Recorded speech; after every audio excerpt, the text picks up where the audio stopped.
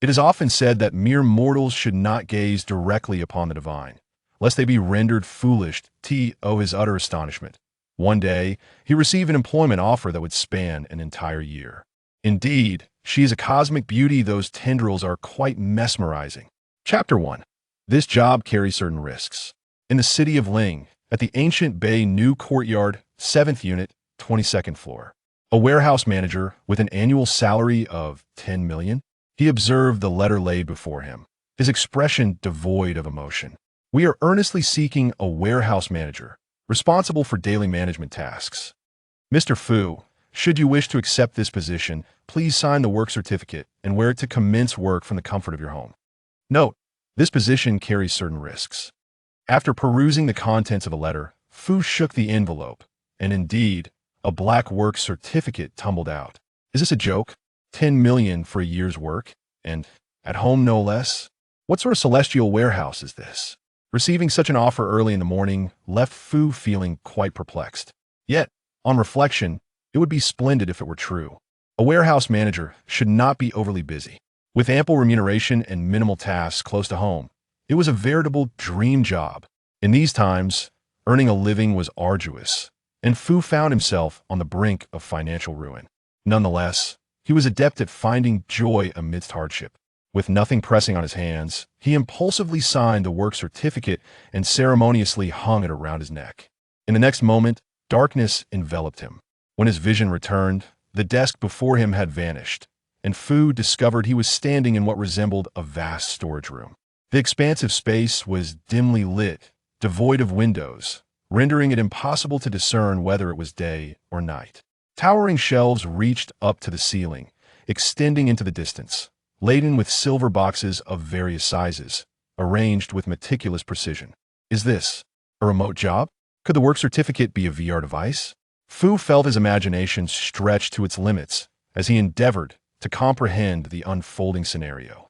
Identity verification successful. Name, Fu Qian. Age, 20. Workday begins today. Job responsibilities, daily management and maintenance of the warehouse, ensuring proper containment of goods. Note, due to the unique nature of the stored items, should you encounter any illusions, including but not limited to tendrils, eyes, patterns, or stone tablets, this is a rutinio. Currents. Do not panic, simply follow the instructions to recontain the items.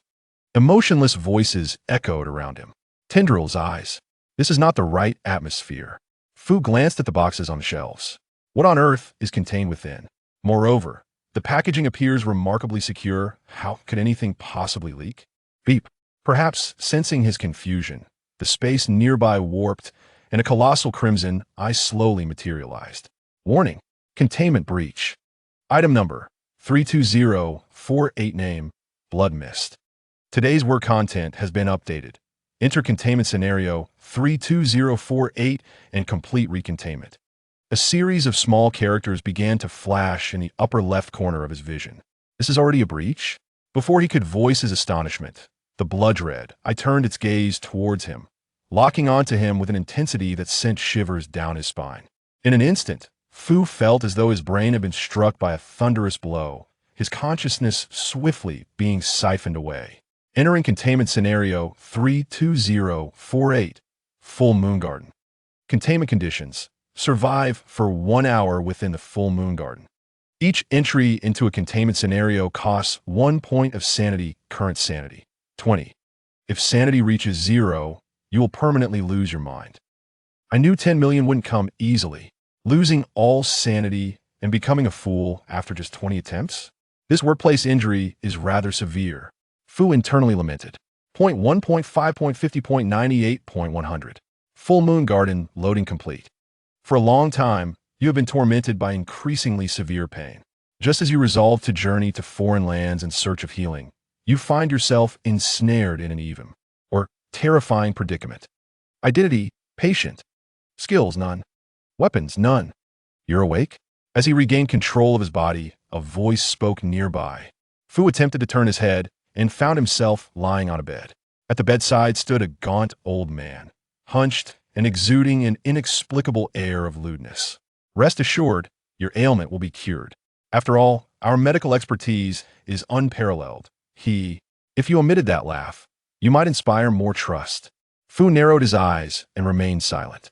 Moreover, he was the one who was unwell. He felt perfectly fine until the pain struck. Just as the thought crossed his mind, an indescribable agony washed over him, nearly causing him to tumble from the bed. Is this the pain previously mentioned? If enduring the task entails such suffering for an hour, it is decidedly inhumane. Suppressing the urge to curl up in a ball, Fu looked in the direction indicated by the old man's finger and spotted a long foredrip. The foreline descended from a nearby shelf, the needle embedded in the back of his hand. They are genuinely administering treatment? However, that equipment appears to be ancient. The four bottle-coated in a yellowish substance. What is that, human oil? Wait, the content of the bottle looks suspiciously red. Could it be blood? Now, let's begin. Before he could utter another word, the old man turned on the foredrip. Fu's vision instantly darkened. Containment failed. Survival time, 1 minute. Evaluation. Useless individual. Your performance exemplifies the adage hesitation leads to defeat. Reward, none. Is this how it ends? The contents of the four were indeed problematic. Returning to the warehouse, Fu's mood was far from pleasant. That evaluation was rather insulting. Before him, a swirling mist coalesced into an eye-shaped portal, and he hesitantly reached out to touch it. Would you like to spend 1 point of sanity to attempt recontainment again? Current sanity, 19 points. Only 19 attempts remaining? Yes. Fu was not one to surrender easily. Sanity reduced by 1 entering containment scenario. Current identity, patient. Skills, none. Weapons, none. You're awake? The old man's gentle voice returned, but to Fu, it sent a chill down his spine. Awake? You must be joking. Enduring excruciating pain, Fu sprang from the bed with a sudden movement, yanking at the foreline. Slap! He barely made it halfway. An unimaginable force struck him, and Fu found himself, like a noodle, slammed back onto the bed. He lay there, grunting softly, feeling as though his spine had shattered into fragments. Stay still. The old man's voice remained devoid of emotion as Fu's vision faded once more. Containment failed. Survival time, 1 minute and 30 seconds. Evaluation. Useless individual. It is well known that hesitation leads to defeat and decisiveness leads to failure. Reward, none. This elderly man is truly incredible. Though he could barely stand upright, he possessed such tremendous strength. Returning to the warehouse once more, Fu couldn't help but express his genuine admiration. Sanity reduced by 1 entering containment scenario. Actually, I feel much better.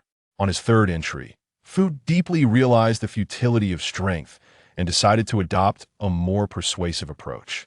Oh, the old man's hands paused as he scrutinized Fu closely. You are no longer in pain? No pain at all. With a reluctant utterance of those words, Fu Qian felt his eyelids tremble. He chuckled softly. Half a minute later, the old man shook his head, casting a gaze filled with condescension towards the young man. Your expression has betrayed you. You should not shy away from confronting their ailments. As the hand gripping the switch moved, Fu Qian's vision plunged into darkness once more. Containment failed. Chapter 2. Does it hurt? There is no way out. Upon returning to the warehouse, Fu Qian realized he had underestimated the difficulty of this job. Within just a few minutes, his SAN value had plummeted to a mere 17 points. At this rate, idiocy was just around the corner. The situation seemed dire. Both the hard and soft approaches appeared futile. Glancing at his work badge, Fu Qian felt an overwhelming urge to tear it in two. But wait, given the old man's unfathomable combat prowess, a forceful approach was evidently unwise. Yet, a softer strategy, judging by the old man's last reaction. There was at least a possibility for dialogue. As long as communication was possible, rational persuasion was not entirely out of reach. However, that fellow clearly had sharp eyes. Even if he gritted his teeth and claimed it didn't hurt, his expression had already betrayed him. Expression. Suddenly, Fu Qian had an idea. He yanked the work badge off his chest. In a flash, he found himself back in the familiarity of his home. Without a moment's hesitation, he seized his phone and stepped outside. Sir, are you looking for someone? Half an hour later, at a maternity care center, the receptionist looked cautiously at Fu Qian. I heard you have a device to experience the pain of childbirth? Ah, yes. Would you like to try it? The receptionist's eyes lit up instantly, as if she had spotted a delicacy on a cutting board. What a good man. Whoever becomes your wife will be truly fortunate. Does it hurt? Fu Qian interrupted her, posing the question that concerned him most. Hurt? Well, of course. Our device is currently the most advanced on the market, offering a top-tier simulation experience. Thus, it was arranged. Mr. Fu waved his hand dismissively. He could hardly contain his eagerness. One must be ruthless to stand firm. Soon, Mr. Fu reclined upon the apparatus of torment. Several middle-aged and young women gathered around, with one appearing to be a supervisor, perusing his records. Mr. Fu, the device's pain levels range from 1 to 10. We will escalate gradually, and you may call for a halt whenever it becomes unbearable. Are you prepared to begin at level 1? No need. Set it directly to level 10, Mr. Fu yawned. This is no joke. Once inside, there won't be any time for acclimatization. What I desire is to adapt to such intense shocks. Are you certain? What do you think? Mr. Fu, uninterested in further discourse with this group, gestured impatiently. Such arrogance. The women exchanged glances, their eyes steely with resolve, and the speaker clenched her jaw. Proceed with the activation. Is that all? It hardly seems more painful than a kick to the groin. As the device whirred to life, excruciating pain surged through him. Mr. Fu concentrated on the electric sensations, striving to maintain a composed demeanor. Minutes later, the women, fixated on him, wore expressions of bewilderment, unable to suppress their urge to inspect the apparatus. Strange, is the device malfunctioning? Sir, are you in pain? The supervisor inquired cautiously. Of course it hurts, can't you tell? Not really. Your expression resembles that of someone enjoying a foot massage. One might think you were being pampered. It's impossible to discern anything. The supervisor furrowed her brow. It still doesn't feel intense enough. Mr. Fu inwardly frowned as well. In terms of pain levels, it still falls short compared to the containment scenarios.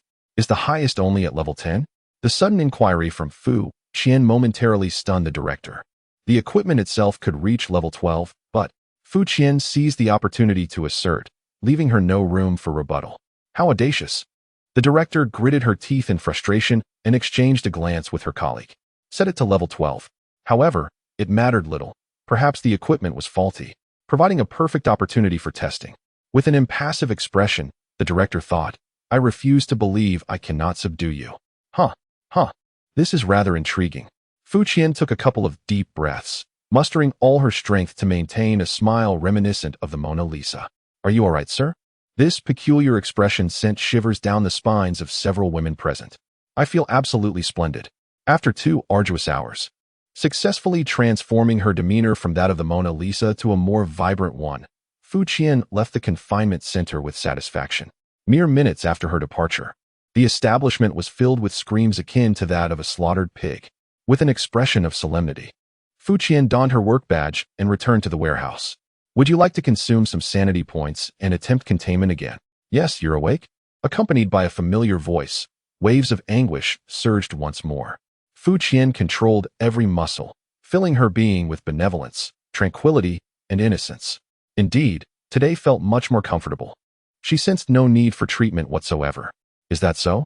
The old man scrutinized Fu Qian intently, and after a long pause, finally murmured, very well. As he raised his hand, a long syringe was withdrawn from the back of Fu Qian's hand. The moon tonight radiated an exceptionally warm glow. One ought to step outside and behold it. Indeed, diligence is rewarded. At last, he felt justified in alleviating the knots in his stomach. Fu Qian was on the verge of tears, though he maintained an impassive demeanor, nodding slightly. With great care, he controlled his body to rise from the bed, offering a cool greeting as he made his way in the direction indicated by the old man. It was only then that he beheld the full extent of the room. The wooden structure initially resembled a dilapidated hospital clinic. Strictly speaking, the area was not small. Yet the majority of the space was cluttered with an array of miscellaneous items scattered haphazardly across the floor, which creaked ominously underfoot. The precarious state of the surroundings suggested that a swift kick against the wall might allow one to gaze at the moon from within. Amidst his musings, Fu Qian swiftly approached the door, noticing its shabby condition and the fact that it was nearly half obstructed by debris. He urged himself to hurry. The moon would soon descend. Just as he contemplated observing the outside world, a chilling voice from behind interrupted him. Was this a threat? With the foreline removed, was the old man truly capable of harming him? Fu Qian scoffed, but in the next moment, his peripheral vision caught sight of the old man standing. Wielding an exaggeratedly large scythe, its cold gleam stinging his eyes. A shiver coursed through him, and without hesitation, he stepped outside. Ah, how magnificent! A vast azure expanse of stars unfurled above, deep and distant, with a resplendent full moon at its center. The old man had spoken the truth. This moon was indeed remarkably bright and astonishingly large. Indeed, Fu Qian had never witnessed such an extraordinary full moon in his lifetime. It felt as though half the sky was consumed by its brilliance. The sensation was akin to a weighty mountain pressing down upon him, a feeling that would likely incapacitate anyone afflicted with a fear of colossal objects. Most importantly, as the pure, white moonlight bathed him, Fu Qian felt his suffering dissipate rapidly. So this is the true remedy for pain. He praised the moon. Taking a few steps forward, he couldn't resist the urge to strike a pose. Suddenly, a sharp and unrelenting gust of wind surged forth, accompanied by a splatter of blood. A jolt of pain shot through Fu Qian's back as his surroundings swiftly faded away. In his final moments, he exerted every ounce of strength to turn his head, hoping to glimpse the despicable assailant. Nothingness. Containment failed. Survival time. 5 minutes. Evaluation. A glimpse into the dreamscape. Suffering can refine one's spirit. And the moon enchants you. Reward. Inspiration 1. Inspiration. Enhances your perception of the intangible. Current sanity value. 16. Chapter 3. The useless individual excellent. At this rate, he would soon transform into a deranged individual with a sanity value of 0. Sanity value decreased by 1. Entering containment scenario, Fu Qian unhesitatingly chose to restart. The series of failures ignited a fierce determination within him. He was resolute in uncovering the identity of that treacherous assailant. Are you awake? A familiar voice, that of the old man, reached his ears. Gritting his teeth, Fu Qian descended from his bed and approached the door, squinting as he peered outside. In the courtyard stood a grotesque figure, a human torso with limbs and an exaggerated neck, its head adorned with hair. At that moment, this peculiar creature gazed upward at the night sky, its hollow eye sockets unblinking. The grotesque posture resembles that of a legendary werewolf transforming under the full moon. However, aside from its head, the creature is entirely devoid of hair, with even the faintest hint of human features discernible, rendering it more akin to a bearded zombie. Most striking are the tattered strips of fabric adorning its body. This entity was once human, and now it has discovered the wild beauty of nature, reclaiming its primal essence. Fu Qian made an irresponsible conjecture. Given its position, he must have inadvertently walked right into its face. No wonder he was dispatched with a mere swipe. Those grotesque claws, larger than his own head, must serve as its lethal weapon. As for why it had been invisible before, but was now visible, Fu Qian felt he had surmised the reason. The answer likely lay in that inspiration, which had unveiled more to him. The moon was nearing the horizon, and the old man's urging voice echoed behind him. This time, Fu Qian did not turn back. He crouched low, navigating the werewolf's blind spot, and stealthily made his exit. The werewolf remained stationary, continuing to gaze at the starry sky, showing no reaction to Fu Qian's movements. Releasing a quiet breath of relief, Fu Qian carefully surveyed his surroundings and soon discovered an exit, a pair of stone double doors. However, the challenge lay in the fact that these doors appeared immensely heavy, and they were situated merely a few meters from the werewolf. Could it be any more contemptible? It might as well have been instructed to mount it. Despite his frustration, Fu Qian did not allow anger to cloud his judgment. Instead, he earnestly analyzed his current predicament. Regardless of the obstacles faced, one must remain calm. Assess the situation with composure and ultimately, with elegance, sever the head of the boss. That is the mark of a true man. Presently, it seemed he had two choices. In this peculiar game of hide and seek with the werewolf, I wagered that its senses, eyes, nose, and the like, would be ineffective. I resolved to remain motionless, allowing time to elapse until the conclusion of the hour, for the condition of containment was merely to survive for 60 minutes. Secondly, braving the risk of being pierced through the heart by a claw, I approached the seemingly one-ton door, venturing into the unknown dangers that lay beyond. I decisively opted for the first course of action. It is widely acknowledged that in the realm of cinema, the foremost principle for longevity is to refrain from unnecessary actions. Observing the prompt in the upper left corner of my vision, I noted that I had successfully endured for 15 minutes thus far. With utmost caution, I endeavored to make not a sound, maneuvering slowly until I found myself with my back to the werewolf, concealing myself behind a tree. 16, 17, 20. At the 20th minute, the werewolf, gazing at the starry sky, suddenly howled and sprang into action. After retracting its bizarre posture, it appeared extraordinarily agitated, leaping around the yard with astonishing speed, almost instantaneously detecting my presence behind the tree. Alas, there was no escape for me. I was once again dispatched by a single claw. Containment failed, survival time, 20 minutes, evaluation, a worthless individual. The most foolish act is to expect a madman to adhere to rules. Reward, none. Current sanity level, 15. So, mere survival was not an option, was it? I exhaled deeply, coming to a profound realization of the malevolence of this place. No wonder the task was to endure for an hour. It appeared that the werewolf was prone to frenzies after the 20th minute, rendering my plan of hiding in the yard until the end unfeasible. Retreat was not a viable option either, as there lurked a murderous old man within the house. It now appears that the only viable course of action is to open the stone door and make a run for it. However, one must consider not only how to avoid detection, but also whether a mere human can indeed move such an imposing object. As Fu Qian re-entered the containment scenario, he gazed with a mixture of sorrow and indignation at the heavy stone door. Regardless, it was imperative to at least attempt it. Quietly, he picked up a stone from the ground and hurled it into the distance. Before the stone even touched the ground, a streak of black lightning darted past. The werewolf, which had been gazing at the starry sky, sprang to its feet upon hearing the sound of the wind. In an instant, it covered several meters and swatted the stone away with a single paw. Before Fu Qian could utter a curse, the werewolf, without a moment's hesitation, propelled itself back into the air, pivoting mid-leap and crashing into Fu Qian's embrace. His plan of diversion was utterly thwarted. Containment failed. Survival time, 10 minutes. Evaluation, worthless individual. Current sanity points, 14. What a troublesome predicament. Let us try again. Sanity points reduced by 1. Entering containment scenario. To reason with them, rise, exit, and conceal oneself. Observing the werewolf striking poses in the yard, Fu Qian began to seriously contemplate the notion of resigning. At present, this place offered no semblance of a chance for survival. Enduring for an hour seemed an utterly impossible task. Should he fail again, his sanity would plummet to 13 points, edging him closer to folly. The werewolf evidently possessed exceptional hearing. Any rustle or whisper would rouse it from slumber.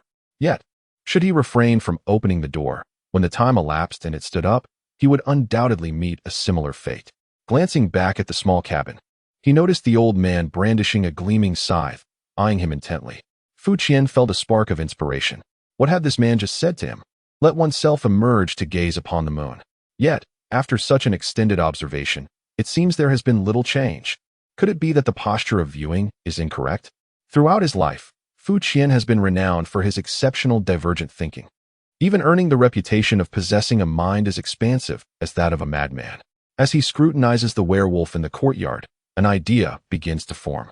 Finding a suitable position, Fu Qian extends his hand, tilts his head, and mimics the werewolf's movements, commencing a heartfelt stare at the moon. No response. Fu Qian is not one to surrender easily. 1 minute, 2 minutes. As he observes the werewolf begin to shake off its lethargy, it seems a transformation is finally at hand. The imposing stone door, which appeared so weighty, silently swings open from the outside. This is indeed a revelation. However, despite the validation of his conjecture, Fu Qian finds little joy in it. This place bears an eerie quality. He remains uncertain of what other mysteries lie ahead.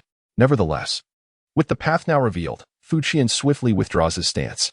He controls himself to emit not a whisper, carefully maneuvering into the werewolf's line of sight. Inching closer to the grand entrance, with a deft movement, he steps outside, and the world before him bursts into brilliance. Fu Qian finally comprehends why this place is dubbed the Moonlit Garden. On the undulating terrain, countless delicate white petals and yellow buds sway gently in the breeze. Each petal mirrors the radiant moonlight, resembling a flowing expanse of liquid mercury. Thankfully, no other entities have yet come to his attention. Fu Qian exhales a sigh of relief. But the next moment, that breath is swiftly drawn back. Chapter 4, Seeking Counsel. Just as Fu Qian catches his breath, he immediately senses something amiss. It is unbearably hot. His body feels akin to a candle in an oven, a sensation of imminent melting. No, he is already melting. In the brief span of time, every cell within his body began to stir restlessly, struggling to break free from its constraints. His muscles exhibited uncontrollable spasms, and he felt as though his body was on the verge of disintegration. Fu Qian lifted his gaze towards the cluster of flowers ahead, where the petals formed a shimmering river of light, as if countless moons were swirling within it. Numerous bright flares reflected upon him, and he pondered whether there was something amiss with the moonlight. Previously subtle, the petals intensified the moon's radiance, converging it upon him with astonishing effect. Fu Qian quickly deduced the situation.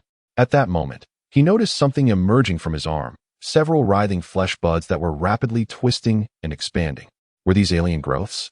Rather than succumbing to fear at the sight before him, Fu Qian seized one and yanked it forcefully. A sharp pain shot through him as the flesh bud was torn away, yet soon more buds sprouted forth, and in no time, his entire arm had undergone a grotesque transformation. There was no hope. He resolutely abandoned his efforts to cleanse himself and instead focused his mind on the ever-growing appendages, discovering he could manipulate their movements ever so slightly. These entities were swiftly consuming his vitality. It would not be long before he transformed into a mass of distorted flesh. He could not remain here.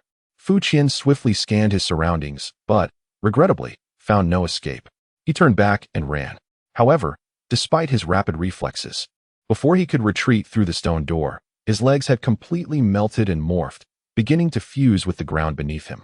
Struggling to return to the small courtyard, he could no longer maintain his balance and collapsed to the ground.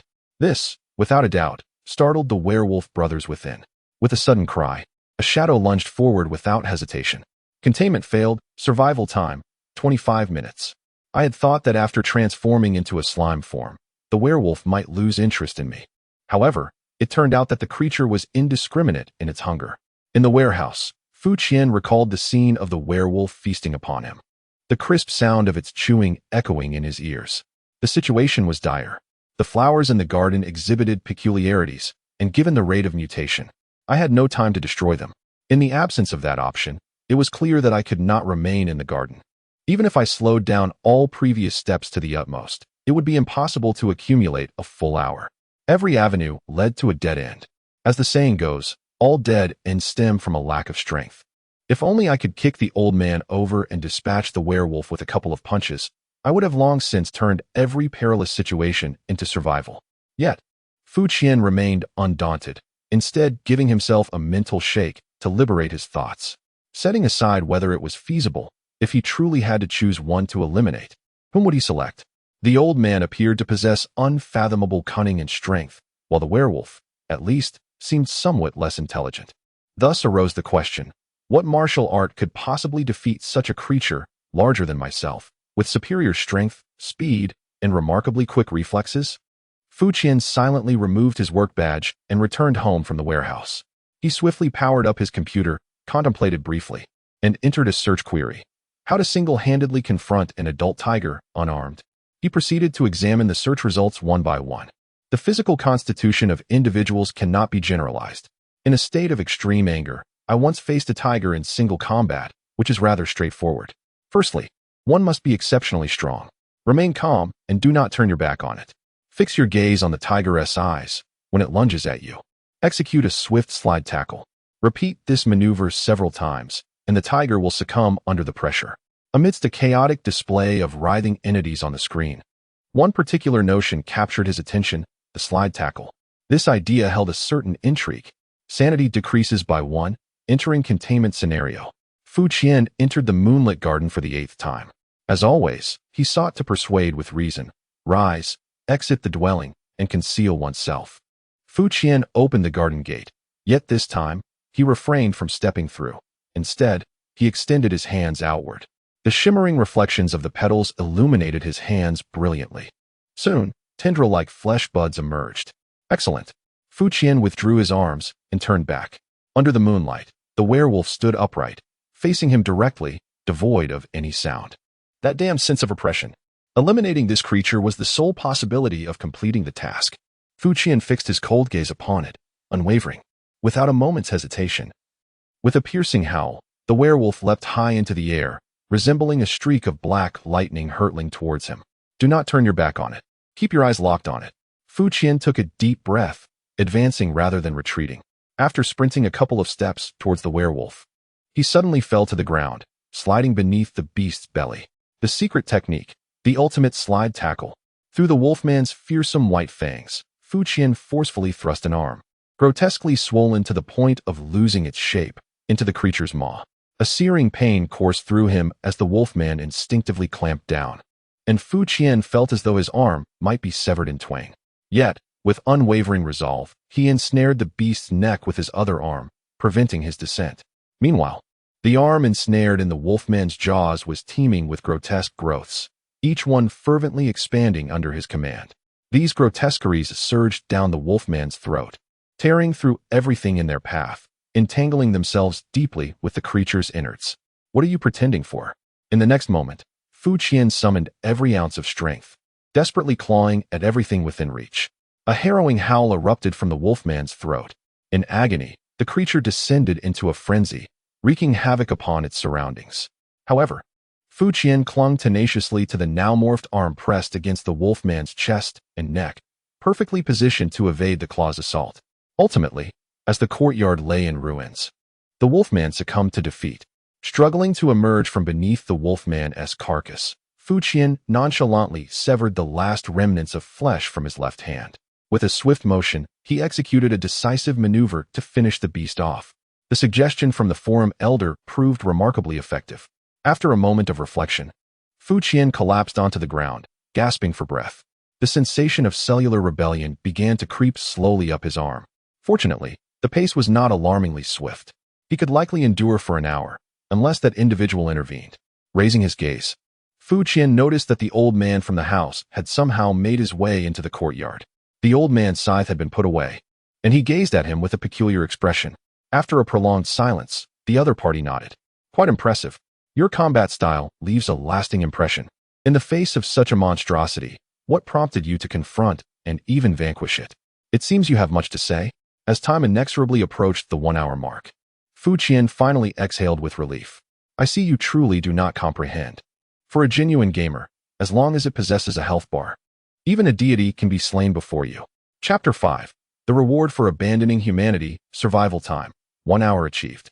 Containment number 32048 successful. Evaluation. Madness consumed. In a nightmarish realm fraught with peril, your frenzied and sanguinary display has resonated harmoniously with the surroundings, thereby securing your right to survival. Congratulations on attaining the achievement I shall not be human. After all, given your performance, it seems your obsession with this notion is rather weak. Kill. Werewolf. Reward. Sanity points 20. Inspiration 5. Skill. Air bullet. Special achievement reward. Viscera crit. Would you like to replay the event review? Upon returning to the warehouse, Fu Qian was met with a flurry of notifications flashing across the screen. What does it mean that the obsession with being human is weak? Fu Qian felt a twinge of indignation at the evaluation. Scanning the surroundings, he noticed that the misty door had vanished. Finally accomplished, Fu Qian let out a sigh of relief. It must be said, this job is rather exhilarating. However, the rewards are quite satisfactory. After numerous attempts, my sanity had plummeted to the low teens. However, this time, I regained 20 points, finally compensating for my losses. Otherwise, based on my previous usage, I would likely have gone mad within a few days. The evaluation I received is difficult to articulate, leaving me uncertain whether it is commendatory or derogatory. Can I still replay the event? Without hesitation, I chose to do so. As I revisited the experience, I noticed more intricate details. When I beheld my reflection under the moonlight, extracting visceral organs and other disarrayed remnants from the wolfman's maw with my contorted arm, I began to comprehend why I was labeled madness incarnate. However, understanding does not equate to agreement. In truth, I saw nothing inappropriate in my actions. To me, confronting a formidable adversary without fear, employing every method to vanquish them, is a pure form of masculine romance. This is the beauty of bloodshed, distinct from mere madness. Additionally, I observed that at this moment, the old man in the room sheathed his scythe, surveying me as he exited the dwelling, seemingly unperturbed by the chaos. Indeed, I had chosen my opponent wisely. This old man was likely far more formidable than the wolfman. After watching the recap, I began to assess my gains. Air bullets. Compressing air to form invisible projectiles. Their power is modest, yet they excel in stealth. This is quite impressive. My eyes gleamed as I lightly rubbed my fingers together, attempting to activate it. An invisible bullet swiftly soared forth, piercing into the depths of the warehouse. Its range was commendable, and the activation was remarkably prompt. Even if its power was limited, its convenience was undeniable. With this single reward, the lingering resentment within Fu Qian has dissipated significantly. If he is able to wield this skill in future tasks, it will undoubtedly serve as a formidable asset. If memory serves correctly, there is also a special reward. Fu Qian quickly stumbled upon another entry. Internal critique. Seize the opportunity to penetrate the wound and inflict direct damage to the opponent's internal organs, delivering devastating harm. A cruel finishing move, elegantly granting your prey release. This. Fu Qian recalled the image of himself extracting the internal organs of a werewolf with his mutated tentacles. It seems this reward is closely related to that action. Could there be a misunderstanding? He certainly does not possess a penchant for extracting human innards. Regardless, acquiring additional skills is never a disadvantage. Today's work is complete. Thank you for your efforts. You may now leave the warehouse. See you tomorrow. The notification chimed at an opportune moment. No need to wait for clocking out. What a commendable arrangement. Fu Qian removed the work ID from around his neck. In an instant, darkness enveloped him, and he found himself back in his long-lost home. The convenience of commuting truly astounds. After a moment of reflection, Fu Qian recalled something. He picked up the phone on the table to check. Your account ending in 1269 has completed a transfer transaction of 30,000 yuan. Balance, 35,240. Upon discovering this message, Fu Qian was momentarily taken aback. Is it an annual salary in the millions or a daily settlement? Truly a paragon of the industry. The weariness that had enveloped him vanished in an instant. It seems he had also forgotten something. Fu Qian tapped his head and swiftly logged into the forum, locating the comment about the slide tackle that suffocated the tiger. First, he gave it a thumbs up, then quietly replied below, personally tested and effective. That evening, Fu Qian lay in bed reflecting on his new job. He had to admit that the day's experiences were quite challenging to his imagination, appending many of his previous notions. Yet, despite the numerous incomprehensible oddities, Fu Qian discovered a certain delight within them. The challenges, the contemplation, the struggles. He found them far more engaging than the monotonous 9-to-9 grind. He realized he was beginning to mentally embrace this position. After a night's rest, the following morning, Fu Qian had a simple meal before donning his work badge once more. Identity verification successful. Today's work commences. At the moment the warehouse materialized before him, Fu Qian sensed something amiss. The warehouse was adorned with flickering black patterns, and clusters of ethereal bone spurs floated ominously in the air, appearing both eerie and grotesque. I knew it. Fu Qian was hardly surprised. To him, the warehouse's daily peculiarities were utterly routine. Without question, there had been another breach. Warning, leak incident. Codename, 2133. Name, Ritual Notes. Today's work content has been updated. Enter containment scene 2133, complete recontainment. You may choose the skills you wish to carry. Finally, he was no longer defenseless. Faced with a lineup of skills before him, Fu Qian decisively selected air bullets and internal crit, affirming his choices. Entering containment scene 2133, Old City. Containment achievement conditions. Prevent the descent of the Elder God's offspring. Current sanity value, 32. Each entry into the containment scene requires the consumption of 1 sanity point. Is this a divine assassination? The tasks truly become ever more exhilarating. An instinctive feeling warned Fu Qian that today's tasks would prove to be quite arduous. The once bustling old city now lay shrouded in an indescribable aura of malevolence. As the righteous night watchers exerted their utmost efforts to eradicate the pervasive corruption, regrettably, they remained oblivious to the trials that awaited them. Skills, air bullets. Internal critical strike weapon. None. The term night watchers was unfamiliar to Fu Qian. However, despite his uncertainty regarding the nature of this group, their righteous intent suggested they could be of some utility. At that moment, Fu Qian's vision gradually returned, and he beheld a pair of eyes. The eyes were so near that they consumed his entire field of view, their amber pupils fixed intently upon him. Fu Qian attempted to move, only to find himself struggling for breath, as something constricted around his neck. Can you hear me? In the next instant, a voice resonated, ethereal and melodious. Furrowing his brow, Fu Qian quickly recalled his previous insights, opting to communicate verbally rather than through gestures. Thus, despite the constriction in his throat, he struggled to articulate his words. In a fleeting moment, A flash of cold steel glimmered, and Fu Qian felt a sudden chill in his chest as blood surged forth. "I'm sorry." The voice echoed once more, now tinged with a hint of sorrowful weeping. "My sins have deepened." With a long, drawn-out sigh, Fu Qian's vision faded into darkness. Chapter 6. Testing What the Hell. Upon returning to the warehouse, Fu Qian found himself momentarily stunned. This was utterly unconventional. You pose a question, I provide a response. And then, aren't we supposed to engage in a reciprocal exchange? Yet, with a mere apology, I was sent away. Entering containment scenario 2133. Old City. Can you hear me? Upon re-entering, Fu Qian chose silence, leaning back instead.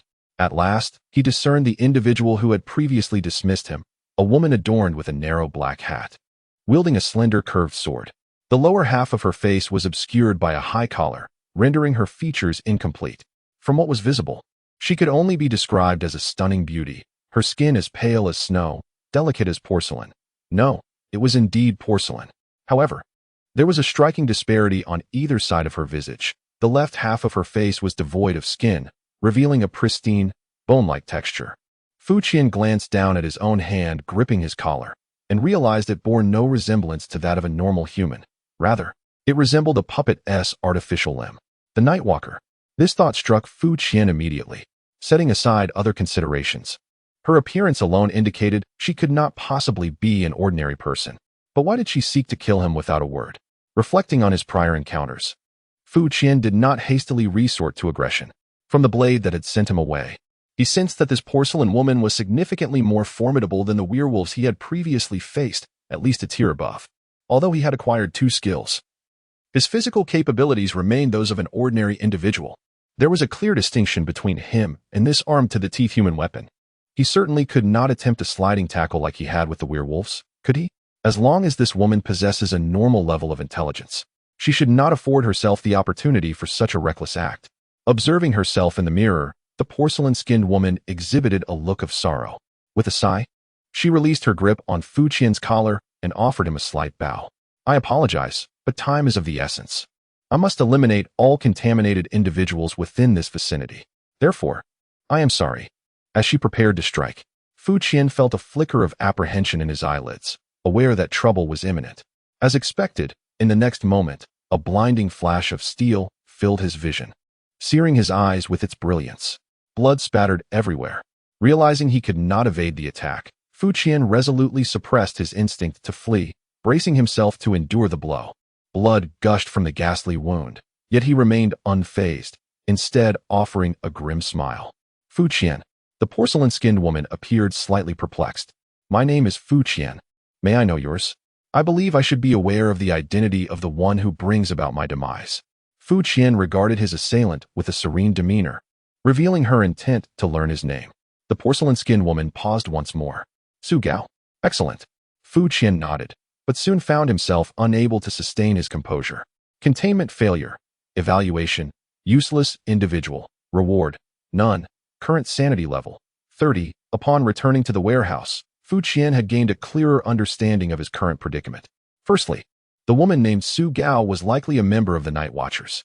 According to the initial hints provided, they were engaged in a mission to eradicate the contamination in this area.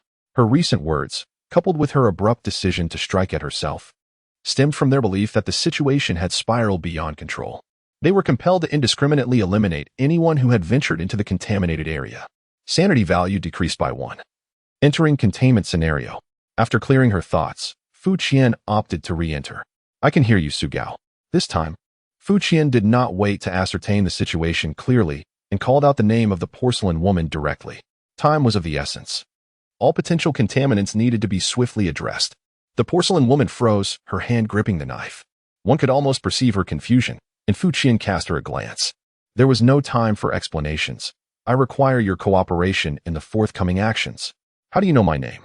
Su Gao hesitated for a long moment before finally relinquishing the knife, voicing her inner question. "What is the situation outside?" Fu Qian feigned ignorance, casually countering with another question. Having navigated the online realm for many years, he had mastered the art of such exchanges. It was only then that he noticed this woman, Su Gao, was scarcely shorter than himself. This is not good. The porcelain woman's attention had indeed been diverted, her tone growing somber. "You'll know if you step outside." "All right." Fu Qian stepped forward, standing alongside her. Clang. In the next instant, he silently discharged an air bullet. At such a close range, the porcelain woman had little chance to evade. The bullet struck the left side of her face with a sound reminiscent of shattering glass. Su Gao's voice was a tumult of anger and disbelief. The power of the air bullet exceeded expectations, likely influenced by the unique form of this individual. When struck by the air bullet, the porcelain woman's head shattered like tempered glass, instantly covered with a myriad of cracks, yet no blood flowed forth. Indeed, this woman is far from normal. In the next moment, a glint of a blade re-emerged, and the scene was stained with blood. Has she truly succumbed to madness? The porcelain woman's sigh lingered in the air. Containment failure. Evaluation, cold-blooded creature. Ambush is a commendable quality. A maximal respect for the adversary. Reward, none. Special evaluation reward. Cat school. Current sanity level, 29. Remarkably, upon returning to the warehouse, Fu Qian exhibited no signs of disappointment. Quietly analyzing his gains. Firstly, his judgment was correct. This woman was not of ordinary nature. For reasons unknown, a part of her body had transformed into a porcelain-like substance. And even upon injury, she did not bleed. What is the price of wielding such power? Or has she always been a puppet come to life? Considering his objective to prevent the emergence of the offspring of the evil deity, this world certainly holds an air of strangeness.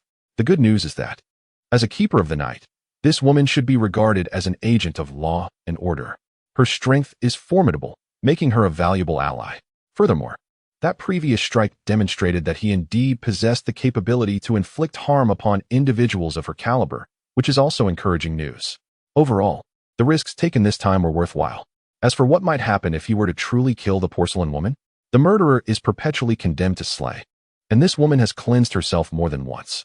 Fu Qian felt no psychological burden whatsoever about eliminating her. By the way, it seems he was even rewarded with a skill. Remembering this, Fu Qian quickly turned to his special reward. Cat school. Your footsteps are as light and elusive as a cat's, and your hands are more dexterous, allowing for swifter actions, making it easier for you to launch ambushes at any time and place. In simpler terms, it enhances agility. Attempting to activate it directly, Fu Qian felt a lightness envelop him, sensing a significant improvement in his bodily control. This wound truly was not in vain. Chapter 7. Deception. Sanity decreased by 1. Entering containment scene, Fu Qian extended his hand, touching the misty door that reappeared in the warehouse. This time, he refrained from any petty tricks and obediently followed by Ci Nu Su Gao outside. Upon stepping out, Fu Qian became aware of the unsettling implications of Su Gao's demeanor. It appeared to be a once bustling street, now desolate and void of life. The most striking feature was the sky above. The once blue expanse was now entirely obscured by mysterious, shell-like patterns, resembling an enormous umbrella. Was this truly the descent of a malevolent deity? In such a context, it is understandable why Su Gao and the others were so apprehensive. As for the absence of people on the street, Fu Qian had likely deduced the reason. Had everyone already evacuated? Fu Qian turned back to ask. Only those who could evacuate, Su Gao replied in a somber tone. We received a mission to investigate, but regrettably, we arrived too late. In this area close to the source of contamination, the aberration has already commenced, and the cursed populace is beginning to transform into a grotesque state. Considering the risks, my teammates and I are currently undertaking a cleansing operation. Your decision is commendable. I would have acted similarly in your position. Rather than casting blame, Fu Qian expressed her agreement directly. The situation is now quite evident, Ms. Su Gao and her team have arrived to investigate and discovered a severe contamination curse in this area. After evacuating the outer crowd, they were reluctantly forced to cleanse the already doomed populace. This also elucidates my prior experiences being attacked without warning. It is no wonder that this woman bears the expression of someone who has been thoroughly overwhelmed. Her emotional state is clearly on the brink of collapse. They currently define the incident as a grave contamination curse, yet they likely remain unaware of the progeny of the malevolent deity. This aligns with the initial introduction that indicated their ignorance of the true nature of their adversary. The silver lining is that it appears this captivating woman and her companions share a fundamental objective with us. However, earning their trust may prove to be a formidable challenge when I face as well. Before Su Gao could utter another word, Fu Qian let out a scoff. Gazing skyward at a 45-degree angle, I too have been tainted. Upon hearing this, a glint of cold light flickered in Su Gao's eyes. yet her hand remained poised with the blade. Fu Qian seemed oblivious to her movement. I had inadvertently discovered something amiss here and came to investigate, only to find myself ensnared by a curse that is nearly impossible to evade. I am currently managing to suppress its effects, but I cannot hold out for long. When the time comes for you to strike, I will inform you. However, prior to that, I must fulfill my responsibilities.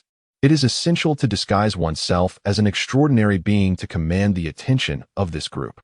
Yet, they are all professionals, and the aura of strength one exudes cannot easily be concealed from them.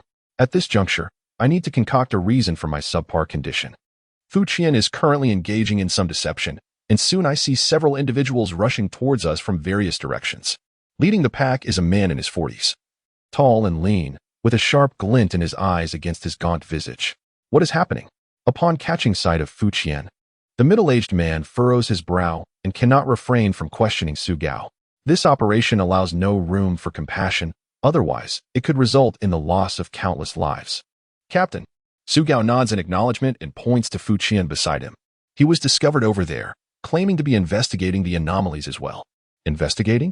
The middle-aged man regards Fu Qian with suspicion. Indeed, Fu Qian's demeanor is more natural than nature itself. Su Gao has already informed me that the situation is worse than anticipated, and we must act swiftly. What are you? Here stand 4 official night watchers, and your aura suggests you are merely an ordinary individual. What gives you the authority to issue commands? However, before the captain could respond, a crew-cut man behind him interjected eagerly. Fu Qian glances at him. This young man appears considerably younger, with a robust physique. His hair stands on end, and despite the brisk weather, he wears only a short-sleeved shirt. At this moment, like the others, he is splattered with blood, his expression fierce and menacing. Clearly, the situation has escalated to a point of fervent aggression, where a mere disagreement could result in violence. Time is of the essence. Let us converse as we proceed. Yet, Fu Qian dismissed the individual entirely, continuing to address the captain. Captain, this individual exhibits suspicious behavior. It is highly likely he has been corrupted, and I believe we should eliminate him immediately. The man with the crew cut, feeling disregarded, glared with crimson eyes, ready to extinguish Fu Qian. Indeed, I have been cursed, Fu Qian replied, startling those present. You cannot perceive it now because I am forcing it down, at the cost of nearly all my combat capabilities. With a subtle gesture, Fu Qian lifted his hand, releasing an air bullet that struck a nearby lamppost. It can only provide a trivial amount of assistance. The revelation of his extraordinary abilities left the group, including Su Gao, in shock, regardless of the circumstances. Such feats are beyond the capabilities of an ordinary person. The captain's gaze shifted to Su Gao, hoping she would offer further insights. However, Su Gao appeared despondent, standing like a marionette, oblivious to the captain's expectant eyes. After a moment of hesitation, the captain intervened, blocking the eager crew-cut man. Since our objectives align, that is a positive development. May I inquire your name? All settled. Upon hearing this, Fu Qian recognized the matter was resolved. You may call me Fu Qian. Maintaining a facade of composure, he continued, since you have already conducted an investigation, have you determined the source of the corruption? At that moment, one of the middle-aged team members, an elderly man who had remained silent, suddenly interjected, It is no small feat. Your hair has turned so white, yet you still venture into the field. Fu Qian glanced at the aged night watchman, whose eyes betrayed a deeper weariness compared to the others. While asked, Fu Qian sighed. This is precisely why I assert that time is of the essence. We must swiftly prevent that entity from descending. Descending? That entity? A few of them were taken aback. Indeed, Fu Qian replied earnestly. The source of the contamination stems from a malevolent being of considerable stature. What you see now is merely a fraction of its power leaking out. I can assure you, once that entity truly arrives, the consequences will be unimaginable. He silently added to himself, for instance, my task would have to begin anew. Upon finishing his statement, the night watchman exchanged glances. After a moment of silence, the captain cleared his throat. I shall not conceal the truth any longer. We are a squad of night watchmen in this region. Some time ago, we received reports of abnormal occurrences and large-scale casualties in this area. Upon our arrival, we discovered the situation was far from simple. After urgently evacuating the populace, we were compelled to take necessary actions. I completely understand. I would have done the same. Fu Qian interjected, urging the captain not to bear any psychological burden. I have a profound understanding of the terror this curse brings. After fulfilling my responsibilities, I will require your assistance for liberation. Such a valiant spirit. Even the captain was moved, finding Fu Qian's presence remarkably imposing. Chapter 8 notes the situation has grown increasingly dire. We should not delay any longer. Fu Qian gestured upwards. To acquire 4 capable hands so effortlessly is indeed a pleasant surprise. Without further delay, his foremost priority was to guide the team to the side of that divine child for the purpose of assisting in childbirth. He spoke not without reason. Merely a few minutes had elapsed since exiting the dwelling, yet the shadow above had thickened remarkably, and visibility had diminished significantly. The wind had even taken on a viscous quality, as if it were laced with invisible needles, pricking the skin with an unsettling numbness. The periphery had been nearly cleared. The captain nodded and decisively issued commands. Considering Fu Qian's less than favorable condition, he specifically instructed Bai Ci knew to keep a close watch over him. Whether this was mere supervision or something more closely resembling surveillance was uncertain. Fu Qian raised no objections, after all, given his mysterious origins. It was implausible to dissipate their wariness with a few casual words, especially since the others were currently in a frenzied state. Soon, the group traversed the lengthy street, advancing towards the heart of the shadows. The atmosphere was palpably oppressive, with no one daring to utter a word. Indeed, aside from the inherently deranged, few could maintain their composure after engaging in the slaughter of their kin, even with ample justification. Surrounding them lay a relatively antiquated residential area, with buildings densely packed, severely impairing visibility. The group remained vigilant, weapons at the ready, with Fu Qian positioned centrally, paradoxically the most at ease among them. Just as they were on the verge of reaching the central zone, Fu Qian suddenly felt a surge of alertness. A window on the brink of their path was abruptly flung open, and a cloud of gray matter surged forth, hurtling towards his face. In a split second, Su Gao's blade and Fu Qian's air bullet struck it almost simultaneously. Snap! The creature staggered momentarily before Su Gao decisively severed it in two. Nevertheless, it managed to leave a deep wound on Fu Qian's shoulder. Remarkably, half of its body crawled several meters along the ground before finally coming to a halt. Having undergone rigorous training, Fu Qian no longer regarded such minor injuries with concern and promptly retreated to a safe distance. At that moment, he was finally able to discern the nature of his assailant. With long black hair and a coat marred by grime, it appeared to have once been a human not long ago. Regrettably, it had now become grotesquely deformed. Its body seemed elongated and then violently compressed again, with its legs nearly retracting into its torso, leaving only a small portion visible.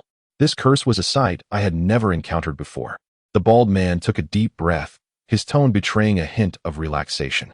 Fu Qian observed the card, noting that the captain exhibited a similar demeanor.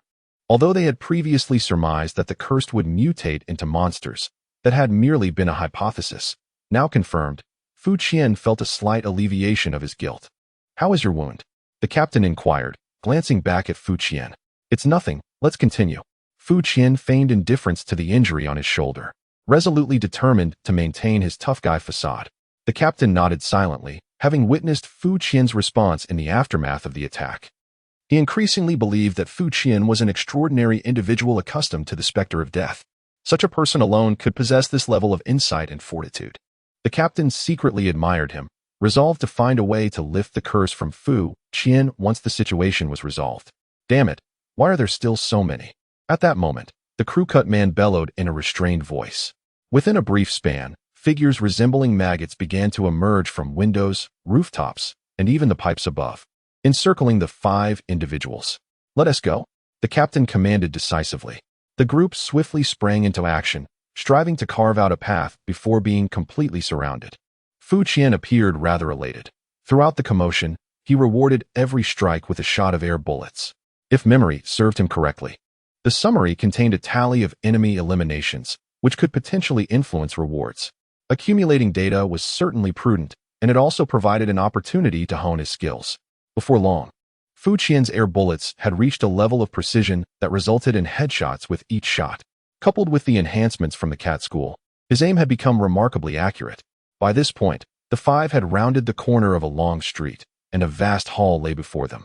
Within this spacious area, nearly 100 figures draped in human garments were huddled on the ground, densely packed, and occupying every corner. Among them were individuals dressed in fine attire, their bodies swaying gently to an unseen rhythm. Even Fu Qian, who prided himself on his extensive experience, felt a wave of nausea wash over him at the sight. The captain's face had darkened to a shade akin to charcoal, clearly taken aback by the severity of the situation. This is where we draw the line.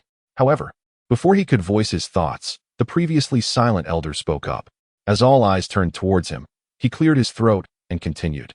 I believe this incident has surpassed our capacity to manage and should be reported to the authorities for further action. You must be cowardly. The crew-cut man was the first to erupt. Report it? Do not tell me you are unaware of how long it will take for them to arrive here. Indeed, I have succumbed to fear. The old man remains utterly unfazed. Unlike you, I only perform my designated duties. What we have previously accomplished can still be justified. But in this current predicament, what do you intend to do? With so many people here, it truly feels like a hell on earth. Do you honestly believe you can avoid repercussions? If we all meet our demise here, the situation will spiral completely out of control. We do not even comprehend the origins of this contamination curse. It is solely this enigmatic individual who claims to know. And you all choose to take his words at face value? Why is this being thrust upon me? As the old man pointed at himself, Fu Qian calmly shook his head. It is unnecessary to believe entirely. What I say is not entirely the truth. We cannot simply abandon this endeavor. Returning without answers is not an option. The captain wore a grim expression. Who claims we have come away empty-handed? The old man retrieved an object and tossed it over. At the very least, we have found this. Fu Qian glanced at it. A tattered black notebook. Where did you discover this? The captain appeared startled. During the execution of the cleanup, the old man snorted, gesturing towards Fu Qian. However, I did not trust him, so I refrained from presenting it until now. With this item in our possession, can we truly be deemed without gain?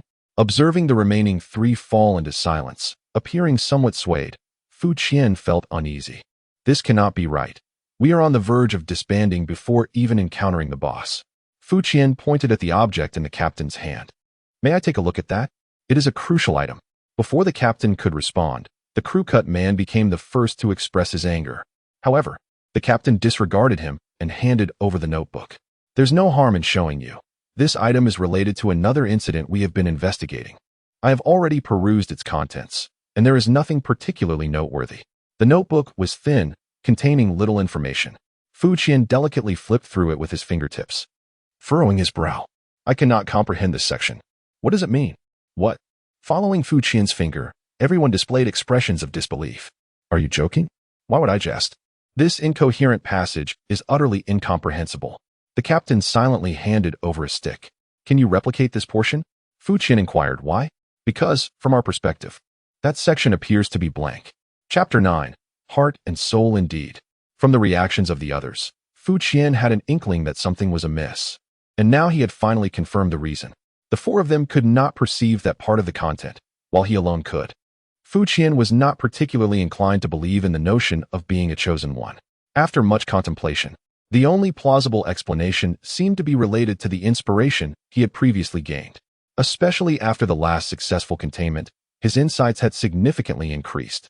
The concept of inspiration enhances one's ability to perceive intangible matters. This must be the reason he could discern the special content within the notes. Without unnecessary chatter, Fu Qian swiftly sketched the content he had observed on the ground amidst the complex gazes of the crowd. For him, completing the task in a race against time was paramount, and he could not afford to overlook any clues. The passage was brief, and Fu Qian completed his drawing in no time. The group stared at his creation, exchanging bewildered glances. What is this? Cuneiform? It resembles some sort of cipher, yet it remains utterly inscrutable. The captain appeared equally perplexed. Su Gao, what is your perspective? It was unexpected that this girl was the technical expert of the team. Fu Qian cast a glance at the porcelain skin woman. It seems to be a type of specialized cryptic script. After a moment of contemplation, Su Gao offered her assessment. I have several potential directions for interpretation, but deciphering it will be challenging and require ample time, which is currently unattainable. Isn't that utterly futile then? A sheer waste of time. Disappointment washed over the group. Perhaps I should give it a try, Fu Qian suddenly suggested. You understand? Everyone turned to stare at Fu Qian in unison. If I don't, I can learn. Fu Qian responded nonchalantly, then turned to Su Gao. Please share your hypotheses with me. This. Su Gao was not entirely taken aback and quietly shared a few thoughts. Learn from you. At that moment, the crew-cut man could no longer contain his frustration and shouted. He had found this fellow irksome for quite some time. Setting aside the fact that he was of dubious origin yet commanded everyone's attention, they had transformed into butchers, ruthlessly turning on their kin to stave off the spread of the curse. This guy still had the audacity to indulge in banter. The ferocious power coalesced in the palms of the crew-cut man, who was genuinely consumed by a murderous intent this time. However, before he could advance, an overwhelming sense of danger surged within him. Suddenly turning, he felt a bullet of compressed air graze past his neck. Simultaneously, blood splattered as another bullet obliterated his left eye. Everyone stood frozen in shock. This individual had struck without any forewarning, seemingly intent on taking a life. Deceived, it became evident that he was indeed a threat. Ignoring the inner thoughts of the onlookers, after attacking the crew-cut man, Fu Qian unhesitatingly targeted the captain, firing 3 rounds of compressed air bullets. With the distance so minimal, the captain had no means of evasion. The next moment was accompanied by a sharp and piercing explosion. A brilliant surge of electrical energy erupted from the captain, its intensity nearly blinding. This electric force collided forcefully with Fu Qian, who felt as if his body had instantaneously transformed into liquid. Containment failed. How formidable! It was clear he carried a lethal weapon. Upon returning to the warehouse, Fu Qian swiftly removed the work badge from around his neck without a moment's hesitation. Just because Su Gao had no time to act did not imply that he was similarly constrained. From the moment he began to question her, he had resolved to restart. And thus, when the crew-cut man sought to strike, he showed no mercy. As for the reason behind targeting the captain, it was merely a matter of common sense. In such a perilous situation, the captain still hesitated to issue a retreat order, leading Fu Qian to instinctively sense that the captain must have some form of assurance. Those 3 bullets served as a convenient test. It now appears that my judgment was indeed correct. The captain possesses a formidable weapon, the very lightning that struck me down in an instant. This is undoubtedly a fortuitous revelation, as it will prove invaluable when confronting the boss. One must not underestimate anything that can be deemed a progeny of the malevolent deity. Upon returning home, I promptly sought out paper and pen. After a prolonged period of contemplation with my eyes closed, I began to inscribe the contents of my earlier notes once more. Memorizing and reciting such seemingly meaningless symbols is a formidable challenge, particularly when one must ensure absolute accuracy without any omissions. By the time I had transcribed everything, even I, who pride myself on my exceptional memory, felt as though I were on the verge of a cerebral hemorrhage. I finally comprehend how Huang Yaoshi's wife met her demise. With a sigh of exasperation, I commenced the arduous task of deciphering. My diverse interests render me somewhat of an amateur in this field, yet I am no expert. Without the guidance of Su Gao, deciphering this would be akin to searching for a needle in a haystack. However, with newfound direction, the workload has been significantly alleviated. Even so, by the time I began to see some clarity, several hours had already passed. Amidst the throngs of countless supplicants, I descended into the depths below. After a considerable time, I gazed at the item in my hand and donned my work ID once more. Entering containment scene. Current sanity value, 27. The current scenario has transcended our realm of understanding.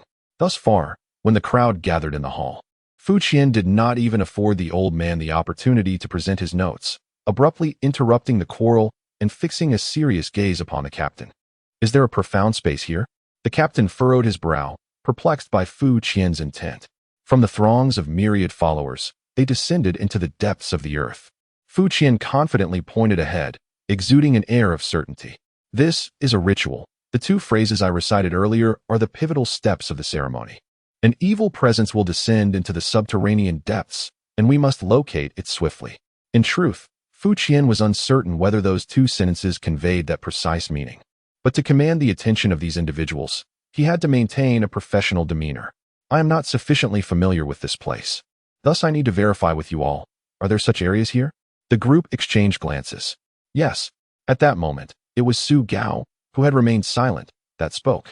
She gestured downward, indicating that beneath this building, several dozen meters below, lies a highly secured underground vault where many people store their valuables. You are well informed. Fu Qian silently admired her. Typically, such places are not inexpensive. It appears you are quite affluent, sister.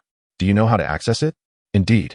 Su Gao, a woman of formidable resolve, answered, and in an instant drew her blade. The next moment, the gleam of her sword sliced through the crowd of maggots, creating a clear path. Su Gao took the lead, advancing boldly. Certainly, her razor-sharp strike inevitably disturbed the writhing swarm of grotesque beings. Amidst the cacophony of disconcerting groans, the grotesques shifted their focus, resolutely and slowly converging towards them. Fortunately, their pace was indeed languid. Under the guidance of Su Gao, they eventually uncovered a descending escalator, now encircled by a mass of contorted bodies. As the escalator's entrance sealed shut, Fu Qian sensed the old man's silent sigh. It was evident that this composed figure was grappling with frustration at this moment. One could hardly blame him. Frankly, he had hoped that the group would succumb to a frenzy, engaging in a chaotic slaughter that would undoubtedly yield a plethora of kills. However, such an approach would surely consume considerable time and potentially jeopardize the mission's completion. Moreover, it was clear that these four individuals had not yet truly lost their sanity. The descent was shrouded in near-complete darkness, and after an indeterminate duration, a glimmer of light finally emerged ahead. Simultaneously, a pungent odor assailed their senses. Prepare yourselves. Without the captain's command, everyone instinctively fell into a state of readiness for combat. It appeared they had indeed arrived at the right location. Following closely behind Su Gao, Fu Qian maneuvered through a colossal metal door, revealing a scene that could only be described as restricted in nature. Chapter 10. A restricted scene in the expansive hall. Garments lay strewn across the floor, their owners conspicuously absent. Only a writhing mass of pale, serpentine creatures remained, entangled in a grotesque embrace, entwining and caressing one another. Amidst this serpentine throng, a woman resembling a wealthy matron, adorned in a flowing wine-red gown, gracefully raised a cup of tea to her lips. Although the teacup was reduced to half its original volume, the noblewoman elegantly nibbled a piece from the top, producing a crunching sound devoid of any visible teeth. She seemed oblivious to the gaping wounds on her cheeks. Oh, the sins I have committed in my life, to witness such a scene. Fu Qian sighed silently and glanced at the other three individuals. Judging by their expressions, they too were considerably affected. Action. The captain, true to his role, was among the first to regain his composure. Observing the noblewoman's prominently rounded abdomen, he promptly issued the command to attack. It was undeniable. Her appearance practically screamed that she was the boss. Under these circumstances, no one would believe she was an innocent bystander. The quartet displayed remarkable teamwork at the captain's command. The buzzcut man was the first to leap into action. Although the elder appeared somewhat reluctant, he quickly followed suit. The buzzcut man donned a pair of uniquely designed gauntlets, unleashing a punch that resonated with the sound of thunder. The elder, weaponless, conjured a burst of flames with a mere gesture. Caught in their swift assault, the noblewoman had no opportunity to evade, her figure swiftly engulfed. At that moment, the seemingly strongest captain did not charge forward. Instead, he halted in place, retrieving an object from his breast pocket, locking his gaze onto the noblewoman from a distance. By CI, the porcelain-skinned girl drew her blade, standing guard beside him to prevent the startled serpents from attacking. It appeared he was preparing to unleash a formidable attack, exhibiting a decisive ruthlessness. Fu Qian understood the captain's intentions. Having already sidestepped, he finally discerned the nature of the captain's deadly weapon. In truth, it was scarcely an object that could be deemed a weapon, approximately the length of a forearm, crowned with a fist-sized spherical head, and followed by a slender handle. This peculiar design, coupled with the multitude of currents swirling around it at that very moment, created an illusion that it had been torn from the coils of a magnetic storm. This was the very apparatus that had just moments before dealt him a crushing blow. The captain's formidable armament. The captain was evidently channeling its power to unleash a significant attack within mere seconds. The amassed energy had far surpassed the strike that had previously struck him, the blinding electric light rendering it nearly impossible to behold directly. In stark contrast to the terrifying force now at play, that previous encounter had merely produced a spark of electricity. However, at that instant, a commotion erupted on the side of the crew-cut man. A piercing wail echoed through the air, causing Fu Qian, even from a distance, to feel a jolt in his head, as if blood might spill from his nostrils. Accompanied by a spray of crimson, the crew-cut man was sent hurtling backward, crashing heavily against the adjacent wall. Before he could regain his composure, a blood-soaked figure surged before him, a sharp bone blade skewering him against the wall, as if he were a mere piece of lamb on a skewer. By heavens, the once graceful aristocrat retained her poise. Even now, one of her legs was completely devoid of flesh, yet this did not hinder her from standing with an air of elegance. for uniquely shaped bony claws burst through her back, one of which was firmly embedded in the crew-cut man's body. The moment this image struck Fu Qian's vision, it felt as though his mind had been violently hammered, leaving his consciousness in a haze. Sanity -5, good heavens. Fu Qian was taken aback. Upon merely casting a glance at this entity, I immediately lost 5 points of sanity, equivalent to 5 lives. The peril of this mission is undeniably excessive. Following a swift and lethal strike, the noblewoman did not linger. She unsheathed her bone blade and instantaneously darted to the side, cleaving the elderly man, who had just risen from the ground, along with the floor beneath him, into 2 pieces. In the blink of an eye, her movements appeared weightless, as if she floated through the air. A sudden roar erupted nearby. At this moment, the captain had finally completed the guidance, and a towering pillar of lightning, composed of countless electric arcs, enveloped both the noblewoman and the corpse of the old man in an instant. A lightning railgun?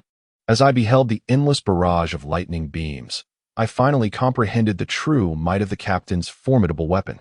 Yet, amidst this cataclysmic assault, a multitude of black threads swiftly wove themselves into a cocoon before the noblewoman, momentarily obstructing the torrent of electricity. Seizing this brief respite, her ghostly silhouette evaded the reach of the lightning. In a flash, she materialized directly before the captain. A cry, sharper than before, reverberated through the air, causing the captain to tremble as blood streamed from his mouth and nose, leaving his body frozen in place. Under the relentless assault of the lightning railgun, one of the 4 bone blades had already vaporized. However, the remaining 3 pierced through the captain's body in unison, lifting him into the air. The captain's weapon possessed considerable power, yet the opponent had fully maxed out her evasion points. The wails of an infant intensified. I observed the once human noblewoman, now a monstrous form, unleashing a barrage of air bullets. The transformed noblewoman did not flinch. After a series of bone-cracking sounds, her body bore no marks whatsoever. Indeed, my offensive capabilities seemed utterly incapable of breaching her defenses. The arrival of the progeny of the evil deity, containment failure. At that moment, a notification echoed in his ears, and the scene before him swiftly blurred. The last image that Fu Qian beheld was of Su Gao leaping high, unleashing a flurry of blades towards the noblewoman. With a sigh, Fu Qian returned to the storage room, exhaling a long breath, faintly aware that his head still throbbed. To think that they could fail under such circumstances. Strictly speaking, the tactical arrangement of this small team had been quite sound. Their approach was straightforward and efficient once they had locked onto the target. Part of the team engaged in containment to provide an opportunity for the most potent weapon to strike. It all seemed quite reasonable. However, it was unforeseen that the entrapment attacks by the 2 men with buzz cuts would inadvertently provoke the progeny of the evil deity. And then its mother proved to be excessively powerful. Once she transformed, her speed became astonishingly swift, coupled with that peculiar shield, which rendered the captain's formidable weapon incapable of striking the target directly. What a decisive miscalculation. Would you like to expend 1 sanity point to attempt containment again? Concluding his thoughts, Fu Qian resolutely pressed his hand against the mist gate that had appeared. He had conceived a new strategy. Once more, he found himself in the breathtaking hall. Preparations for action commenced. Wait. Just as the captain was about to issue orders, Fu Qian abruptly halted him. If they wished to utilize what was in his grasp, it was imperative not to disturb her.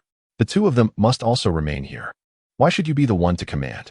The 2 men with buzz cuts flared up in anger. How could he possibly know? Caught off guard by the revelation of the greatest secret, the captain was taken aback and raised his hand to restrain several subordinates. Let us not dwell on how the other party came to know this.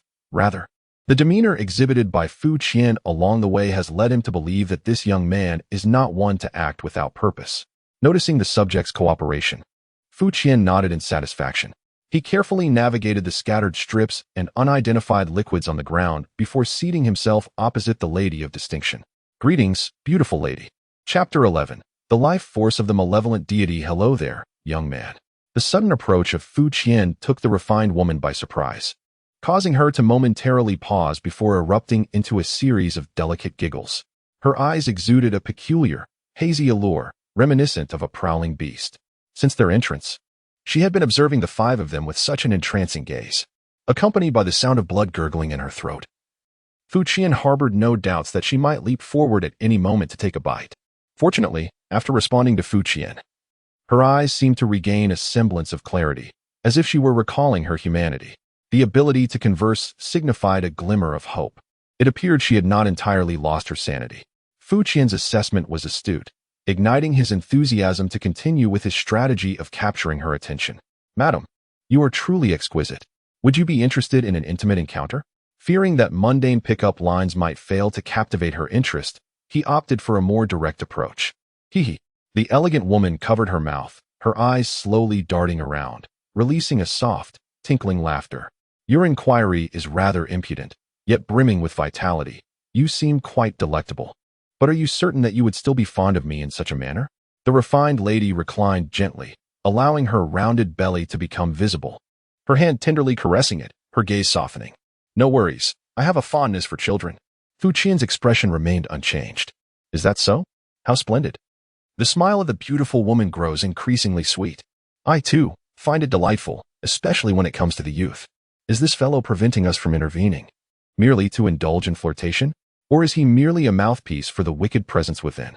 The four individuals in the distance stand in stunned silence, their rationality and integrity being ruthlessly assaulted by the scene before them. In this brief moment, the blood and porcelain shards dripping from the noblewoman's face have stained her chest a vivid red. The juxtaposition of red and white renders her even more enchanting. Yet, Fu Qian remains oblivious to this, still gazing with deep affection, his words laced with vulgarity. This individual cannot be allowed to remain. Witnessing this spectacle, the man with the buzz cut cannot help but murmur to himself, feeling his powerful arms yearning for action. Such a perverse youth, if allowed to mature, will undoubtedly become a source of societal instability. Indeed, this fellow has come prepared, possessing far more information than we could ever imagine. The captain, however, exhibits greater maturity, recognizing that Fu Qian is buying time for himself, yet cannot suppress the turmoil within. Nevertheless, despite the inner turmoil, the captain swiftly retrieves his ultimate weapon. "Cover me," he shouts softly, taking aim at the target, gathering strength. With Fu Qian's distraction in play, locking onto the target becomes exceedingly simple. The noblewoman is even unwittingly turning her back to this side. Should this not succeed, one might as well charge headfirst into disaster. As the electric light flickers and converges in a frenzy, the captain's tension escalates. Finally, under the protection of his three guards, the electric energy in the captain's hand reaches its zenith. In the next moment, an endless surge of electric brilliance envelopes the noblewoman entirely. Just a table away, Fu Qian feels as though his eyes might be blinded in that instant. The noblewoman's body resembled a straw caught in a tempest, undoubtedly crumbling at the slightest touch, disintegrating from skin to bone into mere ash. Yet, in the region of her lower abdomen, a shadowy mass began to writhe violently. Layer upon layer of barriers emerged, only to be shattered instantaneously, culminating in a silent explosion that transformed into a cloud of darkness, slowly dissipating. Had she perished? The magnificent lightning railgun ceased its thunderous roar. The four night watchers exhaled collectively. At that moment, the captain had reached his limit, nearly collapsing to the ground. It was evident that controlling such a force was immensely draining. As he struggled to assess the surroundings, the captain barely managed to stand when a hand pierced through his chest. Everyone froze in disbelief, staring at the old man behind the captain. The latter revealed a peculiar smile, and in the next instant, the withered hand manifested sharp bone blades, utterly severing the captain's lifeline. The offspring of the abyssal god has descended. Containment failed. This creature was not dead. Upon returning to the warehouse, Fu Qian deeply comprehended the tenacity of the abyssal god. After the noblewoman had disintegrated, he had not received any notification of task completion, prompting his initial suspicions. Alas, the old man's movements had been too swift. Now it appeared that even if the corporeal form of that entity were destroyed, it could still possess and inhabit another's body to achieve its descent. Unthinkable. If it were truly indestructible and could occupy any vessel at will, it could systematically annihilate everyone without hesitation. So why react so dramatically to the lightning railgun? Yet the old man had indeed been taken over. Was there something uniquely different about him? That notebook. A spark of realization ignited in Fu Qian's mind. The old man once remarked that the notes were discovered in this vicinity, and similarly, the ritual script originated from above. In a certain sense, it is entirely natural for the notes to be connected to the brother who wishes to descend. Considering that the old man has kept them close at hand, it is quite plausible that he utilized them to achieve possession and rebirth. However, if that were indeed the case, the situation would become even more intricate. With a furrowed brow, Fu Qian made the decision to re-enter. Once again, he assumed the role of the expert, guiding the group underground, where he approached to charm the female companion, creating an opportunity for the captain to unleash his full power. Yet this time, after the captain activated his weapon, Fu Qian did not remain to witness the demise of the malevolent entity. Instead, he swiftly retreated. As the shadow struggled and dissipated amidst the bolts of lightning, Fu Qian unhesitatingly fired 5 rounds of air bullets at the captain's formidable weapon. In the astonished gazes of the crowd, the still reacting bolts of lightning responded instantaneously. After a violent tremor, the lightning erupted from its source, enveloping the entire hall in a dazzling blue-white glow. Under the terrifying impact, Fu Qian was unceremoniously hurled away. Moments later, as the electric light faded, Fu Qian rose from the ground, only to find several others sprawled beside him. Closest in proximity, the weakest old man had been reduced to a charred husk. The captain and the crew-cut man were both on the brink of collapse. The only one still standing was the porcelain-skinned woman, Su Gao, who was leaning on her blade, regarding herself with a complex expression. Her entire being seemed to be engulfed in a shattered glass-like state, as if she might disintegrate at any moment. The scene was utterly harrowing, and yet, it was not over. Despite being battered and bruised, Fu Qian still awaited the prompt of successful containment. Squinting as he surveyed the surroundings, he noticed a notebook gleaming not far from the old man's corpse, its pages seemingly fluttering of their own accord. Had it fallen out? A spark of curiosity ignited within Fu Qian as he beheld the crimson glow emanating from the notebook, which appeared almost alive. He seized it in an instant, clutching it tightly in his grasp. In the next moment, a sharp pain pierced his palm. Almost instantaneously, an icy, malevolent aura enveloped him. Fu Qian felt his thoughts consumed by a frenzied urge for slaughter, his rationality dissipating at an alarming rate. As anticipated, this entity sought to possess him through the notebook. Truly, the malevolent deity possessed an astounding vitality. While marveling at this, Fu Qian lifted his right hand and probed beneath his ribs, locating a wound. Chapter 12. Special Reward. What was that technique called? Fu Qian gazed skyward at a 45-degree angle, inhaling deeply. The skill he had yet to utilize. Internal organ critical strike. Seized the opportunity to penetrate the wound and inflict devastating damage upon the opponent's innards. Without hesitation, he thrust his hand into the gash beneath his ribs. A warm sensation enveloped him as his 5 fingers twisted and elongated like bloodthirsty serpents. Countless minute tendrils surged forth, intertwining with flesh and blood in a frenzied amalgamation. Give me death. His right hand clenched tightly as the internal organ critical strike activated. Amidst a deluge of bloodlight, Fu Qian felt as though his flesh and soul were being hollowed out by the blow. Sanity decreased by 1. Sanity decreased by 1. Sanity decreased by 1. A chorus of faint whimpers filled his mind, tearing at the fabric of his consciousness. A series of warnings regarding the decline of sanity values erupted in a frenzy, ceasing only after a substantial decrease of 7 points. The sound of weeping faded away in tandem. Phew. It seems this time it has truly been resolved. Fu Qian exhaled. Raising his head, he met the astonished gazes of the captain and Su Gao, arching an eyebrow and standing with his hands clasped behind his back, exuding an air of superiority. Containment conditions met. Subject number 2133 successfully contained. The notification of successful containment resonated, and the surroundings swiftly dissipated, returning Fu Qian to the warehouse.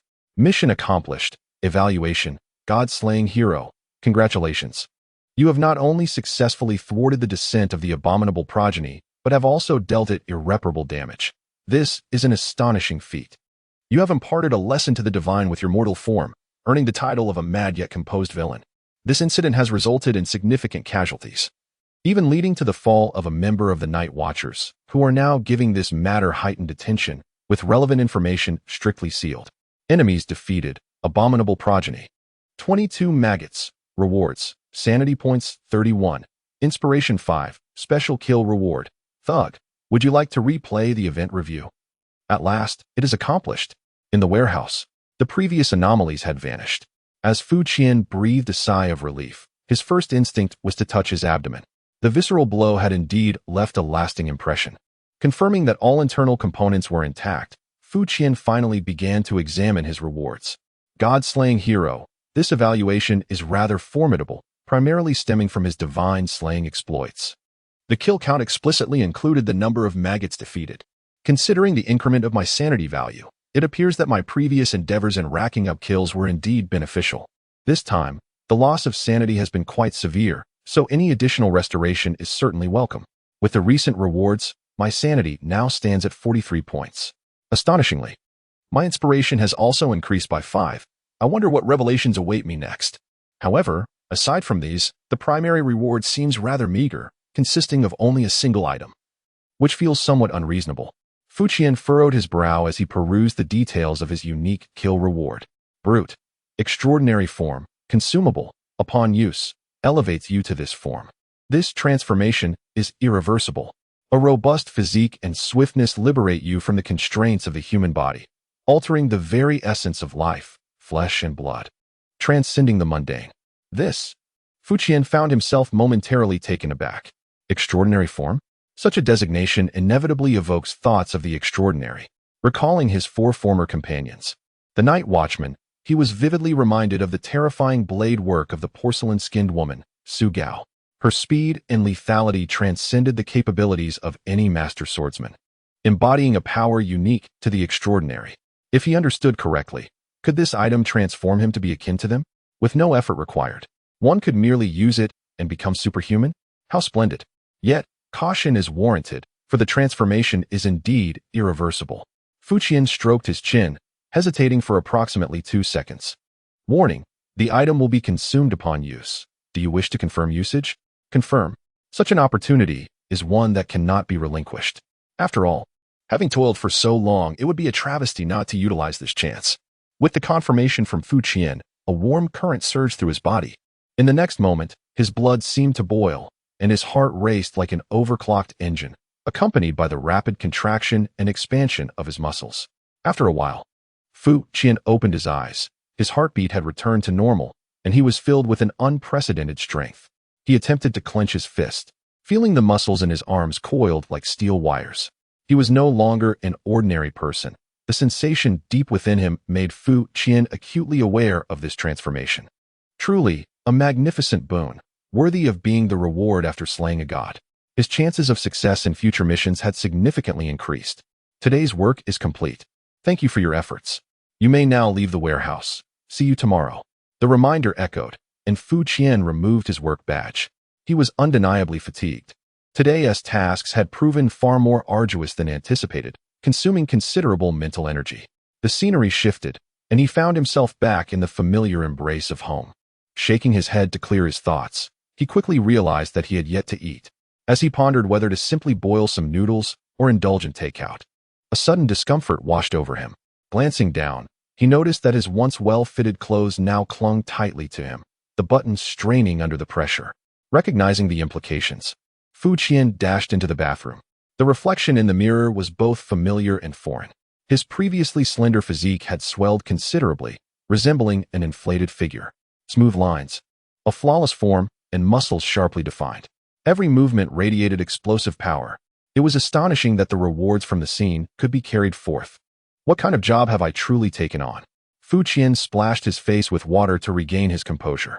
Although he bore the title of thug, he was fortunate not to have become unkempt, and his skin appeared even more delicate and smooth. Is the trend now to be a dapper thug? Upon exiting the restroom, a thought crossed Fuqian's mind as he pointed his finger at a bottle of mineral water on the table. With a sharp motion, the water erupted in a spray. The bottle punctured by an invisible bullet of air, drenching the table in a cascade of liquid. Silence engulfed the room. What would one do if they suddenly ceased to be human? Fuqian had never contemplated this question before. If the daily deposit of 30,000 had spared him from a life of destitution, altering his perception of wealth, then transforming into a thug had shifted his understanding of life itself. This metamorphosis was so profound that it took him the time it takes to consume a hamburger to digest this new reality. Taking a long sip of ice-cold cola, Fuqian gazed at the men and women in McDonald's, overwhelmed with emotion. It had become his ritual to indulge in fast food after a hectic day, a guilty pleasure that brought immense satisfaction, a feeling utterly delightful. Throughout his life, Fuqian had always been somewhat of a maverick, or else he wouldn't have found himself in such dire straits. Nonetheless, the pressures of survival remained, compelling him to toil for his livelihood. Now, with the burden of existence suddenly lifted, He pondered whether losing one's life purpose was truly a source of joy. Indeed, it was exhilarating. He answered himself without hesitation. Although he was also a freelancer, he felt no kinship with the melancholic, artsy youth lamenting their fate. He is a pragmatic individual, disdaining sentimental musings. Even if given the chance to choose 1,000 times, his answer would remain unchanged. Nothing holds more value than the freedom of choice. As he reflects on life, his mobile phone, resting on the table, suddenly rings. Chapter 13. The astonished young Master Qin Mingzi. Upon seeing the caller ID, Fu Qian promptly answers the call. "Aren't you at home?" The voice on the other end displays evident confusion. "I'm having dinner." "How rare. You actually ventured out for a meal." Qin's tone drips with sarcasm. "You're not lurking outside my door, are you? What do you think? Hurry back. I visited my hometown this weekend and brought you some local delicacies." "Never mind. I'll come find you. I have things to do later. I'll just leave your stuff at your door." Fu Qian, eager for this arrangement, readily agrees and hangs up. As a seasoned homebody, Qin Mingzi is one of Fu Qian's few friends. A few years older than Fu Qian, he epitomizes youthful brilliance. Born into privilege, an athletic prodigy, a social butterfly, and fluent in 5 foreign languages, he graduated from a prestigious university at a young age. Currently interning at a large law firm, he aspires to become a professional litigator. Despite their seemingly disparate backgrounds, they inexplicably became friends. As he puts it, "Without a professional to keep an eye on you, you would undoubtedly become a destabilizing force in society. Seeing you fills me with an inexplicable sense of duty." 5 minutes later, a tall figure pushes open the door of McDonald's and strides towards Fu Qian. After finally stepping out, "Can't you indulge in something healthier?" Good grief. Dressed impeccably in a suit, Qin Mingzi halted 2 steps away from Fu Qian, rubbing his eyes in disbelief. "What on earth happened to you?" "Oh, I've been working out recently." In response to Qin Mingzi's bewilderment, Fu Qian had already concocted a reply, wearing an innocent expression. He was aware that the transformation in his physique was somewhat exaggerated. Though he was not particularly short, he had previously appeared quite slender, resembling a mere stick in front of Qin Mingzi. However, after his transformation, while he did not possess the same imposing stature as Qin Mingzi, he was now undeniably a figure of robust strength. "Are you also hitting the gym? And your progress is astonishingly rapid. It hasn't been long since we last met." As Qin Mingzi took a seat, he remained incredulous. Each profession has its own expertise. Fu Qian continued to jest. "But aren't you on the brink of bankruptcy?" "Precisely why I must invest in myself. I am preparing to change my career path, and living off the wealth of others has officially entered my professional blueprint." Until the moment he departed, Qin Mingzi remained in a state of shock, shaking his head at Fu Qian's physique. Indeed, everyone possesses their own innate talents. "I shudder to think of the hardships I would endure to achieve such a form. I would rather exchange it for proficiency in 3 foreign languages." "You are truly destined for a life of leisure. In a couple of days, I shall introduce you to a few wealthy women. Let us not forget our humble beginnings amidst prosperity." "Agreed. I shall certainly remember your kindness, my friend." After the astonished young Master Qin left, Fu Qian leisurely returned home, only to find 2 large boxes waiting at his doorstep. "So they truly feared I might starve?" Fu Qian blinked, lifting the boxes into the house. "Work commencement. Warning, leakage incident. Name, Cocoon Room. Code, 2292. Today's work update. Enter the containment scene of 2292 and complete the recontainment. The familiar atmosphere and essence. This warehouse feels uncomfortable unless it experiences a leak each day." The following day, upon entering the warehouse, Fu Qian was unsurprised to encounter another leakage incident. This time, the anomalies within the warehouse were even more peculiar. Strange phantoms of cocoons floated in midair, each composed of intertwined strands of black and white silk. The cocoons flickered in and out of visibility, occasionally writhing as though something within yearned to emerge. Entering the containment scene of 2292. 1, 3, 10, 50, 98, 100. Loading complete. Breaking free from the cocoon is a painful process. Humanity's insatiable thirst for power knows no bounds, yet each step towards extraordinary strength is fraught with peril. The undeveloped entities are exceedingly fragile, and danger may lurk from any direction. Containment condition. Successfully elevate when Li to the 6th tier, hiss. The moment the containment condition was revealed, Fu Qian inhaled sharply. Setting aside who Wen Li is, this is indeed a protective task. It is well known that in almost every game, tasks involving protection, escorting, or rescue are among the most troublesome. Furthermore, they are Fu Qian's least favorite. The mere thought of those NPCs who incessantly dart around, courting disaster, made Fu Qian contemplate abandoning the task altogether. Choose the skills you wish to carry. The familiar skill selection interface reappeared. Fu Qian glanced at it and noticed that the option for Ruffian was conspicuously absent. It seemed that this ability had completely merged with him, no longer regarded as an extra skill. Without hesitation, Fu Qian selected all available skills. Skills: air bullets, internal crit, cat school. Weapon: none. In the next moment, the scene shifted abruptly. Fu Qian instantly readied himself for battle. There was no choice. The previous encounters had left an indelible impression. Each time he emerged, the circumstances had been perilously dire. However, this time he was greatly taken aback. A brilliant blue sky and crystal-clear waters greeted him, surrounded by lush greenery. Before him lay an expansive circular plaza, constructed entirely of stones resembling white jade. As he gazed forward, a row of magnificent white villas came into view, adorned with opulence yet devoid of ostentation, exuding an air of grandeur. In front of the villas, clusters of servants in matching uniforms busily attended to their tasks. This scene felt rather amiss. Fu Qian was inexplicably gripped by a sense of foreboding. Setting aside the stark contrast to his previous experiences, the current atmosphere made it difficult to associate with the cocoons of bugs he had encountered in the warehouse. When circumstances deviate from the norm, one must tread carefully. Do not look around. A voice reprimanded softly from behind. Fu Qian turned to find an imposing figure. The newcomer was a towering man, nearly 2 meters tall, with rugged features and eyes like cowbells. His explosive muscles and robust physique were tightly encased in a black uniform, resembling a veritable Schwarzenegger plus. With arms broader than those of a typical frontline warrior, Schwarzenegger gently patted his shoulder, his expression grave. The Wen family has expended considerable resources to engage our services. We must exhibit professionalism. They have endured 2 assassination attempts within a month, one of which involved a superhuman. We cannot afford to be complacent. Fu Qian glanced at his attire, which mirrored that of the opposing party. It became evident that this was a case of hired bodyguards. The Wen family? Is it the same Wen family associated with Wenli? Fu Qian blinked in surprise. How could the Wen family have attracted the attention of superhumans? This mission seems perilously dangerous. How would I know? A significant portion of the employer's payment is contingent upon our discretion. Schwarzenegger shot him a stern look. However, I have inquired privately. On the surface, the Wen family appears to be merely affluent. Yet in reality, the young lady Wen Li is a bona fide superhuman.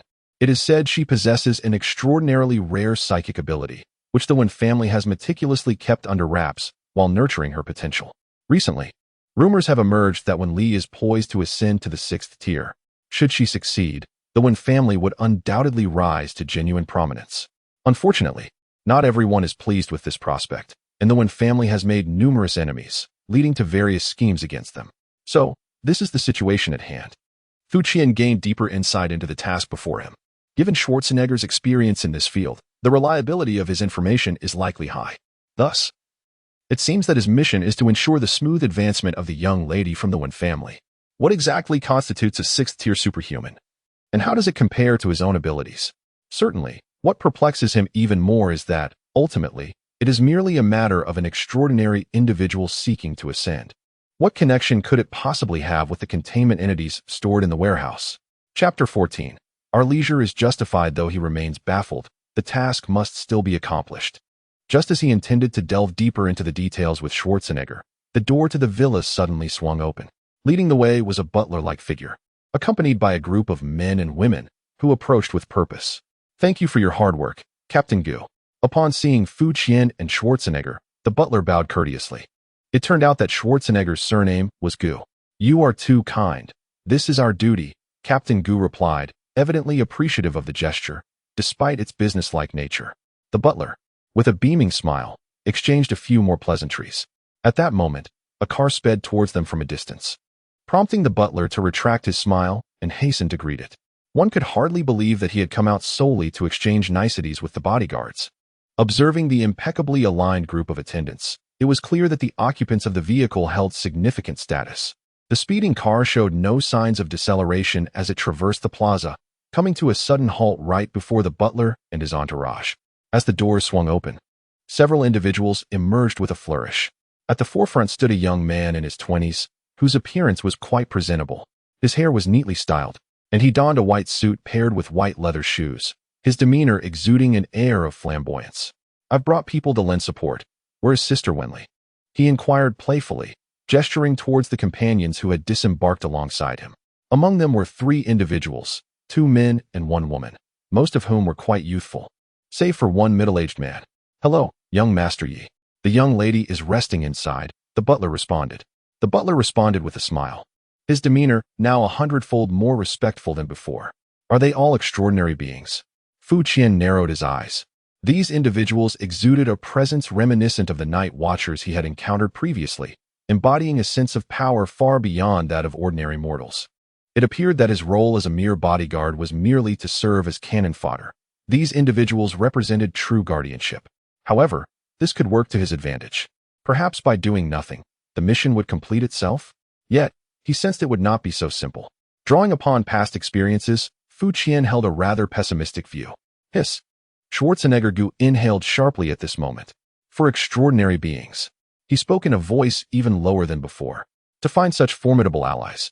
It seemed the external rumors were indeed true, though when family was in deep trouble this time. No wonder they were willing to spend so much to hire assistance. "Let us not forget what I mentioned prior to our arrival. One must remain agile of mind. While it is true we are being paid for our services, if our adversaries are extraordinary beings, our foremost duty is to raise the alarm, rather than foolishly charge into battle. They will not place their hopes upon us. At best, we are mere cannon fodder. Beyond these few, there might even be night watchers present." Understood. Fu Qian nodded. Although Captain Gu's strength was mediocre, he was clearly a seasoned veteran, possessing keen insight. His mind was clear, and it was rare to find someone unwilling to let his subordinates perish in vain.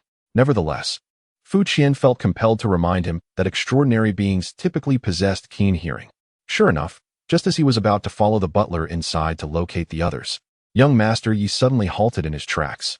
Slowly turning his head, he regarded them with a hint of playful amusement. "Well, it seems the plan to slack off has been caught in the act."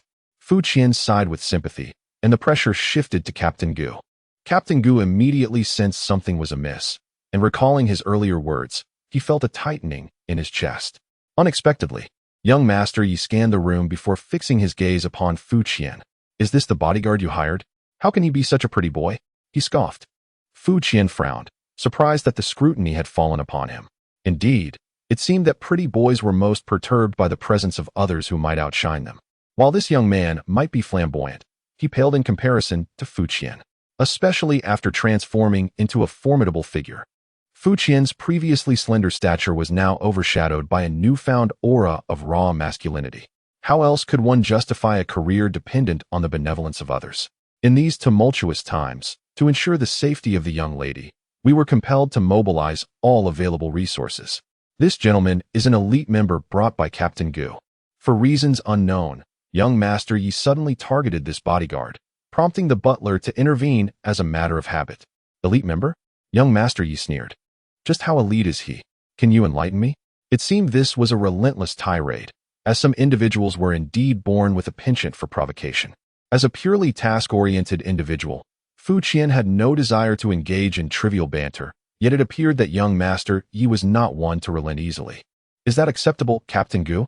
The butler, sensing the absurdity of the situation, clearly preferred not to contradict young Master Yi's whims, glancing at the stoic figure of Captain Gu. "Well, he is still on a mission." Captain Gu's expression shifted, and he cast a worried glance at Fu Qian. Having roamed the world for many years, he could naturally discern that this young Master Yi was seeking trouble. Although he was unaware of the reasons behind Ye's hostility towards Fu Qian, he understood that, despite the rigorous training his subordinates had undergone, they were ultimately ordinary individuals. Engaging in conflict with an extraordinary being was decidedly unwise. Demonstrating strength to reassure the employer was, after all, part of his professional duties, wasn't it? Young Master Yi clearly had no intention of letting Fu Qian off easily. From the moment he laid eyes on Fu Qian, he felt an inexplicable aversion towards him. The crux of the matter was that, from the very beginning until now, this mere bodyguard had not even deigned to glance at him, a brazen disregard that only fueled Ye's irritation. How to demonstrate, indeed? Observing Captain Gu at a loss for words, Fu Qian spoke directly. Whatever special skills you possess, feel free to showcase them. At last, Fu Qian had engaged in conversation, prompting a satisfied smile from young Master Yi. Oh, there are plenty of them, though not all are suitable for display here. It appeared that a confrontation was unavoidable, and Fu Qian held nothing back. Having transformed into a brute, he had yet to engage in combat with an extraordinary being, making this an opportune moment to test his current combat prowess. Worst-case scenario, he could simply restart with a minor loss of sanity. It was hardly a significant concern. Upon hearing this, even the butler's expression changed. Captain Gu immediately pulled Fu Qian back. Huh. Young Master Yi momentarily paused, then grasped the meaning behind Fu Qian's words, unable to suppress a hearty laugh. This bodyguard is rather intriguing. I did not expect you to hire such a skilled individual. How about this? Since you are unsure what to showcase, why not spar with our young lady? With that, young Master Yi reached out and dragged the accompanying girl over. Surely, this cannot be deemed bullying? The young girl, Fu Qian, glanced at the figure who had been pushed forward. Indeed, she was quite young, though her appearance left much to be desired. With hair alternating between red and blue, eyes adorned with eyeshadow as heavy as a panda's, and attire that left little to the imagination, she resembled a jester. In this day and age, one must don eccentric garb to be considered unique. Noticing Fu Qian's scrutinizing gaze, the woman smiled alluringly and tossed a flirtatious glance in her direction. Handsome, do take it easy on me. Rest assured, it is my specialty. That is reassuring. The rebellious girl laughed exuberantly, dramatically patting her chest. In the next moment, she arched her hand and revealed two glimmering blades nestled between her fingers. Chapter 15, Apathy and Indolence. This young lady is quite formidable. Fu Qian regarded the woman, who had transformed into a veritable wolverine, with an impassive expression. To confront an ordinary bodyguard, she had resorted to such weaponry. Captain Gu beside her had turned pale, anxiety etched on his face as he looked at Fu Qian. He discreetly gestured for her to concede at the earliest opportunity. Fu Qian waved her hand, signaling him to remain calm. Such blades may appear intimidating, yet their length is insufficient. Unless they strike a vital point, they would inflict little more than superficial wounds. Typically, those who favor such flamboyant weaponry possess less formidable skills. At this juncture, the butler had thoughtfully arranged for the surrounding area to be cleared, creating a designated space for the unfolding spectacle. While he was not particularly fond of such antics, he would not intervene now that matters had escalated to this point. Dear sir, do not blink. I am about to commence. The she-wolf grinned, her expression radiant. With a flick of her vibrant red tongue, she licked the blade at her fingertips, and in an instant, transformed into a shadow, closing the distance to Fu Qian with remarkable swiftness. Without hesitation, she struck out, aiming a palm at his face. However, Fu Qian merely furrowed his brow in response to this vicious attack. Was it due to my overwhelming strength, or her apparent weakness? He felt none of the trepidation that should accompany the terrifying blade of the porcelain-skinned woman. To others, her movements might have appeared as swift as lightning and irresistible. Yet to Fu Qian, they resembled the languid motions of an elderly man practicing Tai Chi without so much as shifting his lower body. He deftly turned his face, evading the strike. Not only that, but he quickly pivoted back, leaving onlookers to mistakenly believe that the she-wolf had simply miscalculated her aim. Quite impressive indeed. After her failed attack, the woman retreated, her expression a mixture of uncertainty and disbelief as she regarded Fu Qian. Yet, he paid her no mind. Instead, casting a glance towards the wealthy heir, Yi. The middle-aged man who had exited the vehicle alongside him seemed to possess strength that clearly surpassed that of the others. Should he choose to engage, his involvement would likely prove far more significant than that of the she-wolf. At that moment, the latter's expression was grave, her narrowed eyes fixed intently upon him. Once more, the she-wolf gritted her teeth. Perhaps it was the indignation stemming from being underestimated that fueled her resolve. This time, her speed exceeded that of her previous attempt, the blade between her fingers slicing through the air with a fierce whistle. Yet, in the next heartbeat, she felt a sharp pain in her wrist, horrified to discover that her arm had been seized by Fu Qian with a single hand. As she realized the target was now within arm's reach, she found herself unable to grasp it any further. So, it seems I have grown stronger than I thought. Fu Qian mused internally as he held her delicate wrist. What level of extraordinary being are you? 8th level. Who exactly are you? Uncertain of why the other party posed such a question, the young wolf girl, despite her naivety, realized she had misjudged the situation. How could this individual possibly be an ordinary bodyguard? Zhubeiji, the second disciple is far superior to you. Fu Qian let out a disdainful snort. This woman is actually at the 8th tier? I could easily take on 10 of her. It seems her violent form is even more formidable than anticipated. Glancing at the blade strewn on the ground and then at her own deformed hand, the young wolf girl's expression twisted in agony. Fu Qian harbored no feelings of sympathy. That woman had shown no mercy moments ago. Against an ordinary person. She had not only revealed her claws, but had also targeted her own face with each strike. Clearly, she was keenly analyzing young Master Yi's psyche, intending to mar her own appearance. Such a loyal canine. Fu Qian inhaled deeply and exerted force. The young wolf girl let out a piercing scream as the blade slipped from her grasp and fell to the ground.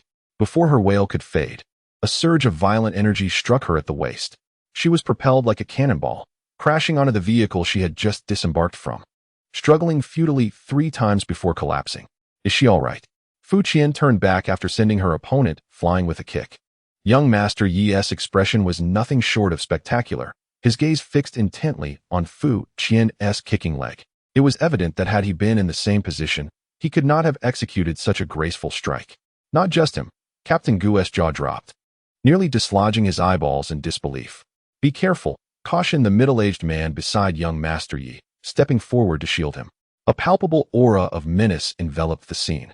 This one possesses a bit of intrigue. Noticing the middle-aged man preparing to act, Fu Qian felt a surge of delight. That previous woman had proven to be insufficiently challenging. As the saying goes, if one seeks excitement, one must pursue it to the fullest.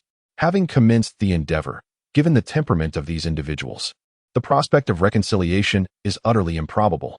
It would be more prudent to strive relentlessly to vanquish them entirely. Wenli has perished. Containment has failed. Assessment, apathy. Penalty, sanity reduced by 5, current sanity value, 37. As the specter of battle loomed ominously, a sudden notification pierced the air. Are you jesting with me? I anticipated this mission would be fraught with challenges, yet to succumb so swiftly? Upon being transported back to the warehouse, Fu Qian found himself utterly confounded by this outcome. Not a whisper of disturbance was noted, after all. He was a formidable transcendent being ensconced within the fortified confines of his own opulent abode. How could he have met his demise in such a silent manner? It appears my foreboding was not unfounded.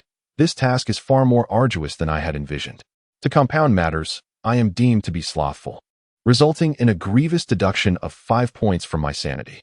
This is tantamount to losing 5 lives. It is utterly outrageous. Fu Qian, momentarily engulfed in sorrow, felt the exhilaration of his recent advancement dissipate. He resolved to hold young Master Yi and his motley crew accountable for this misfortune. Event replay. Rather than hastily re-engaging, Fu Qian decisively opted to replay the preceding events. 5 minutes and 12 seconds. Wenli's death. Mission failure. Consumption of 1 sanity point. Attempting containment again. Upon confirming the precise moment of Wenli's demise, Fu Qian touched the misty portal. The Wen family mansion reappeared. This time, without awaiting Captain Gu's admonishment, Fu Qian proactively approached him, posing a query that had been troubling him. I have heard that Miss Wen is a prodigious transcendent, currently at least of the 7th tier. Do we truly need to provide her with protection? You seem quite well informed. Captain Gu cast a surprised glance at Fu Qian. I too have only heard rumors. It is said that her abilities are of the psychic nature.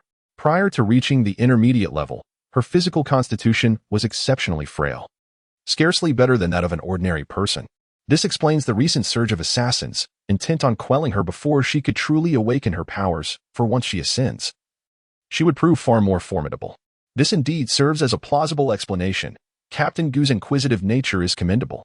Fu Qian glanced upward, noticing that the steward had just emerged from the villa. Soon, the car belonging to young Master Yi would arrive. The next step is to ascertain the circumstances surrounding Miss Wen's demise. Based on the previous developments, Miss Wen is expected to meet her end in precisely 5 minutes and 12 seconds. I now have a maximum of 5 minutes to act. The pressing question is, how can I confirm this? Following our earlier physical exchange, Fu Qian has gained a comprehensive understanding of her own combat prowess. Surrounding the square stood a dozen majestic white columns, all masterfully sculpted from solid stone.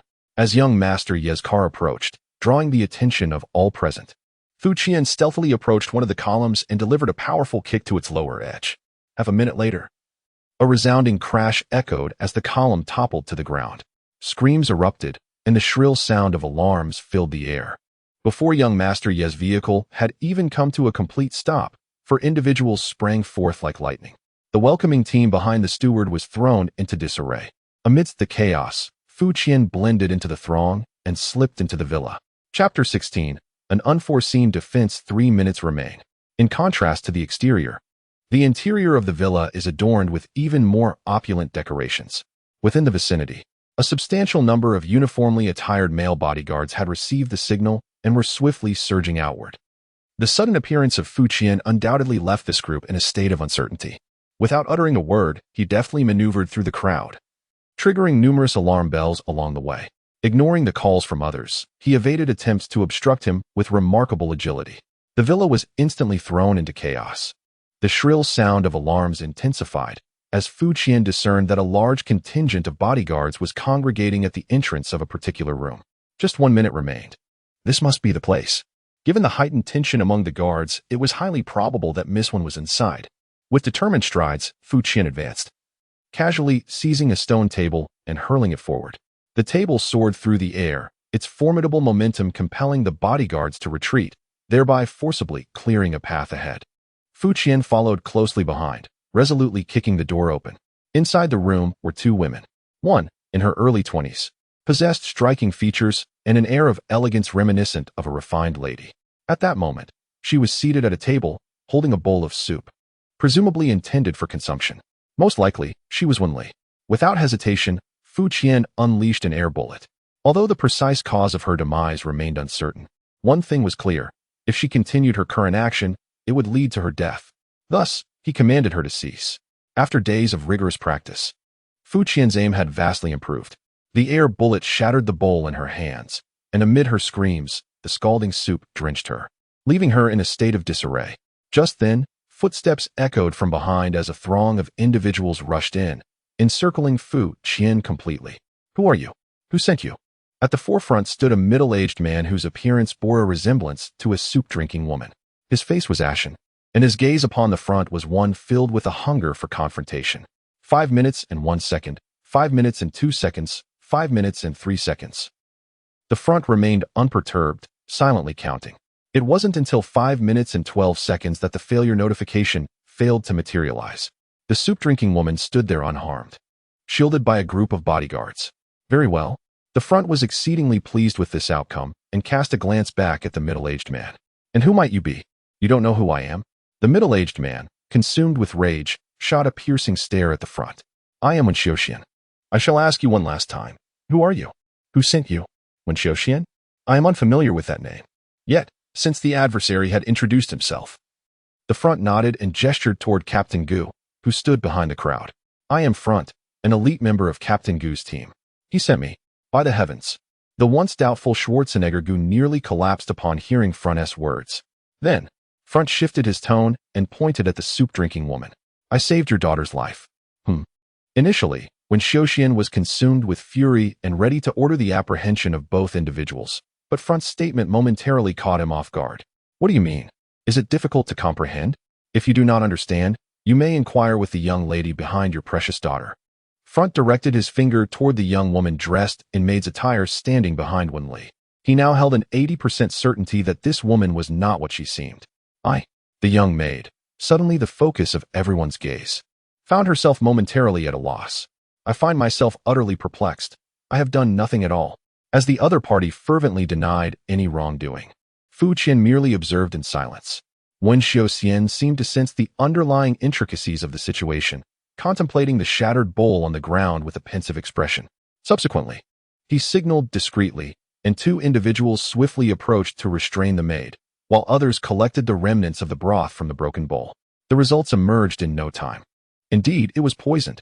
Wen Xiaoxian gazed at the young maid with an icy glint of murderous intent in his eyes.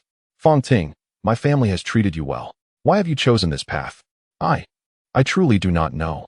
The maid, named Fong Ting, appeared dazed, desperately shaking her head in denial. "You prepared the soup for Wen Li. How can you claim ignorance?" He pressed on. "Tell me who sent you." I genuinely have no idea. Observing the unfolding farce, Fu Qian took note of Wen Li, the recently escaped genius, whose face bore a pallor, yet his demeanor remained composed, perhaps numbed by the ordeal. Over there, Fong Ting repeated her refrain of ignorance, and it seemed when Xiao Xian's patience had reached its limit. After inquiring twice more, he commanded his subordinates to drag Fong Ting away, likely to subject her to severe interrogation. At that moment, Fong Ting's cries of injustice abruptly ceased, and she stood frozen in place. After a brief silence, a piercing scream erupted from her lips, a sound that resonated with madness. In the next instant, as if endowed with divine strength, she violently broke free from the grasp of the two bodyguards, lunging towards the still-dazed Wen Li, baring her white, menacing teeth to bite down. Crack! As the sound of tearing paper echoed, the frenzied Fong Ting was sent flying by a single punch before she could even bite anyone. In the face of Fong Ting's sudden assault, Fu Qian chose to observe rather than intervene, believing that such an unexpected attack posed no substantial threat. He thought it prudent to assess whether there was any potential ally among them. If the Wen family could not handle this minor disturbance, they should abandon any aspirations of wielding power. The grotesque contortion of Fong Ting's body upon impact suggested she was unlikely to survive. Fu Qian glanced upward and noticed that the person who had rescued Wen Li was none other than the middle-aged man accompanying young Master Yi. It appeared that this group had returned after conducting a thorough search outside, likely under hypnosis, as their adversaries seemed to possess expertise in that area. The middle-aged man crouched to inspect Fong Ting's lifeless form and nodded towards Wen Xian, expressing gratitude. "Thank you, Mr. Ji," Wen Xian responded, still shaken but appreciative. "Not at all, Wen Shu. It was merely a small effort," the middle-aged man replied modestly. Finally, young Master Yi seized the opportunity to assert his presence, laughing heartily as he declared, "With us here, Wen Li will face no harm." However, before his words could settle, the wall on one side of the room suddenly shattered. A colossal white stone pillar, accompanied by a deafening roar of wind, surged through the air, instantly engulfing Wen Li's figure. Wen Li has perished, containment failure. Amidst the ensuing chaos, Fu Qian glimpsed through the breach in the wall a grotesque, towering silhouette. This monstrous figure stood at least 3 meters tall, its entire body seemingly encased in a layer of rock, its head resembling a mere spherical mass punctuated by several orifices. At this moment, he stood before a shattered stone pillar, which he realized was the very one he had previously broken. The fractured pillar had been hurled by him like a javelin, spanning several meters with lethal precision. The sudden frenzy and assault by the maid had not been intended to succeed. It was merely a means to provide a target for this individual. Amidst Wen Xian's thunderous roar, the bodyguards finally reacted and began their assault. Yet all their efforts were thwarted by the thick, rock-like exterior of the creature. After forcefully breaching this barrier, the monster plunged into the waters of the villa's lake and vanished in the blink of an eye. Chapter 17. Take my shot. Professional. Upon returning to the warehouse, Fu Qian was still savoring the recent assassination attempt. The meticulous planning was evidently the work of a seasoned professional, with each step intricately linked.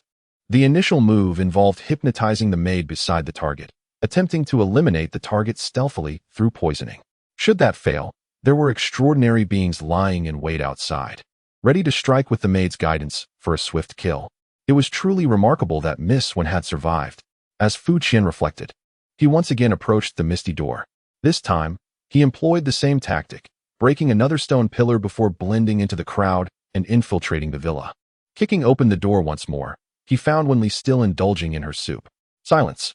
Fu Qian bellowed, unleashing another air bullet that shattered the bowl in Wen Li's hands, drenching her from head to toe. As for the maid named Fong Ting, Fu Qian chose not to eliminate her directly, but allowed her to be once again controlled by Wen Xian's subordinates. After all, what if this woman were to perish suddenly, leaving the others to slip away unnoticed? He is still waiting for the attack from the outside. In order to have the stone giant launch its assault at the same time and from the same position, he even chose to kick the same pillar. Now, everything is unfolding according to the script. Fu Qian silently counts the seconds. "Why? Who sent you here?" "I don't know. I truly have no idea." When Xian and the maid have once again entered the stage of fatal dialogue. With a howl, as the maid lunges at Wen Li, Fu Qian strikes. He rushes forward, preempting the middle-aged man's surname Ji, and kicks Wen Li into the corner. "How dare you?" When Fu's eyes bulge with rage as he roars and rushes to the fallen Wen Li's side. At that moment, the middle-aged man surnamed Ji arrives, silently throwing a punch at Fu Qian. This is more like it, far superior to any non-mainstream little wolf girl. Although it appears unremarkable, the force behind the middle-aged man's strike is not something the one wielding the blade can compare to. Fu Qian does not flinch or evade, resolutely meeting the opponent's fist. The ferocious impact reverberates through Fu Qian's body, causing his arm to ache slightly. Interesting, this is the first character capable of inflicting damage on him. Of course, the middle-aged man, surnamed Ji, fares even worse. The tremendous force from their collision sends him staggering back 3 steps, a flush rising to his face, indicating he has sustained an injury. His face betrays a look of shock, and just as he is about to say something, a deafening roar erupts as a white stone pillar pierces through the wall, crashing down where Wen Li had been standing. Debris flies, dust billows. When Xiaoxian, who had been roaring while holding Wen Li, suddenly falls silent, staring blankly at the stone pillar embedded in the floor. Had there been a moment's hesitation, Wen Li would have been reduced to nothing but bones. In this dire situation, Fu Qian disregarded the bewildered old father and embraced the stone pillar with fervor. The quality was indeed remarkable. Not a single crack marred its surface. As he extolled its virtues, he took a deep breath. In the next instant, Fu Qian summoned all his strength and wrenched the stone pillar from the wall. Amidst the terrified gazes surrounding him, he executed a graceful maneuver, hurling the pillar back along its original trajectory. The stone pillar transformed into a javelin, soaring through the air for several dozen meters. Outside the villa, the stone giant was performing a futile display, but was suddenly alarmed to see the stone pillar he had cast flying back toward him. His rock-encrusted body boasted formidable defense, yet lacked agility. Despite his utmost efforts to evade, his right leg was struck with tremendous force, shattering it into 2 pieces. Amidst the explosion of debris, a vivid splash of red, symbolizing blood, emerged. The stone giant crashed thunderously to the ground. Concurrently, following the thrown stone pillar, Fu Qian leaped through the gaping hole in the wall. Sensing imminent danger, the stone giant, though one leg was broken, had not entirely lost its combat capability. With a deep, resonant roar, it seized a vehicle and hurled it violently against another stone pillar. The pillar splintered into several fragments, and the luxury car was utterly demolished. It looked somewhat familiar. Upon closer inspection, it appeared to be young Master Ye's car. This vehicle had certainly endured a tumultuous fate. It had previously been wrecked by the little wolf girl, hadn't it? With a crackling sound, the scattered stone fragments seemed to come to life, swiftly converging around the stone giant's leg. A peculiar and oddly shaped new leg swiftly took form, allowing the stone giant to awkwardly regain its mobility as it struggled to rise and race towards the lake. Did it think it could escape? The relentless Fu Qian emerged once more, delivering a powerful kick that shattered a nearby stone pillar, aiming it with precision as he hurled it forth. The ensuing scene was nothing short of catastrophic. The flying javelin struck the stone giant squarely in its back, and under the overwhelming force, it crashed to the ground, utterly incapacitated. The sound of shattering rocks echoed as fragments of stone fell away, revealing a man clad only in his undergarments, lying vulnerable on the ground, having seemingly lost consciousness. The nearest bodyguards rushed to his side without hesitation. Fu Qian, however, did not join the fray. Instead, he set down another stone pillar he had been holding. His instincts warned him that the situation was far from straightforward.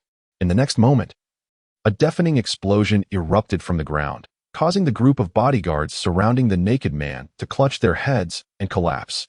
The sole individual still standing lifted the unconscious man and plunged him into the water. Indeed, there were accomplices who had seamlessly infiltrated the ranks of the bodyguards. Who are you? What is happening here? When Xiaoxian and his entourage finally caught up, their initial shock dissipating as they observed Fu Qian intently. Fu Qian glanced over his shoulder, noting that the middle-aged man with the surname Ji was shielding Wen Li and the others behind him. It was a wise move, recognizing the necessity of keeping everyone together to prevent a diversion. Aside from her pale complexion, Miss Wen appeared to be unharmed. Although that kick had seemed brutal, Fu Qian had meticulously moderated his strength, taking into consideration Miss Wen's physical condition. A single kick would not result in death. At most, it would merely break a leg. Is this the attitude you hold toward the savior of your daughter? Faced with Wen Xiaoxian's inquiry, Fu Qian snorted dismissively, standing with his hands clasped behind his back. This is an irrefutable fact. Wen Xiaoxian's expression shifted numerous times before he finally exhaled, expressing his gratitude in a solemn manner. No need for thanks. I am merely acting on behalf of others who wish for her survival. Fu Qian threw his head back and laughed heartily, adopting an air of superiority. On behalf of others? When Xiuxian's brows furrowed, his gaze filled with suspicion. May I inquire as to who that might be? Look, Fu Qian gestured towards Captain Gu. It is he. I am an elite member of Captain Gu's team. When Shu, this individual's origins are dubious, we cannot trust him lightly. Not only was Wen Xiuxian left speechless, but young Master Yi could no longer contain himself and stepped forward, eager to assert his presence. The assailant was clearly identifiable. Yet he let him go. Perhaps they are colluding in this charade. Indeed, the heavens show mercy to life, and I simply wish to avoid further bloodshed. Fu Qian retorted with a cold laugh. In truth, he had not been inclined to pursue the matter further. The presence of a killer only adds value to someone of his caliber. If he were to actually kill someone, Wen Xiuxian, being a seasoned schemer, would undoubtedly concoct myriad thoughts in an instant. As for why he refrained from killing yet acted so ruthlessly, that was merely a consequence of losing a point of sanity value, a sin for which he could hardly be absolved. I believe him. At that moment, a feeble voice rang out, marking the first words spoken by the genius girl, Wen Li. I believe him. Her declaration left the entire room in astonishment. Shaoli. Wen Xiuxian wore an expression of concern as he gazed at the advancing Wen Li. Rest assured, if this Mr. Fu intended to take my life, I would have perished several times over by now. Wen Li managed a feeble smile and solemnly bowed to Fu Qian. I am grateful for your timely rescue. Should my father have spoken in any manner that may have offended you, I sincerely hope for your forgiveness. If it pleases you, I would like to rely on your assistance moving forward.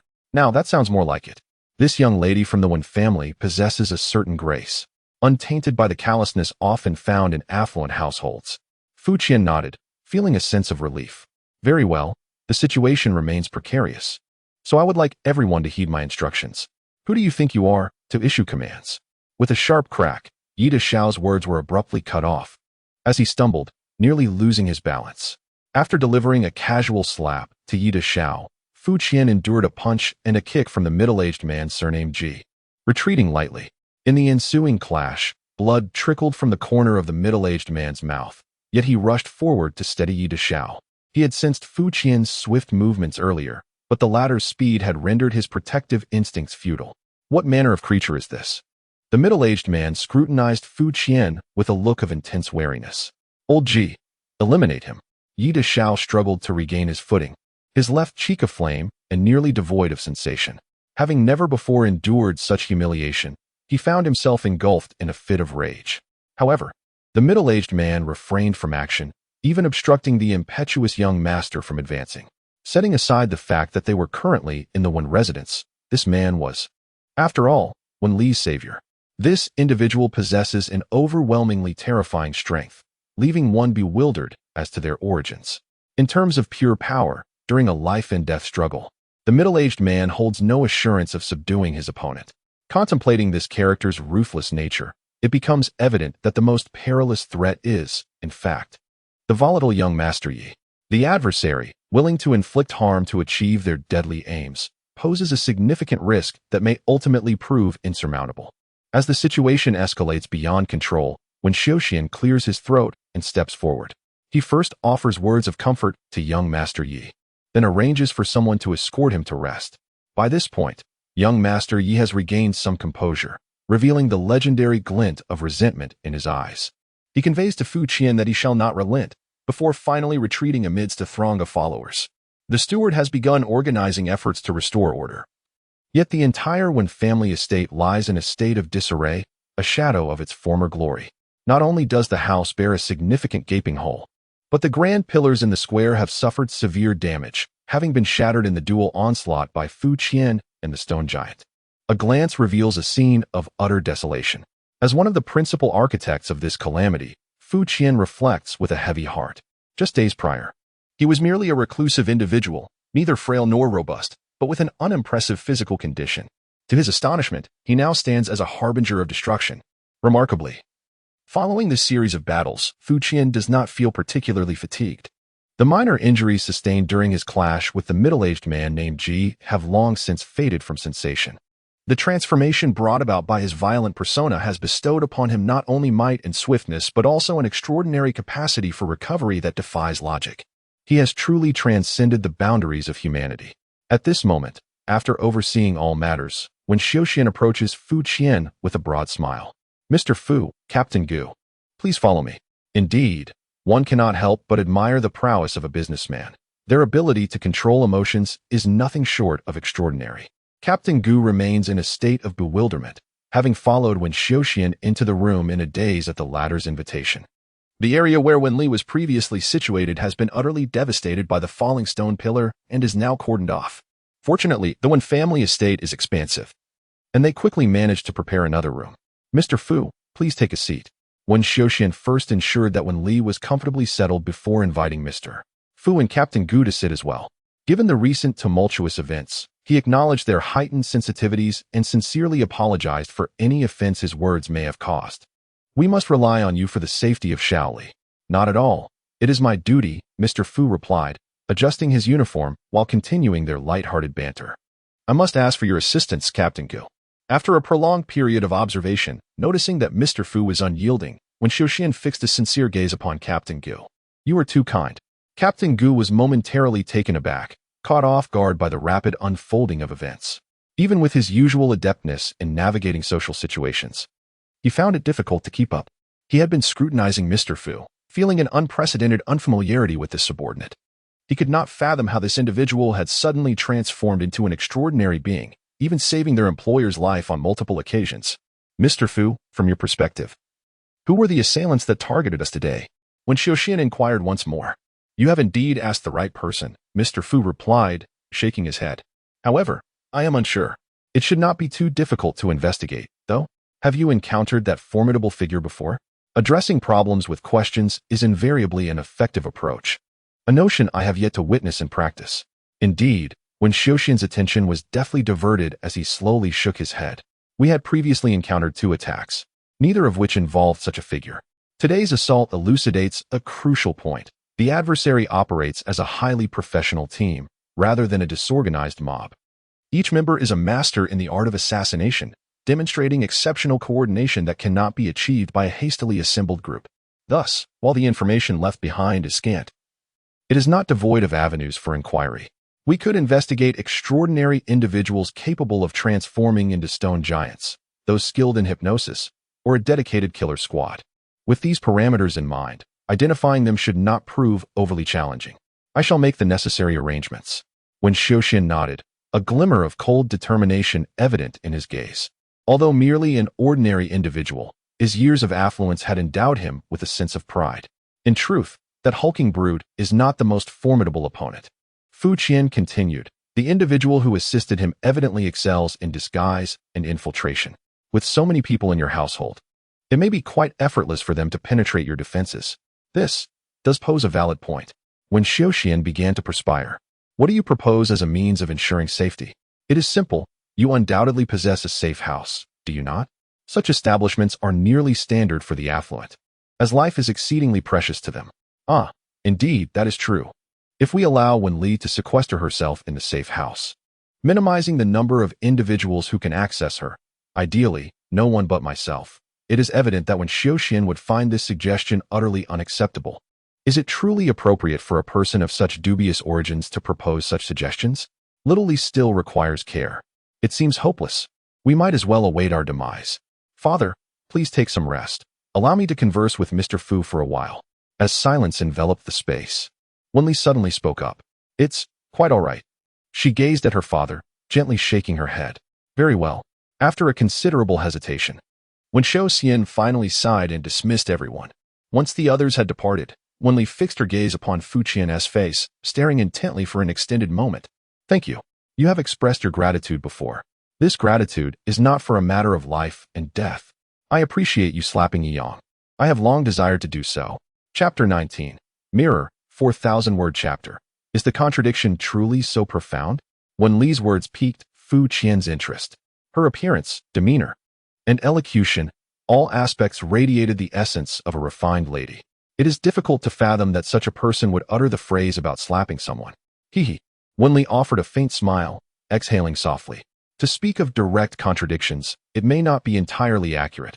However, he has indeed caused me considerable distress and is quite unlikable. Distress? Fu Qian likely surmised the underlying issue. An arranged marriage? Mr. Fu is indeed astute.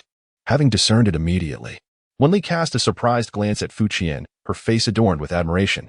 Were it another person receiving such flattery from a beauty, they might well become quite elated.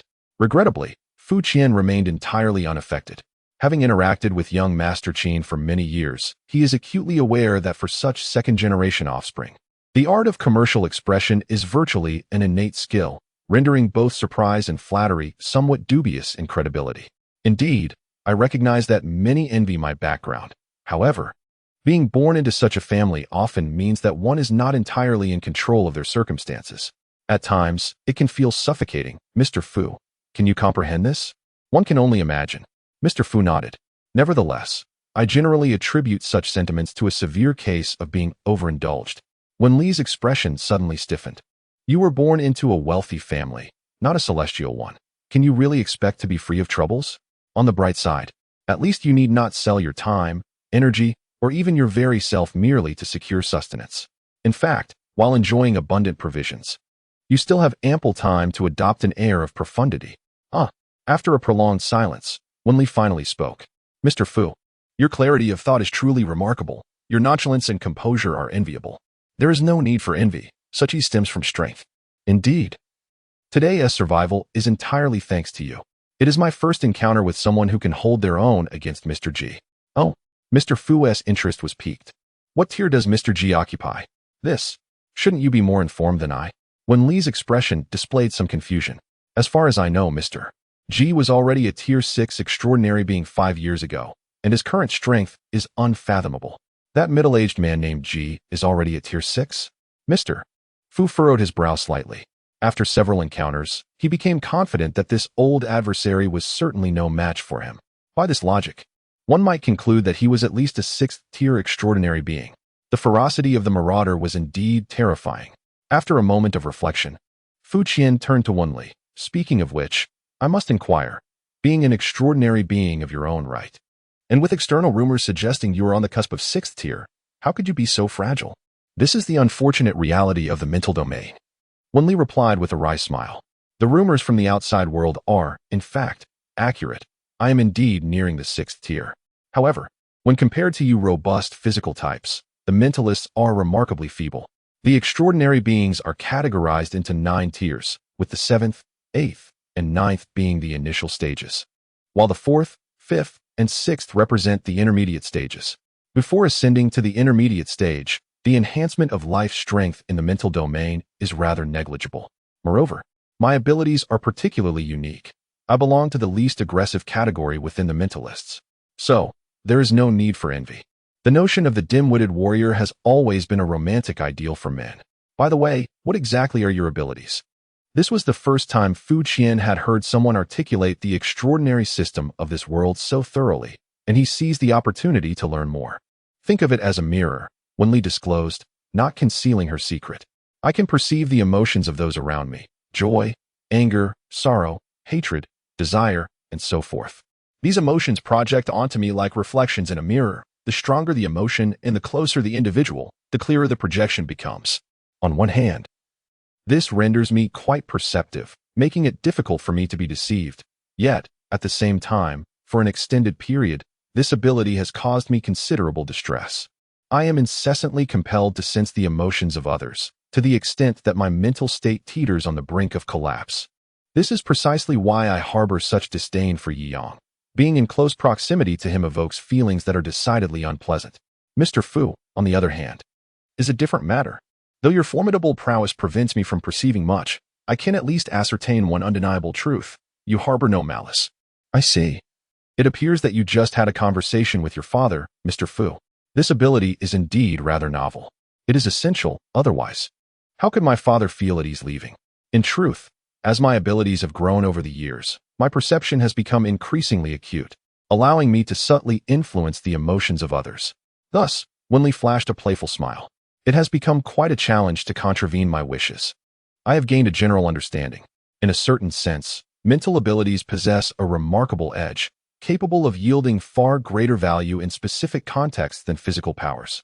However, considering what I can currently achieve, Wen Li's title of quasi-sixth rank seems somewhat inflated. At times, I genuinely wish I were devoid of such a gift. It brings trouble and renders me unable to protect my own family. Wen Li sighed, momentarily transforming into a paragon of Versailles. One must always strive to see the brighter side.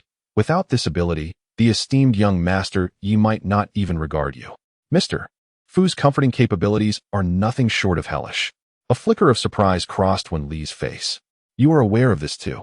Indeed, prior to my transformation, despite some business interactions, I was seldom regarded with any respect, let alone offered such enthusiastic assistance. However, my impending 6th-tier status is largely nominal, which may lead to their disappointment. There is no need for undue self-deprecation. At the very least, the lineage of a mid-tier extraordinary being holds significant value.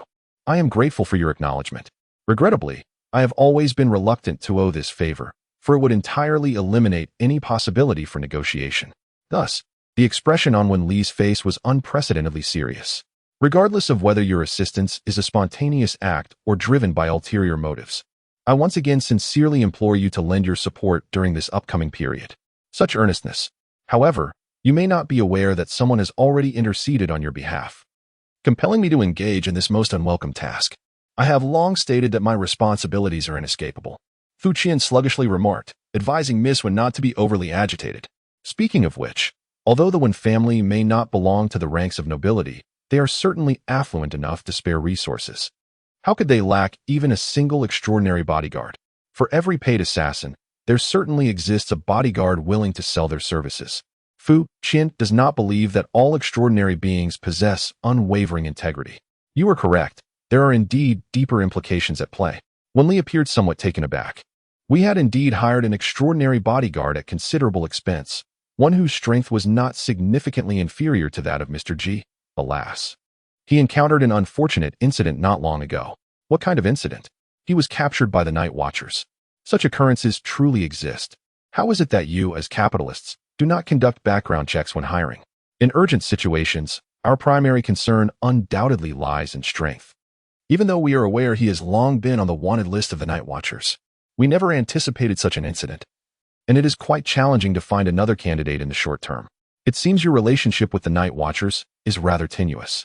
The family business spans a wide array of sectors, some of which tread into gray areas, possibly resulting in a less than favorable reputation with the Night Watchers. Wen Li candidly acknowledged this. It is evident that if relations were more amicable, the other party would not resort to such underhanded tactics. Fu Qian sighed deeply, finally understanding the predicament of the Wen family. Captain Gu, an old hand in the field, had previously speculated that the Night Watchers might be guarding the area, but upon reflection, that was indeed overly optimistic. Thus, when you took action today, I found it exceedingly difficult to contain my joy. I am immensely grateful to you. Miss Wen expressed her gratitude for the third time with utmost seriousness. Additionally, I kindly ask that the content of today's conversation remains confidential. I wish to avoid creating any unfavorable perceptions for the Yi family before my advancement. Rest assured, I am always discreet. Fu Qian readily agreed, then lowered his voice. The issue is, have you considered that our current discussion has already been overheard by your admirer? What? Wen Li was taken aback, swiftly lifting her gaze to survey the surroundings. No need to look, they are eavesdropping right outside the wall. Fu Qian continued in a hushed tone, then delivered a swift kick to the bench upon which Wen Li was seated. Amidst her screams, both she and the bench were sent flying. Meanwhile, Fu Qian abruptly stood up and shouted, "Be careful, there's an assassin." Upon hearing this, the figures clinging to the walls, akin to geckos, momentarily froze before commencing a frenzied retreat. In truth, it hadn't been long since Fu Qian had noticed the presence of individuals outside. Perhaps due to an enhancement in his instincts, his perception had become extraordinarily acute. The eavesdroppers had already taken considerable precautions. Their movements were silent, employing specialized techniques that allowed them to flatten themselves against the wall. Nevertheless, in Fu Qian's keen awareness, they were as transparent as if viewed through an X-ray. He even recognized the individual who had been sent flying by his kick upon first entering this place, a young wolf girl. Speaking of which, the Wen family was indeed unfortunate. Not only had their stronghold been infiltrated, rendering it as porous as a sieve, but they also found themselves under the scrutiny of their prospective in-laws. With the intention of discerning the intruder's motives, Fu Qian refrained from revealing their presence immediately. It was now the opportune moment to stir the grass and startle the snake. After his shout, a cacophony of alarms erupted, and Fu Qian seized an object from the table. It was a metal paperweight, exquisitely crafted and substantial in size, clearly expensive. Gripping it in his hand, he hefted it as if it were a brick, and in the next instant, hurled it against the wall. With a thunderous crash, the Wen family's mansion suffered yet again. Fueled by tremendous force, the paperweight soared like a cannonball, effortlessly tearing through the opposite wall. The paperweight, along with countless bricks and tiles, struck the swiftly moving figure behind the wall. A desperate scream pierced the air as a shadow plummeted heavily to the ground. If memory served correctly, this appeared to be the fourth floor. At this moment, when Xiuxian hurriedly arrived, his expression decidedly grim upon witnessing the hole in the wall and the girl sprawled on the ground. How familiar the scene is. No grand mansion can withstand such havoc. Rest assured, upon seeing the one on the ground, your expression will grow even more unsightly. At this juncture, the previously downed Wen Li had resolutely risen once more. Her countenance complex as she regarded Fu Qian, softly comforting her father. As several individuals descended the stairs, the infiltrator who had fallen to the ground was now encircled. However, it appeared that the act of encirclement bore little significance, for the figure on the ground lay motionless, a gruesome sight. Having been struck at a vital point with virtually no defense, followed by a fall from the fourth floor, this individual was beyond salvation. The group, led by the previously resting young Master Yi, had long since arrived, their gazes fixed on the lifeless body, their faces dark as storm clouds. The assassin had already met their end. Fu Qian, unfazed by the expressions around him, earnestly pointed at the ground to claim credit. Just moments ago, another had intruded, poised to launch an ambush, but fortunately, I detected their presence. Regardless of the circumstances, it was imperative to establish the identity of the assassin first. When Xiuxian's expression was a tapestry of emotions. He was not a fool. How could he overlook Yi Yang's peculiar reaction? Moreover, with a keen eye, he noted that one of the attendants behind him had vanished. Did it need stating who the individual on the ground was? Yet, it was evident that this person had been struck down from outside the wall, rendering the assertion of them being an assassin indisputable. When Xiuxian felt a surge of indignation. Having barely escaped an assassination attempt during the day, he now found himself surveilled right at his own doorstep. Despite his capacity to endure humiliation, maintaining a pleasant demeanor in this situation was exceedingly challenging. Gratitude is due to Mr. Fu. Had it not been for him, Little Li might have found herself in peril once more. After much contemplation, when Xiuxian ultimately resolved to express his heartfelt thanks to Mr. Fu, to his astonishment, this group exhibited remarkable patience, returning unexpectedly, truly an unpredictable turn of events. After conveying his gratitude to Mr. Fu, when Xiuxian let out a deep sigh before turning to face Yi Yang and the others, he felt compelled to apologize for having disturbed Yi Yang and Mr. Ji. It's of no consequence. Young Master Yi initially refrained from responding, only managing to utter a few words through gritted teeth after being nudged by the middle-aged man surnamed Ji. We heard the alarm and were concerned about any potential issues. So we came to investigate. It is a relief that everything is well. The middle-aged man surnamed Ji, clearly more seasoned, spoke earnestly to Xiuxian. Disturbance is hardly the case. We had originally come to assist, and we shall exert ourselves fully. Your efforts are sincerely appreciated. When Xiuxian exchanged pleasantries, seemingly oblivious to the body with its striking red and blue hair, Mr. Fu understood that this individual had met an untimely end for naught. His animosity towards the little wolf girl was not so profound as to warrant her demise. It was evident that the little wolf girl had been sent by Yi Yang to eavesdrop. Given Yi Yang's character, he could hardly have swallowed the earlier slap. Her intent to eavesdrop was likely to uncover her own origins, seeking opportunities for gradual retribution. Such behavior is only human. However, engaging in such clandestine actions within the one family indicated a fundamental lack of trust towards Wen Xiuxian and his companions. Should the words spoken by Wen Li today reach their ears, the subsequent reactions would be difficult to predict. To accomplish one's objectives, it is imperative to mitigate potential threats to Wen Li to the greatest extent possible. Therefore, regardless of the considerations at hand, a show of force must be exhibited to deter any further mischief in the near term. Chapter 20. How have you managed your social connections? By the time matters were resolved, dusk had settled, marking the conclusion of a farcical episode. The Wen family's opulent residence had endured a tumultuous day. Bathed in the waning light of the setting sun, this luxurious abode now bore the scars of conflict, its grandeur marred by the ravages of strife. Fortunately, the space was ample enough to accommodate habitation after some tidying. Yet even so, 2 more incidents could easily warrant a complete reconstruction. Mr. Fu, as the principal instigator, had successfully garnered the respect, or perhaps fear, of all present through his display of force today. "Thank you for your efforts today, Mr. Fu. I have arranged for accommodations," Wenli stated, her demeanor weary yet resolute. She was among the few who were willing to engage in conversation with Mr. Fu, a gesture of considerable ease. Mr. Fu responded nonchalantly, only to observe a slight tremor in the body of young Master Yi. The temperament of today's youth is indeed volatile, given the gravity of the situation. Mr. Fu found it hard to believe in the notion of a cordial resolution. If young Master Yi harbored thoughts of vengeance, Mr. Fu remained unfazed. From previous interactions, it was clear that young Master Yi valued his own life. After the incident involving the 4th-floor mishap, it was reasonable to expect that he would refrain from any rash actions until he fully understood the implications of his circumstances. This alone was sufficient.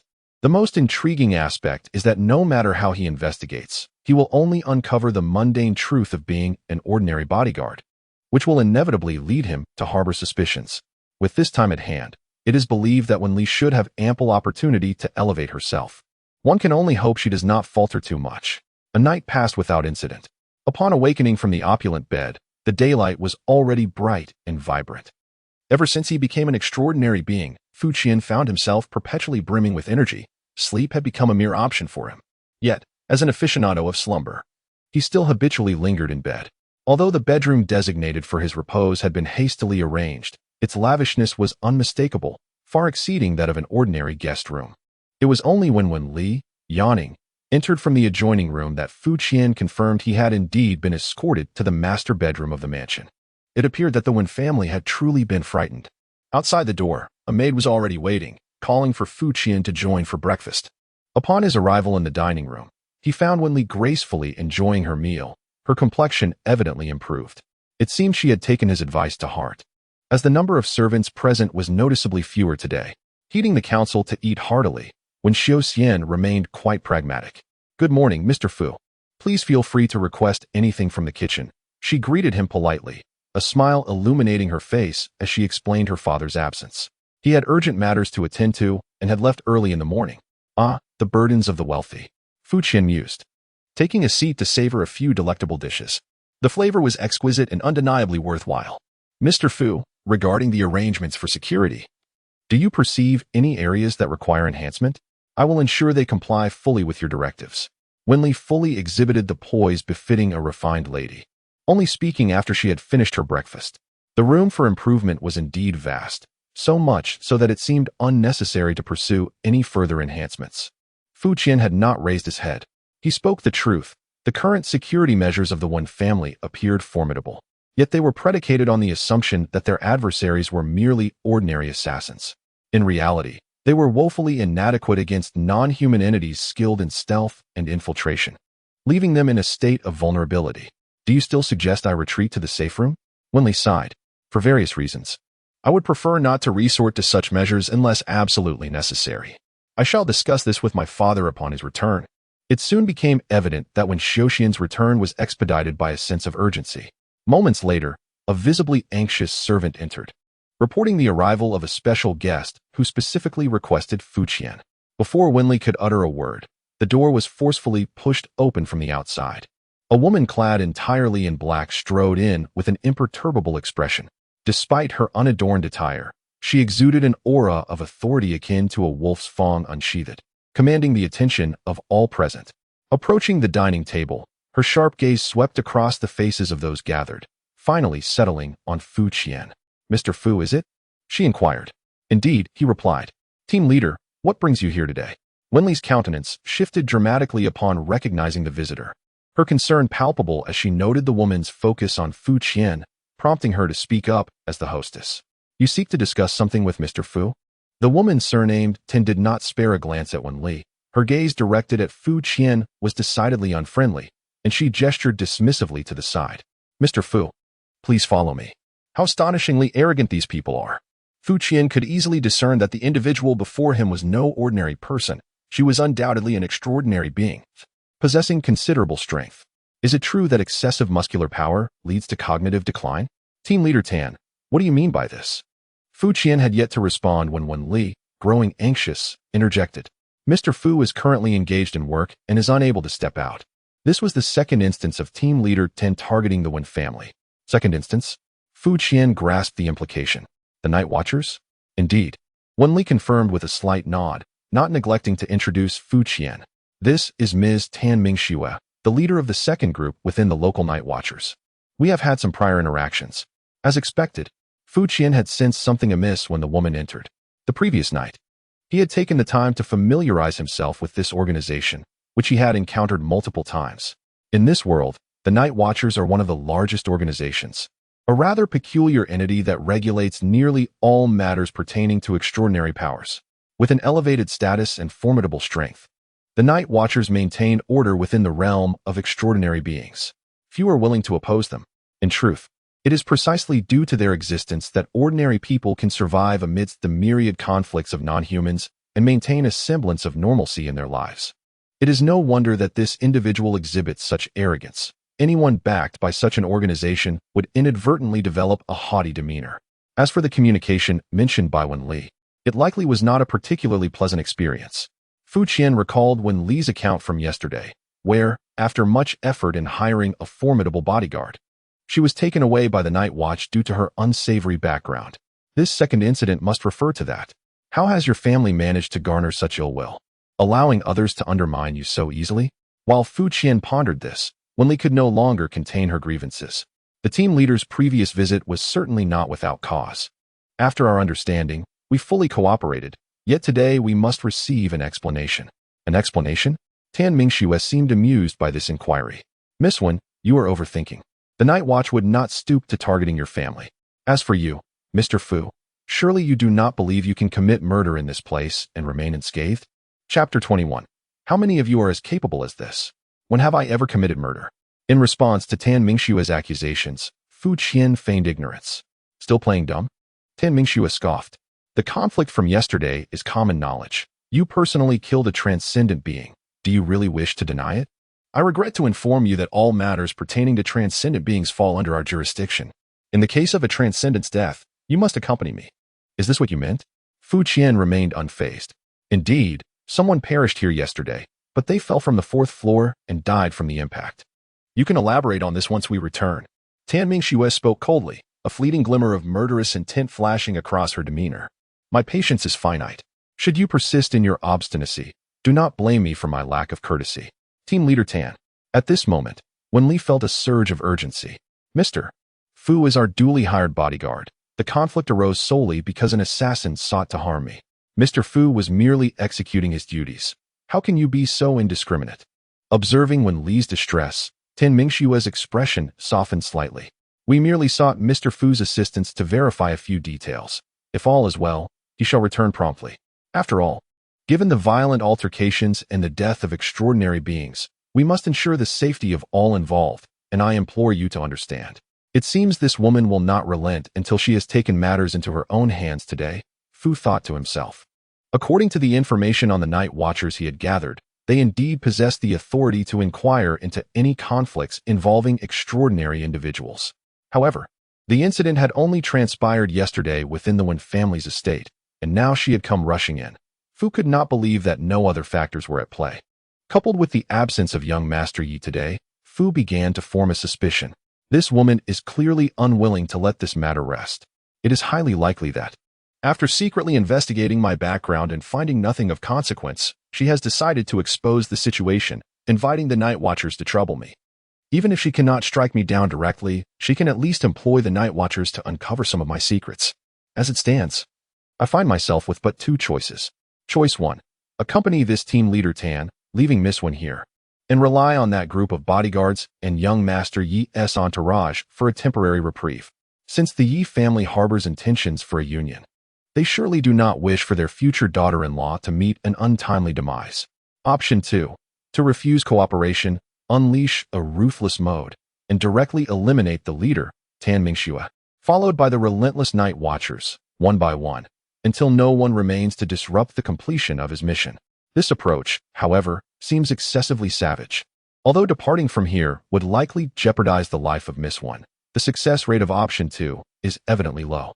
It is crucial that when Li might also succumb to panic, resulting in unpredictable actions. Ultimately, Fu Qian decides to cooperate for the time being, seeking to understand the foundation of the night watchers in this area. After all, if he truly resorts to a ruthless route, he must at least be aware of his adversary's strength. Very well, I shall accompany you, he states, amidst Wen Li's anxious gaze. Fu Qian follows Tan Mingxue out of the Wen family's opulent residence. Among the crowd, he spots Mr. Ji, who had crossed paths with him twice the previous day. While the young Master Yi is conspicuously absent, is he fearful of provoking a murderous rage in Fu Qian? In an instant, Fu Qian comprehends the reason.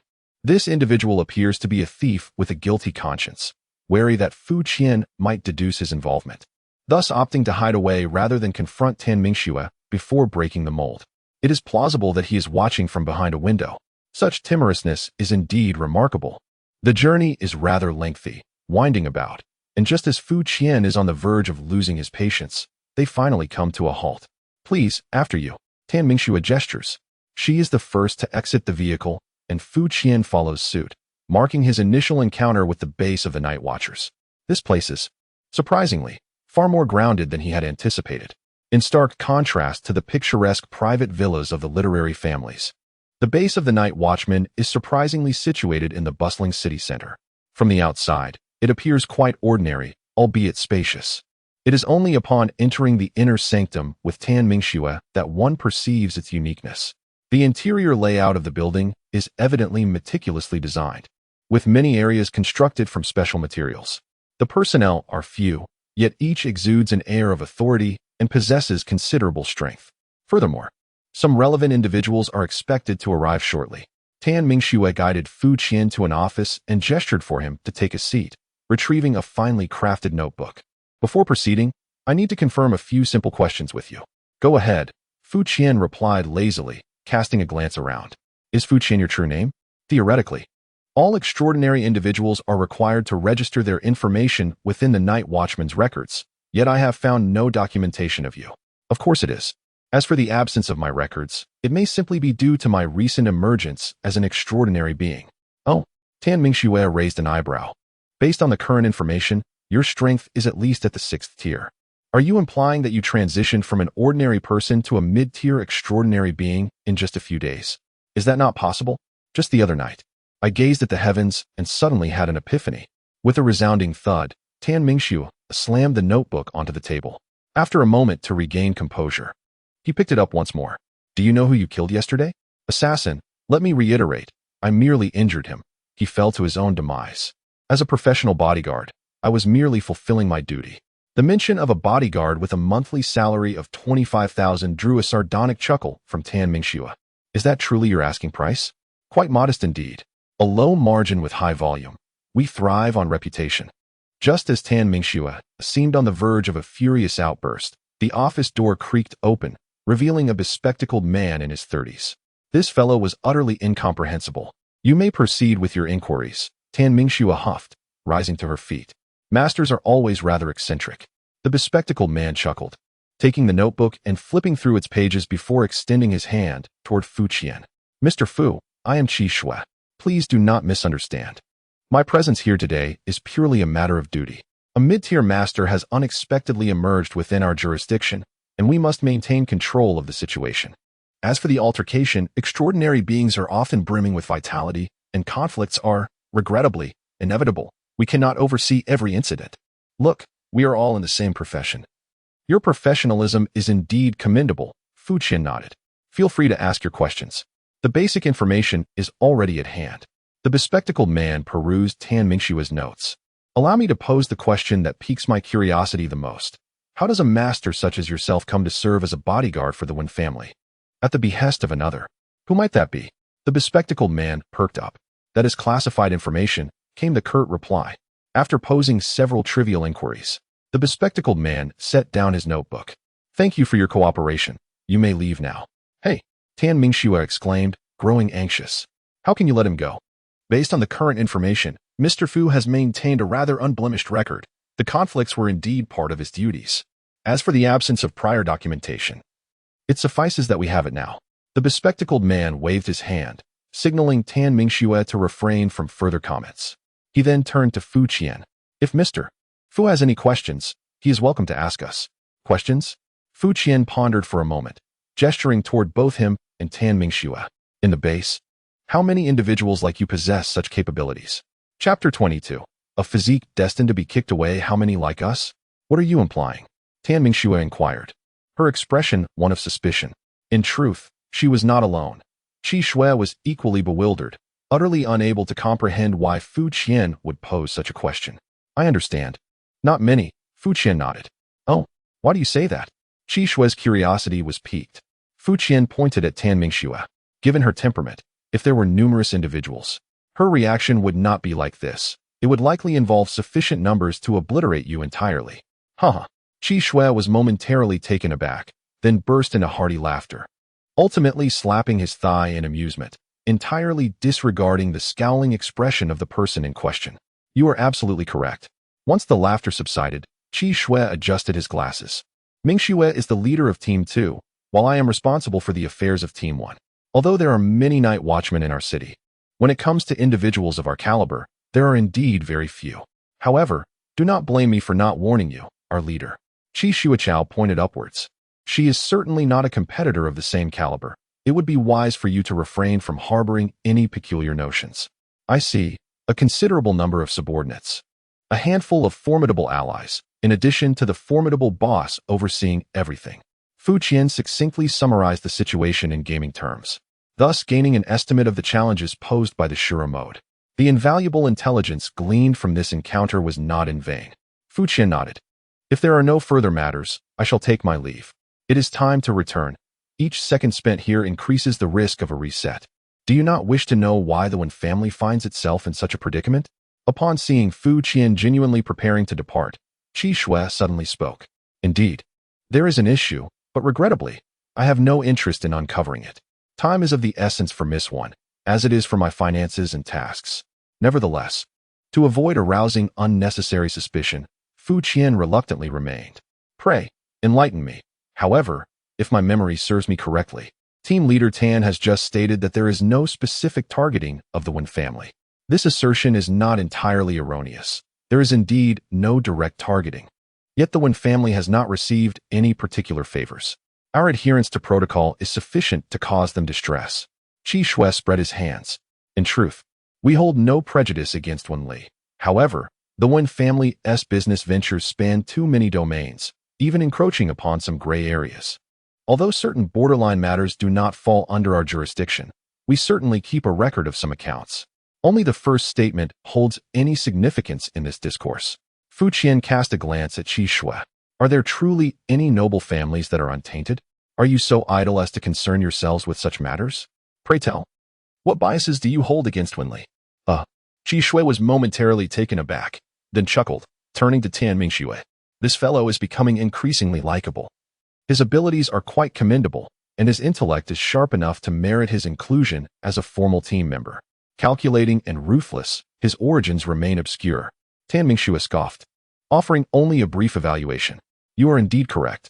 Qi Shui produced a cigarette from seemingly nowhere, inhaling deeply as he adopted a contemplative demeanor.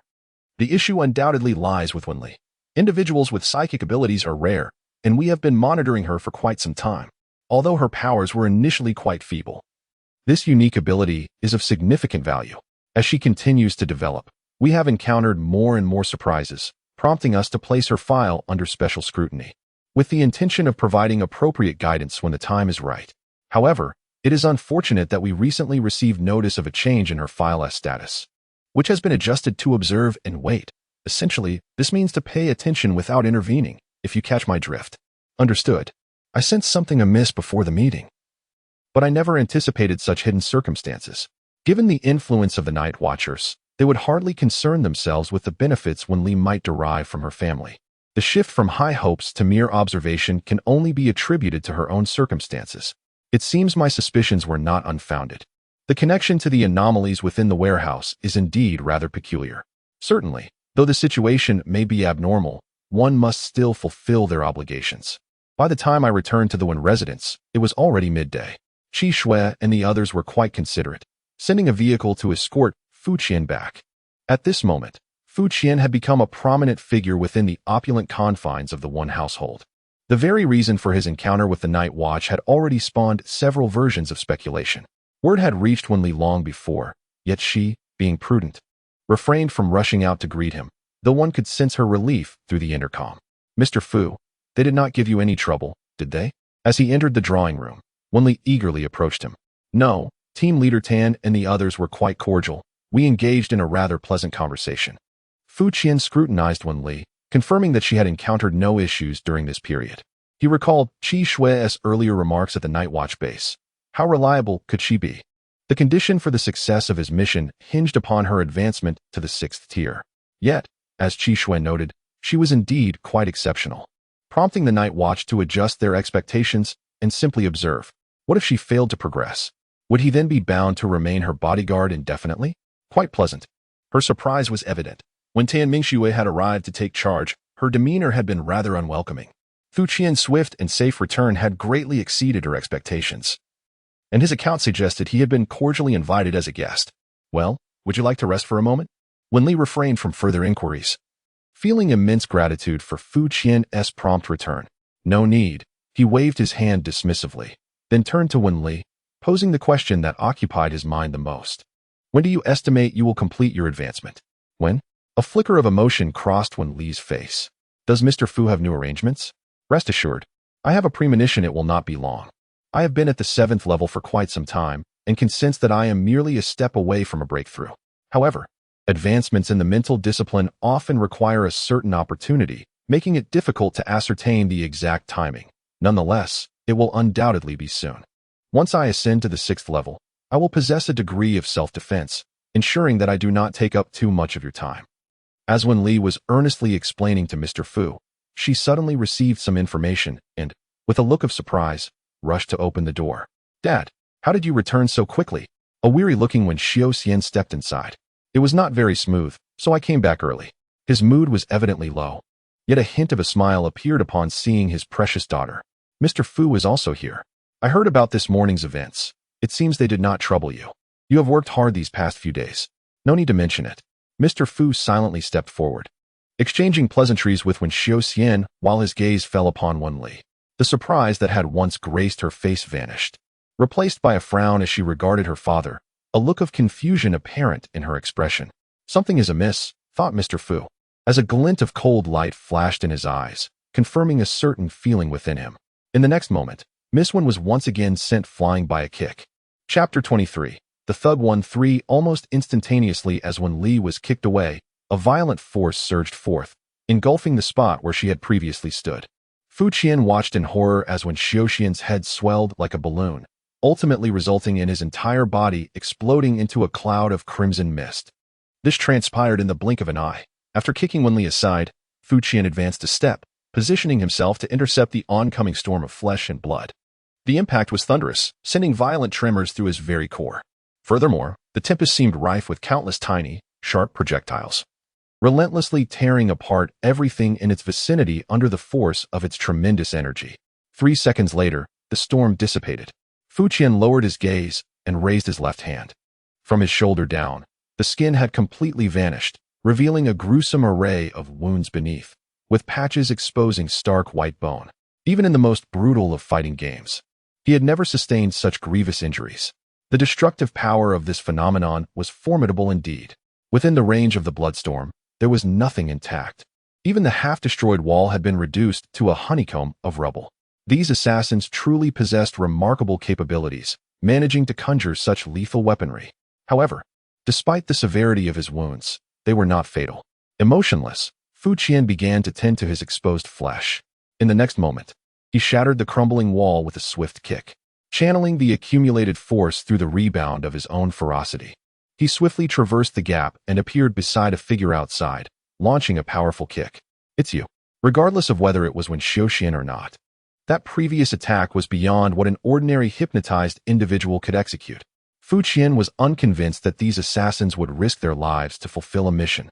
There must be someone nearby controlling them remotely. As he was engulfed in the tempest of blood and flesh, every sense heightened, he overlooked no trace, ultimately honing in on a particular aura. At that moment, the owner of this aura was mingling among the bodyguards rushing to the scene, making their way outside.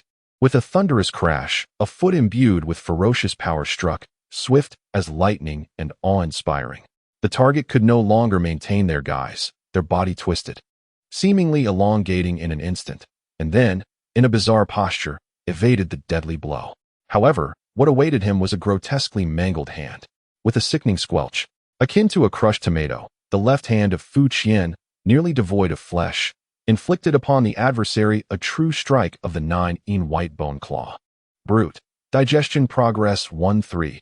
Invasion like fire, momentum like thunder. Congratulations on beginning to grasp the essence of the brute. As the target ceased to struggle in his grasp, a notification echoed in Fu Qian's ear. Concurrently, a wave of warmth coursed through his entire being. The sensation of utilizing the brute form for the first time resurfaced, albeit with greater intensity than before. Following a tumultuous surge of vitality, the exposed bones even shimmered with a faint metallic luster. In the next moment, flesh surged forth, wounds healed rapidly, and in the blink of an eye, the bones were once again enveloped. 1/3 digestion progress. Fu Qian inhaled deeply, utterly convinced he had undergone a profound metamorphosis. Should he experience this transformation again, he was confident he could send that Mr. G to his final rest within 10 seconds. Yet, according to this assessment, his brute form had merely begun, even now. He had only digested a portion. Did invasion like fire, momentum like thunder refer to his recent performance in dispatching the assassin? It could also encompass all of his previous displays. These are the very essence of what is referred to as a mob. Thus, the method of assimilating the essence of the mob lies in transforming oneself into one. How intriguing, having strengthened so significantly at 1/3 of the way. One wonders what metamorphosis awaits upon achieving complete assimilation at 3/3. Fu Qian silently nurtured this anticipation, disposing of the body onto the ground. He retraced his steps back into the room. A glance at Miss Wenli revealed her struggling to rise from the floor. The range of the blood and carnage was not excessively broad, and with him shielding the front, she had sustained little injury. However, a trace of blood appeared on her forehead. Could it be from the impact when he had kicked her away? One cannot demand too much. After all, he was not a professional caretaker, and it was unreasonable to expect her to emerge unscathed every time. It must be said that the individual who had perished outside displayed remarkable professionalism, with a high degree of stealth. He had merely sensed something peculiar about Wen Xiaoxian, which prompted him to observe Wen Li for a moment longer. This young woman possessed the ability to perceive the emotions of those around her, and, having shared many years as father and daughter, should have been able to discern any oddities with relative ease. As anticipated, perhaps Wen Li herself was unaware, but her expression of confusion indicated that she subconsciously sensed something amiss with Wen Xiaoxian. "Are you all right?" Wen Li asked, struggling to steady herself against the wall, her voice trembling. It must have been an assassin, yet he bore the visage of your father. It was not entirely implausible that he could indeed be her father, considering the assassin's expertise in hypnosis and disguise. The possibility that Wen Xiaoxian had been captured and handled before being sent to her was quite substantial.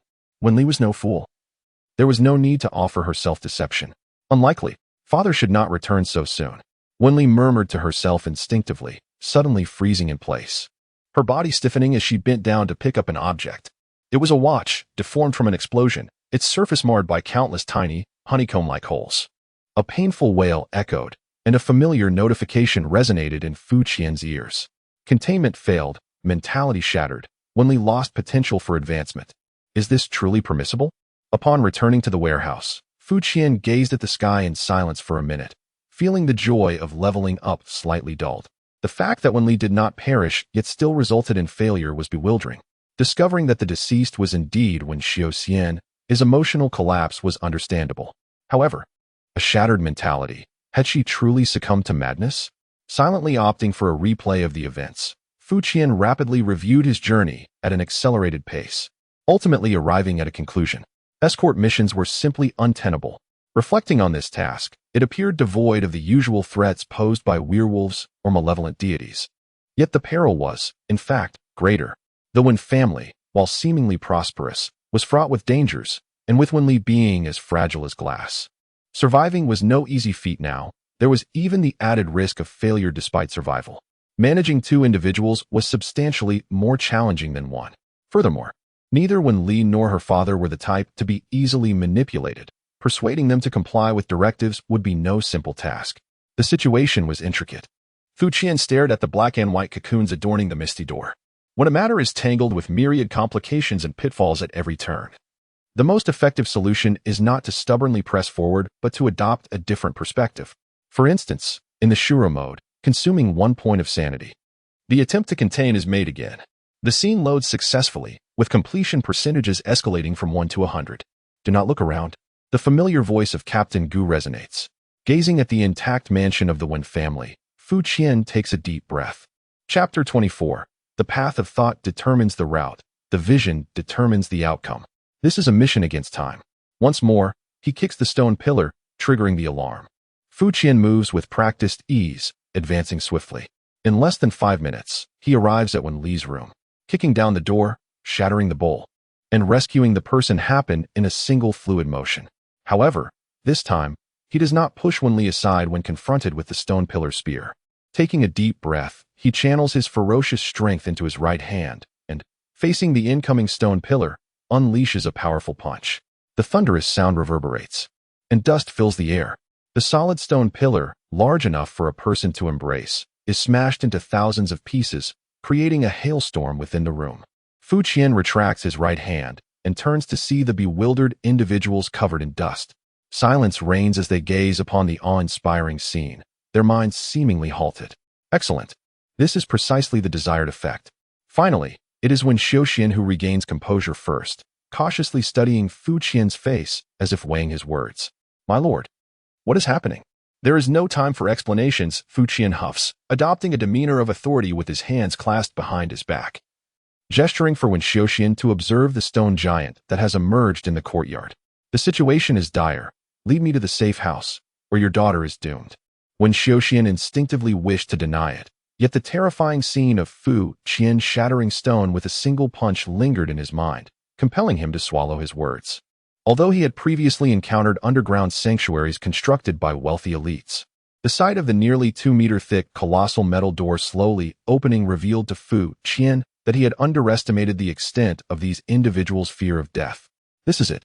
Wen Xiuxian indicated towards the interior behind the metal door. Once activated, this portal could only be opened from within, rendering it inaccessible from the outside. The provisions inside were sufficient to last for an extended period. However, following the initial shock, he found himself hesitating. The sudden appearance of an unidentified individual at home, who insisted on ushering him into a safe house without explanation, would raise doubts in anyone.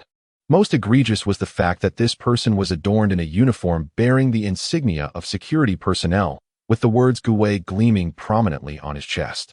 Surely, this indicated a transcendent level of 6 or above. How was he unaware of such a formidable security firm? Was it truly necessary for them to take refuge here? Who exactly were they? Sufficient to eliminate you, and certainly not us. Fu Qian pointed towards Wen Xiuxian's back. Only Wen Li and I remain. No one is permitted to approach without my command, or they shall face dire consequences. Who the hell do you think you are to issue orders? Wen Xiuxian, taken aback, had yet to voice his thoughts when a voice erupted from behind, a voice belonging to the approaching young Master Yi. Unable to contain his indignation, it was likely that he had not witnessed the earlier display. Fu Qian cast a glance at him. Compared to Wen Xiuxian and his companions, the 4 individuals accompanying young Master Yi appeared far more composed. Moments earlier, when he shattered the stone pillars, they must have only just entered the Wen family estate. Surely, you do not wish for death? Fu Qian completely disregarded him, turning instead to Wen Li. This young lady had just been doused in a toxic concoction, leaving her hair and face in disarray, and now, after being washed with lime, she looked rather forlorn. Nevertheless, even in her disheveled state, her beauty remained undeniable, infused with an air of delicate vulnerability. It was no wonder young Master Yi reacted with such urgency to my suggestion. Having just emerged from the brink of death, Wen Li was still in shock, her eyes shimmering with a different kind of hesitation. Can we perhaps change locations? Absolutely not. Confirming her strong will to survive, Fu Qian unceremoniously pushed her into the safety chamber and activated the switch. How dare you? A roar erupted from behind, and young Master Yi, feeling slighted, launched an attack, a fierce gust of wind rushing towards Fu Qian's back. Excellent. With a forceful stomp, he created a deep pit in the alloy floor, using the recoil to charge forward. Be careful. A figure, arriving just in time, attempted to intercept Fu Qian before young Master Yi could strike. I've been waiting for you. Mr. Ji, who had remained silent and pretended to be a master, could no longer contain himself. Faced with an onslaught far more formidable than young Master Yi's, Fu Qian unhesitatingly chose to meet strength with strength. The collision of fists and feet unleashed a torrent of energy, propelling Mr. Ji several meters back. It was only at that moment that young Master Yi's attack finally arrived. Without hesitation, Fu Qian delivered a sharp slap to young Master Yi's face, not only interrupting his assault, but also sending him flying. He was not someone we could contend with. After landing, the enraged young Master Yi was swiftly restrained by Mr. Ji. Quickly summoned the night watchman. Mr. Ji uttered those words before spitting out a mouthful of blood. Undoubtedly, as the strongest among us, his keen eye was commendable. The metallic door slowly closed, and no one dared to obstruct it any further. Fu Qian stood behind the door, observing the myriad of emotions on young Master Yi's face. Fear, resentment, confusion, and daze, evoking an inexplicable sense of superiority within him. Indeed, imagination is the source of all vulgarity. Fu Qian's intentions were purely to heal and save, and he implored not to misconstrue them with such trivial narratives. With a final creak, the metallic door shut completely, enveloping the safe house in silence. Fu Qian turned around. The interior was remarkably spacious, clearly a significant investment by the Wen family. Wen Li had already risen, leaning against the wall. After her upgrade, her control over power was far more adept, and she was certain that the earlier strike had inflicted no harm upon her. As their gazes met, Fu Qian sensed something amiss. She had even taken the opportunity to wipe her face. I can feel that you harbor no ill intentions towards me, Wen Li said, her voice trembling but still managing to speak amidst her heavy breaths. Could you explain why you did this? To save your life, as I have stated before.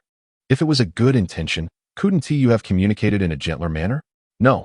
Expressionless, Fu Qian remained unfazed as they traversed the cycles unknown to you. Having already attempted a gentler approach, albeit one that was only relatively mild. May I inquire how long we are to remain here? When Li recalled another question, Fu Qian extended a finger. A week? Surely not a month? When Li's demeanor reflected considerable reluctance. No, Fu Qian shook his finger. Just a day? Only a day? When Li's eyes brightened, the response evidently took her by surprise. Could it be that the assassins would abandon their mission after today? No. You have merely one day to break through. Fu Qian reiterated with a gesture. From this moment on, embrace enlightenment. By this time tomorrow, if you have not ascended to the 6th tier, I shall strip you bare and cast you out. Even tears count as time. Chapter 25. The time left for her is limited. Nothing is more profound than the liberation of thought. Reverse thinking holds great significance.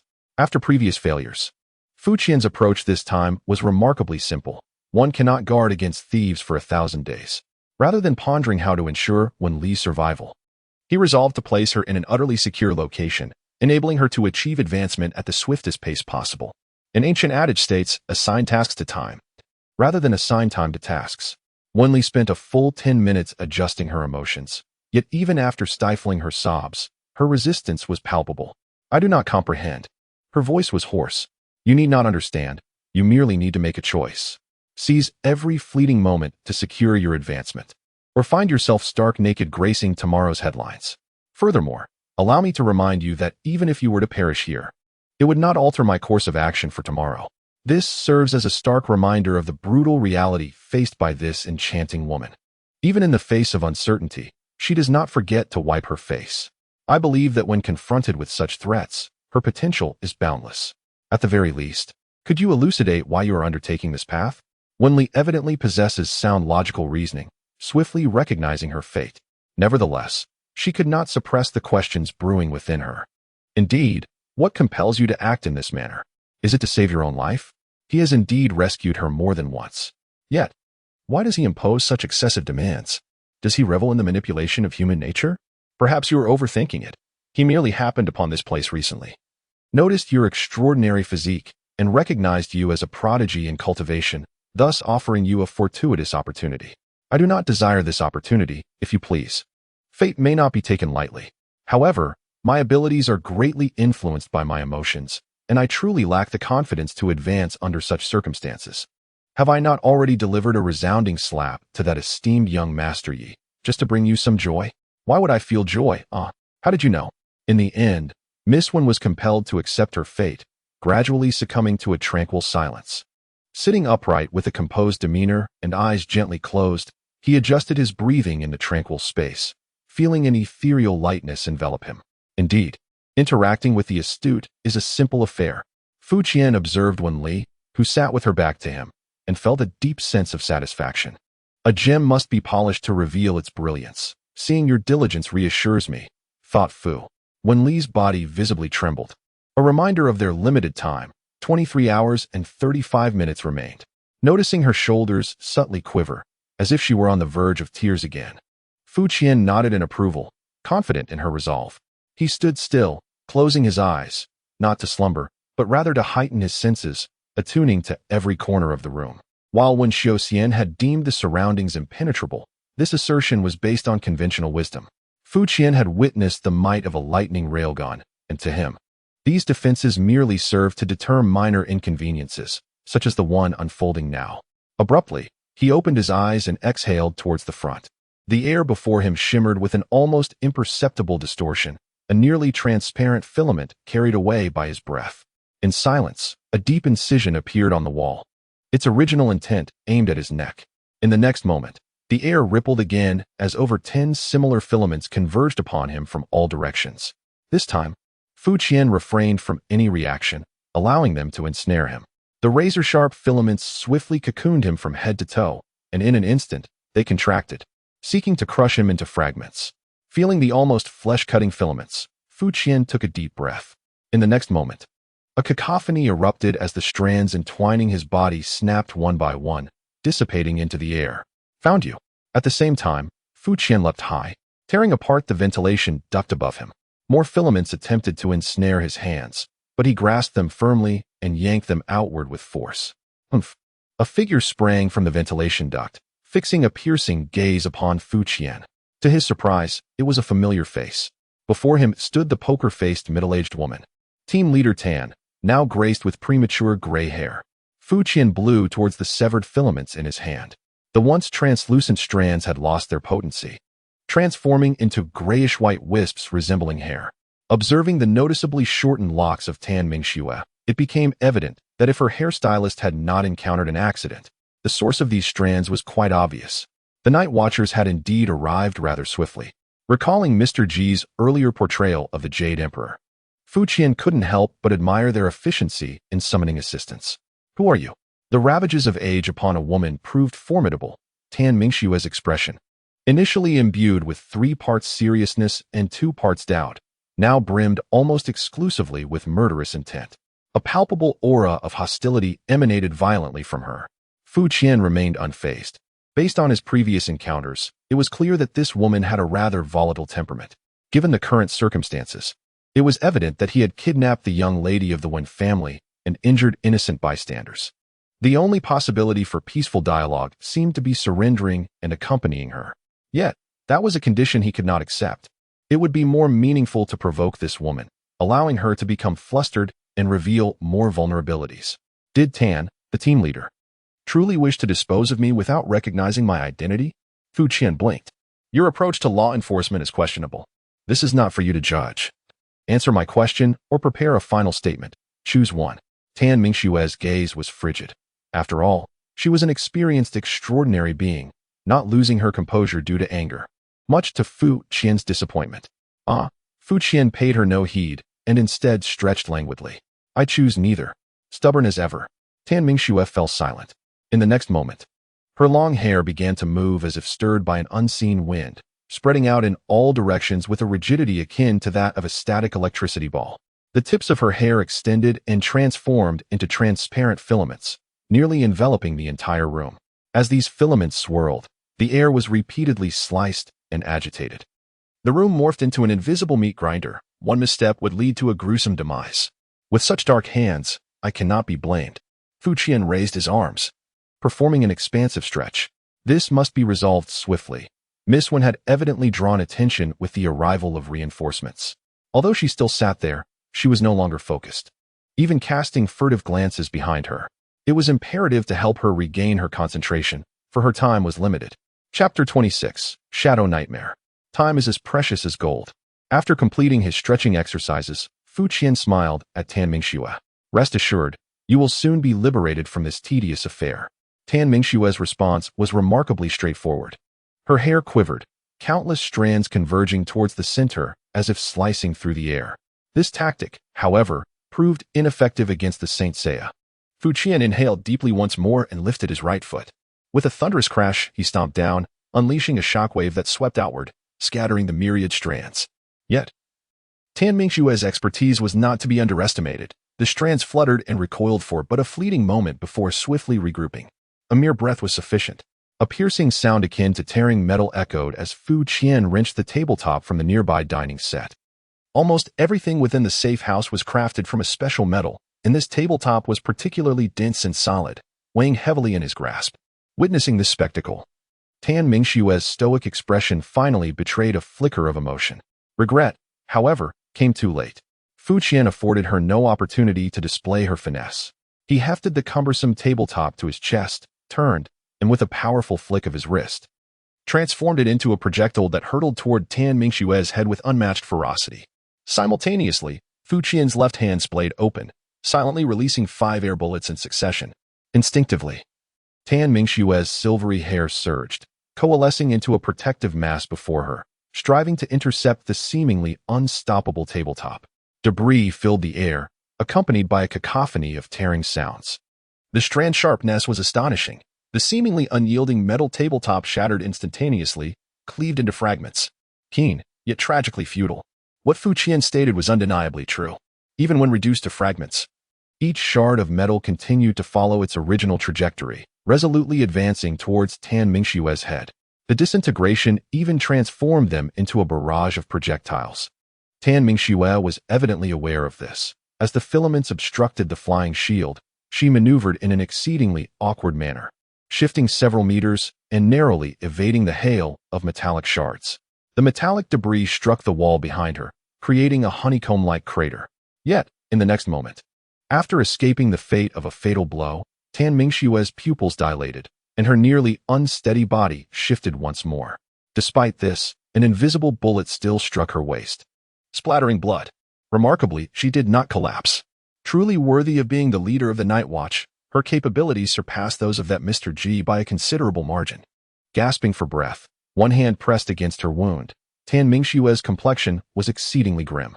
Upon receiving the news earlier, she had heard a vague description, but she was unprepared for how much more terrifying this adversary was than she had anticipated. Where on earth did this monster emerge from? A sneak attack, utterly despicable. Those who wield such weapons seem unfit to accuse me. Fu Qian pointed at her hair. Are you ready? Ready for what? Tan Mingxue had no interest in conversing with this individual. However, she would certainly not mind a brief respite to tend to her injury. A last request. Fu Qian slowly uttered these words, his gaze not fixed on her, but rather on Wenli in the corner. At this moment, the latter turned his head, his mouth forming an O shape, seemingly unable to accept the scene before him. Locking eyes with Fu Qian, Wenli instinctively turned away, her eyes tightly shut, focusing inward. Who on earth are you? Tan Mingxue uttered a classic line, embodying the essence of a hidden master. As Fu Qian replied, he picked up an ashtray that had just fallen from the table. Hold on, I will save him first. Just then, a shadow flitted above them, and unexpectedly, a figure leaped down.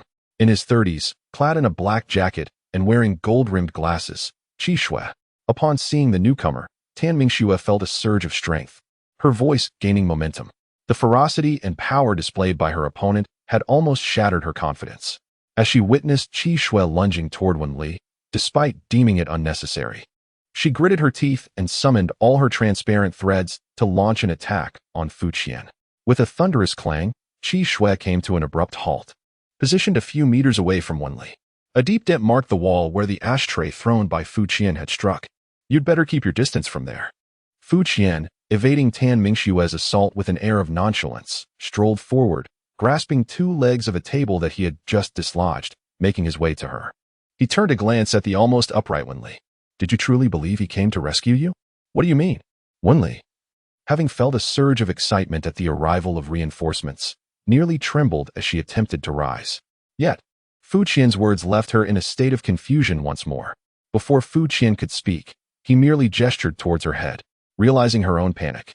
Wenli took a deep breath to steady her nerves.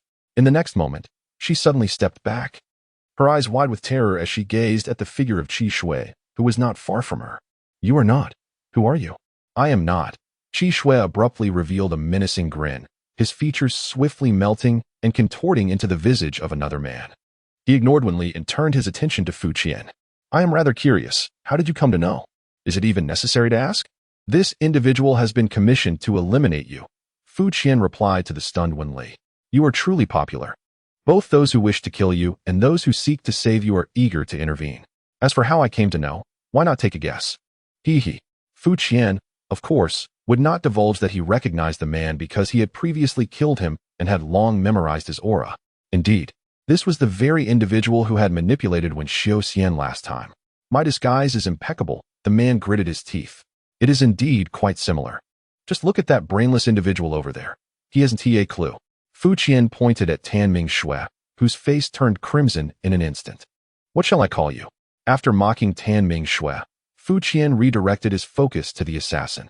"If you wish to maintain confidentiality due to professional ethics, that is acceptable, yet your traits are quite conspicuous. After eliminating you, a mere inquiry would suffice. This individual previously caused his own downfall due to Wen Li's shattered psyche, and today he certainly cannot expect to escape. Shadow Nightmare is indeed a mercenary for hire." The man gazed at Fu Qian and smiled. "You are formidable. I genuinely lack the confidence to defeat you. However, if you truly wish to end my life, I advise against acting on impulse."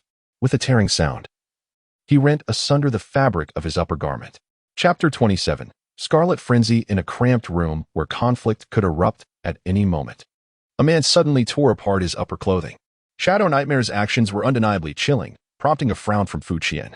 Even more alarming was the body revealed beneath the tattered cloth. Dark red veins, resembling spider webs, crisscrossed his torso, deeply etched into every inch of flesh. With each breath he took, these veins subtly writhed, as if they might come to life at any moment, spreading their wings. Scarlet Frenzy. At this moment, Tan Mingxue erupted with exclamations.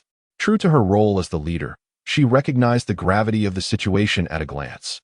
Shadow Nightmare, with an air of pride, flashed a provocative smile at Fu Qian. "This should help you regain your composure, esteemed master from beyond the realms." "Absolutely not." Fu Qian coldly flexed his wrists. "If you have no further words to share, consider this your last testament." "Wait." This time, both Shadow Nightmare and Tan Mingxue shouted in unison. Witnessing Fu Qian's readiness to take lethal action, their reactions were remarkably synchronized. The smile on Shadow Nightmare's face had frozen. "Have you lost your senses? Are you willing to perish alongside me? Do you intend to bring ruin upon us all?" Tan Mingxue's expression mirrored her shock and fury. "You have killed him. Once the Scarlet Frenzy spreads, we shall all perish. Is this thing truly so formidable?" Fu Qian frowned. "You do not recognize the Scarlet Frenzy?" Tan Mingxue's mouth fell agape, gazing at Fu Qian in disbelief. "I thought he was undressing to reveal his scars, to inform me that he fought while wounded, embodying resilience in the face of adversity." Resilience, indeed. Tan Mingxue and Ing Yen both spat blood in response. The Scarlet Frenzy can be perceived as both a poison and a curse. After finally calming her emotions, Tan Mingxue spoke rapidly. "Once infected, the blood within one's body gradually heats up until it reaches a boiling point. As the flesh deteriorates, the blood vessels will shift towards the surface, forming a web of crimson. It is said that if the host is sufficiently strong, these veins may detach entirely upon death, becoming independent entities, even possessing the traits of the living. This affliction is highly contagious. Should you slay him here, it will swiftly permeate the entire space, and none of us shall escape. However, it is not devoid of benefits. Following infection, one's speed, strength, and overall combat capabilities will significantly enhance, serving as a sort of stimulant to a certain degree." Taking a deep breath, Tan Mingxue gazed at Ing Yan. "Truly, the infamous shadow of annihilation has procured such a substance. It is exceedingly valuable and has cost me considerable effort. I had no intention of utilizing it here." Finding a kindred spirit, Tan Mingxue's words finally restored a semblance of confidence to Ing Yan, who huffed in response. "Regrettably, unforeseen variables have arisen, compelling me to use it as a safeguard. Have you not considered the repercussions of your actions? Tan Mingxue gritted her teeth. Rest assured, since I dare to employ it, I have taken comprehensive measures. Once I escort her on her final journey, there will be ample time to resolve this predicament. Ingyan pointed at Wenli. Yet his gaze remained fixed on Fu Qian. The shadow of annihilation, it sounds like a coalition? Fu Qian disregarded him, focusing on Tan Mingxue. Indeed, it is a notorious assassin trio, all three of whom are extraordinary beings. Numerous bloody incidents can be attributed to their deeds, and they have consistently appeared on the Night Watchman's wanted list. Let me think. There is also a stone giant capable of expanding his form, along with a professional adept in hypnosis and poison. Precisely, the three of them have always acted in unison, with Ingyan serving as the undeniable core. I see. That aligns perfectly. Fu Qian nodded in satisfaction. You three brothers owe me an immeasurable debt of sanity points. Although I am unaware of your origins, there is no denying your formidable strength. I humbly consider myself no match for you, even in conjunction with the Scarlet Frenzy. Ingyan regarded Fu Qian. But now, the reins of power have returned to my grasp.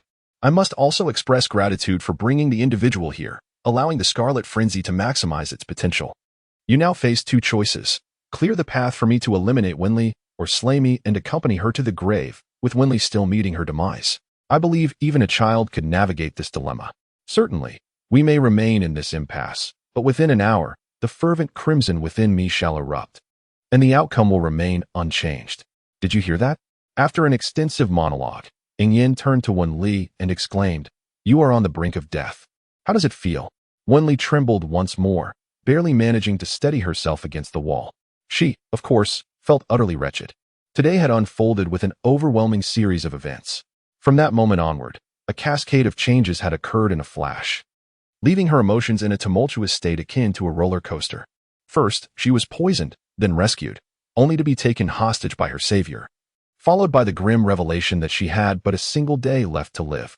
Fortunately, the Night Watcher had arrived just in time to offer assistance. However, her captor proved too formidable. After a glimmer of hope with reinforcements arriving, it turned out that one of the Night Watchers was, in fact, an assassin in disguise. Now, she found herself firmly ensnared in an inescapable predicament, her spirit utterly crushed and weary. What does it feel like to await death? Tell me. Fear, perhaps, mingled with a hint of liberation. Wenli inhaled deeply, her voice quivering. You may mock such vulnerability, but I am not one of you. Accustomed to the vicissitudes of life and death, please forgive my inability to remain composed. Very well, you are sufficiently honest. Rather than mock her as anticipated, Fu Qian offered a compliment. Now watch closely. In the next instant, Fu Qian's figure vanished from sight. A profound sense of impending danger enveloped Ingyan, leaving her no time to evade. A vice-like grip seized her neck, and she was forcefully slammed against the wall behind her. Before taking action, do not act impulsively. This scene caused Tan Mingxue's face to turn ashen, instinctively retreating a few steps. Qi Shui will soon arrive with his men. Let us not deceive ourselves. The conversation within cannot be heard outside. Are you certain that once this Qi Shui arrives, they will still seek the Night Watchman? Now, would you care to hear my perspective? Fu Qian grasped Ingyan's neck, lifting him slowly into the air, a smile adorning his face.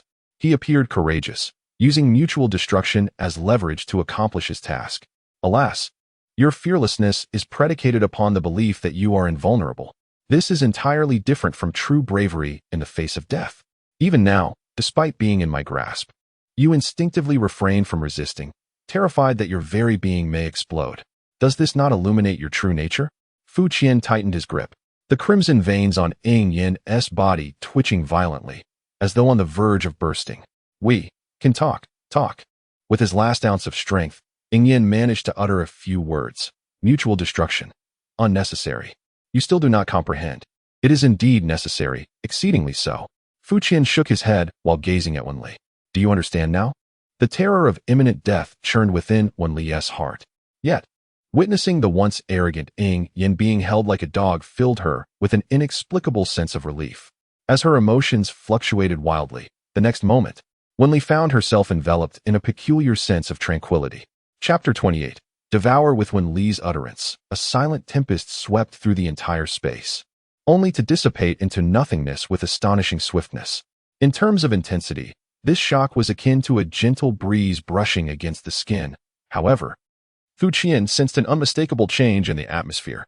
Before he could fully grasp the situation, an inhuman howl pierced the air, reverberating painfully against his eardrums. The shadowy specter, which had been grasping his throat, began to thrash violently. Was it driven mad by fear? Fu Qian cast a glance at it. The once loquacious assassin, who had just moments ago proposed a discussion, now had bloodshot eyes, emitting guttural sounds like a beast, recklessly flailing its body in a desperate attempt to escape. A crack echoed through the air. The shadowy specter, unable to free itself, suddenly found its neck grotesquely snapped. Strangely, the fracture was desiccated and devoid of any blood. Even after its head had been severed, the specter's struggles did not cease. Rather, they became increasingly frenzied. As the sound of wind surged, Fu Qian swiftly turned his head, narrowly evading a claw aimed at his skull. With a miss, the once decayed arm, under the force of inertia, crumbled with a resounding snap. Once again, no blood flowed forth, yet the dark crimson veins that had covered the arms suddenly detached themselves. Then came the shoulder, the chest, the upper body. Like a golden cicada shedding its shell, the dark crimson veins extracted themselves from the specter's corpse, slithering away to adhere firmly against the wall. The specter in Fu Qian's grasp was irrevocably dead. He cast its lifeless form aside. At that moment, it felt as though a grenade had detonated within his mind. A ferocious desire for slaughter permeated his mind, electrifying every nerve and sending his thoughts teetering on the brink of chaos. Every cell in his body became frenzied, as if only the most sanguinary of carnage could bring solace. He inhaled deeply, turning back to glance at Wenli, who stood motionless, her eyes tightly shut. Though still pale and frail, she exuded an unmistakable change, now enveloped in an aura of mystery. In the distance, Tan Mingxue had succumbed to utter despair, clutching herself tightly in a corner, trembling uncontrollably. Countless strands of hair, transformed into translucent filaments, ensnared her body in a chaotic embrace, warding off any approach. Could this invisible tempest amplify human emotions? A flicker of realization ignited within Fu Qian as he endeavored to analyze the current situation with the remnants of his rationality. Shadow Nightmare had clearly fallen prey to the turmoil. Earlier, he had solely focused on escape, disregarding everything to break free from his own control. To his surprise, Tan Mingxue was similarly affected. This woman's courage was far less than her outward demeanor suggested. And as for Wenli, the recent tempest had evidently emanated from her, marking her as the source of this anomaly. From this perspective, his plan to utilize the pressure of death and fear to provoke a transformation in Wenli had indeed borne fruit. While he had yet to receive confirmation of mission success, it was evident that Wenli was undergoing a metamorphosis. Whether this constituted the upgrade she had mentioned remained to be seen. A sudden crack echoed as Fu Qian's right hand was brutally shattered. There was no choice. If he did not break it, he would have reduced those around him to mere pulp. Yet, within mere seconds, the severed hand resolutely began to mend itself. As long as one interrupts Wenli, one can bring her to a halt. With a sharp crack, Fu Qian once again broke one of his own hands, forcing himself to stand still and regain his composure. Interrupting Wenli was an effortless task. The challenge lay in not breaking her physically. At that moment, a torrent of crimson surged before his eyes. With a tremor, what had detached itself from the phantom was revealed to be a spiny orb, coiled tightly. Not only that, but the orb began to expand uncontrollably, countless blood-red tendrils intertwining as they corroded and devoured everything in their path. The closest target was the immobile Wenli, who would, at most, have 10 seconds before she became a victim of fate's cruel design. Fu Qian quickly assessed the situation. However, if he were to shatter the orb, the frenzied crimson would be unleashed. He was unconcerned for himself, but whether Wenli could survive, even after an upgrade, remained an enigma. The moment two choices materialized in his mind, Fu Qian felt a tumultuous confusion clouding his thoughts, rendering him nearly incapable of rationality. Indeed, the tangled emotions surged within him. As he beheld the orb's rapid growth, it had already swollen several times, now merely a step away from Wenli. Destroy it, yet refrain from breaking it. Such a conundrum. The stricter the requirements, the broader the mindset must be. Fu Qian took a step forward, and in the next instant, he fully liberated the suppressed fury of his murderous intent. With a sharp cut, a flash of crimson illuminated the air as his restored right hand carved a profound wound across his own chest. Driven by his violent rage, His body's metabolism surged to its zenith. In an instant, the cells at the site of the wound proliferated wildly, transforming into sharp fangs. Taking a deep breath, the fissure in his chest rapidly tore and expanded, transforming in the blink of an eye into a gaping maw filled with sharp teeth. Fu Qian opened wide against the dark red mass of blood. The mass, swollen several times its original size, was utterly unavoidable and was swallowed whole. The mouth snapped shut, and the blood mass began a frenzied struggle. Yet, despite its frantic thrashing, it was relentlessly subdued by the raging cells, finding no escape whatsoever. After countless collisions, the blood mass finally ruptured and disintegrated. A scalding red mist seeped out, yet it remained firmly confined within Fu Qian's chest, not a single wisp managing to escape. Half a minute later, Fu Qian approached and kicked Wenli. Ah! Wenli exclaimed in shock, her eyes snapping open as she sprang to her feet. Observing her nimble movements, it was evident she had reached the 6th tier. Fu Qian felt the tempest within him dissipate instantly. Indeed, it had been her doing. Leveling up in the psychic realm was truly troublesome. Mr. Fu, thank you for your assistance. Glancing around, Wenli seemed to grasp what had transpired, her face lighting up with surprise as she bowed deeply to Fu Qian. However, he remained silent, fixated on her now profoundly deeper pupils when a voice echoed in his ears. Wenli has perished, containment failed. In the next moment, the scene before him rapidly disintegrated, and Fu Qian found himself back in the familiar warehouse. Evaluation: Madly Entranced, Kill, Shadow Nightmare 1, Special Kill, Crimson Angel 1, Special Kill Reward, Tyrant's Fist, Current Sanity Value, 33. Would you like to replay the event review? The fact that this could indeed result in failure confirmed his intuition. This mission was far more challenging than it appeared. Fu Qian inhaled deeply, refraining from any impulsive actions such as furiously striking the keyboard. Instead, he remained still and opted for an event review, as he needed to ascertain a particular matter. Wenli was unmistakably standing right before him, having successfully ascended to the 6th tier, yet the notification indicated death and containment failure. Unless she was not Wenli. Skipping ahead, he finally observed Wenli, who had just bowed and risen. Her visage was identical, her expressions vividly replicated, yet compared to before her promotion, there lingered a hint of malevolence in her gaze. Chapter 29. Overtime is utterly impossible. The Tyrant's Fist, weapon, effect, can unleash a scarlet whip to ravage foes, each strike causing the target to lose their sanity. The Tyrant's Fist typically manifests in the form of a whip. Fu Qian gazed at his special kill reward. After such a long time, this was the first weapon he had acquired. However, the appearance of this weapon truly tested the limits of one's imagination. Bearing the formidable title of the Tyrant's Fist, it was, astonishingly, a ring. This ring was evidently not crafted from metal. Rather, it was woven from countless lustrous filaments. Its entire body a deep crimson, and it felt slightly warm to the touch. The vivid crimson fervor?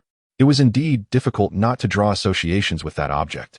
Throughout his life, Fu Qian had never worn a ring. He picked up the Tyrant's Fist, hesitated briefly, then made a bold gesture with his right hand and slid the ring onto his finger. Vital energy surged within him, and with a flick of his right hand, a long whip, intricately twisted from numerous veins and sinews, flashed through the air. The strength and speed are commendable, and the ability to launch an attack remains remarkably discreet, almost as if the arm has been extended. This is quite satisfactory, as it compensates for the inadequacies of my mid-range offensive capabilities. Previously, I possessed air bullets for long-range attacks and was fearless in close combat. With this addition, I can now adapt seamlessly, capable of both elongation and contraction. As for the effect of losing one's sanity, Fu Qian contemplated for a moment, then swung his arm, the crimson whip striking across his back.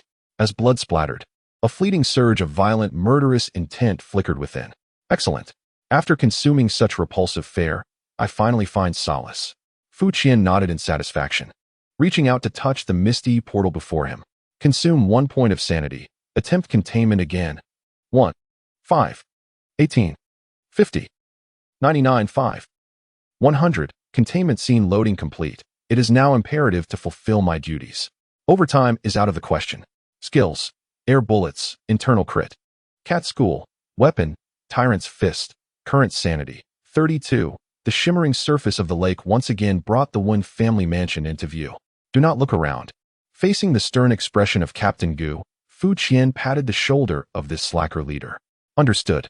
With a decisive infiltration, He kicked down the door and shattered the approaching stone pillar, then lifted Miss One, making his way to the underground safe house.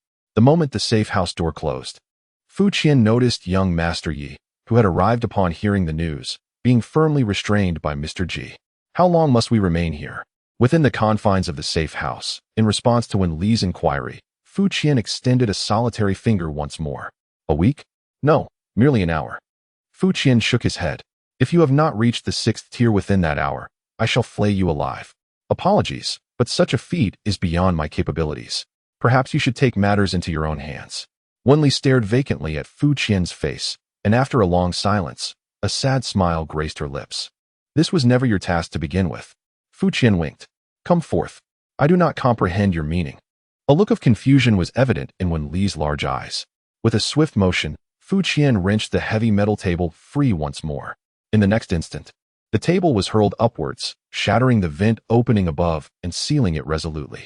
A thunderous crash reverberated, causing the entire safe house to tremble. You have 58 minutes remaining. Fu Qian continued, his expression remaining impassive as he regarded Wen Li. The latter fixed her gaze upon him, and after a lengthy moment, her face brightened, adorned with a radiant smile. I truly cannot contend with you, but is 1 hour truly insufficient? The earlier sense of despair had vanished entirely when Li, with elegance, approached and seated herself nearby. I knew there was something peculiar about you. How should I address you? Wen Li will suffice, for essentially, she and I are one and the same. Wen Li fluttered her eyelashes, crossing her legs with a flourish. Though I am unsure why you insist on my emergence. Conversing with someone is quite pleasant. Often, possessing a talent is not as fortuitous as one might think. Throughout the years of my growth, I have been compelled to listen to the innermost thoughts of countless individuals, perceiving their emotions. The cacophony of these voices is so overwhelming that one might forget their own feelings. Amidst endless troubles and uncertainties, one day, I transformed into we. The narrative unfolds intriguingly, yet I detest when others squander my time. Before Wen Li could finish her sentence, an air bullet grazed her forehead, causing her scalp to sting and countless strands of hair to cascade down. You can embody anything, but you shall never be Wen Li. Fu Qian remarked lazily as he withdrew his hand. Why do you say that? Wen Li straightened up, her expression shifting to one of gravity for the first time. Needless to say, if you were a product of Wen Li's split psyche, I wouldn't bother with you at all. Regardless of who ascends to the 6th tier, my task would be accomplished, and thereafter, you may do as you please. However, the issue lies in the fact that, during the last attempt, one had indeed succeeded in ascending to the 6th tier, yet the notification received was that Wen Li's death mission had failed. The only explanation is that, despite sharing the same body, this individual is entirely distinct from Wen Li. This is precisely why Fu Qian allowed only an hour this time, and the threat escalated from mere humiliation to outright extermination. Last time, when faced with the threat of disrobing, this individual never showed up, indicating a lack of concern for such matters. Indeed, while Wen Li was paralyzed with fear at the thought of being undressed, she now appeared fearless in the face of death, while this one clearly valued life and hastily emerged. Fu Qian, of course, would not voice these thoughts, merely letting out a cold snort. Having traversed the world for many years, I have encountered countless women and honed a discerning eye that can pierce through the veil of deceit. Your trivial tricks are insufficient to deceive me. You may continue your fabrications, but allow me to offer a friendly reminder. You have merely 50 minutes left. You may call me Yifu. The expression on Wen Li's face turned entirely cold. You are indeed quite exceptional. Thank you for the compliment. Might you divulge your true origins?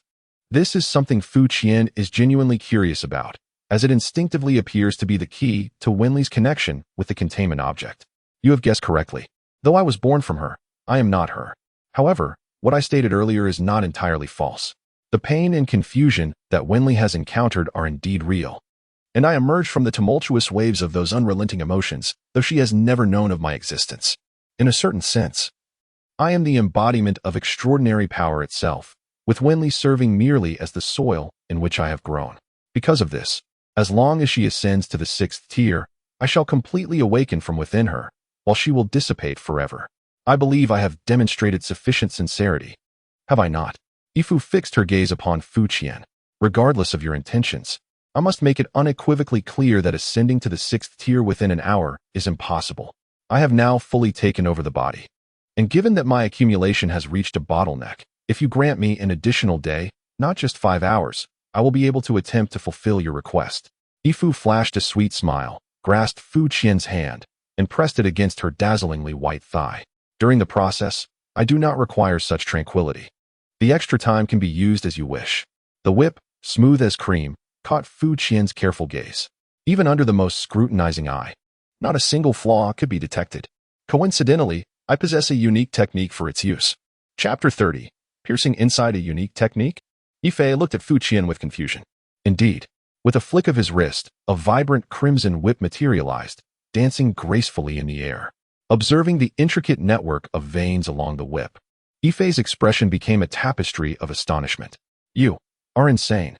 Yifei could clearly discern that this whip was not merely a playful instrument, but a genuine weapon of ferocity.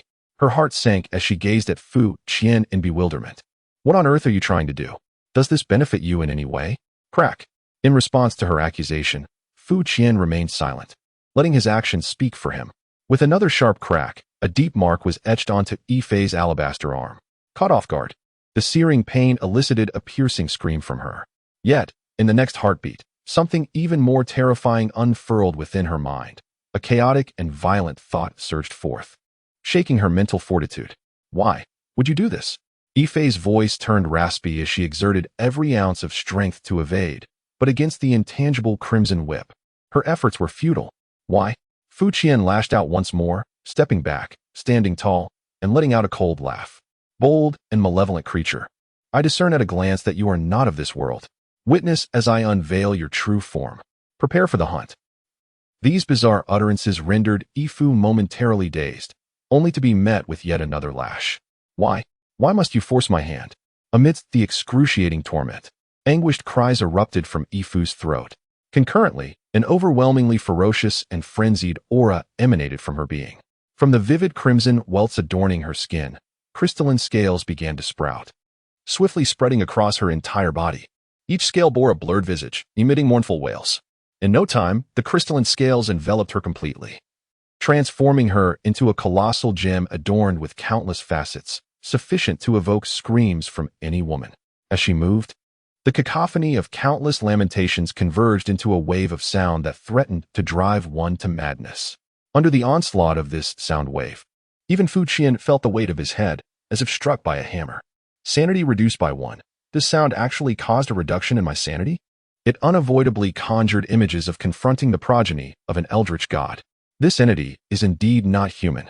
With his judgment confirmed, Fu Qian's resolve intensified, as he relentlessly struck his target with the tyrant's fist.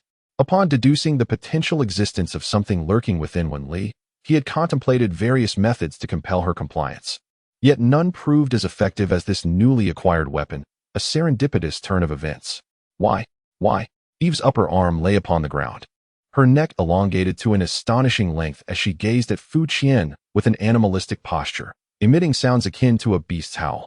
The relentless strikes had accumulated the horrific repercussions of the tyrant's fist, a far graver ordeal for her psyche than any physical harm. At this moment, the intense mental stimulation, coupled with her desperate will to survive, compelled her to undergo a transformation, disregarding all else. Should she succeed in reaching the 6th tier, everything would change. Die. After enduring yet another lash without flinching, Eve finally launched her counterattack. The crystalline scales adorning her body appeared to possess an extraordinary resilience, as the crimson whip failed to leave any mark upon her. With all fours on the ground, akin to a charging beast, she took a brief sprint before leaping high, her forepaws aiming to rend Fu Qian's chest. The speed and strength she exhibited were almost comparable to that of a physical class. Ascending to the intermediate tier was indeed a transformative leap. Faced with this terrifying blow, Fu Qian could not help but reflect. Yet, what struck him more was the realization that she had indeed lost her senses. Perhaps she was nearing the physical class, but she was pitted against a true master of that realm. Effortlessly evading Eve's assault, Fu Qian delivered a swift kick to her waist, sending her flying. Considering his objective, he restrained his strength, for this entity shared a body with Wen Li, and striking her down would undoubtedly spell disaster for Wen Li.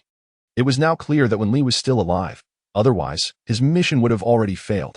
She was most likely in a state resembling unconsciousness. Eve, having been flung aside, executed a roll and regained her footing on all fours, staring at Fu Qian with a predatory gaze. Her nerves are remarkably resilient. Despite enduring numerous lashes, she has not succumbed to madness. Fu Qian squinted, surmising that her scales must have mitigated the impact of those tyrannical punches. As Eve's condition appeared to be gradually stabilizing, "I might owe you my gratitude," Eve rasped, her voice hoarse. "Though this is not the method I desired. Achieving my ascension in such a form could yield unimaginable benefits.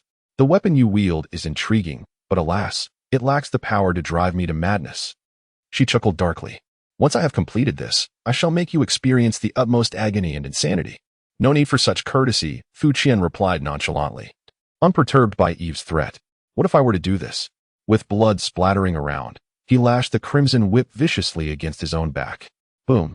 A chaotic and violent intent surged from his heart. Someone once remarked that she resembled a mirror, capable of perceiving and reflecting the emotions of those around her. So, would this be sufficient? No sooner had Fu Qian's words fallen than Eve emitted a wail, her limbs trembling uncontrollably before she collapsed, her eyes betraying an uncontrollable terror. It appears to be effective. As Fu Qian unleashed the tyrant's punches upon himself in rapid succession, the final lash struck down, eliciting a thunderous scream from Eve. The crystalline scales adorning her surface shattered, leaving her completely prostrate on the ground. Fu Qian paused and approached her side. It is distinctly perceptible that the fragment of consciousness belonging to Yifu has utterly disintegrated. What follows is a trial of willpower. Fu Qian crouched down, leaning close to her ear. "The moment has arrived. I regret to inform you that you have failed to meet my demands.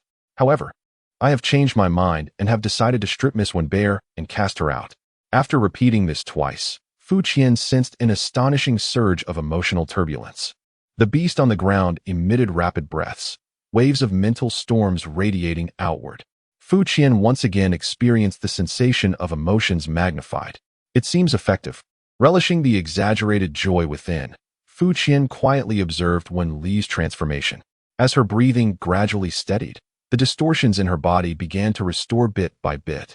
The countless shattered mirrors on her skin slowly melting away, returning to soft flesh. After a considerable time, Fu Qian could hear the sounds of someone clearing obstacles in the ventilation duct, and Wen Li slowly opened her eyes. Containment complete. Chapter 31. Is the essence of upgrading becoming an abnormality? Upon awakening, Wen Li appeared somewhat dazed. Yet, Fu Qian could distinctly sense that the aura emanating from her was significantly stronger than before. Rubbing her eyes, she recognized Fu Qian looming above her, and suddenly jolted awake, instinctively reaching for her own body. Undoubtedly, a piercing scream rang out, shattering eardrums. There was no way around it. After enduring so many lashes, even the finest garments could not withstand the strain. Coupled with the tearing from her distorted form, it is no exaggeration to describe Wen Li as being riddled with wounds. TCH, as if anyone would be interested in seeing that. Congratulations on your promotion. Fu Qian gazed at Wen Li's face with a warm smile, his heartfelt congratulations radiating genuine joy. Wen Li trembled slightly, fixated on Fu Qian's visage, completely unaware of her arm that had instinctively dropped from her chest. Taking a deep breath, she closed her eyes to attune her senses, feeling an unprecedented surge of power coursing through her being. She had truly reached the 6th tier. She had genuinely surmounted her previous limitations, officially becoming a mid-level extraordinary being. However, I cannot recall anything. I am oblivious to what transpired. Furrowing her brow, Wen Li murmured to herself subconsciously, "This is indeed the essence of fortune, the daughter of destiny, nothing less." Fu Qian sighed deeply. Pondering that there was no need for modesty, she truly had merely slumbered while others toiled on her behalf. Of course, it was also true that she had endured quite a few kicks in the process, earning her the title of the one who gets kicked. The noise above grew increasingly closer, and it was likely that Tan Mingxue and the others would soon breach the ventilation shaft. Fu Qian posed one final question to Wen Li. "Do you find it particularly distressing to retreat into the safe house, perhaps due to your abilities? If there are no individuals nearby to influence your emotional perception, does your own emotional state become amplified through repeated reflection?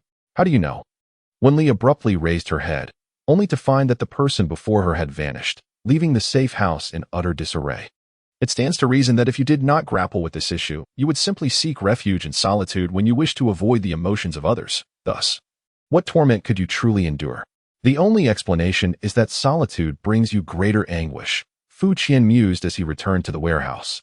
The previous anomaly during Wen Li's upgrade had instilled a sense of doubt within oneself, and at this moment, it has finally been confirmed. The process of emerging from a cocoon is fraught with agony, particularly when one is the cocoon itself. You have personally obliterated an unripe larva, allowing extraordinary power to ascend in what appears to be a conventional manner. No one will be privy to this secret, not even Wen Li, whom you have saved. Much like life gestating within a cocoon, no one knows what transpires within. The statistics of the kill: Ife 1. Rewards: Sand value 25. Inspiration 5. Would you like to replay the event recap? Work completed.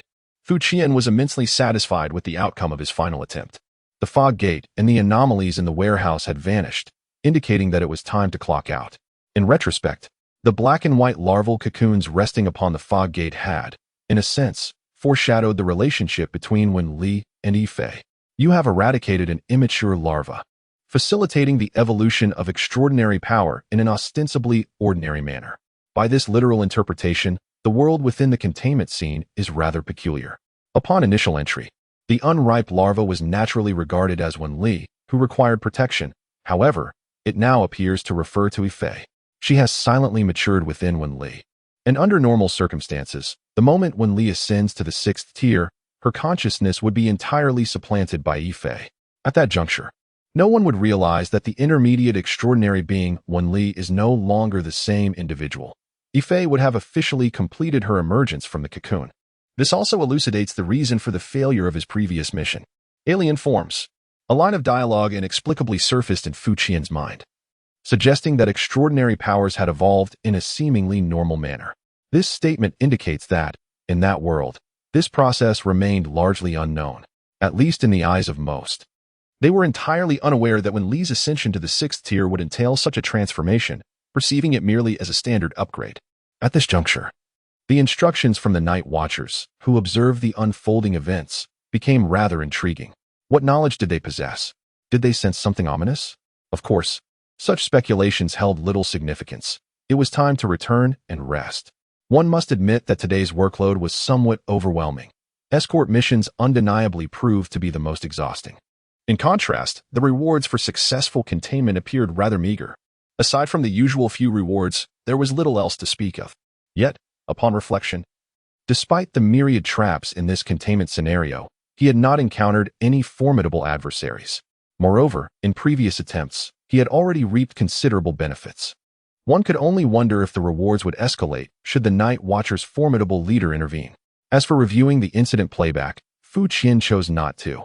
Setting aside the brevity of the event that rendered additional recollection unnecessary, the numerous revealing scenes of Miss Wen warranted a degree of respect for this newly ascended 6th-tier individual. Upon returning home, Fu Qian promptly glanced at the clock, noting it was exactly the same as when he had entered. Indeed, his work did not consume real-world time.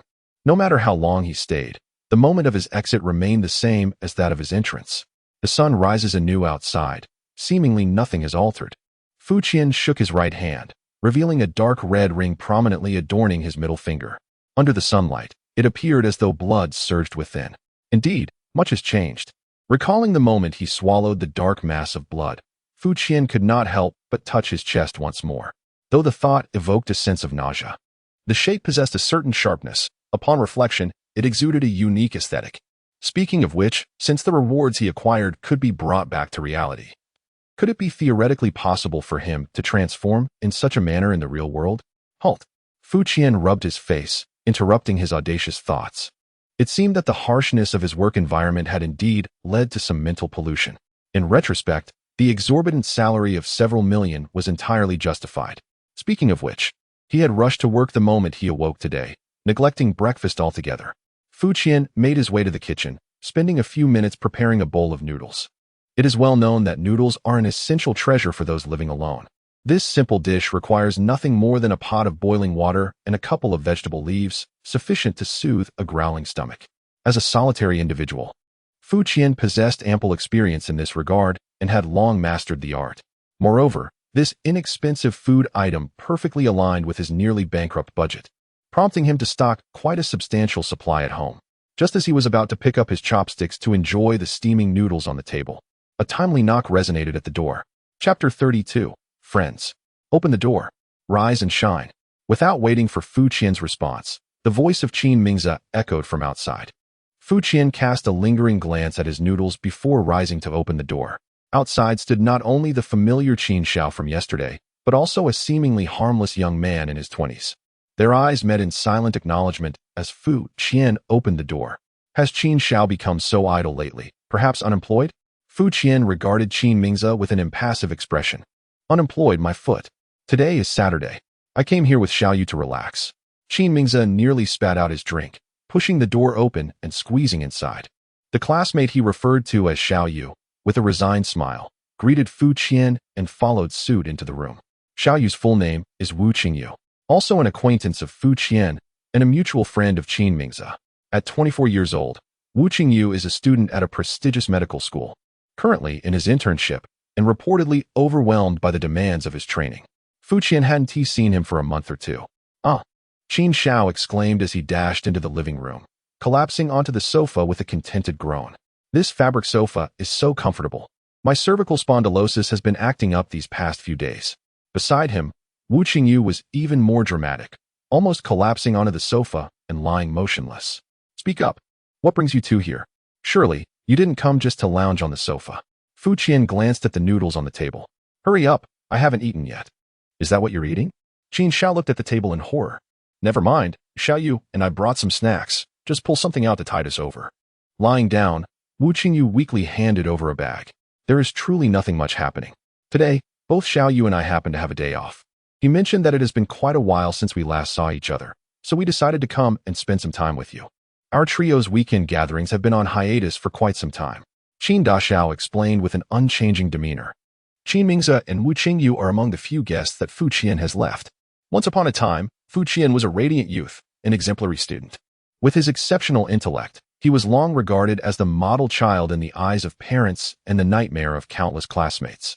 However, following the tragic loss of his parents at the tender age of 10, Fu Qian underwent a profound transformation. As he puts it, he attained enlightenment. After months of contemplating the meaning of life, he successfully expelled notions such as academics, socializing, future, marriage, and career from his vocabulary, morphing into the person he is today. Naturally, his circle of friends has dwindled significantly, with Qin Mingzi and Wu Qingyu essentially comprising his entire social network now.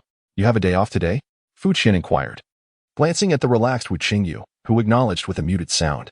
I recall you previously lamenting about being swamped with work and having no time to rest. Indeed. I am busy, Wu Qingyu replied, burying his face in a cushion, his voice resembling a dreamlike murmur. I have been working night shifts, dealing with paperwork. And even when I do get a moment to breathe, I still have to write papers. Even my dreams are filled with thoughts of essays. So, I came here to unwind a bit, right? You should bring out your gaming console. It has been ages since I last played, and my hands are itching to engage. Qin Mingzi patted Fu Qian on the back.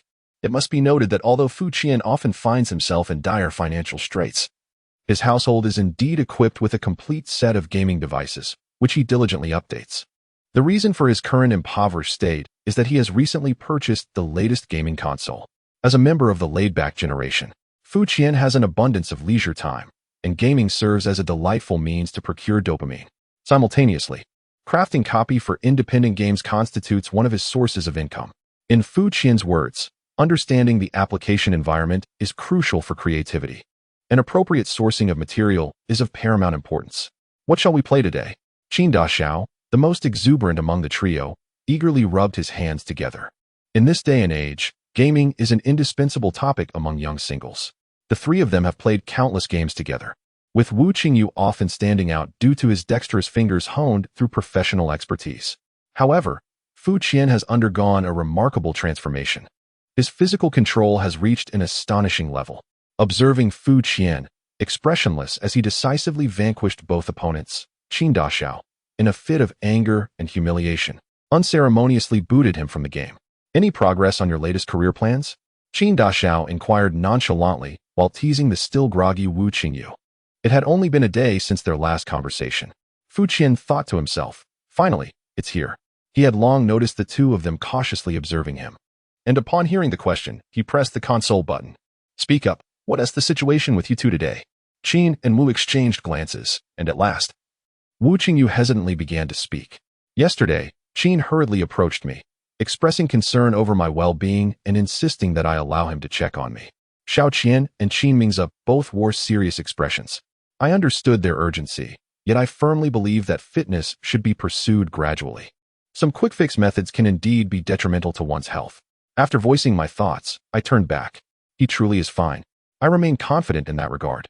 Wu Qingyu yawned, seemingly unaware of Xiao Qian's training methods, yet it was evident that he was in excellent health. In this condition, he could likely best me tenfold. However, I couldn't comprehend such rapid advancement. Qin, the young master, gazed at Wu Qingyu with an expression of existential doubt, while the latter merely shrugged. How to explain? In truth, I had concealed certain details yesterday. My two dear friends had taken time out of their busy schedules to ascertain my health, and I felt compelled to divulge some truths. Indeed, there was more to the story. Qin and Wu straightened in their seats, their eyes gleaming with curiosity. Recently, I had taken on an additional part-time job, which was quite lucrative. Physical training was merely a secondary benefit. Lucrative? A physically demanding job? Qin and Wu were taken aback. Essentially, yes, occasionally. It also requires some mental effort, as current skills are of great importance. Their eyes widened in astonishment. Surely, the physical exertion must be considerable? Not always, but at times. The repetition can be quite tiresome. Take care of your health, they advised, rendered speechless. After a moment of silence, Qin Mingze's expression shifted dramatically, and he suddenly stood and began to remove his shirt. Goodness! This action left Wu Qingyu speechless, instinctively rubbing his face. I am still asleep. I am still asleep. I must be dreaming. After a moment of rubbing, a sudden wail escaped him. Why is it that even in my dreams, I haven't finished my thesis? Take off your clothes and wear mine. Qin Mingze tossed his discarded clothing to Fu Qian. Why? Just put it on. After Fu Qian dressed, Qin Mingze pulled out his phone and snapped several pictures from various angles, then snapped his fingers. It would be a waste not to utilize those muscles of yours. Our heights are quite similar. I shall simply edit out your head and replace it with mine, and I will surely excel in attracting women. Fu Qian glanced back at Wu Qingyu. You see, if you possessed this shameless drive, your thesis would have been completed long ago. Perhaps not. Chapter 33. The Angel of Comfort. Identity verification complete. Today's work begins. After a delightful gathering with his mischievous friends, Fu Qian arrived punctually on Sunday morning, badge in hand. For him, this was no longer merely a job, but a rare source of joy. He could hardly conceive of any other role that could compel him to voluntarily work overtime on a weekend. Warning, leakage incident. Name, Angel of Comfort. Code, 1003. Today's work content updated. Enter the containment scenario of 1003, complete recontainment. It came as no surprise that a new leakage incident had arisen. Fu Qian had long grown accustomed to such occurrences, yet upon seeing the item number, he felt a twinge of caution. This was the first time he had encountered a leakage of an item with a starting number of 1. Fu Qian had been speculating about the meaning behind the numbers preceding these objects. According to simple logic, the numbering should adhere to some semblance of order. For instance, smaller numbers might indicate greater danger. If that were indeed the case, the difficulty of containment this time would be considerable, necessitating heightened vigilance. In addition to the numbering, the peculiar phenomenon of item leakage within the warehouse was somewhat strange. The leak had resulted in an illusory image, a white sphere with an approximate diameter of 2 meters. Fu Qian observed it repeatedly, confirming there was nothing extraordinary about it. It was merely a sphere, devoid of any patterns. Entering containment scene 1003. 1. 5. 10. 55. 75. 100. Scene loading complete. Eternal bliss brings solace. The extraordinary revel in exploring various forbidden realms, refining themselves in pursuit of ascension. As a young extraordinary, during an expedition, you and numerous companions have stepped into an unknown domain replete with mist and ancient structures, suffused with an aura of mystery. Alas, the explorers remain oblivious to the fact that not all paths lead home. Skills: air bullet, viscera critical. Cat school, weapon, tyrant's fist, containment achievement condition, escape the furnace, current sanity, 56, current inspiration, 16. A series of explanatory text flashed by as Fu Qian regained his senses. Oddly, was there a location marked on the map? Ahead, voices could be heard. Following the sound, Fu Qian discovered himself amidst the ruins of a building. Above, the sky was shrouded in mist, obscuring the sun, moon, and stars. At this moment, amidst the ruins, there exists a group that appears remarkably youthful, with most members seemingly in their early 20s. Despite their tender age, their prowess is formidable, surpassing that of Yi Yang and his companions by a significant margin. A few among them exhibit an impressive vitality, likely possessing strength around the 7th tier. More importantly, this assembly is fully equipped with an array of weapons, be it swords or knives, manifesting an image of being armed to the teeth. This was reminiscent of the exploration team that Fu Qian had just recalled from the earlier introduction. The speaker, a young man at the forefront of the group, furrowed his brow and called for a halt. We've reached an impasse. The layout here is exceedingly chaotic. His statement rang true.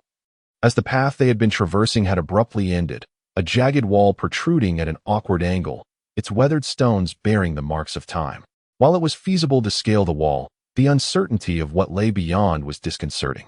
Not only was there a broken wall, but upon a closer inspection of the surroundings, one could discern that this locale resembled a haphazard amalgamation of architectural styles, spires, arches, and stone columns, all jumbled together in a disorderly fashion that could evoke a visceral sense of aversion. At this moment, all these structures were shrouded in a pallid mist. Though the fog was not particularly dense, it possessed an inexplicable obscurity that hindered visibility of what lay ahead. Should we pause, Lu Shuang? The young man glanced around, seeking the opinion of another individual within the group. He referred to Lu Shuang, a girl of similar age, who walked closely behind him. The young woman possessed a striking beauty, her features akin to a captivating painting. Even clad in practical attire, she could not conceal her ethereal charm, rivaling the enchanting Wen Li whom I had encountered previously. It was indeed peculiar. The girl furrowed her brows, clearly perplexed. I had never heard of such a place, nor did the map bear any indication of its existence. Yet, the remnants of these structures suggested they were of considerable age. With so many diverging paths, we had ventured too deeply. It was prudent to pause and regroup, without haste. Although we were free to explore, it was advisable not to stray too far from the other teams, as it would burden Director Li in his oversight. The pair, evidently the linchpins of our group, voiced this sentiment, prompting a unanimous response. In harmonious accord, the team shed their gear to rest, swiftly establishing a makeshift campsite. A cadre of well-guided young extraordinary individuals had prepared for such field explorations. Fu Qian quickly assessed the situation. This team not only boasted commendable individual prowess, but also exhibited remarkable synergy, likely having stumbled upon this desolate ruin during a prior expedition. Our mission was to escape the furnace, and this graveyard of structures might indeed be that very furnace. If we could navigate our way out, we could fulfill our objective. Fu Qian scanned the surroundings, noticing no immediate obstacles, yet moving through such a place undoubtedly posed a risk of becoming lost, particularly the once distinctive buildings, due to their bizarre angles and chaotic arrangement, could easily distort one's sense of direction. The youth are invariably brimming with vitality. It was not long before, amidst the casual banter of the group, Fu Qian learned that the full name of Lu Shuang was Ji Lu Shuang. The first to speak, surnamed Yuan and named Xin, was one of the two strongest individuals in this team. The entire party hailed from a place known as the Academy, an institution dedicated to the cultivation of extraordinary beings. In addition to this team, there were two others, comprising a total of 30 elite members, all personally led by the vice president, making this an exceptionally luxurious expedition team. Regrettably, it seemed that this splendid exploration party was entirely unaware that they had embarked upon an irretrievable path. Do you recognize what this is? At that moment, someone from the group retrieved an object from their backpack and presented it for identification. Throughout their journey, this desolate ruin harbored hardly any living creatures. Save for this peculiar item, which appeared to grow directly from the stone, I casually collected a few, and as we ventured deeper, their numbers increased. The individual attempted to tear at it with their hands. It was as fine as a hair, yet remarkably resilient, suggesting it might serve as excellent material. The crowd shook their heads, and one person, smiling, gestured towards Fu Qian's position, suggesting, "You might inquire of Fu Qian. He possesses considerable knowledge about these strange objects." Strangely enough, attention was drawn to him. Fu Qian had just come to realize that he was somewhat of an outsider within this team, not particularly well-liked. He was not only the last to walk in the procession, but had also received not a single word during their rest. Yet, at this moment, he undeniably captured the group's interest. Observing that individual, who was now smilingly holding the object before him, Fu Qian cast a glance. Hair. Chapter 34. The true sighing wall. Upon the utterance of the words by Fu Qian, the gentleman seeking his appraisal visibly trembled, nearly dropping the item he held. Hair. Have you ever encountered hair that cannot be severed even by a blade? Once he steadied his emotions, it was clear that this man was somewhat irked. Special hair, he muttered. Fu Qian maintained an impassive demeanor, having no intention of intimidating this gentleman, yet he possessed no desire to fabricate any tales. Regrettably, the precious item he cherished was merely a strand of hair. However, this singular filament shimmered with a peculiar luster, giving it an almost lifelike appearance. As for why this gentleman could not discern such an obvious detail, Fu Qian had already surmised a possible explanation. During the encounter with the offspring of the malevolent god, he had previously undergone a similar experience, wherein only he could perceive the words inscribed in his notes. It was likely related to inspiration. What others saw might not align with his own perception of this object. Nonetheless, the gentleman's earlier remarks provided Fu Qian with a valuable insight. The closer one approached the depths of the ruins, the more abundant this hair became. Thus, by following this trail, one could easily ascertain the direction of their arrival, as well as the route to depart the ruins. Ji Liushuang had evidently been monitoring the commotion, and Fu Qian's response naturally reached her ears. Although the notion of hair caused her to furrow her brow, she refrained from directly questioning him, instinctively surveying the surroundings. This individual possessed a commendable acuity, Fu Qian silently acknowledged. In the next moment, Ji Liushuang's expression shifted dramatically. She swiftly rose and drew her long sword, unleashing a fierce wave of sword energy that sliced through the air. A flowing mass of blackness, akin to a river, had inexplicably wound its way along the ground to the feet of the onlookers. At its nearest point, it nearly ensnared the foot of a girl, but was fortuitously severed by a swift stroke from Ji Liushuang's sword. You dropped something, Ji Liushuang called out, her voice carrying an undeniable authority that compelled a nearby boy, who had been momentarily taken aback, to relinquish the item in his grasp, albeit with some reluctance. Yet, just as the hair slipped from his fingers, the strands suddenly stiffened like needles, ensnaring his hand. In a flash, Ji Liushuang appeared before him, her sword slicing through the tendrils with precision. Despite her rapid response, several strands had already pierced deeply into the boy's hand, draining it of color. Fire, Ji Liushuang uttered, and the boy, as if roused from a dream, felt a surge of warmth coalesce in his hand, as if flames were igniting within. The hair that had embedded itself in his flesh was incinerated, freeing him from its grasp. "Thank you," he exclaimed, his face pale and sincere in his gratitude. Were it not for Ji Liushuang's decisive action, he feared the consequences would have been far graver than mere weakness in his right hand. Ji Liushuang simply nodded, her gaze shifting elsewhere. Unbeknownst to her, Fu Qian, who had been seated moments ago, had vanished without a trace. At that moment, several shrieks pierced the air as the tide of black strands surged forth from multiple directions. This group truly lacked a sense of caution. Despite sensing something amiss, they had ventured this far into danger, Fu Qian mused as he navigated through the mist. He had noticed the unusual movements behind the broken wall even before Ji Liushuang, yet he chose not to intervene. Instead, he seized the opportunity amidst the chaos to depart from the group. In his perspective, although these bloodthirsty beings were peculiar, the team should still be capable of handling the situation. For him, the mission took precedence above all else. Ideally, he envisioned making his way out in the opposite direction, accomplishing his task. However, based on prior experiences, the likelihood of this was nearly non-existent.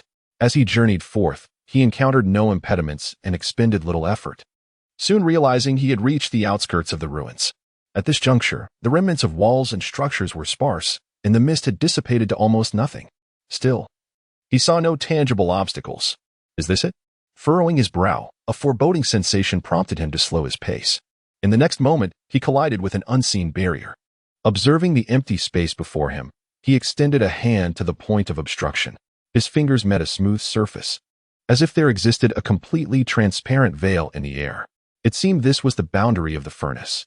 Recalling the bizarre sight from the warehouse, the enormous orb, he quickly hypothesized, was this a spherical barrier enveloping the entire ruins? If that were the case, while it appeared to be a non-lethal entity, instinctively, it could prove to be quite troublesome. He decided to employ the simplest of methods first. When confronted with the unknown, the scientific approach involves testing, summarizing, hypothesizing, and validating. Although the existence of this entity was hardly scientific, flexing his fingers, He regulated his breathing and delivered a decisive punch toward the barrier. It yielded no tremor, nor did it produce any sound. The force of the backlash nearly ruptured my blood vessels, akin to a hammer striking a mountain. Indeed, sheer brute strength proved futile. Although I exerted merely 70% of my capacity earlier, the feedback indicated that breaking through this barrier with my own strength was an impossibility. Fortunately, I had not harbored high expectations for this endeavor, thus I felt little disappointment. With a mindset of experimentation, I aimed at the barrier and discharged 2 air bullets. The projectiles whistled as they struck the barrier, failing to create even a ripple. This barrier was astonishingly resilient, surpassing any notion of mere sturdiness, exhibiting no reaction whatsoever. Gazing at the world just beyond my reach, I furrowed my brow. From the conversations I had overheard among Ji Liuxuang and the others, I learned that they had stumbled upon this desolate ruin during their explorations. Their entry had faced no obstacles, suggesting that unless this barrier had only recently materialized, it must permit one-way passage, allowing entry from the outside without issue. Was it rejecting specific entities? Organic life forms? I picked up a stone and hurled it at the barrier. The stone soared halfway before undoubtedly colliding with the barrier, plummeting to the ground. It appeared that the effect was the same for both living and inanimate objects. Entry was permitted, yet exit was not.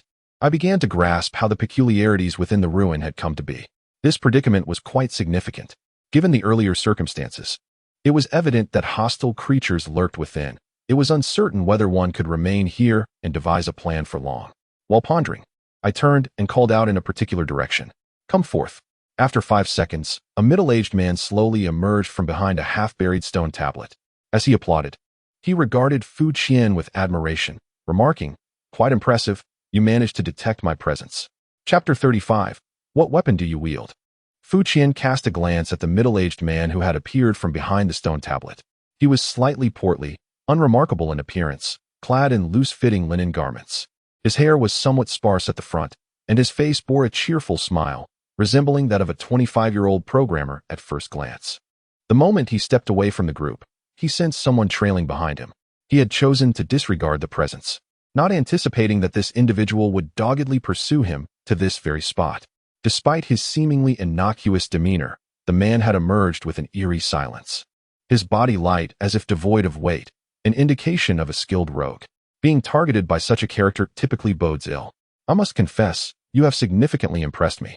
The middle-aged man observed Fu Qian, his gaze akin to that of a cat toying with a mouse. While he appeared to be unassuming, his true prowess likely surpassed that of anyone in Fu Qian's group. He had almost lost track of him. Such understated restraint, if given time, could lead to greatness, provided. Of course, that time remains on your side.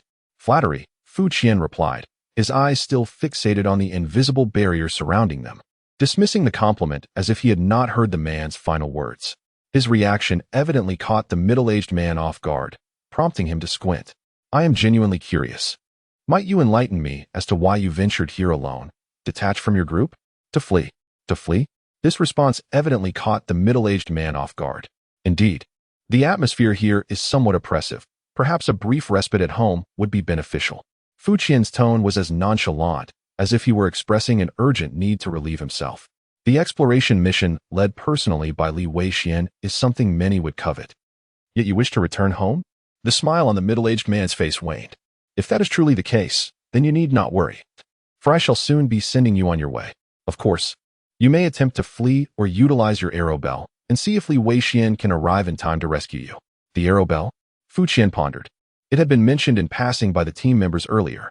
In essence, it is a survival tool provided by the Academy for every student venturing out for practical training, akin to a distress signal. Given that communication devices often fail in many forbidden areas, it can be activated for help in life-threatening situations. No need for that. It's not yet time to summon assistance. Fu Qian waved his hand dismissively, frowning at the middle-aged man, and posed a question that truly concerned him. What weapon do you intend to use to kill me? What weapon? The middle-aged man appeared somewhat bewildered, a look of disbelief etched across his face. Do you not care why I would wish to kill you? I do not care. And do you truly wish to kill me? Receiving no answer, Fu Qian let out a sigh. What do you mean by that? The middle-aged man's gaze sharpened. Just a guess, since I left the team. You have followed me all the way here, with countless opportunities to strike, yet you chose to accompany me to this remote location. At this moment, The intention is not to launch a covert attack, but rather to appear openly, conveying that my demise is imminent. It feels as though there is a deliberate attempt to create an atmosphere of pressure, prompting me to flee. The suggestion to use the arrow bell to summon aid only reinforces the notion that such actions are unbecoming of a typical assassin. Your true target likely lies deep within the ruins. Are you attempting to distract me while intending to make me retreat further? Perhaps you aim to lure Li Weixin here with the arrow bell, seizing the opportunity to eliminate the genuine target? Intriguing. Then why not venture a guess as to who my target might be? The middle-aged man, suppressing his voice, appeared to tacitly acknowledge Fu Qian's speculation. This is not particularly difficult to deduce. We have divided into 3 teams.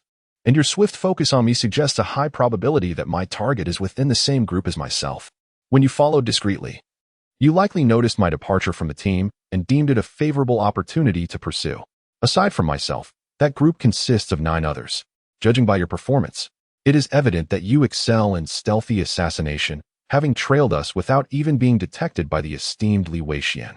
Considering that Li Weixin cannot keep his eyes fixed solely on our group, you could have easily sought a moment to strike decisively and then make your escape. A choice hardly inferior to your current approach. However, since you did not opt for that, it indicates a lack of confidence in your ability to eliminate your target in one strike, fearing that Li Weixuan's arrival would hinder your escape, thus necessitating additional time to ensure the completion of your task. Given your capabilities, who among us could inspire such uncertainty in your ability to achieve a swift kill? Ji Liushuang or Yuan Xian? Fu Qian observed the middle-aged man, noting a distinct flicker in his pupils upon the mention of Ji Liushuang. Understanding dawned upon him. Ji Liushuang. A hearty laugh escaped the middle-aged man.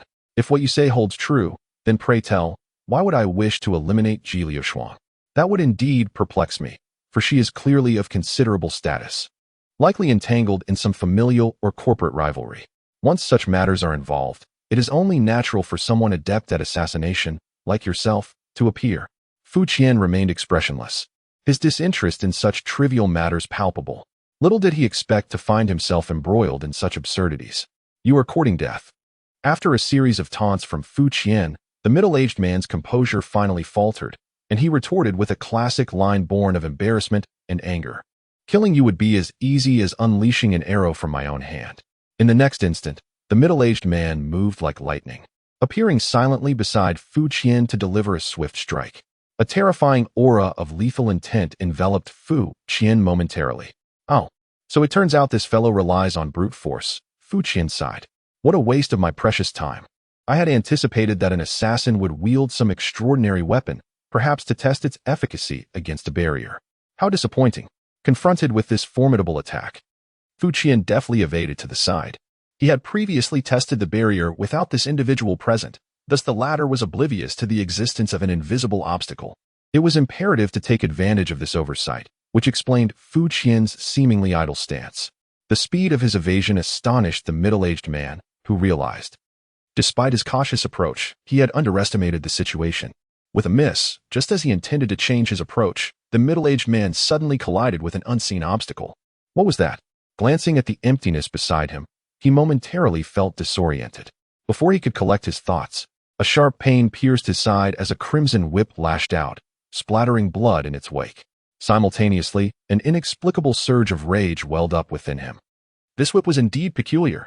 He braced himself against the invisible barrier, narrowly evading 2 subsequent strikes, and the irritation in his heart lessened somewhat. The injury to his side was minor. He needed to avoid being struck by the whip and engage in close combat as much as possible. Just as this thought formed, he caught sight of Fu Qian's face mere inches away. This fellow actually chose to forsake his ranged advantage to engage in close-quarters combat with me? The middle-aged man found himself unable to comprehend Fu Qian's actions, when another sharp pain jolted through his side, as if something had penetrated the wound, branching out into countless fine tendrils that entwined deeply with his internal organs. In the next moment, a surge of heat erupted, and amidst a shower of blood, his body plummeted heavily to the ground. Chapter 36. Li Weixin. This internal organ strike is truly effective. Fu Qian gazed at the corpse on the ground, then at his own right hand. Seizing the opportunity when the middle-aged man had collided with the barrier, he had decisively closed the distance, employing the wound created by the whip for an internal organ strike. The result was that this extraordinary being, at least of the 6th tier or above, was instantaneously felled, his abdomen virtually transformed into a hollow shell. This skill was nothing short of terrifying. In terms of sheer power, it was arguably his most formidable technique. However, its activation was severely restricted, necessitating close proximity. Moreover, one cannot dismiss the possibility that certain transcendent beings of higher realms might frolic joyously even without their internal organs. Fu Qian shook his head and, raising his hand, flicked a spot against the barrier. Several droplets of blood were released, colliding with the barrier and dispersing into a mist, leaving not a trace behind. There was no way to leave any evidence. Fu Qian lifted the corpse of the middle-aged man, tidied the scene, erasing all signs of disturbance. Now, it was time to gather others. Remaining here served no purpose. With so many people inside, there was no reason to refrain from action. Having cleaned up the area, Fu Qian swiftly retraced his steps, and before long, he heard voices ahead. A glance revealed Ji Liuxuang and his companions. Compared to their departure, this elite team appeared considerably disheveled, with nearly everyone bearing injuries. In addition to these 9 individuals, there was a newcomer clad in black brocade, possessing sharp brows and bright eyes, exuding an impressive demeanor with a sword sheathed at his waist. This was the quintessential appearance of a master. Was it the legendary Li Weixian, a pinnacle of the 4th tier, known for his fierce prowess and divine swordsmanship? During their earlier respite, the team had discussed this leading vice dean extensively. Fu Qian had also heard much about his remarkable achievements, evident that he was an idol to many. Indeed, the reality lived up to the reputation. Li Weixian appeared to be in his 40s, his demeanor calm, with piercing eyes akin to a heavily forged sword, sharp yet substantial, embodying both strength and grace. No wonder that assassin had been so insistent on employing a diversion. Confronting him head-on would offer no chance of success. He was undoubtedly the most formidable transcendent being Fu Qian had encountered thus far. The pinnacle of the 4th tier, fearsome indeed. At that moment, a group of people across from Fu Qian were all staring at him in unison. He had returned. Among them, Yuan Xian furrowed his brow, pointing at Fu Qian with an expression that was somewhat unfriendly. Were they discussing me just now? I have returned. Fu Qian completely disregarded the peculiar expressions of the crowd and naturally greeted his teammates. Li Weixian turned around and scrutinized Fu Qian. Where did you go just now? I was assessing the situation. You went to scout the way back? Someone in the team scoffed. What did you discover during your scouting? However, Li Weixian remained unresponsive. His gaze fixed on Fu Qian. Yes, I intended to communicate with everyone. Fu Qian maintained his composure. We cannot leave. What do you mean? Literally. Fu Qian gestured with his hand. The path we came from is now obstructed by an invisible barrier. We are like locusts trapped in a glass jar. As soon as these words were spoken, the room fell into astonished silence. What nonsense are you spouting? At least come up with a more credible excuse. Yuan Xian's face was already flushed with anger. It was one thing for this fellow to flee in the heat of the moment, but now he was spouting absurdities. In truth, it was not only him. Others were reacting similarly, particularly the one whose arm had been pricked by hair. Earlier, they had narrowly escaped under siege. And even now, his arm felt weak and sore. Reflecting on the previous scene made him feel like a fool. What was truly infuriating was that this person had been aware that the threat was hair all along, yet he had merely watched the chaos unfold, later abandoning his teammates to flee alone, a truly despicable act. Barrier Li Weixian did not directly reprimand, but instead gazed thoughtfully at Fu Qian. You are at the 6th tier? The group, led by Yuan Xian, could hardly believe their ears. When had this individual ascended? They were aware that they themselves were among the elite of their age, yet even the strongest among them, Ji Liuxuang, had merely grazed the threshold of the 6th tier. Indeed, Fu Qian had not intended to conceal anything, and thus did not deliberately suppress his aura. It was entirely natural for Li Weixian to discern this. Good, Li Weixian remarked after scrutinizing Fu Qian.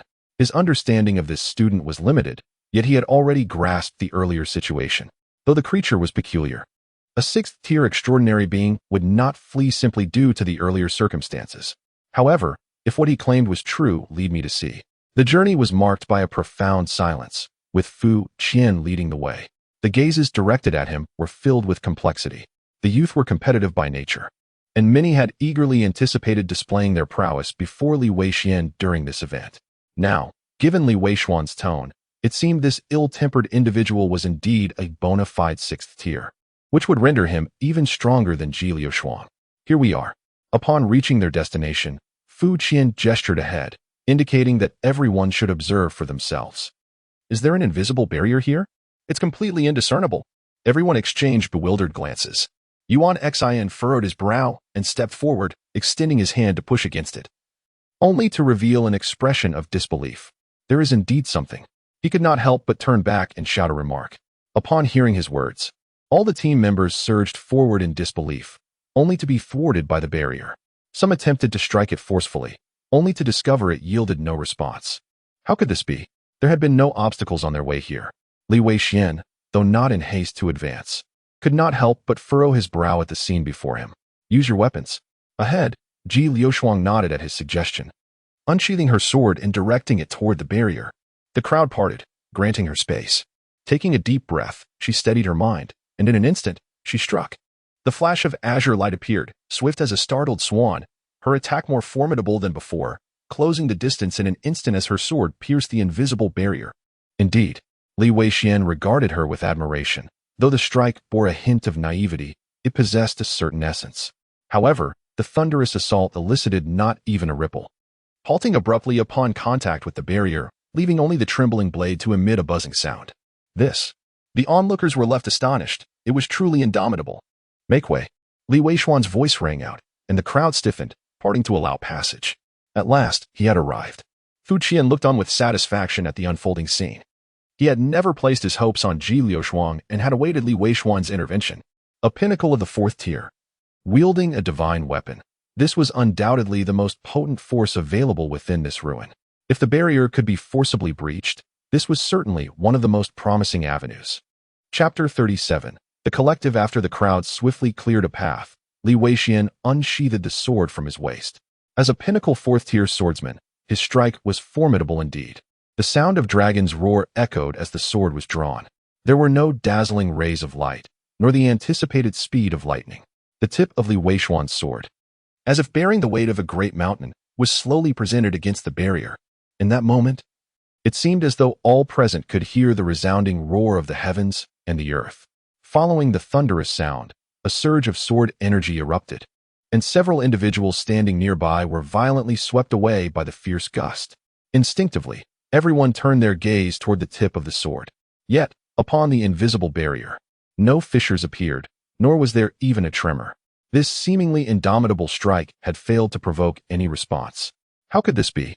With a sharp crack, a series of crisp sounds echoed as a web-like pattern of cracks appeared on the long sword in Li Weixuan's grasp, which then shattered into fragments the size of fingernails. The might of a single strike was so overwhelming that even the sword itself could not withstand it. Even such an assault was insufficient to breach the barrier? Were we to be trapped here indefinitely? Everyone exchanged glances, a wave of uncontrollable despair rising within them. Was it truly futile? Beside them, Fu Qian sighed. Although he instinctively felt that the situation could not be so simple, the absence of any marks left by such a terrifying blow was nonetheless shocking. This almost indicated that the barrier could not be broken through sheer force, necessitating a different approach. Li Weixian, meanwhile, stared at the broken sword in his hand, momentarily lost in thought. Throughout his career, he had never encountered such a bizarre predicament. Let us try above, someone in the team suddenly called out. Yes, there was still the option above. This sentence serves as a reminder to many that barriers do not necessarily cover all directions. Perhaps one can circumvent them from above. Among the group, there was an individual whose weapon was a bow and arrow. Without hesitation, he drew the bowstring and nocked an arrow, aiming at the overhead space. Fu Qian stood by, observing the unfolding events, refraining from revealing that he had already tested it with air bullets. It never hurts to experiment further. With a resounding twang, the expensive arrow was released, soaring at an angle for a brief distance before colliding with an invisible barrier, shattering into fragments. The expressions of the onlookers quickly dimmed. The archer hesitated momentarily before drawing another arrow and altering his aim, but still met with failure. Another arrow followed suit, until his quiver was entirely depleted. And finally, someone stepped forward to steady the trembling hand of the archer, the ground littered with broken arrowheads. The sole outcome was the confirmation that the barrier rose higher from the edges, resembling a curved dome. At this moment, Li Weixian had regained his composure. This exploratory endeavor could no longer continue. Just as he contemplated issuing commands, a clear sound of bells echoed from afar. Everyone was taken aback. and Li Weixian decisively ordered the first to rush forth. It was the arrow bells exclusive to the academy, a signal for assistance when students encountered danger outside. There were still 2 teams within the ruins. Observing Li Weixian's retreating figure, the students promptly followed suit. Unable to escape, and with strange monsters lurking inside, it seemed prudent to stay close to Dean Li for safety. As she passed by Fu Qian, Ji Liuxuang tilted her head slightly and expressed her gratitude in a hushed tone. Had it not been for Fu Qian's reminder, it is likely that no one would have realized the team was already ensnared in dire straits. Although clarity eludes them still, preparation is always prudent. Fu Qian nodded in silence, receiving the unspoken gratitude with a sense of rightful comfort, having even assisted in dispatching a foe. Others, however, were not as nonchalant as Ji Liuxuang. Most had felt a twinge of resentment towards Fu Qian previously, and for a group of individuals in their early 20s. It was somewhat daunting to lower their pride and express thanks or apologies. Fortunately, under the command of Li Weixian, the group buried their heads and hastened onward, instinctively striving to distance themselves from Fu Qian. Alas, they soon despaired as they discovered that no matter how fast they ran, Fu Qian remained steadfastly by their side, showing no signs of being outpaced. They had forgotten that he was a 6th-tier extraordinary being. The scene before them finally made them recognize this truth. He was indeed a genuine mid-tier powerhouse, and for them to think they could outpace him was surely a folly. Thankfully, the distance was not great, and this awkward journey soon came to a close. Upon their arrival, they beheld the magnificent Li Weixian wielding his hand as a sword, unleashing dozens of sword energies that sliced through the air, aiming at a colossal hand. Indeed, Li Weixian's target was an enormous palm, densely populated with numerous fingers. Amidst the throng of fingers, the palm moved with astonishing speed, each finger akin to a spear, striking and sending debris flying. Yet, Li Weixian's indomitable sword energies swiftly severed a cluster of fingers, tearing open harrowing wounds that were a sight to behold. Struck by a heavy blow, his palm trembled violently, yet no blood flowed forth. Sensing the formidable prowess of Li Weixian, the remaining fingers swiftly scurried across the ground, rapidly seeking refuge among a jumble of stones, vanishing in the blink of an eye. How revolting! The grotesque form of that entity inflicted a profound psychological impact on all who beheld it, only coming to their senses once Li Weixian descended from the air. The peril befell another team, yet their fortune paled in comparison to the first by the time Li Weixian arrived. 2 members had already perished at the hands of that monstrous palm. The operation ceased.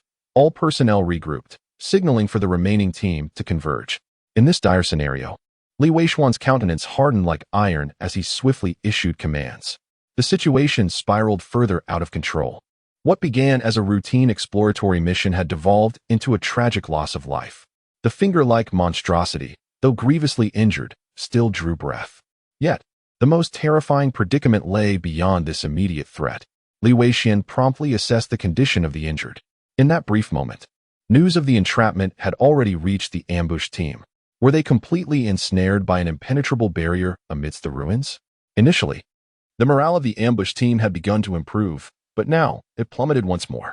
We were merely resting when that hand suddenly lunged forth. Senior Brother Wang fell at once, and we desperately maneuvered, seizing the chance to launch an arrow bell. A wounded girl hastily recounted the events of that fateful moment. It was not merely a hand. A more precise description would be a collective assembly of arms. Fu Qian tossed an object to the ground.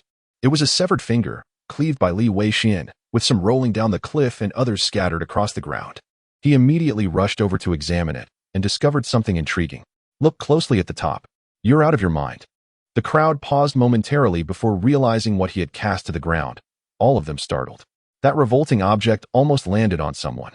This is an arm, not merely a finger. Ji Liuxuang's expression darkened as she prodded the cluster of matter, allowing the group to discern its true nature. What had been assumed to be a colossal finger actually had 5 additional digits at its apex. These 5 fingers were of ordinary human proportions, albeit now desiccated like chicken feet. Ugh! Someone finally succumbed and retched. Chapter 38. The Path to Survival. The first student to falter triggered a chain reaction, and soon the sounds of retching filled the air. The instigator stood expressionless beside them, contemplating the severed appendage on the ground. Last time, we encountered hair.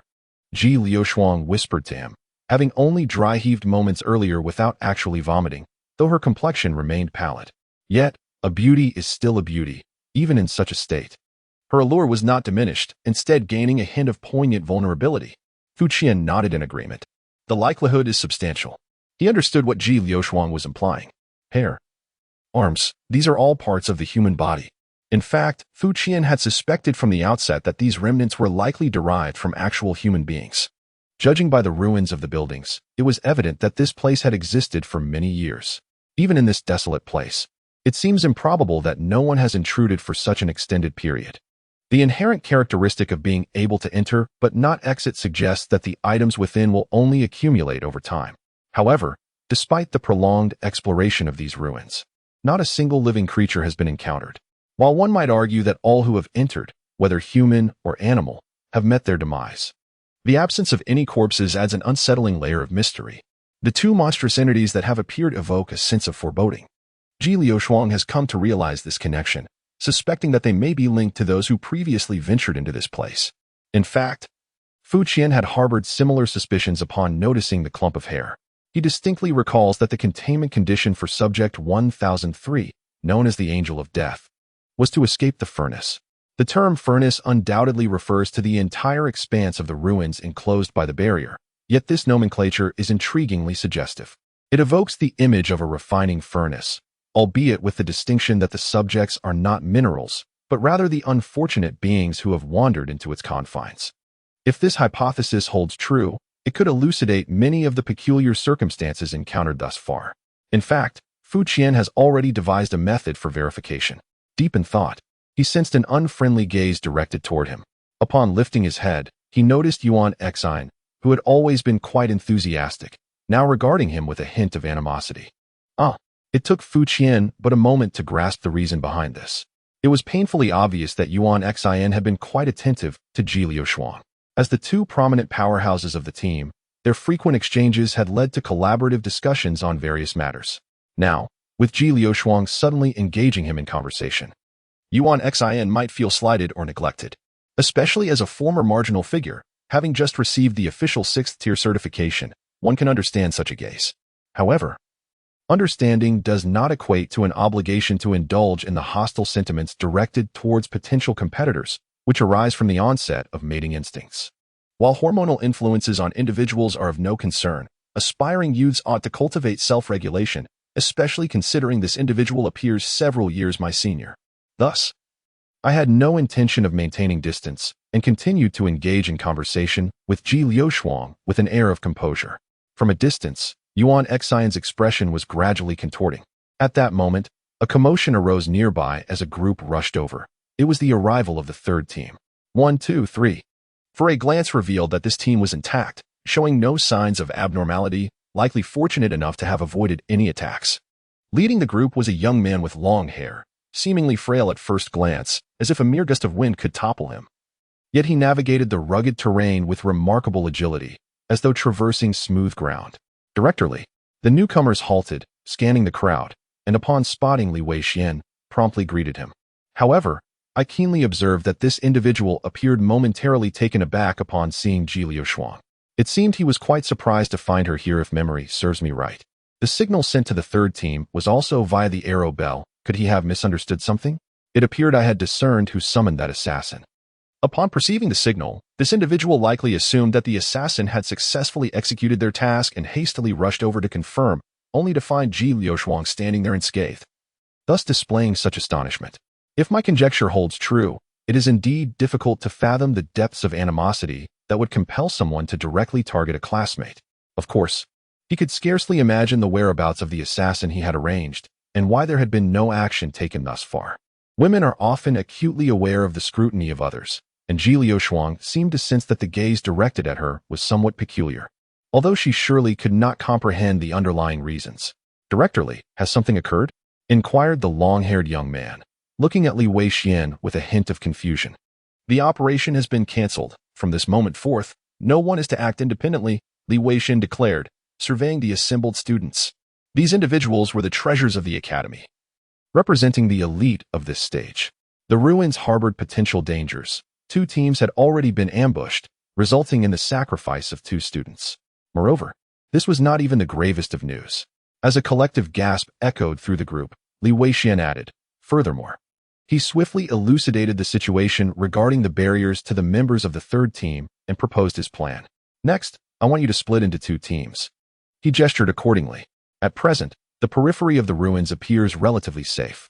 You will explore along the edges of the barriers in 2 directions, verifying whether there are any unseen gaps and gaining a general understanding of the overall terrain of the ruins. If, by unfortunate chance, this barrier proves to be impenetrable, we shall ultimately converge at a singular point. Soon, a group, under the leadership of Li Weixian, arrived at the edge of the barrier. All injured individuals will accompany me, while the rest of you shall form another group. Should you encounter any threats beyond your capability, signal for assistance immediately. Once Li Weixian had made the arrangements, the long-haired youth approached with a smile. You had best refrain from being a nuisance later. Yuan Xian, clearly unwelcoming, spoke curtly, his mood already soured. Rest assured, I shall not obstruct you when it is your time to perish. The long-haired youth named Huang Zhaoyan, undeterred, merely scoffed. It was evident that the two harbored long-standing animosity. In this life-and-death moment, I wished for no internal discord within our ranks. Otherwise, regardless of your status outside, I would extend no courtesy. Li Weixian cast a cold gaze at Yuan Xian and the others, delivering a warning-laden statement. This pinnacle of the 4th tier was clearly in a foul mood, an ominous aura of menace emanating from him. Despite their mutual disdain, Yuan Xian and Huang Zhaoyan dared not provoke further, obediently nodding in agreement. Chapter 39. The eerie Great Rift. The expanse of the furnace ruins proved to be even larger than anticipated. Fu Qian trailed behind the group, casually surveying the surroundings. He held little hope of discovering an escape route, yet he understood the rationale behind Li Weixian's strategy. In such dire circumstances, even the slightest possibility warranted the preservation of hope. One must endeavor to explore every avenue. Moreover, it would be prudent for everyone to personally survey the current predicament, thereby circumventing unnecessary verbal exchanges. The recently joined Huang Zhaoyan is evidently at odds with Yuan Xian, although he refrains from engaging in direct conflict under Li Weixian's admonition. A war of words ensues between them throughout the journey. Unexpectedly, Ji Liushuang assumes the role of mediator amid their discord. Yuan Xian, of course, is unyielding, while Huang Zhaoyan adopts an expression of reluctant tolerance, as if to say he is sparing him the trouble out of respect. This harmonious scene is difficult to reconcile with the notion that he might conspire to eliminate Ji Liushuang in secret. From the exchanges among the trio and those around them, Fu Qian gathers that they hail from illustrious, long-established families, in stark contrast to the newly affluent like Wen Li's clan, and even less comparable to the likes of young Master Yi. They belong to venerable lineages of extraordinary individuals, with deep-rooted connections amongst themselves. Whether these ties are of a benevolent or malevolent nature remains ambiguous. Ji Liushuang and her companions stand out as exemplary members of their generation, having been selected to attend the academy as classmates. The intricacies of their interpersonal dynamics are truly convoluted. Fu Qian harbors no interest in the grievances among the 3. His sole priority is to fulfill his mission and escape this place. Their alliances and rivalries are their own concerns, yet should they impede his objectives, he would not hesitate to take decisive action. Initially, the group was fervently searching for cracks in the barrier, anxious not to overlook any chance of escape. However, their enthusiasm soon waned, despair creeping in, leaving only mechanical sounds of tapping and knocking. After a prolonged march, the weary assembly ultimately resolved to pause and rest for a while. Fu Qian expressed no dissent regarding this matter, and after a group had taken their seats, he declared himself unwearied and set off ahead. Dean Li urged us to act collectively. Yuan Xian gazed at Fu Qian with a serious countenance. I know you can keep up. Everyone requires rest. So, is it that you cannot keep pace? On what grounds should we follow your lead? Perhaps Fu Qian blinked. I am at the 6th level, you see. You may lag behind at your leisure. I do not mind being encumbered. Yuan Xian trembled with indignation, yet the reality was undeniable, leaving him with no counterargument. You see, the advantage of a world governed by brute force is that a fist 1 level higher can crush one beneath it. Satisfied, Fu Qian turned away and embarked on his journey alone, amidst the complex gazes of the crowd. If memory serves, not far ahead lies the burial ground of the assassin brother. He had matters to verify. However, not long after setting out, Fu Qian noticed an additional figure trailing behind him. Huang Zhaoyan had not paused to rest, but rather followed cautiously in his wake. Had this fellow sensed something amiss?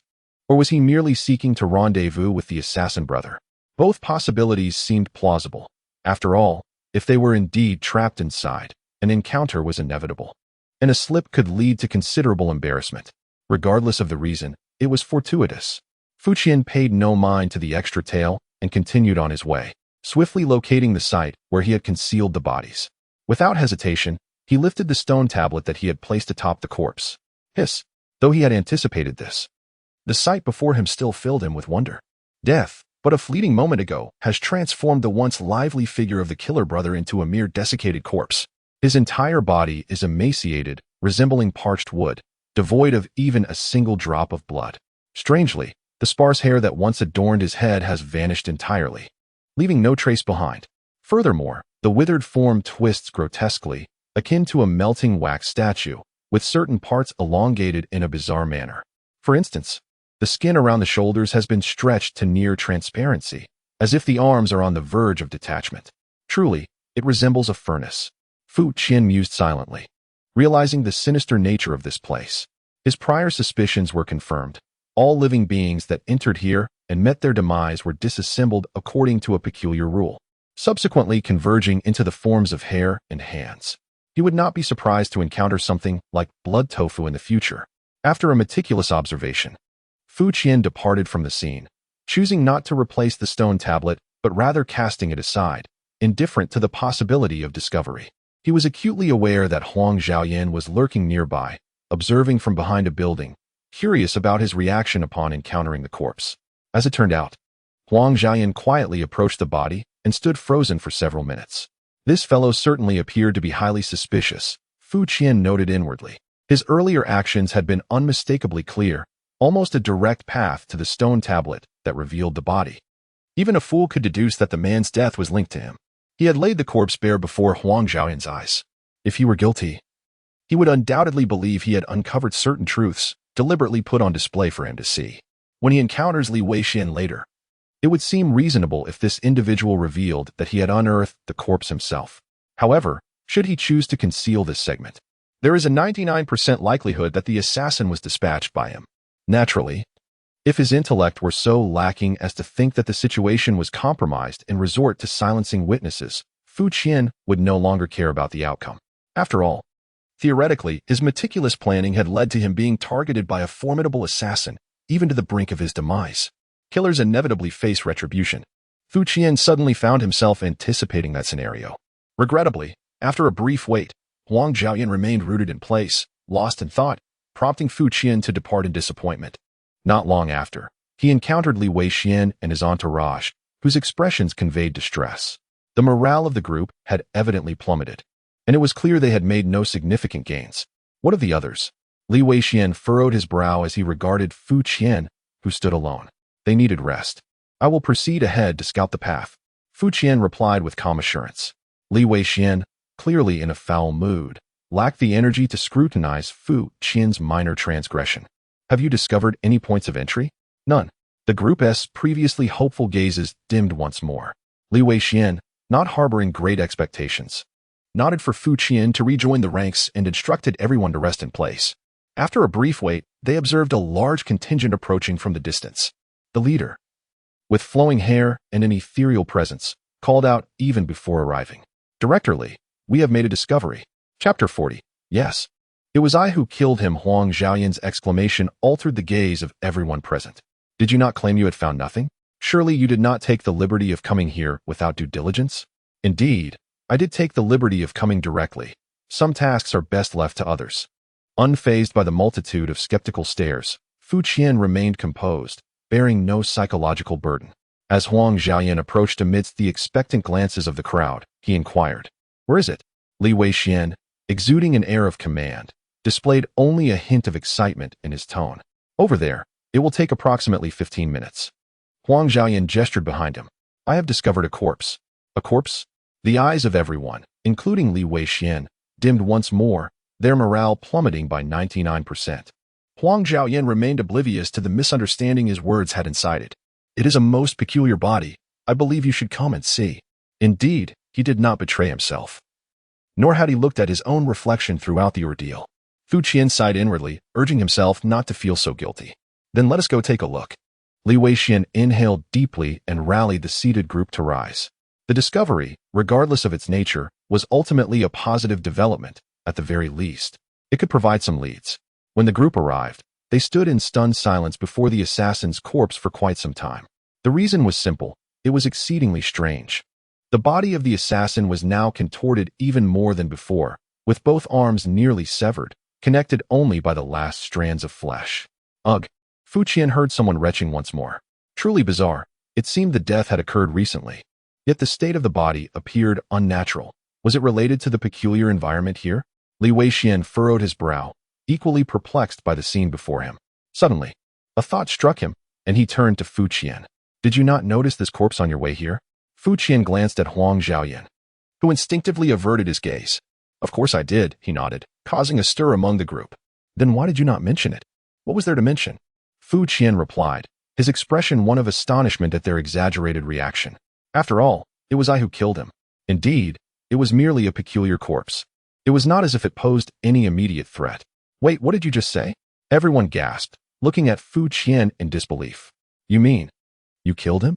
Even Li Weixian was taken aback, his composure faltering. Yes, when I was out scouting earlier, this fellow attacked me, and I simply retaliated in self-defense.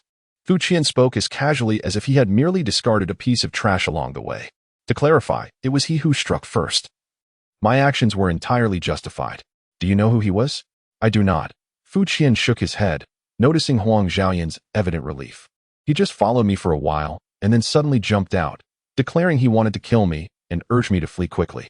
He told you he wanted to kill you and advised you to run? Indeed. He even urged me to release the arrow bell to summon reinforcements. Li Weixian's gaze sharpened.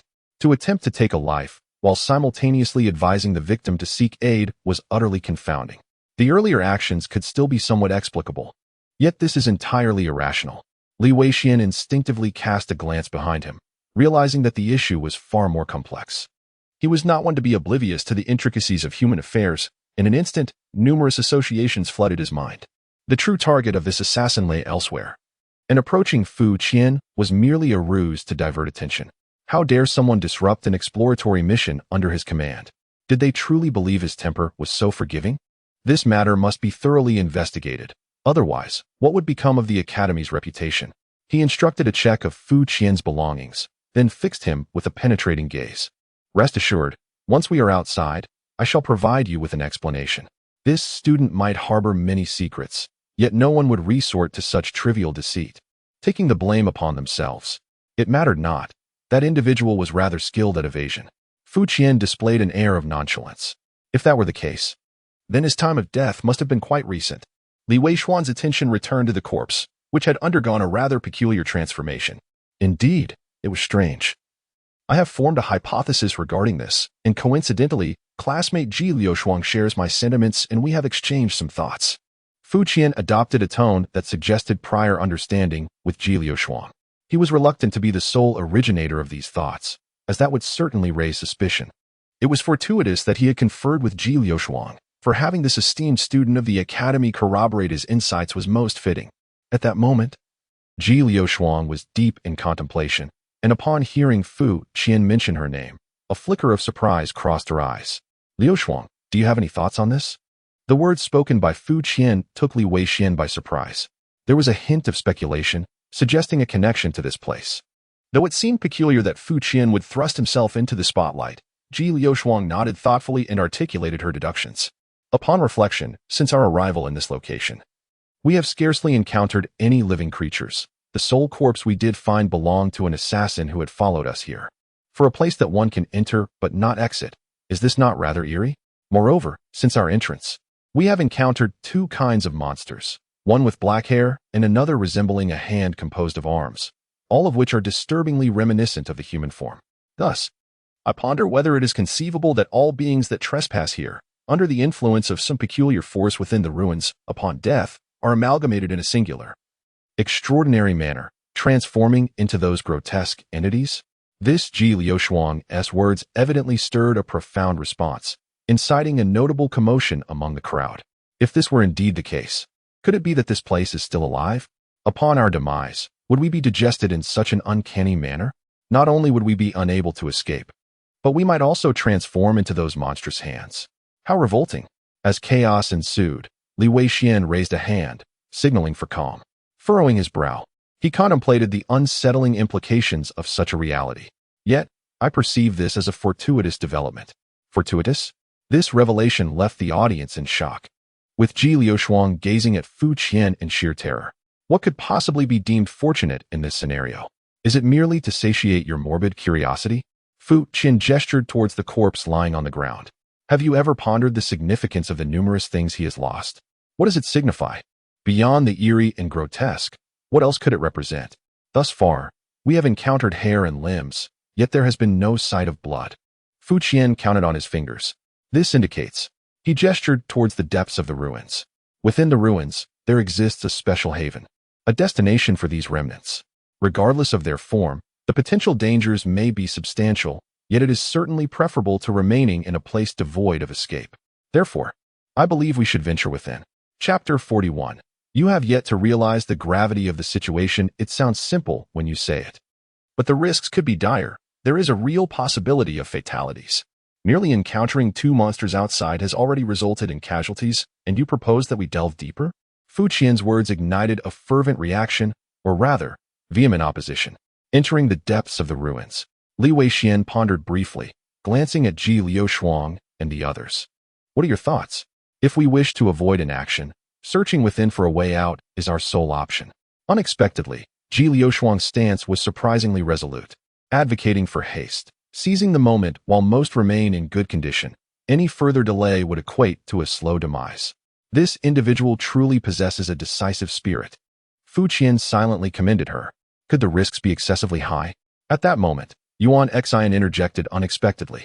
The ruins exude an eerie atmosphere, and we are utterly oblivious to what we might encounter within. To plunge headlong into such uncertainty is undeniably reckless.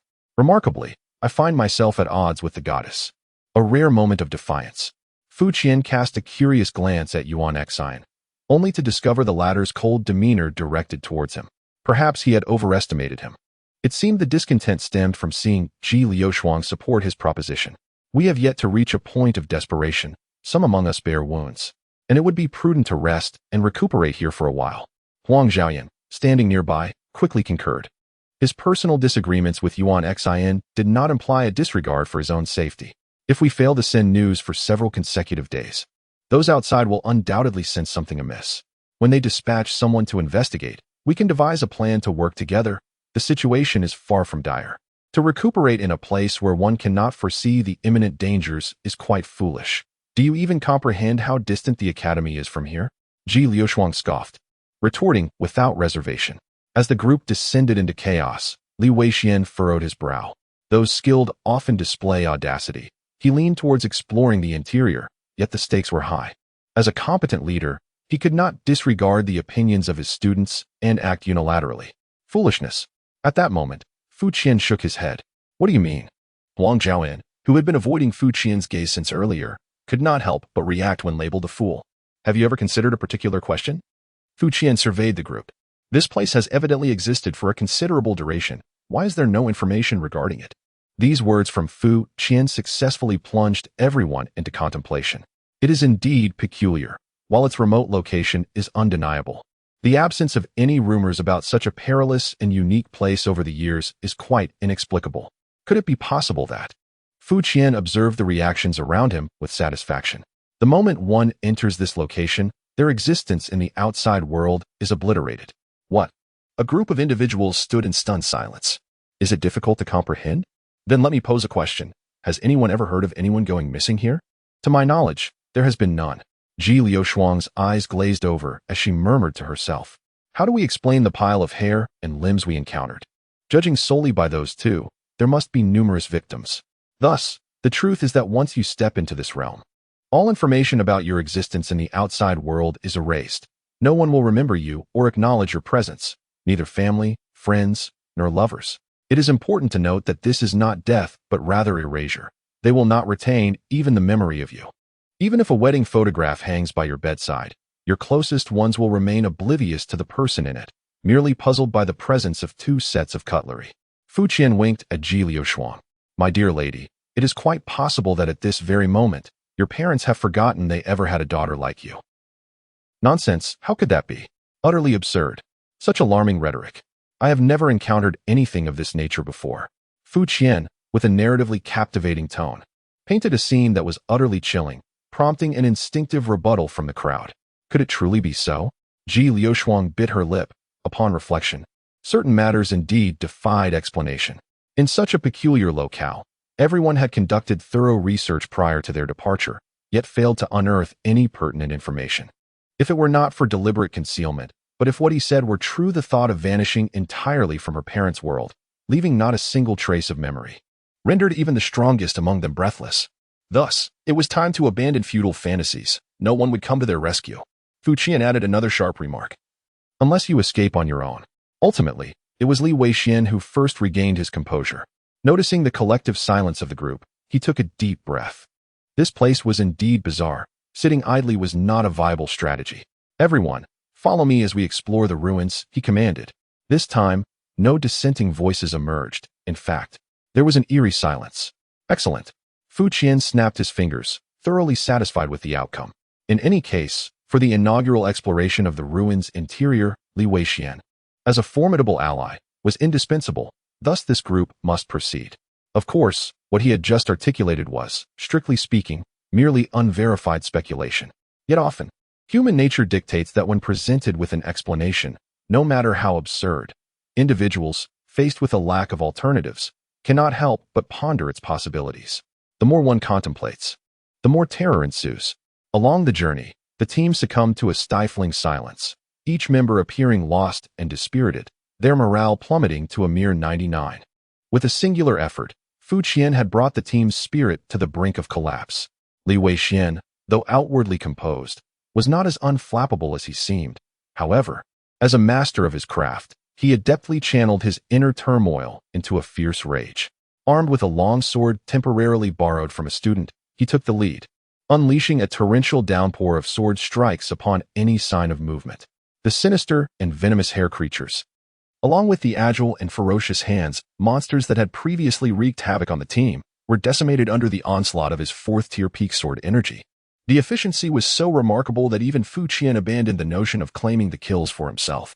The students trailing behind fell into a profound silence, their already frazzled nerves shattered further by the divine prowess displayed before them. Under the ferocious leadership of Li Weixian, the group surged forward, nearly unstoppable, penetrating deep into the heart of the ruins. Within, the environment was even more bizarre.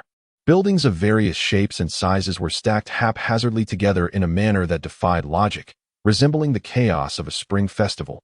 Paths were non-existent, forcing them to traverse rooftops in many areas. Besides the previously encountered hair and hands, a new monstrosity emerged, a colossal white centipede.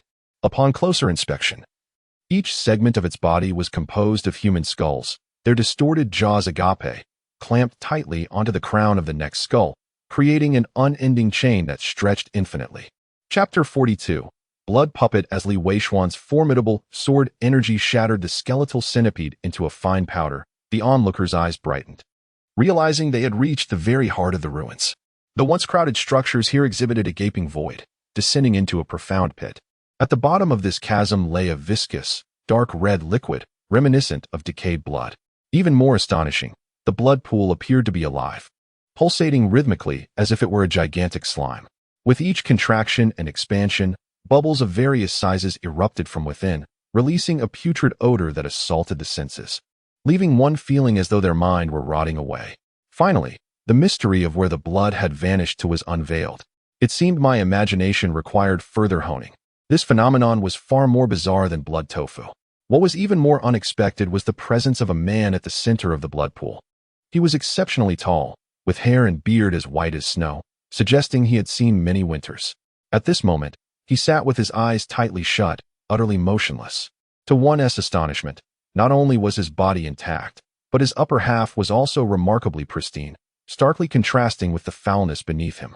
Furthermore, the elderly figure clutched an elaborately designed long spear in his right hand, the sheen upon it indicating it was undoubtedly a divine weapon.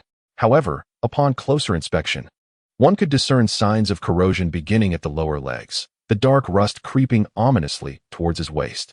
"You all wait here," Li Weixian coldly instructed, preparing to descend into the depths for a closer examination. Just then, an unforeseen change occurred. In the blood pool, a dark red viscous liquid began to exhibit an eerie convulsion, swiftly forming a vortex around the elderly figure at its center. The stench intensified tenfold in an instant. The vortex accelerated rapidly, spiraling up the old man's legs and enveloping his entire lower body in a swift embrace. In the next moment, the top of the liquid contracted into a rounded column, undulating like a serpent, lifting the old man high into the air. The long spear in his hand was raised aloft, descending like the executioner's blade poised to strike.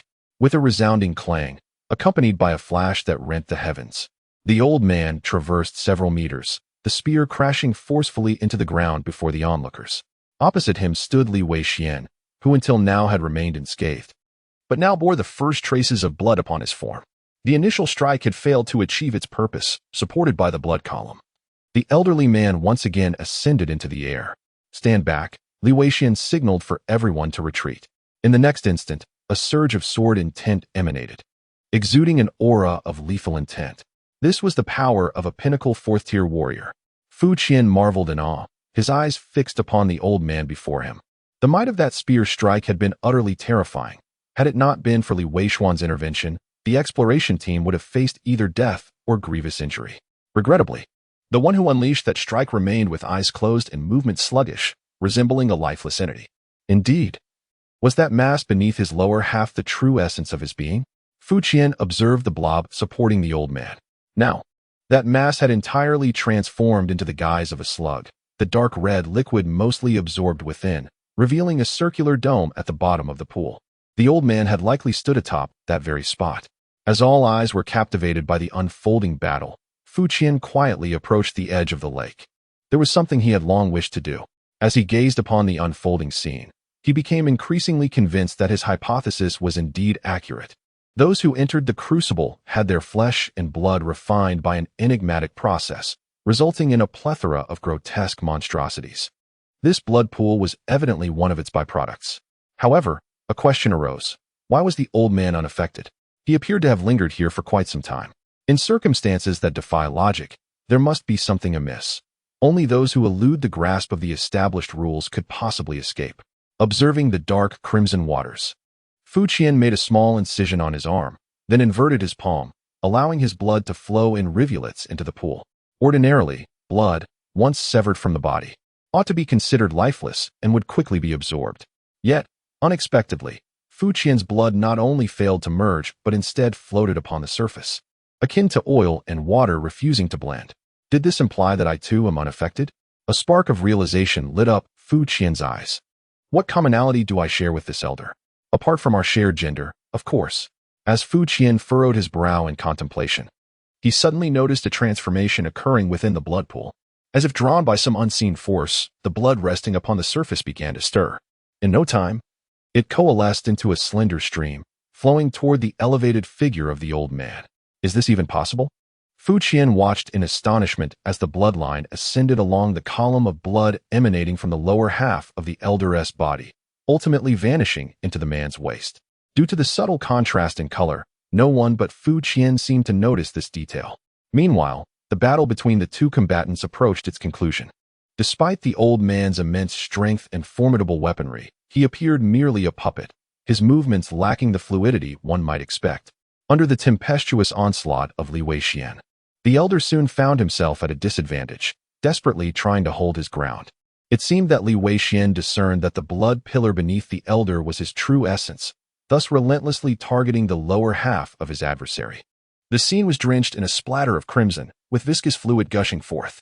As Li Weixian delivered the final blow, tearing apart the elder's blood pillar, the elder convulsed, emitted a groan, and opened his eyes. He began to struggle fiercely, ultimately managing to break free just before the blood pillar could close in on him. Leaping onto the shore, "Thank you for liberating me from that nightmare," he gasped, kneeling and drawing deep breaths, the first glimmer of human spirit illuminating his eyes. He never expected such a day to arrive. The elder spoke slowly, his voice hoarse and unpleasant, as if he had not uttered a word in ages. Observing this, Li Weixian ceased his assault but remained vigilant, posing the three soul-searching questions. Who exactly are you? Why are you here? What is this place? I am The elder grasped his spear, gradually rising, his brow furrowed in contemplation, a pained expression crossing his face. I cannot recall. I only remember being trapped in a place from which I could not escape, besieged by grotesque monsters. My thoughts grew increasingly chaotic, and the moments of wakefulness grew shorter. At times, I even felt as though I had perished. Wait. Suddenly, the elder appeared to make a startling realization, pointing at the chests of the gathered students. His face trembling. Are you scholars of the academy? Do you know of the academy? Several students bore the emblem of the academy upon their chests, causing the crowd to gasp in astonishment. Not only did I recall, I was acutely aware that I was the fourth president of the academy. The realization struck me. Before the academy's members could express their shock, the elder's demeanor shifted to one of solemnity, his long spear resting upon the ground. My name is Feng Yunhong. Chapter 43. They recognized the gravity of the situation. Feng Yunhong. Li Weishuan's expression turned grave. Indeed, I trust you have heard this name. The elder sighed wearily, a look of disdain for empty titles upon his visage. All such accolades are but fleeting illusions. I beg your pardon, but I have not heard of it. Li Weixian shook his head. He was not alone. Everyone mirrored his gesture. What? Feng Yunhong's expression transformed, becoming rather remarkable. Furthermore, I am quite certain that the fourth president of the academy does not bear this name. Nonsense. When I served as president, you were likely not even born. What do you know? Anger flickered in Feng Yunhong's eyes. That may be true. Times have changed, and it is quite normal not to be aware of events from decades past. Li Weixian replied with an even tone. However, there is one thing I am absolutely certain of. My grandfather was the fourth president. I am quite certain his surname is Li, and he should currently be vacationing in the southern hemisphere. Li Weixian observed Feng Yunhong's expression, which clearly suggested that the elder might want to check his sanity, having lingered here for far too long to even remember his own name. Li, your grandfather is named Li He? Feng Yunhong stood in a daze for a moment, suddenly turning to Li Weixian and inquiring, how do you know? Li Weixian had only spoken half a sentence when he abruptly froze, instinctively glancing towards Fu Qian. Not only he, but all the students mirrored his actions, turning in unison to look at Fu Qian, who stood at a distance. Had they finally recognized the gravity of the situation? Fu Qian nodded in acknowledgement to everyone and gestured towards Feng Yunhong. Behold, a perfect illustration of what constitutes a genius's intuition. Have you witnessed it? Although the information at that time was rather insufficient, it has been proven that the most terrifying nightmares have indeed come to fruition. What is the matter with you all? Feng Yunhong also sensed the anomaly. Feng, old sir. Li Weixian swallowed hard. You recognize my grandfather? Need I say more? During my tenure as dean, he was consistently my right-hand man. This young man possesses exceptional talent, particularly with his steady temperament, which makes him a worthy candidate for greatness. Feng Yunhong stroked his beard, reminiscing about the past. However, to assert that he was the fourth-generation dean is utterly absurd. He hadn't even fully matured at that time. How could he possibly have been appointed as dean? Li Weixian took a deep breath and cast a glance back. The psychological blow they had just endured was nothing short of terrifying. The students' eyes were filled with confusion, the light of hope extinguished. It was indeed as that individual had stated. Once they entered this place, all external information was obliterated, leaving no one to remember who they were. Reinforcements would truly not be arriving. Only Fu Qian remained, observing Feng Yunhong with keen interest. Old Sir Feng, the facts I have come to understand may differ from what you presume. Li Weixian swallowed hard, carefully choosing his words. My grandfather was indeed the fourth-generation head of the academy. However, there was a considerable hiatus in the position prior to his tenure. As for your name, I regret to inform you that no pertinent information has been passed down. Observing the distressing expression on Feng Yunhong's face once more, Li Weixian explained while greeting Fu Qian. Regarding the reasons for this situation, we have speculated a potential cause, which I shall let my student elucidate for you.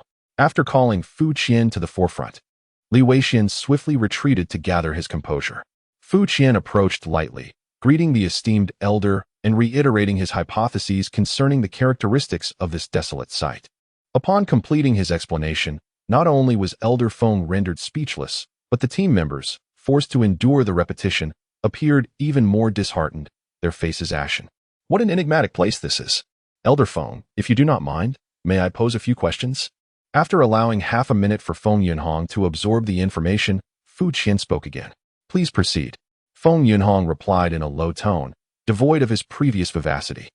According to your account, Have you been trapped here for an extended period? Indeed, that occurred many years ago. Feng Yunhong lifted his gaze, his expression vacant. In recent years, I have found myself awake less frequently, making it difficult to gauge the exact duration.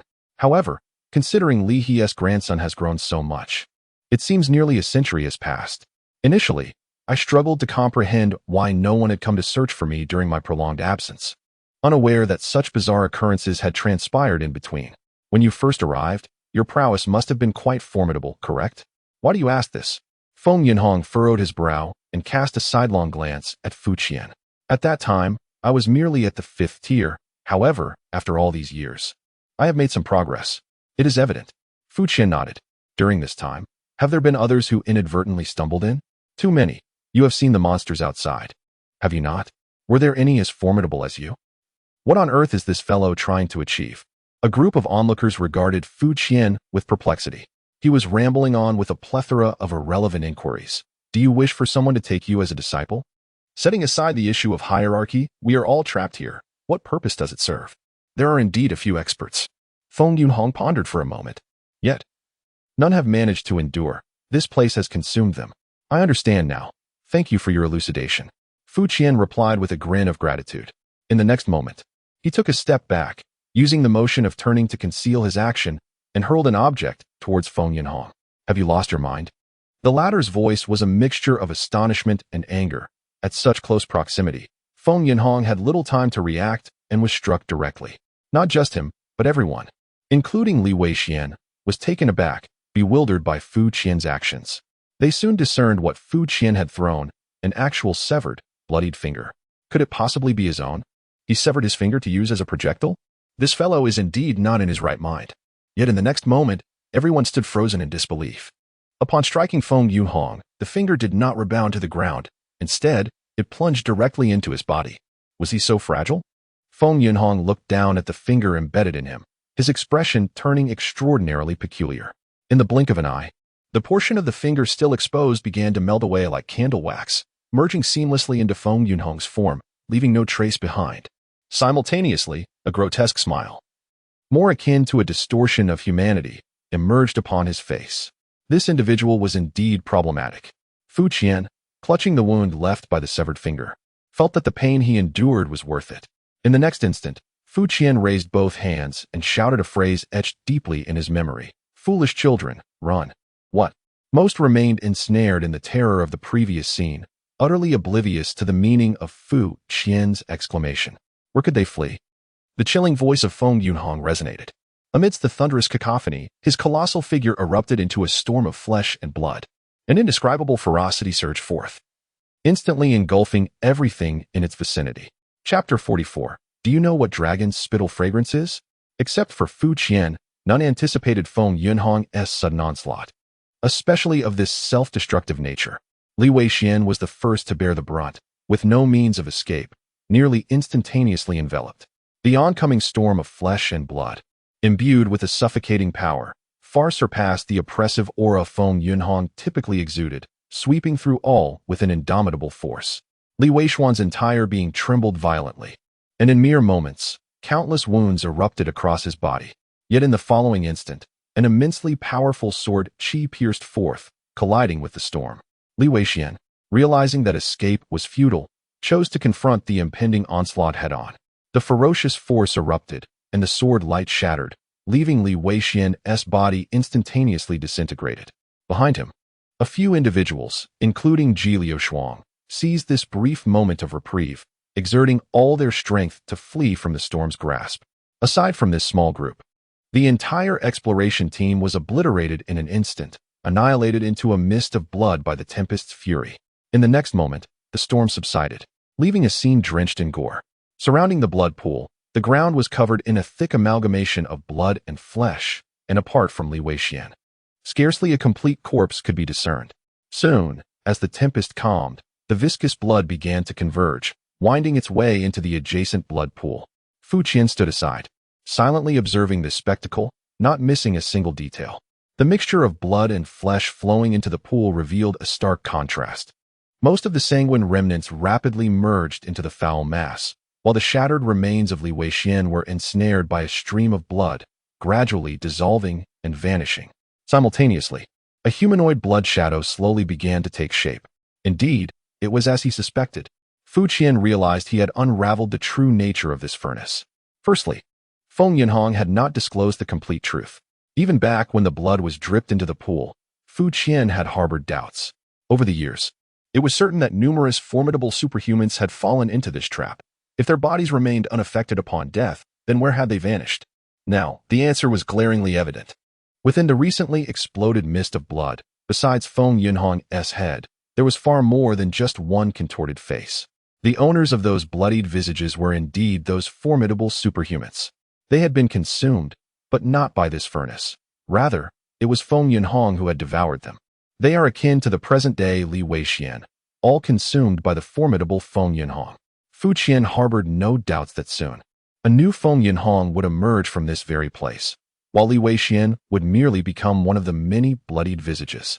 As for why Feng Yinhong possessed such capabilities, Fu Qian recalled a segment from his perfumery course regarding ambergris. It is said that the giant squid, equipped with resilient beaks and tongue teeth, is quite difficult to digest. When ingested by the sperm whale, it accumulates within the gastrointestinal tract, irritating the intestines, which over time secrete a unique waxy substance, encasing the remnants of food, ultimately coalescing into ambergris. All extraordinary beings who reach a certain level of prowess are akin to the impurities that this furnace cannot digest. The Feng Yinhong witnessed moments ago is the ambergris formed through years of accumulation. He is not an individual, but rather a composite residue of all those extraordinary beings. When Fu Qian first encountered him, the mass of flesh on his lower half was not what governed him, but rather it enveloped him to prevent any influence on the furnace. Thus, the appearance of him losing his senses was merely a fade. Why is this the case? In the distance, Ji Liuxuang, with blood at her lips, gazed vacantly at the gruesome spectacle before her. Even the dean had. She counted herself among the fortunate few, having been positioned at a distance. Upon hearing Fu Qian's words, though she did not fully comprehend, a sense of psychological preparation instinctively took hold. Consequently, when Feng Yinhong self-destructed, she was among the first to escape the storm's reach, sustaining only minor tremors. Apart from her, the only survivors included 5 individuals, among them Yuan Xian and Huang Xiaoyan. They were not so fortunate. Although Li Weixian risked his life to buy them a moment of respite, without exception, they were caught in the tempest. With the most severely affected half of his body nearly reduced to a gruesome pulp, what had once been a formidable contingent was now reduced to but a handful of survivors. How do you know? Struggling to rise from the ground. Yuan Xian refrained from immediately assessing his injuries, instead fixing an unwavering gaze upon Fu Qian, enunciating each word. "Know what?" Fu Qian replied, observing the bloodied visage of his interlocutor. "I know he has a problem." Yuan Xian gestured towards the pool of blood. "From the very beginning, you told us we were trapped, informed us that we could not rest, instructed us to search for an escape within the ruins. The entire team has followed your directives, and now we find ourselves in this dire predicament. Tell me, how did you come by this knowledge?" Yuan Xian's words ushered in a brief silence as all eyes turned to Fu Qian, contemplating. Indeed, upon reflection, numerous discrepancies emerged. It appeared that this individual had orchestrated the team's actions from the outset, and there was also his recent peculiar behavior. Fu Qian's right hand now bore only 4 fingers, the little finger having been forcibly severed and cast upon Feng Yinhong. Now was not the time to dwell on these matters. The priority was to find a way out. Ji Liuxuang stepped forward, her stern gaze fixed on Yuan Xian, silencing him. While she too sensed that Fu Qian harbored many secrets, she believed they were not of the nature Yuan Xian suggested. Prior to the encounter, Fu Qian exhibited behavior akin to that of a wholly rational survivor, with every action driven solely by the instinct to survive. Let us not forget that he had just urged everyone to flee. Confronted by the admonition of the goddess residing in his heart, Yuan Xian, whose eyes glowed a fierce crimson, no longer displayed the deference he once had. Instead, he regarded her with a sardonic smile, unwilling to concede. "Ah, humanity," Fu Qian mused. "Oftentimes, the sole reason certain individuals harbor animosity towards you is that you have unveiled the truth to them. When they find themselves powerless against that truth, they may instinctively wish to eliminate you, as if your absence would render their predicament non-existent." Fortunately, Fu Qian possessed unique communication skills that proved effective in dealing with such individuals. In the next moment, An aura of lethal intent surged forth, and the dread of death gripped the hearts of all present. Fu Qian gazed at Yuan Xin with a smile. Have you perhaps misjudged the situation? From where do you derive the notion that I am obliged to answer your inquiries? Upon hearing these words, Yuan Xin, who had been seething with rage just moments before, turned as pale as a ghost. It was not merely him. The reaction was universal, plunging the atmosphere into a profound silence. Indeed, in this scenario, did Fu Qian have any obligation to respond to any questions? Setting aside the fact that nearly everyone else bore injuries, even if all 6 were unscathed, they would still be no match for a Tier 6 extraordinary being. Considering the nature of this ruin, any occurrence within would remain unknown to the outside world. Regardless of the strength of one's family, it would bear no significance here. To perish within these confines would mean true death, one that leaves no trace, where even the memory of one's existence would fade beyond the walls, let alone any hope for vengeance. Even the esteemed former dean of the academy has languished here for decades without stirring a single ripple, ultimately becoming this grotesque semblance of neither man nor ghost. For Fu Qian and his companions, they are akin to meat upon the chopping block. If he were to resort to murder, there would be nothing to threaten him. No, he has already taken a life. The memory of that shattered assassin deepens the gloom among the group, particularly for Huang Xiaoyan. Fu Qian, do not act impulsively, cautioned Ji Liushuang, her voice trembling with concern, fearing that Fu Qian might unleash a massacre in a fit of rage. It's all right, I am never impulsive. Fu Qian replied with a smile, approaching the blood pool where a human-shaped silhouette was gradually forming. He turned back to Ji Liushuang and asked, Do you know what ambergris is? Chapter 45. Contest. What is ambergris? Fu Qian's inquiry left Ji Liushuang momentarily speechless. Of course, I know what it is. But I do not grasp your meaning, she murmured in response. Fu Qian did not expect her to understand. An indigestible foreign object, once encased, does not become true ambergris. Only after being expelled by a whale and subjected to the relentless caress of seawater over centuries does it transform into genuine treasure. A crucial point lies in the expulsion of the foreign object. Since the furnace's barrier cannot be breached, perhaps it is time to allow it to expel itself as the foreign object. This may well be a method of escaping this dire predicament. However, if we liken the furnace to a whale, to be expelled, one must not only be an indigestible foreign object, but also of considerable size. Fu Qian was deeply skeptical, suspecting that Feng Yuhong had been engaging in this endeavor for years. Bit by bit, he consumed the subsequent extraordinary beings, allowing himself to be gradually accumulated as an anomaly, resulting in an ever-worsening indigestion of the furnace, until one day, he would break through that boundary. Not understanding is not a problem, as the ancient saying goes. Weakness and ignorance are not barriers to survival, arrogance is. Simply refrain from engaging in what you do not comprehend. Fu Qian winked at Ji Liushuang. You will help us, won't you? For a moment, Ji Liushuang found it difficult to grasp the meaning of Fu Qian's words. She swallowed hard and quickly replied, Although you seem somewhat out of place among us, I know you are not a bad person. If there is a way to escape, please tell me. I am willing to pay any price. Fu Qian glanced at Ji Liushuang's serious face and then at the other 5. Apart from Ji Liushuang, no one else dared to make eye contact, though it was evident they were all straining to listen. I'm afraid you cannot escape. Fu Qian coldly shattered their hopes. Because you are too weak. Perhaps I am not a bad person, but I am a tasker. With a smile directed at Ji Liushuang, Fu Qian leaped into the center of the blood pool, the very spot where Feng Yunhong had initially stood. The blood at the center surged almost instantaneously. Fu Qian distinctly felt his body being violently washed by the blood, attempting to enter and assimilate him. How about this? Without hesitation, Fu Qian plunged his right hand into the blood pool. The wound where his little finger had been severed instantly became a conduit, allowing the blood to surge frantically into his body. You dare! A maddened howl reverberated through the wilderness, as a figure emerged from the pool of blood. To refer to it as a human would be a euphemism. It was, in truth, a grotesque entity possessing a torso and limbs, its face devoid of features. Do you even comprehend what you are doing? The voice of Feng Yuhong pierced through the air. Of course I do. Otherwise, how could I be so fervent in my endeavor? Fu Qian retorted with a smirk, and, under the horrified gazes of Ji Liushuang and the others, he abruptly severed his entire right arm. The flow of blood surged forth at an accelerated pace. In an instant, he felt the tumultuous energy within him swell to an overwhelming degree. Stop! Feng Yunhong's voice grew increasingly urgent. Do you have any idea how many years I have devoted to this? It seemed Fu Qian was acutely aware of his predicament. This individual had indeed conceived a similar method, transforming himself into an indigestible, unwieldy mass, thereby compelling the furnace to expel him. I will never allow you to annihilate decades of my toil. As Fu Qian not only persisted but intensified his actions, Feng Yunhong, in desperation, began to hasten his absorption. Yet, it was evident that the previous self-detonation had inflicted significant damage upon him, and he remained in a state of recovery. As his absorption accelerated, he soon found himself in an unstable condition, nearly losing his human form, and was compelled to decelerate once more.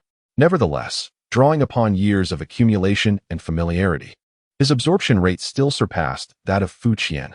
His body gradually began to take shape, with internal organs and muscles revealing intricate details. After confirming that Fu Qian posed no genuine threat, Feng Yunhong let out a sigh of relief. What a foolishly arrogant fool. I allowed you to escape before. Yet you returned to walk into your own demise. He fixed his gaze on Fu Qian, a sinister resolve brewing within him. Soon, I shall personally send you on your way and make you experience the utmost agony. In the face of Feng Yunhong's threats, Fu Qian merely snorted, completely unfazed. It seems I should strike first, he mused, stepping forward until he stood directly before Feng Yunhong. His skin was absent, revealing clearly defined muscles, and even the intricate details of his internal organs. The blood in the pool had been largely absorbed by him, making Feng Yunhong appear even more imposing. You dare! Feng Yunhong roared, yet Fu Qian continued to advance, allowing his adversary to seize him by the throat, fingers pressing like blades against his flesh, leaving behind a deep gash. However, in the next instant, blood gushed from the wound, healing at an astonishing rate before the naked eye. There's no need for you to waste your efforts, Feng Yunhong cackled maniacally. Though I may be unable to move freely, as long as I stand in this blood pool, I shall never perish. Any injury I sustain will be swiftly mended. Is that so? Then how about this? Fu Qian blinked, his hand piercing through the still healing wound, unleashing a visceral strike. The blood pool beneath them trembled violently, and Feng Yunhong's screams echoed across the expanse. As Fu Qian withdrew his hand, a torrent of blood surged forth from the gaping wound on Feng Yunhong's body. Stop! Without even a semblance of skin, theoretically, the entire body is but a collection of wounds, rendering it a perfect target for organ harvesting. Ignoring the anguished screams of Feng Yunhong, Fu Qian plunged deeper. The 6 individuals on the shore were left in stunned disbelief. Moments ago, upon witnessing Fu Qian leap into the blood pool, they had assumed he had lost his mind and sought to end his life. Yet, it became evident that he had meticulously planned this, intent on extinguishing Feng Yunhong's life. As Fu Qian unleashed terrifying assaults that elicited horrified cries from Feng Yunhong, a figure suddenly dashed to the pool's edge. Huang Xiaoyan. The onlookers were taken aback by the unexpected arrival. Fools, Huang Xiaoyan sneered at the crowd before unhesitatingly jumping in. This fellow aspired to partake in the chaos. The group quickly grasped his intention. The blood at the center of the pool, once absorbed, could evidently amplify one's strength. And with Feng Yunhong and Fu Qian engaged in a fierce struggle, he saw an opportunity to intervene. Though perilous, in such a treacherous setting, an increase in power meant a greater chance of survival, making the risk worthwhile. As for his derision towards the others, the rationale was clear. Should they allow the confrontation to persist unchecked, regardless of who emerged victorious, they would inevitably find themselves as lambs led to slaughter. A wave of agitation surged through the crowd as figures sprang forth, rushing toward the center of the blood pool. Chapter 46. I only compete for the present moment for a fleeting moment. Ji Liushuang nearly succumbed to the urge to join the fray. However, a voice echoing in her mind restrained her impulse. Do you know what ambergris is? It is best not to engage in matters one does not understand. The words spoken by Fu Qian echoed in Ji Liushuang's heart, plunging her into a moment of hesitation as she watched the crowd rushing toward the blood pool. In the next moment, she felt an immense relief for her brief indecision. Leading the charge were the formidable Huang Xiaoyan and Yuan Xian. Among them, Huang Xiaoyan, with the least injury, leaped almost as high as Fu Qian, directly aiming for the center of the pool. Yet, as he soared through the air, a spiraling tentacle suddenly shot forth from the fetid, decaying liquid at the pool's perimeter. A scream pierced the air as Huang Xiaoyan, unable to evade, was impaled in the calf by the tentacle. In an instant, the tentacle retracted, dragging him down, submerging him in the foul liquid. Witnessing this harrowing scene, Yuan Xin was taken aback, hesitating between advancing or retreating, only to find two tentacles hurtling toward him. He narrowly escaped their attack, but lost his balance, half of his body plunging into the pool.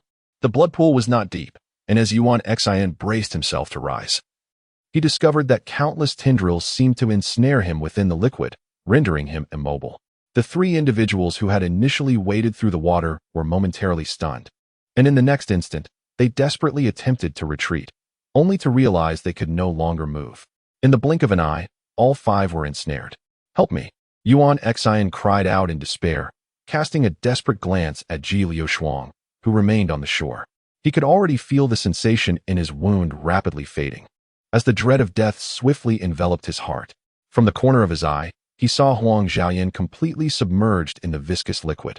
As she beheld the harrowing scene before her, Ji Liushuang, having narrowly escaped death, felt her limbs grow weak and her heart race uncontrollably. She could not help but glance once more at Fu Qian, submerged in the pool of blood. His earlier words had been a subtle hint. He had meticulously orchestrated everything, even anticipating this very moment. Every individual's reaction was within his foresight. The people in the pool had begun to collapse one by one, and the anguished cries of the crowd pierced her heart, compelling her to intervene. Yet, the admonition of Fu Qian echoed in her mind. Do not engage in that which you do not comprehend. Ultimately, she turned her gaze away. Fu Qian, amidst the crimson depths, cast a fleeting glance before averting his eyes. He harbored no semblance of sympathy for this group. The foolish cannot be cured. It is true that humans possess an instinct for survival, and while one might resort to any means to prolong existence, it does not imply an absence of reason. Lacking a true understanding of logic and merely imitating others is akin to gambling with one's life. What leads you to believe that the external threats I face would not also turn their wrath upon you? At that moment, he had already unleashed 3 visceral strikes upon Feng Yunhong, leaving a veritable river of blood in their wake. Yet, this merely served to delay Feng Yunhong's recovery.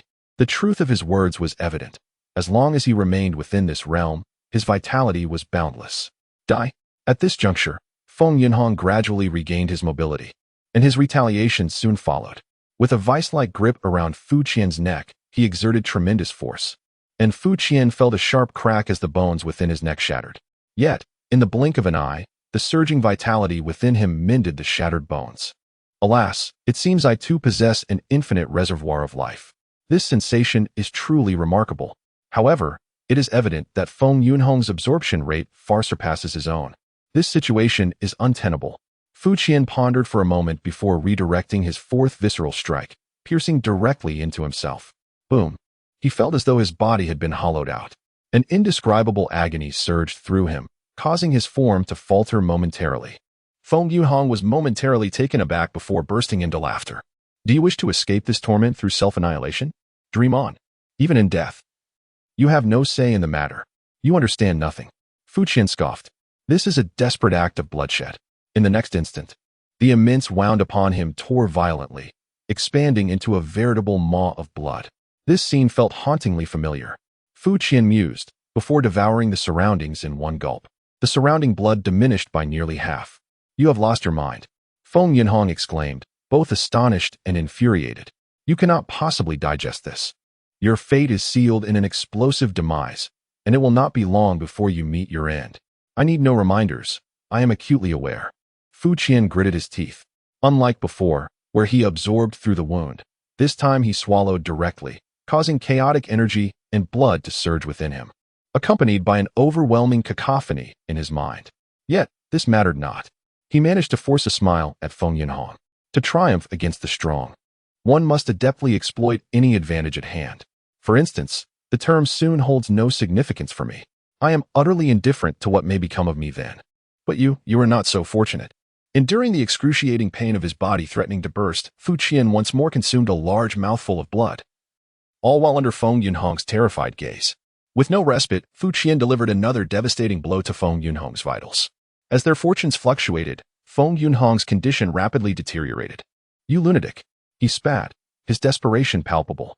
Ultimately, amidst Feng Yunhong's futile curses, Fu Qian unleashed one final internal strike, reducing him once more to his sanguine form. Before Feng Yuhong could complete his outcry, Fu Qian consumed him whole. It was over. Fu Qian collapsed onto the ground, the remnants of blood surging into his body, mending wounds, even restoring severed limbs and fingers. Yet, this was merely a superficial manifestation. The chaotic energy within him threatened to spiral out of control, driven solely by instinct as it surged unpredictably, threatening to rupture his very being. Nonetheless, this sufficed. Even amidst the turmoil within, Fu Qian sensed an unprecedented exaggeration in his state, the intensity of his life force surpassing that of Li Weixian from before. He could even feel a rejection of his existence, the very fabric of space becoming viscous around him. Indeed, the power amassed through sheer vitality had surpassed the limits of the crucible. Now, he merely needed to advance to the barrier to validate his hypothesis. Struggling against the extreme disarray of his body, Fu Qian managed to rise. Just as he was about to set forth, a voice erupted in laughter beside him. Indeed, it was an actual voice, emanating from beneath his left ear, uttering Feng Yunhong's words. "You lunatic, you shall never extinguish me. I need only to await your catastrophic demise, to relish the cycle of rebirth once more, while you shall soon be utterly obliterated." Not only he, but a cacophony of manic laughter echoed all around. Both men and women, presumably those extraordinary beings devoured by Feng Yunhong, seemed to have improved their state through such reckless behavior. It appears that existing in this manner for too long truly affects one's mind. "All right, I understand. There's no need to reiterate," Fu Qian weakly remarked. "What if I were to step out of the barrier during this period?" In an instant, both Feng Yuhong and the voices in his mind fell silent. Would we perish together? Fu Qian chuckled as he walked. That would indeed be splendid. Chapter 47. Dark Night Frost. Are you all right? As she watched Fu Qian struggle to crawl ashore, Ji Liushuang, trembling, cautiously inquired. Fu Qian fully comprehended her concern. Anyone witnessing a fellow creature swollen multiple times with mouths sprouting all over would hardly remain composed. "Quite well," he replied in a leisurely tone, successfully inciting a chorus of curses. "Utterly shameless. Your demise is imminent. Spirit and form obliterated. Ha! Fool, you will extinguish our last glimmer of hope. Young man, do not act impulsively." "Who are they?" Ji Liushuang instinctively recoiled. She had already recognized Feng Yunhong's voice. "You may refer to them collectively as seniors, though their esteemed reputation is debatable." In an instant, the cacophony of curses doubled. "Can you save them?" Ji Liushuang seemed to have grasped a semblance of understanding regarding Fu Qian's predicament. Instinctively, she took a step back, only to recall the few individuals still ensnared in the blood pool. Among the arrogant quintet, Huang Zhaoyin had vanished without a trace, while Yuan Xian barely revealed half of his face, appearing on the verge of asphyxiation. This cannot be. Fu Qian's outright refusal cast a shadow over the remaining three, and Yuan Xian's desperate struggles intensified. "Will you accompany me? Are you going to see me out?" Ji Liushuang's once dim eyes sparkled with newfound hope. "No." Fu Qian shook his head. "I offer you a chance to witness my departure." As the scenery shifted, it wasn't long before the edge of the ruins came into view. Ji Liushuang found herself perplexed by her own emotions. After Fu Qian's declaration, she felt no anger. Instead, she inexplicably followed him outward, perhaps having lingered too long in despair. She yearned to witness the spectacle of something escaping from this dire situation. She concocted a justification for herself. The two traversed the same path they had come, encountering the severed hand creature wounded by Li Weixian, along with several lush tufts of hair. Yet, their responses were peculiar, though they perceived the two. They merely gazed from afar, too timid to approach. It felt reminiscent of an audience at court. Fu Qian mused, realizing that this group likely did not fear him. More plausibly, as beings fully assimilated by the furnace, they shunned contact with entities like himself, which were rejected by the furnace. The barrier loomed ever closer. As they approached, Fu Qian increasingly sensed the tumultuous forces writhing within him. The reversal of vital energy has become trivial, the muscles and bones emit creaks, and the chaotic force renders walking a challenge. The cacophony in his mind grows ever louder. "Stop. Have you truly lost your mind? Young man, do not be overly arrogant. Brother, you are still young. Do not tread the path of self-destruction." Fu Qian offered no response, maintaining a stoic demeanor as he exerted control over his body, resolutely advancing to the edge of the barrier and extending his right hand. It felt akin to touching a layer of viscous jelly. The once indomitable, intangible barrier was effortlessly breached. It truly can be done. Fu Qian blinked and glanced back at Ji Liushuang, who was intently fixated on his outstretched hand, her expression a complex tapestry of emotions. "Any parting words?" he inquired. "Parting words?" Ji Liushuang momentarily froze, then lowered her gaze. "Perhaps it holds little significance now? If I were to share any final words with you." The instant I step outside, every piece of information related to me would be obliterated. "You're not foolish," Fu Qian noted, observing her closely. "In theory, that is indeed the case. Thus the onus lies upon you. If you wish to seize this opportunity, you must conceive a parting sentiment that I shall not forget. A sentiment that will not be forgotten." Ji Liushuang paused, her eyes suddenly alight with inspiration. "Are you familiar with Silver Mist Manor?" "I am," Fu Qian replied, nodding while furrowing his brow. Despite its absurdity, he indeed possessed knowledge of it. When Ji Liushuang mentioned this place, an imposing edifice bathed in sunlight naturally surged into Fu Qian's mind. He was utterly convinced that this was the location she referred to. However, the dilemma lay in the fact that he had never set foot there. In truth, he was not even a denizen of this world. After a moment of contemplation, Fu Qian surmised a possibility. His thoughts had been tainted by the consciousness of other extraordinary beings, and these were their memories. Indeed, since earlier, his mind had been inundated with a cacophony of disjointed images, a veritable kaleidoscope of scenes. It now appeared that this current state entailed more than mere physical instability. A sense of foreboding suddenly enveloped Fu Qian. At the easternmost edge of Silver Mist Manor, there lay a grove of cypress trees. Upon realizing that Fu Qian was aware of this, Ji Liushuang's heart leapt with joy as she swiftly spoke. "Beneath the cypress trees blooms a flower that only opens at night, its petals white as frost under the moonlight, forming a breathtaking spectacle. You should take the time to see it when you can.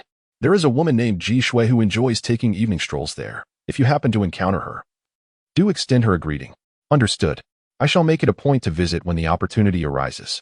Observing the earnest expression on Ji Liushuang's face, Fu Qian refrained from inquiring about the relationship between Ji Shui and her, merely nodding in agreement. In the next instant, his entire body pressed against the barrier, forcing his way out amidst a cacophony of anguished wails and curses. Incomplete soul state, containment failure. Almost at the moment of regaining his freedom, a notification echoed in Fu Qian's ears.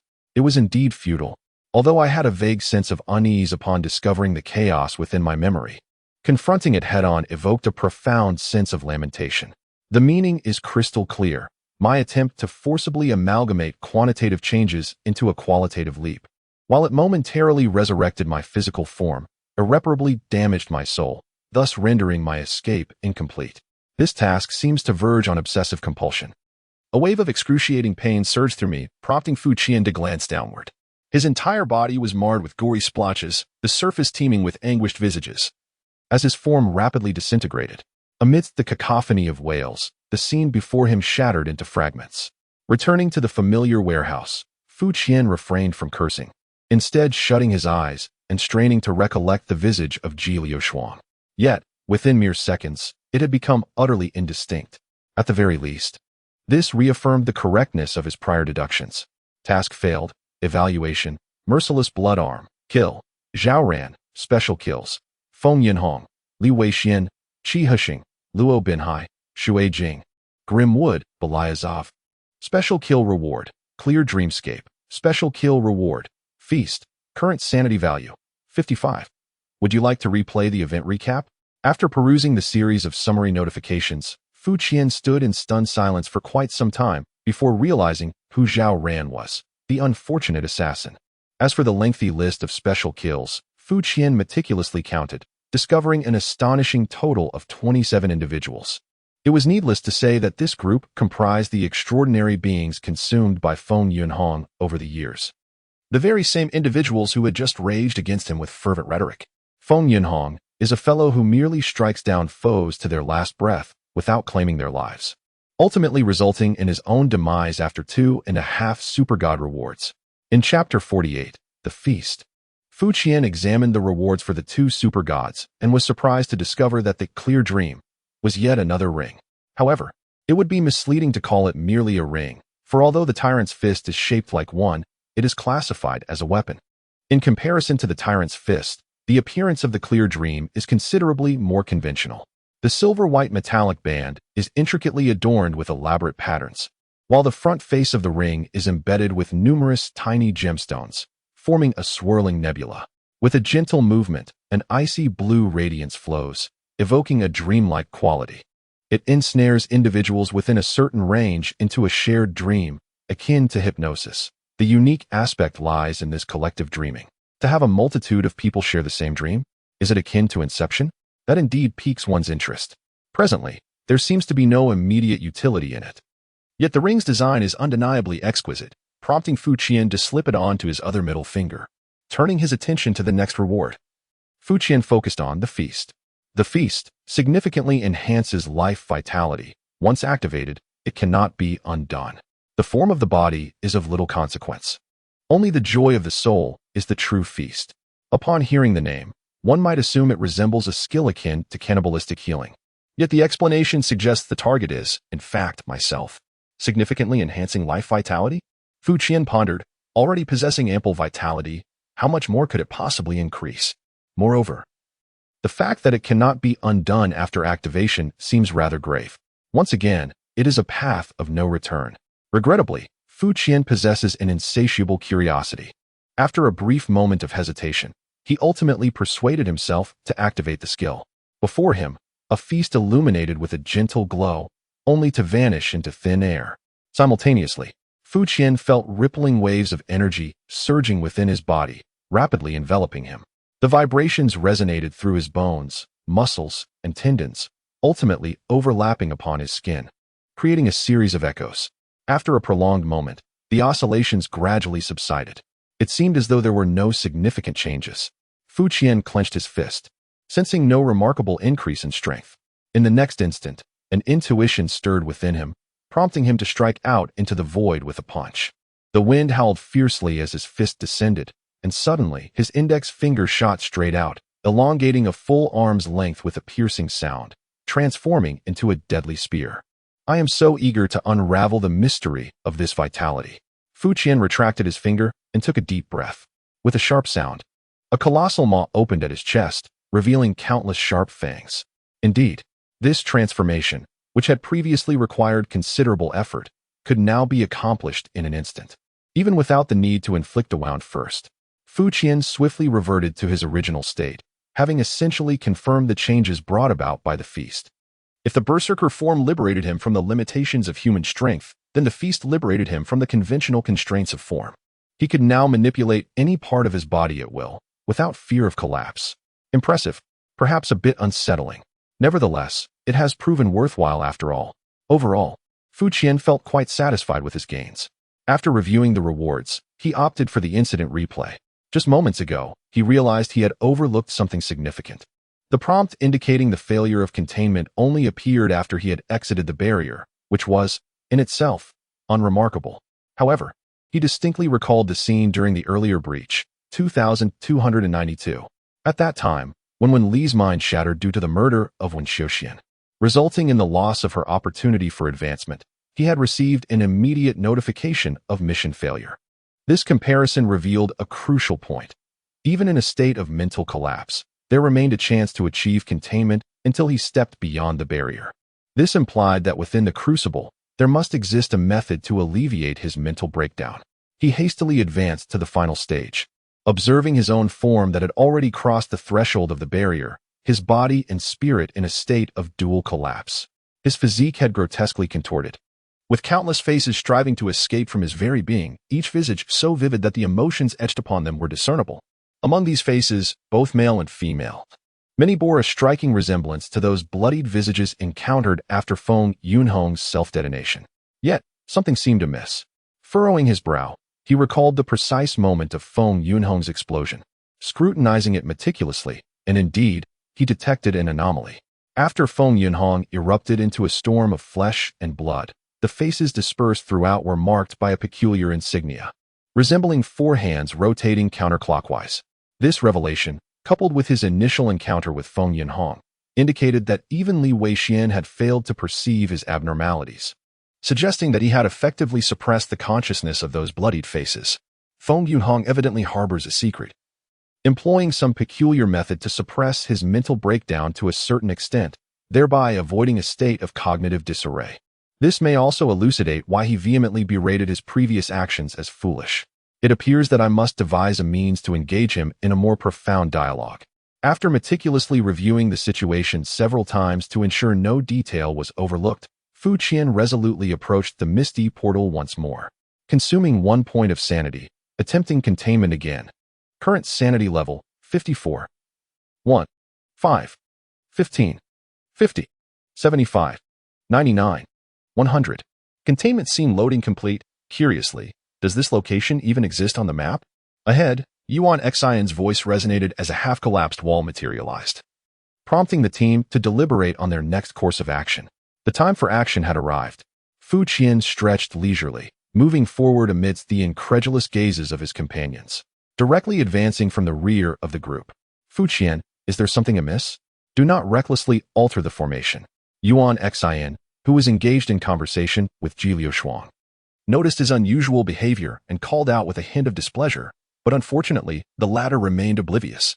I'm speaking to you. Yuan Xian's irritation flared as he reached out to grasp Fu Qian's shoulder, only to find himself grasping at air as Fu Qian had already distanced himself several meters from the group. I shall scout ahead. Fu Qian did not glance back, his pace unwavering as he effortlessly leapt over the obstructing wall. As Fu Qian ventured forth, he did not cast a single glance in Yuan Xian's direction, leaving the latter momentarily stunned, followed by a surge of embarrassment and indignation. However, he was not so easily provoked as to lose his composure. Taking a deep breath, he cast a questioning glance at Ji Liushuang, who hesitated for a moment before shaking her head. It seemed that Fu Qian preferred not to have us follow. Thus, for the sake of caution, we should remain where we are and rest according to plan. I will find a way to notify Dean Li. Before Ji Liushuang could finish her sentence, her gaze suddenly froze. From the shadows, a cluster of black spikes abruptly shot out from behind the crumbling wall, densely aimed at Fu Qian's back. A gasp echoed through the air, yet Fu Qian appeared to possess an uncanny awareness, lightly pressing his foot against the ground to leap forward just in time to evade this ambush, his form swiftly vanishing into the mist. The 9-member team stood frozen in place, taking a considerable time to react before hastily retreating from the collapsed wall. Chapter 49. You are the legendary Dean Feng. In that moment, Fu Qian traversed the ruins with unrelenting speed. Having navigated this route twice before, he was well acquainted, even fully aware of the monster's ambush locations. He encountered virtually no obstacles along the way and swiftly arrived at the central blood pool. From a distance, he could already see Feng Yinhong striking a pose. Activating the muscles in his lower face, Fu Qian hurried forward, and in the next instant, his pupils dilated in astonishment. Dean, Feng Yinhong. After an agonizing 10 seconds, the wax-like figure of Feng Yinhong finally stirred. Taking a long breath, as if awakening from a dream, he slowly opened his eyes and fixed his gaze on Fu Qian. Who are you? This place is perilous. You are Dean Feng, are you not? Fu Qian did not respond to his question, but continued to express his delight. I knew you were safe.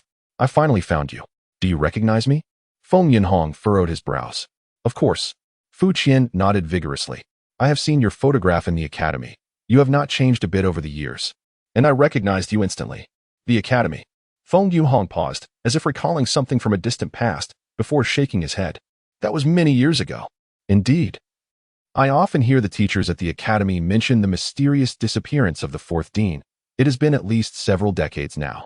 It is said that the subsequent Dean Li has been searching for your whereabouts. Dean Li? Li, you mean? He has become the dean now? Feng Yinhong sighed deeply. A mixture of weariness and a hint of comfort etched on his face. Yes, however, Dean Li has been retired for many years now and is traveling everywhere. He has always held your abilities in high regard. Feng Yinhong waved his hand dismissively, gazing towards the sky at a 45-degree angle, adopting a demeanor that suggested he had witnessed it all. All worldly fame is but a fleeting illusion.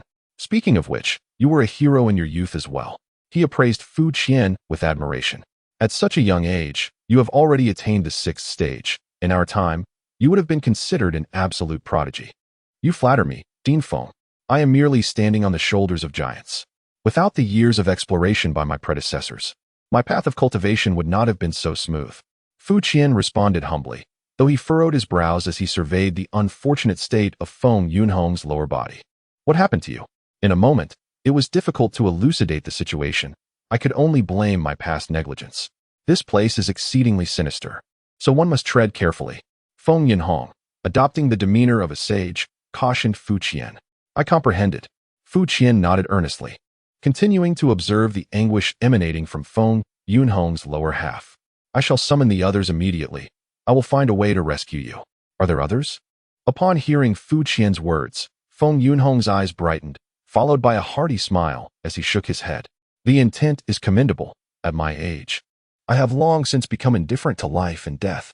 My survival until now is merely a matter of sheer willpower. This place is fraught with peril. There is no need for you to risk your lives on my account. Please do not say that. Fu Qian vigorously shook his head. I shall go and call them at once. The accompanying Vice Dean Li Weixian has already reached the pinnacle of the 4th stage. With a profound understanding of the sword that specifically counters malevolent forces, he will surely find a way to extricate you. Please wait. While attempting to reassure Feng Yunhong, Fu Qian made to leave, but suddenly halted, a frown creasing his brow. What is it? Feng Yunhong squinted, scrutinizing Fu Qian. Do you perceive something? Fu Qian surveyed the surroundings anxiously, seemingly in search of something. Did you hear someone speaking? Someone is speaking? How can that be? There are only the two of us here. Feng Yunhong appeared perplexed. Are you sure you are not mistaken? Yet there truly is. Fu Qian looked bewildered. It is a woman's voice, incessantly pleading to be released. I believe her name is Shui Jing. Wait, there is also a male voice. Qi Hixing. How can this be? As Fu Qian casually mentioned 2 names, he noticed a sudden shift in Feng Yunhong's expression. The blood pool was rife with curses, which sometimes induced hallucinatory effects. It was possible that he had been affected. It would be prudent for him to leave this place swiftly to avoid further harm. Feng Yunhong urged Fu Qian to depart quickly. Understood. I shall leave at once. Fu Qian nodded and bowed to Feng Yunhong. Take care. I shall return shortly. No need to rush. I have lingered here for many years. A little longer won't matter. Feng Yunhong chuckled heartily, watching Fu Qian depart until he vanished completely into the mist. After walking a distance, Fu Qian turned his body, first using a stone tower to shield his presence, then stealthily retracing his steps. He certainly could not genuinely fetch Li Weixian and the others. His earlier remarks served 2 purposes: to inform Feng Yunhong that more prey would soon arrive, thus preventing an immediate self-detonation, and to exert sufficient pressure on the old man. By emphasizing that Li Weixian was at the peak of the 4th tier, with extraordinarily keen perception, and stating that he had heard cries for help, he instilled concern in Feng Yunhong. If even he could perceive something amiss, Feng Yunhong would undoubtedly worry about revealing himself in front of Li Weixian. Should he possess a means to suppress those extraordinary beings that had been devoured, he would surely take action. Hastily returning to the edge of the blood pool, Fu Qian discovered that Feng Yunhong had vanished. In the spot where he had previously stood, there was now an opening leading downward. This place. Fu Qian recalled the arched dome that had been revealed during the confrontation between Li Weixian and Feng Yunhong. Indeed, there was something below. Fu Qian leaped over the blood pool once more, landing at the edge of the cave entrance, where he discovered a series of intersecting stone beams below. Without a moment's hesitation, he jumped down. The urgency of the situation demanded swift action, and Feng Yunhong would not be slow to respond. Lightly, he descended onto the vast arched stone beam, taking a moment to scrutinize the interior of the structure. The space was not particularly expansive, yet it boasted considerable height. He found himself standing atop its rafters. It was difficult to fathom how such an edifice had sunk into the depths below, judging by its general appearance. It seemed this place had once been a church or something akin, but now it was utterly transformed. The interior of the building presented an exceedingly bizarre scene, with most areas devoid of any furnishings. Tables, chairs, tiles, and light fixtures, all the interior decorations, were heaped in the center of the structure. Furthermore, these items appeared to be drawn together by some unseen force, contorted into a colossal spiral shape resembling a 4-way intersection, akin to the mark on the blood-faced figure. A flicker of realization surged within Fu Qian. He was indeed in the right place. At the center of the counterclockwise spiral sat a rough stone chair, upon which the vanished Feng Yunhong was now seated, emanating a chorus of mournful wails. How swift, one might wonder, had this fellow been standing there all along, consuming souls before descending to digest? Truly a steady approach. Chapter 50. Madness. Though a considerable distance remained between him and the surface, this posed no challenge for Fu Qian. Silently, he descended from above and approached the stone seat. Feng Yunhong, seated upon it, had his eyes tightly shut and remained utterly motionless, showing no awareness of Fu Qian's arrival. At this distance, The anguished cries became distinctly audible, and one could even discern the blurred faces upon Feng Yunhong's body. Each visage bore a grotesque expression, seemingly enduring immense suffering. Feng Yunhong remained unresponsive, while Fu Qian quietly observed, missing not a single detail. Given the circumstances, coupled with the bizarre patterns surrounding them, it was reasonable to deduce that the stone pedestal was a rather extraordinary entity. It appeared that Feng Yunhong relied on it to suppress the consciousness of other extraordinary beings. Soon, Fu Qian noticed that the cries grew fainter, the faces increasingly indistinct, until they vanished beneath the skin. Even Feng Yunhong's physique had diminished slightly, no longer as exaggerated as before. The results were quite impressive. Fu Qian shrugged his shoulders and stepped forward. At that moment, Feng Yunhong abruptly opened his eyes, fixating intently on him. "What do you intend to do?" "Greetings, Master Feng." Fu Qian, undeterred by the prospect of being caught, greeted him with an air of composure. Feng Yunhong scoffed coldly. "Fool, do you truly believe I have lost my consciousness? From the moment you descended, I was aware of your presence. How could I not know?" Fu Qian sighed. Based on prior interactions, he could surmise that this individual was exceedingly wary. Even if Feng Yunhong felt compelled to address potential threats after hearing Fu Qian's words, he would not so readily expose his secrets without having a contingency plan. This man had navigated this realm for decades, his familiarity with the surroundings surpassing imagination.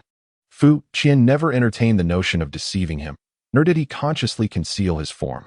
Gazing at Fu Qian, Feng Yunhong's expression morphed into one of cruel amusement. "Do you presume that a few suspicious words from you would convince me? I was preoccupied just now, so I will allow you to linger a little longer. Had you made your move earlier, you might have posed a genuine challenge, but now, you can only anticipate a singular fate. Just like those items from earlier, correct?" Fu Qian replied languidly. "May I audaciously inquire what you were engaged in just now?" "You may take a guess." Feng Yunhong rose directly from the stone pedestal. "It matters not if you cannot deduce it. Soon, you shall experience it firsthand." He swiftly seized the long spear beside him. "Trust me. You will find it a prolonged experience." "That does sound intriguing. You truly are oblivious to your own peril." With a flourish of his spear, Feng Yunhong unleashed a glinting arc of cold light, narrowly evaded by Fu Qian. Remarkably swift in his escape, Feng Yunhong snorted, his spear extending, a relentless stream of icy brilliance following. This unexpected adversary possesses considerable strength, yet he is burdened with an excessive amount of knowledge. His intent to kill has been ignited. Fu Qian must not be allowed to flee. Surprisingly, the opponent showed no inclination to retreat. Instead, he advanced, deftly maneuvering around the spear to engage in close combat. Has this fellow lost his sanity? Though Feng Yunhong was slightly perplexed by Fu Qian's reckless behavior, he showed no mercy, opting for a swift resolution. With his mastery of spear techniques and a considerable disparity in prowess, Feng Yunhong maintained the upper hand. In no time, Fu Qian found himself with a crimson line of blood etched upon his arm due to a missed evasion. Just as Feng Yunhong prepared to press his advantage, a flash of scarlet brilliance erupted before him. Crack! A long whip, materializing from the void, struck Feng Yunhong with force. Hidden weapons? Feng Yunhong was taken aback, observing Fu Qian's empty hands, momentarily unable to ascertain the source of the assault.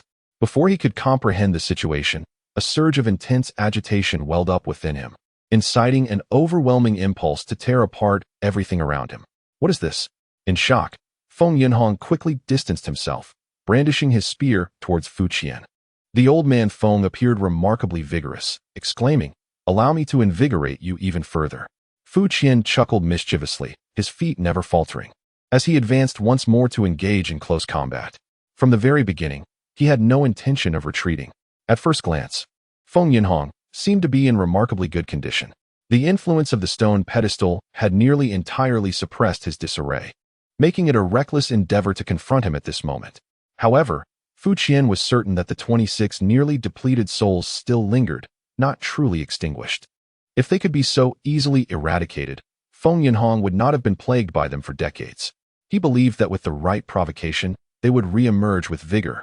This scenario was incredibly conducive to the manifestation of the tyrant's fist. Qi Hushing, Luo Binhai, Shui Jing, Grimwood. All of you rise up. What on earth is happening? As time passed, Feng Yunhong grew increasingly alarmed, his spear gleaming coldly as it carved out wound after wound on his adversary. Infuriatingly, This fellow exhibited an astonishingly resilient vitality. Despite being battered and bruised, he refused to succumb. Even his speed remained remarkably unimpeded. Meanwhile, Feng Yuhong himself had endured a barrage of over 10 lashes. With each lash, the tumult within grew ever more intense. Now, the rage surged unchecked, beginning to affect his very strikes. Yet, this was not the most terrifying aspect.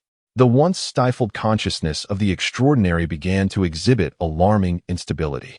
Wails echoed once more. Clearly influenced by the frenzy, their state exceedingly volatile. There was no time to delay. Resolute, Feng Yunhong let out a thunderous roar. The resounding wave reverberated through the building, momentarily halting Fu Qian's swift advance. Simultaneously, the long spear, moving with even greater speed than before, tore through Fu Qian's form. You harbor secrets. I have yet to unleash my full power, Feng Yuhong sneered, observing Fu Qian's neck nearly severed at the base.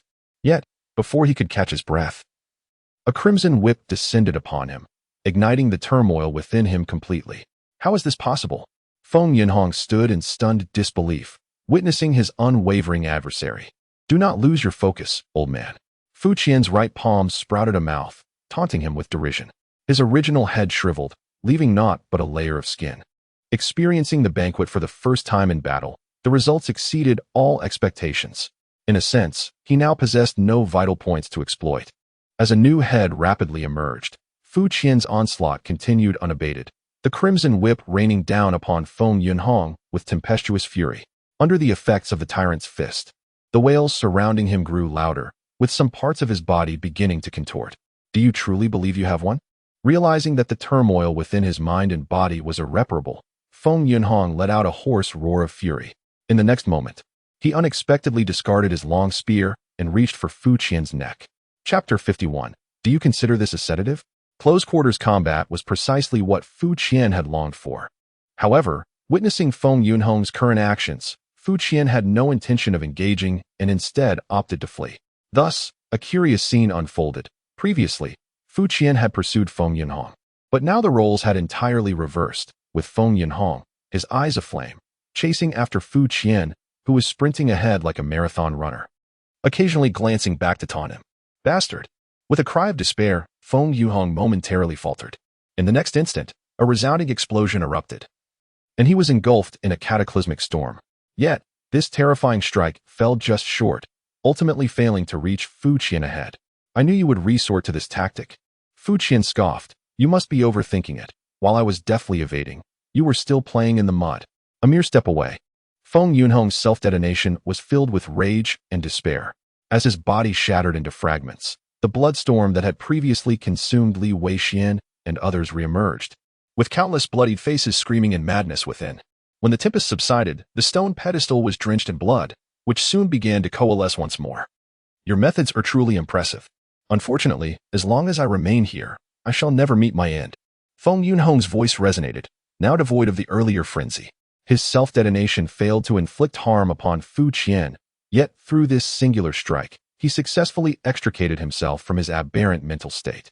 This line is utterly devoid of creativity. Fu Qian shook his head, firmly convinced that he had encountered this phrase before. I shall never allow you to obliterate the efforts of decades. This one too. Once I recover, I will ensure you experience the utmost agony. Alas, Fu Qian felt too weary to scoff. Ignoring the recovering Feng Yunhong, he strode directly toward the stone pedestal. What do you intend to do? Came Feng Yunhong's perplexed voice. He had anticipated that this individual would relentlessly disrupt his rebirth, but was taken aback by the complete indifference displayed. I feel a bit fatigued. I shall rest for a moment, Fu Qian remarked, gazing at the stone pedestal and engaging in idle chatter. The design was exceedingly simple, its craftsmanship remarkably crude, with large swathes of dark red blood staining the backrest, devoid of any other distinguishing features. Without hesitation, Fu Qian seated himself. A sudden jolt reverberated through his mind, akin to being struck with tremendous force, triggering an excruciating headache. As indescribable sounds filled his ears, his head pulsated like a heart, incessantly expanding and contracting.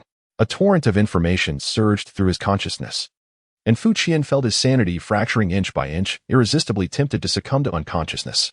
No wonder Feng Yunhong utilized this object to suppress the awareness of other extraordinary beings. It seems he must have periodically discovered the awakening of other practitioners' consciousness and resorted to such measures to plunge them back into slumber. Confirming his suspicions, Fu Qian laboriously rose from the stone pedestal, rubbing his temples. Ha ha! Came Feng Yunhong's maniacal laughter from the side. Surprised, are you? Did you think that sitting atop would bestow some miraculous blessing? Ha ha!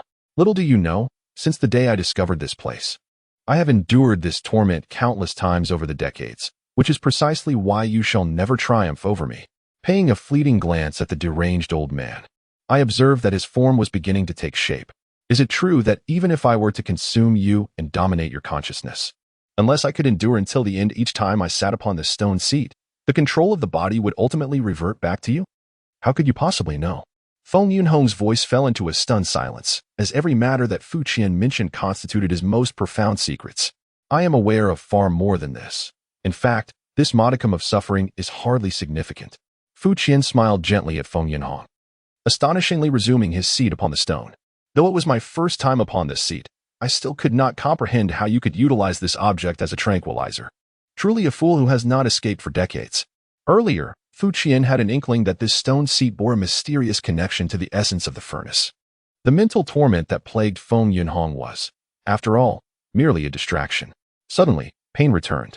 Fu Qian remained motionless, allowing the terrifying torrent of information to wash over his consciousness. He endeavored to follow the ethereal and elusive sounds, ceasing his resistance. In a moment, it seemed as though he witnessed his own body disintegrating, flesh and bone detaching from him. Yet in the next instant, they reassembled, merging once more in a most peculiar form. His spirit seemed to permeate the entire ruin, his perception encompassing every corner, allowing him to gaze down upon the realm from a lofty height, even witnessing the assault on Ji Liushuang and his companions. Before him stood Feng Yunhong, his expression grave. His form had solidified, and he had even retrieved the discarded spear. Furthermore, the discordant sounds that once surrounded him had vanished. However, his aura was somewhat diminished, as the self-detonation had evidently drained his vitality. Feng Yunhong fixed his gaze intently upon Fu Qian atop the stone pedestal, suddenly breaking into a hearty laugh, directing the spear towards Fu Qian, tracing a luminous arc. Thank you for your reminder. It has led me to discover something new. Your will is admirable, and your intuition quite sharp. Your only mistake was neglecting to eliminate me before undertaking such actions. As Feng Yunhong advanced, Fu Qian remained expressionless. Just as the spear was about to strike Fu Qian, an invisible vortex materialized, firmly grasping it. What is happening? Feng Yunhong had barely uttered a few words before realizing he could no longer move. In the next moment, he was horrified to find his body beginning to disintegrate. Clumps of blood and flesh escaping from within, coalescing into a vortex around the stone pedestal. Thank you. Fu Qian winked at Feng Yunhong. In truth, he had been on the brink of collapse. Even with a will as steadfast as rock, the body has its limits. He had endured an unimaginable burden.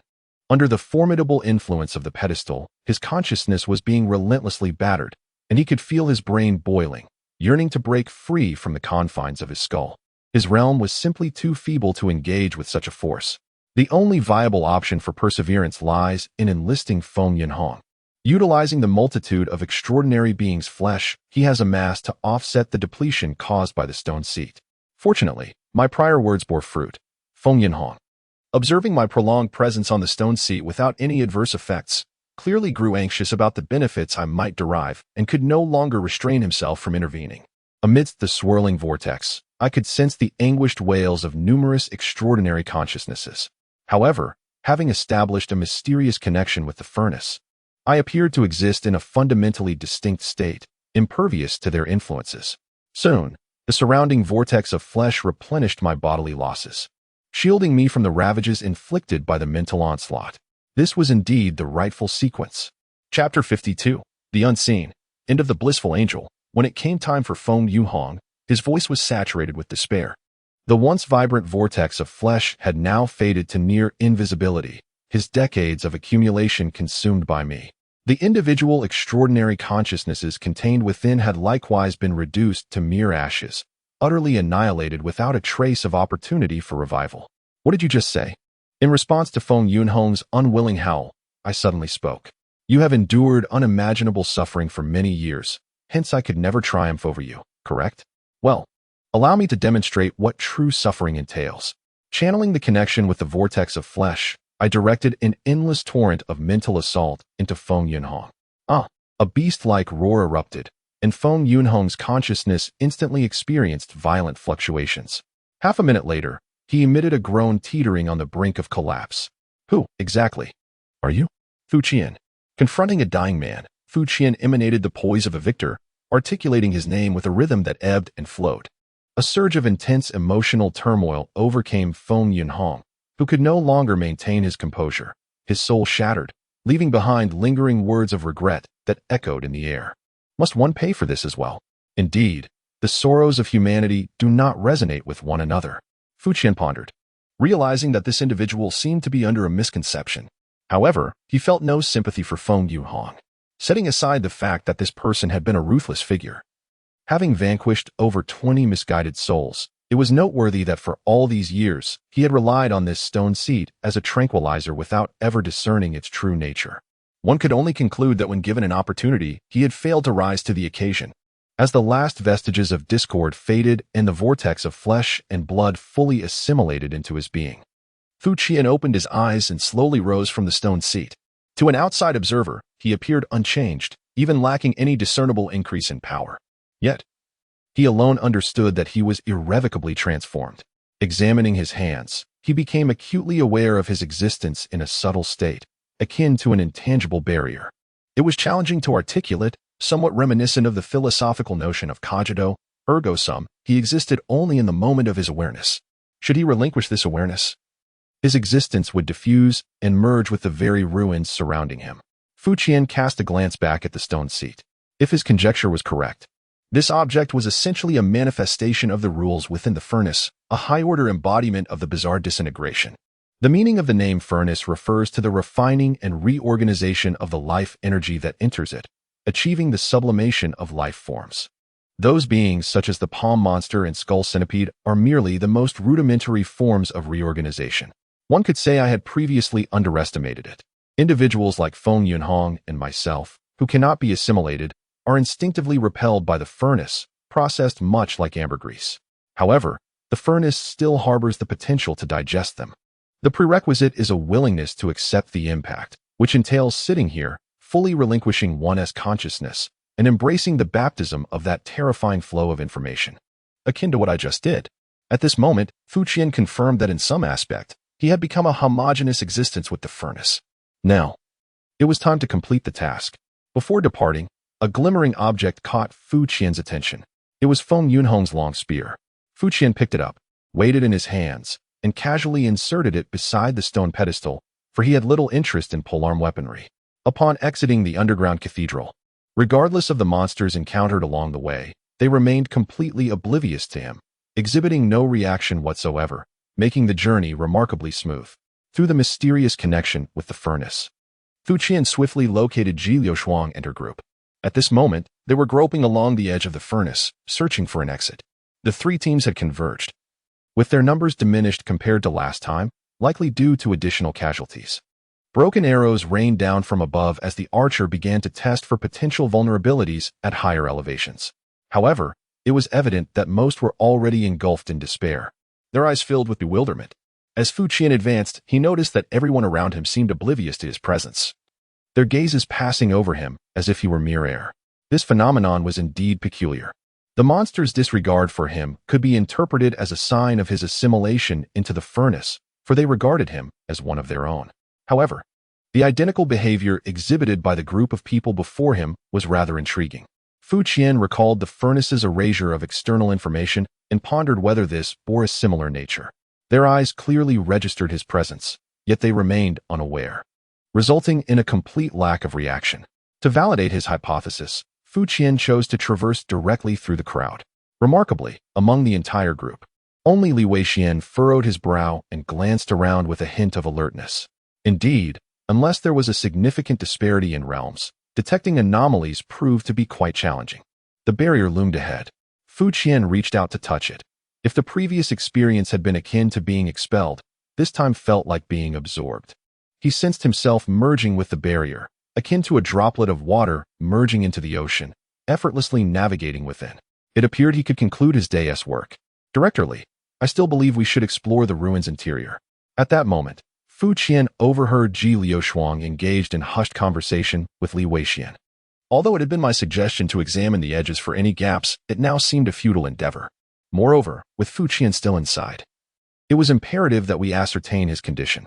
His unilateral actions, disregarding the safety of others, did not obligate us to risk ourselves on his behalf. Naturally, dissenting voices began to emerge.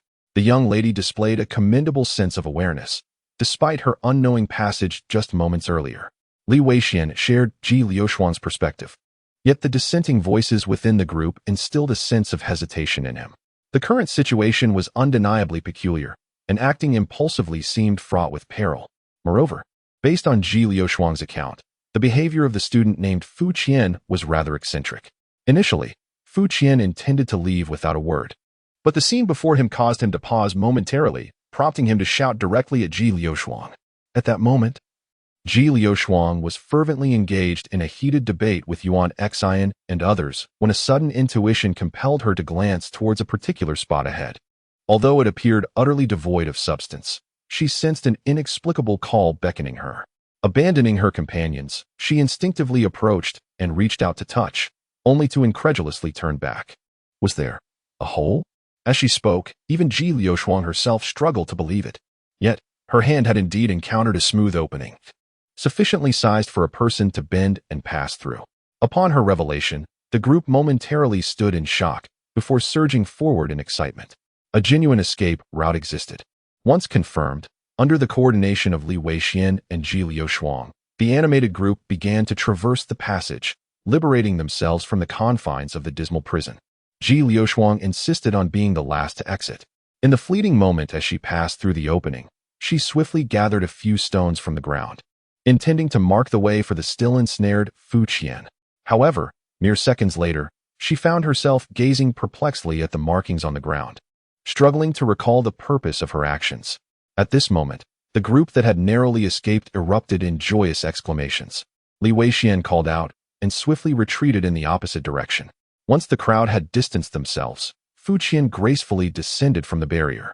Utilizing his connection with the barrier, he had just attempted to carve a path atop it, and to his surprise, it had proven effective. One could only say that Ji Liushuang had secured a chance for survival for the group. Containment successful. At this juncture, the anticipated notification finally resounded. Chapter 53, Mandatory Rest, Task Completed, ID 1003, Containment Successful. The scenery before his eyes rapidly dissipated, and Fu Qian found himself once again in the warehouse, leisurely listening to the task summary. Evaluation. Observer. Imagination is the wellspring of wisdom. Otherwise, even when the path lies ahead, the blind remain oblivious. Along the extraordinary journey, certain threats are unfathomable, and the fears they evoke are often incommunicable. Once one steps into these hidden abysses, returning becomes an arduous endeavor. They need not harbor malice. Their mere existence poses a threat. As a member of the unfortunate, you have successfully discerned the astonishing, enigmatic information and salvaged some wayward souls. Even though the lambs shall not remember the presence of the shepherd. This catastrophic incident lingered in the minds of the victims for less than half an hour before being utterly forgotten. The deceased and the missing have vanished forever from the external world, leaving no trace even in memories. No records related to this incident have been documented. Kills, none. Rewards, sanity points 20. Inspiration 5. Thugs 2-3. Current sanity points, 55. Would you like to replay the event review? Why was the kill count rendered null? Shouldn't there have been an additional 26 kills? Fu Qian, observing the task statistics, expressed his dissatisfaction. Those unscrupulous merchants. Though he lamented, he could surmise the reason behind it. The group, including Feng Yinhong, had already been counted for their kills previously, and they had accordingly reaped their benefits. It seemed that such kills would not be recounted. Otherwise, he could have leisurely completed the task, racking up 100 kills, perhaps even unlocking some achievement rewards along the way. Speaking of which, Fu Qian swiftly navigated to his actual rewards. Brute. Digestion progress 2-3. Maintaining the calmest thoughts amidst the most frenzied slaughter is an essential quality in confronting powerful entities. As the information flashed before him, a wave of mental energy surged from head to toe, invigorating his entire being.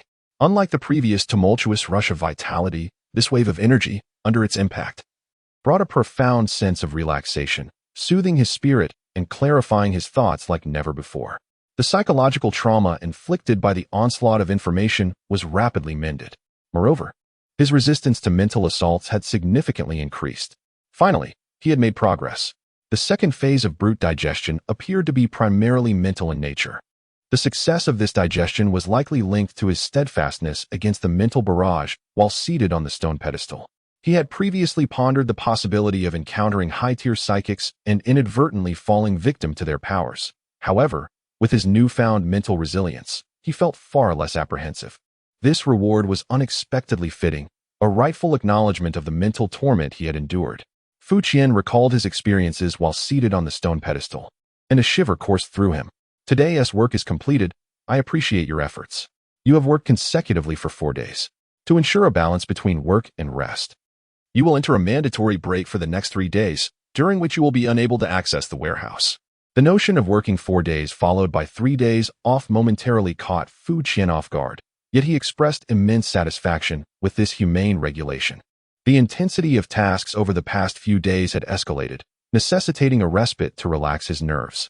As a freelancer, Fu Qian typically had abundant time, but the sensation of taking a break was a rarity he had long missed. Upon leaving the warehouse and returning home, he found it still quite early. He prepared a simple meal for himself before descending to take a leisurely stroll, adopting the pace of a retired elder. Fu Qian resided in an older community devoid of elevators. Most residents were retired couples, with their children having established families of their own, many of whom had been longtime neighbors. At this hour, as the sun began to rise, the working populace remained asleep, leaving only a few individuals engaged in morning exercises and dog walking. Speaking of which, for health reasons, Fu Qian had committed to a period of early morning workouts. However, he was soon compelled to abandon this endeavor. The primary reason was the exceedingly limited sleep of the elderly residents. Every morning, regardless of the hour, Fu Qian would encounter them neatly seated on the benches along the community path, often arranged in gender-segregated rows, creating a peculiar sight in the neighborhood. Any young passerby would find themselves under the watchful gaze of these seniors until they were out of sight, followed by a flurry of discussions. Even a dog traversing through their midst would be scrutinized and discussed for generations. Fu Qian was not particularly afflicted by social anxiety. Such scenes did not intimidate him. Regrettably, many elderly residents are quite familiar with his circumstances. Each time they encounter him, they express heartfelt sympathy, offering warm inquiries about his well-being. People tend to feel compassion for those who pose no threat to them. In his youth, Fu Qian had been a source of childhood trauma for numerous other children. And now, having transformed into an unemployed drifter, the elders harbor no resentment, instead encouraging him to strive diligently and avoid succumbing to despair. After several encounters, Fu Qian eventually relinquished his morning exercises. However, today, he sauntered leisurely to the entrance of the community, even finding a spot on a bench to sit and bask in the warmth of the rising sun. He finally comprehended why the elderly enjoy soaking up the sun in the morning. Much like a cat, the soothing sensation of early sunlight thoroughly liberated him from any lingering lethargy. The laziness of the elderly differs from the legendary nonchalance of the aristocracy. The former stems from a profound satisfaction of desires, while the latter arises from a relinquishment of those desires. As for Fu Qian, he embodied a laid-back acceptance of life's ebb and flow, which he himself described as being harmonious and unencumbered by external constraints. His presence naturally drew the attention of the elderly. Yet, given his prolonged absence, no one approached him initially, though whispers circulated in hushed tones. Fu Qian was unfazed by the gossip, fully engrossed in savoring his leisurely moments until the sun became unbearably hot, compelling him to return home. By the following day, as Fu Qian was resting with his eyes closed, he suddenly heard a commotion near the bench. Opening his eyes, he noticed a dynamic red sports car making its way into the community. Having never tasted pork, yet having witnessed the swiftness of a pig, the elder gentlemen and ladies displayed their discerning eyes, swiftly directing their attention towards the sports car. Fu Qian also cast a few glances. Though he was not particularly passionate about automobiles, he certainly did not mind admiring this marvel of human industrial civilization. Observing the car's sharp contours, he realized he recognized it. If memory served him correctly, Qin Mingzi, the young master of the Qin family, had drooled over this very vehicle more than once, lamenting its exorbitant price that rendered it perpetually out of reach. The narrow roads of the old neighborhood allowed the sports car to glide gracefully, cautious not to collide with the elder folks. In turn, the elders were quite accommodating, eagerly rubbing their hands, almost yearning to touch the sleek exterior. Amidst this sea of eager onlookers, the car came to a halt right in front of Fu Qian. Could it be him? The glass of the driver's seat slowly descended, revealing a woman in sunglasses who pointed at Fu Qian and inquired, glancing back.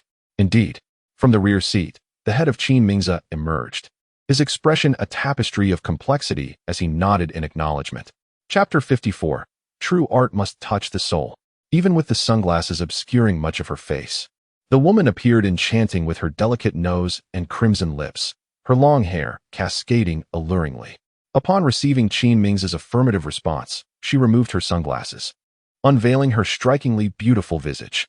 She scrutinized Fu Qian from head to toe twice, and ultimately, with satisfaction, she nodded and waved at him. Get in. At this proclamation, the elder folks were rendered speechless. Fu Qian remained motionless, his gaze fixed on Qin Mingzi, silently imploring for an explanation. Let us get in first, came the latter's response, his face betraying a sense of resignation. For the sake of those 2 boxes of local specialties. Fu Qian cast a glance at him before slipping into the front passenger seat, which the young lady had opened early. It was only after the sports car sped away that the elderly folks at the entrance finally regained their senses and began to murmur amongst themselves. They were utterly baffled by how this idle young man from the Fu family could attract such a stunning girl who was so attentive to him. Fu Qian led the 2 unexpected guests to his home, gesturing for them to take a seat on the sofa. Qin Mingzi, once exuding an air of dominance, now wore a smile of subservience. You're not busy these past couple of days, are you? Not at all, Fu Qian replied, shaking his head. I'm on break for the next 3 days. Didn't you just find a part-time job? Indeed, but since the part-time work is quite strenuous, I'm doing 4 days on, 3 days off. Ah, I see. Qin Mingzi pointed at the long-haired girl with a sigh. I've also found you a part-time gig. Really? Fu Qian glanced at the long-haired girl. Although she wore heavy makeup, her age was undoubtedly youthful, at most a year or 2 older than him, possibly still a student. At that moment, she was intently surveying him, clicking her tongue, her gaze radiating a mischievous energy. Can we talk privately? Qin Mingzi rushed over, clutching Fu Qian's arm and pulling him aside. I need a favor, just tell me clearly.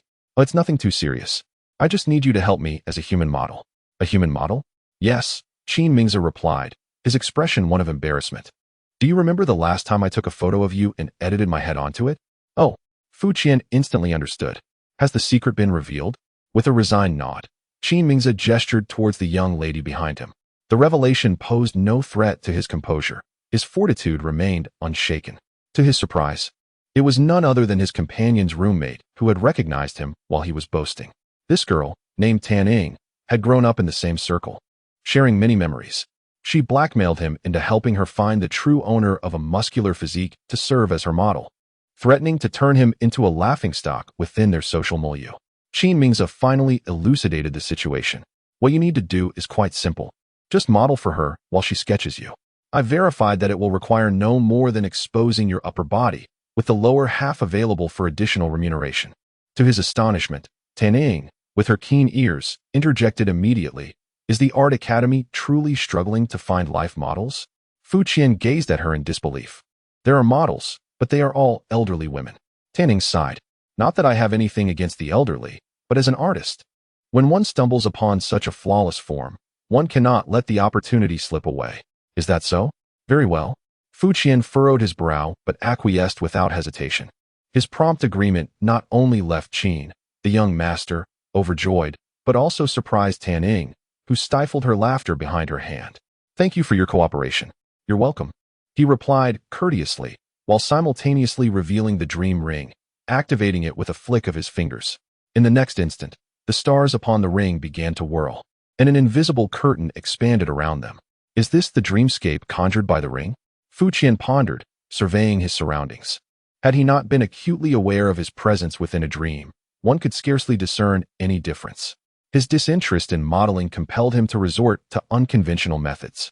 Given the impracticality of directly incapacitating the 2 individuals and discarding them, he ultimately resolved to test this untried dream ring, which conveniently allowed him to evaluate its efficacy.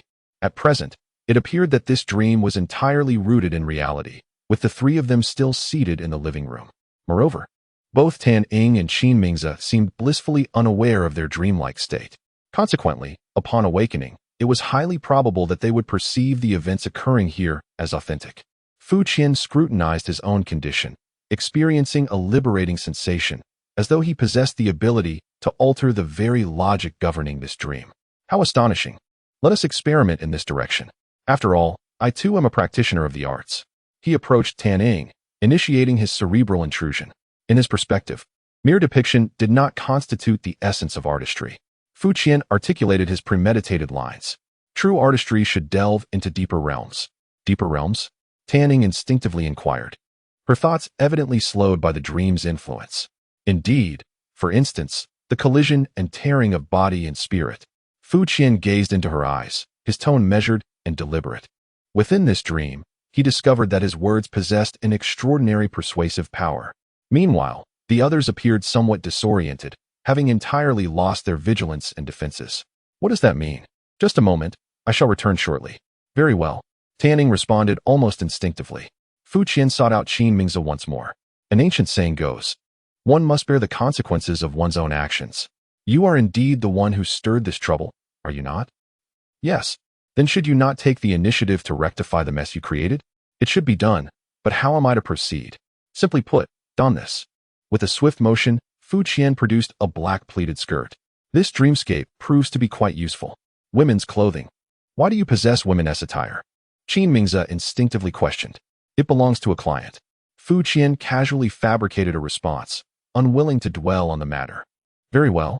After a moment of silence, Qin Mingze readily acquiesced. The predicament was indeed of his own making. Though distasteful, a man must assume responsibility. He harbored no doubts that this thought stemmed from his own consciousness, reflecting his truest sentiments.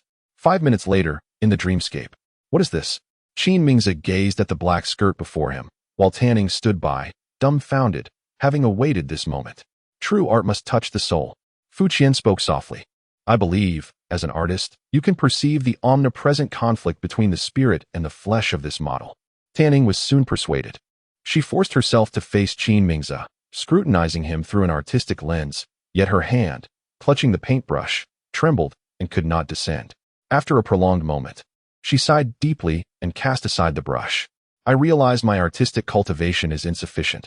I must return and refine my skills further. What a pity, then. Are you certain you will not paint? Fu Qian lamented from the side. I am certain. Chapter 55. The omen must die on a bustling street. A red sports car was crawling along at a snail's pace, its rearview mirror reflecting two faces lost in despair. Up ahead, Tan Ing drove numbly, the atmosphere inside the vehicle thick with tension. Suddenly, she slammed on the brakes, bringing the car to a complete halt. Behind her, Qin Mingze's head collided with the front seat, yet he seemed oblivious, merely glancing slowly at the driver. Their eyes met, and Tan Ing, as if awakening from a trance, let out a piercing scream. What did you just make me see? What on earth just happened? Wasn't I here to explore human artistry while admiring handsome men? Instead, I was tricked into witnessing a spectacle of cross-dressing. And to make matters worse, it was utterly unappealing. In a fit of frustration, Tan Ing began to torment her own face. Meanwhile, the subject of her ire, the young Master Qin, continued to bang his head against the seat, eyes shut tight. I have no idea, and I have no desire to understand why this has transpired. My brain refuses to process any information related to it. Moreover, if you hadn't so brazenly coerced me, this situation would never have arisen. I feel as though I have lost something of great significance. You claimed your brother was utterly loyal, and that he would certainly agree upon hearing there was money to be made. Tan Ing gripped the steering wheel tightly, the sound of creaking filling the air. Although this fellow's depths were indeed unfathomable, based on my understanding of him, he wouldn't stoop to selling himself for money. He might still consider being a human model. His refusal can only imply that he isn't particularly short on cash at the moment. Qin Mingze analyzed the situation with an expression as impassive as stone. Xiaoying, if you wish to meet handsome gentlemen, it would be prudent to adopt a more conventional approach. My dear Qin, if this continues, I fear I shall be rendered useless. Furthermore, please refrain from discussing today's events with anyone. Should you dare to mention it again, I shall retaliate with a swift blow to your head. Tan Ing, without a backward glance, pressed the accelerator to the floor. That scoundrel named Fu Qian. After dismissing two individuals, Fu Qian now sat upon the sofa. meticulously examining the crystal-clear dream ring.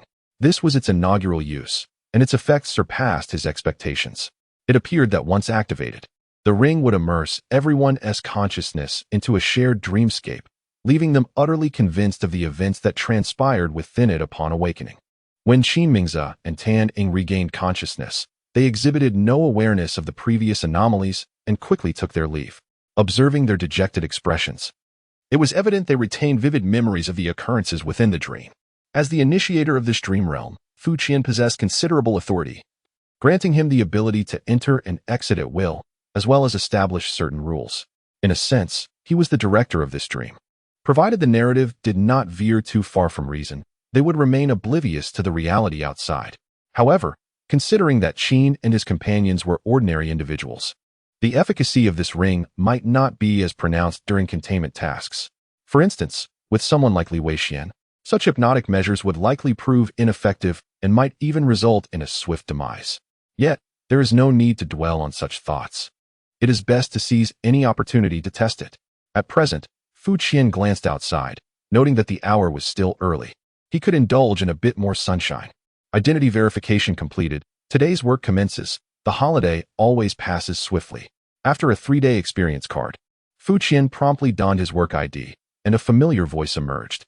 Warning, leak incident. Name, Omen must die. Codename, 2103. Today's work content has been updated. Enter the containment scene of 2103 and complete the recontainment. This name seems rather peculiar. Fu Qian furrowed his brow. Although this item does not begin with a 1, it likely won't be as grotesque as the Angel of Comfort. However, the name feels somewhat abnormal. Furthermore, this illusion, accompanied by the leak alert, an ethereal image materialized in the warehouse, revealing a massive tombstone. Its surface was entirely smooth, devoid of any inscription.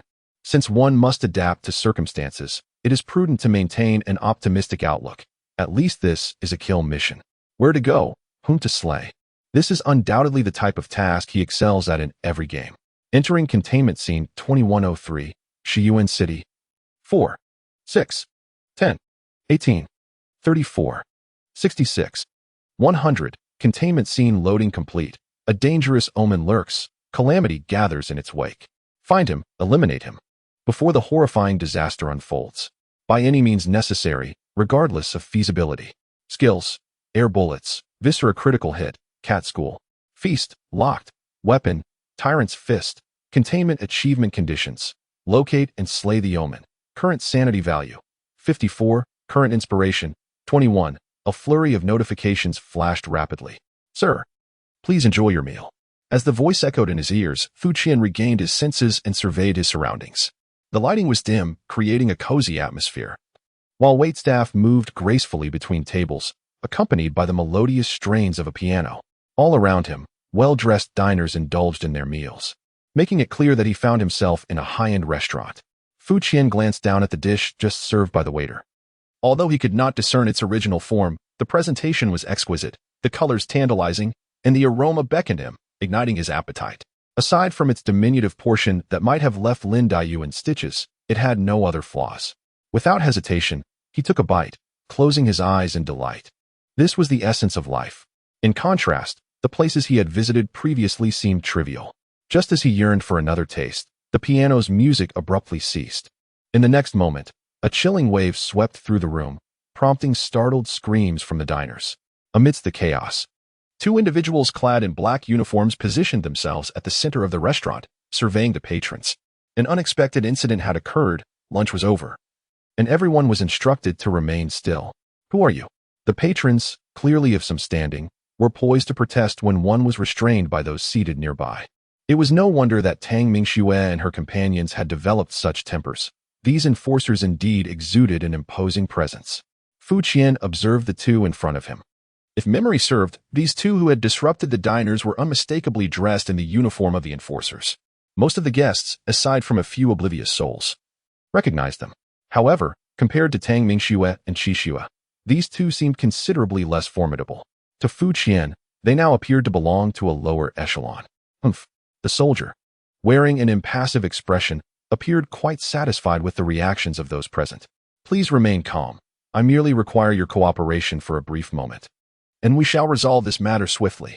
A middle-aged man, summoning his courage, ventured to inquire, "Could you at least inform us of what has transpired?" "You shall soon find out." The soldier signaled to his colleague, who promptly hastened toward a secluded corner of the dining hall. There, a beautifully attired woman sat dining alone, her silhouette graceful and alluring, showing no acknowledgement of his approach. Without uttering a word, the second soldier placed his hand upon her meticulously styled hair and gently tugged. In the next instant, the woman's head was severed from her neck. The woman, clad in a black evening gown, sat with an air of noble elegance, her neck as white and elongated as that of a swan. Even the severed head retained a sweet smile, while her body slumped over the table, blood gushing forth and staining the fine embroidered tablecloth. This shocking scene was indelibly etched in the minds of all witnesses. Following a deathly silence, the dining hall erupted into a cacophony of terrified screams, with some individuals recklessly fleeing toward the exit. Silence. The soldier stepped forward, gesturing for quiet. This simple yet powerful motion quelled the screams almost instantaneously, halting all movement. "This is merely to inform you of the necessity for your cooperation. Please do not panic. And certainly do not move. I assure you that none of you are in any danger." The soldier nonchalantly concluded his statement, signaling his colleague to replace the severed head. In response to his words, the patrons in the restaurant fell into a profound silence, deterred from voicing any dissent, save for the occasional muffled sob. Such was the authority of the night watchman. Fu Qian sighed softly, redirecting his focus to the exquisite dishes before him. Though the turn of events was abrupt, he had long braced himself for this moment. It was imperative to recognize that his mission was to avert impending disaster, while the precise nature of the calamity remained uncertain. He had never anticipated that the venue would be particularly tranquil. In fact, considering his recent experiences, the scene before him could almost be described as refreshingly serene. Savoring the faint scent of blood that lingered in the air, Fu Qian deftly placed another morsel into his mouth, relishing the moment as he chewed with satisfaction. One must not forsake life for the sake of duty. His actions were nearly imperceptible, yet in the current context, they were undeniably jarring. Not only did the nearby diners gaze at him in disbelief, but the imposing henchman also furrowed his brow, straining to maintain his grip over the room. Exchanging a glance with a colleague, the henchman strode purposefully towards Fu Qian, peering down at him from a lofty position. However, Fu Qian remained unperturbed, his attention solely on the empty plate before him. The henchman swallowed hard, irritation bubbling within him, as the temperature in the vicinity plummeted once more. Name: Fu Qian. Age: 20. Occupation: expert. Having finished his meal and in high spirits, Fu Qian cooperatively responded to each inquiry. Yet, upon hearing his profession, a visible twitch flickered across the questioner's eyelid. Expert: is that truly your profession? Indeed, a professional expert. Fu Qian blinked before taking his seat, instructing the others to remain still. The soldier, with a pallid complexion, turned to his colleague, expressing his suspicion. "I've always despised experts."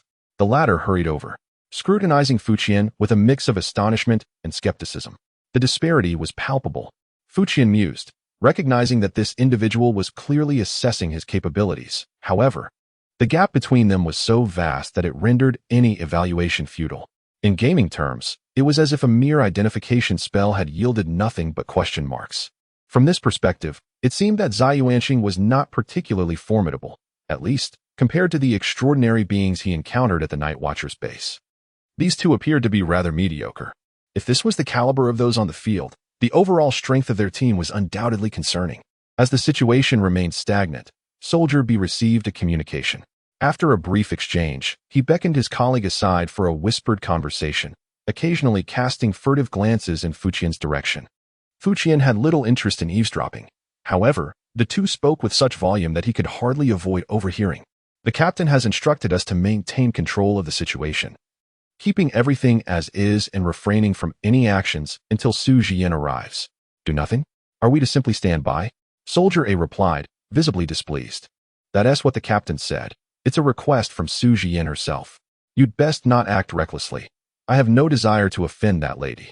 Reluctantly, Soldier A acquiesced, though his gaze toward Fu Qian was laden with resentment. "That lady?" Fu Qian's interest was piqued. He possesses a comprehensive understanding of the Night Watcher's configuration across most locales. In smaller areas, the Night Watchers typically consist of a small team, with a captain and several official members, The captain is the supreme authority in that region. To his surprise, an unexpected guest has arrived, compelling the captain to comply without any principle or hesitation. From the tone of their conversation, it is evident that there is considerable trepidation towards this individual. This unusual circumstance may potentially relate to his own mission. Initially contemplating an escape from this place, Fu Qian has decided to wait a little longer. As time ticks away, the silence renders each moment particularly prolonged. Nevertheless, none among them express any grievances. All sit diligently in their places, behaving as if they were schoolchildren. Finally, after what felt like an interminable wait, a figure pushed open the door and entered. Fu Qian glanced up and was momentarily taken aback.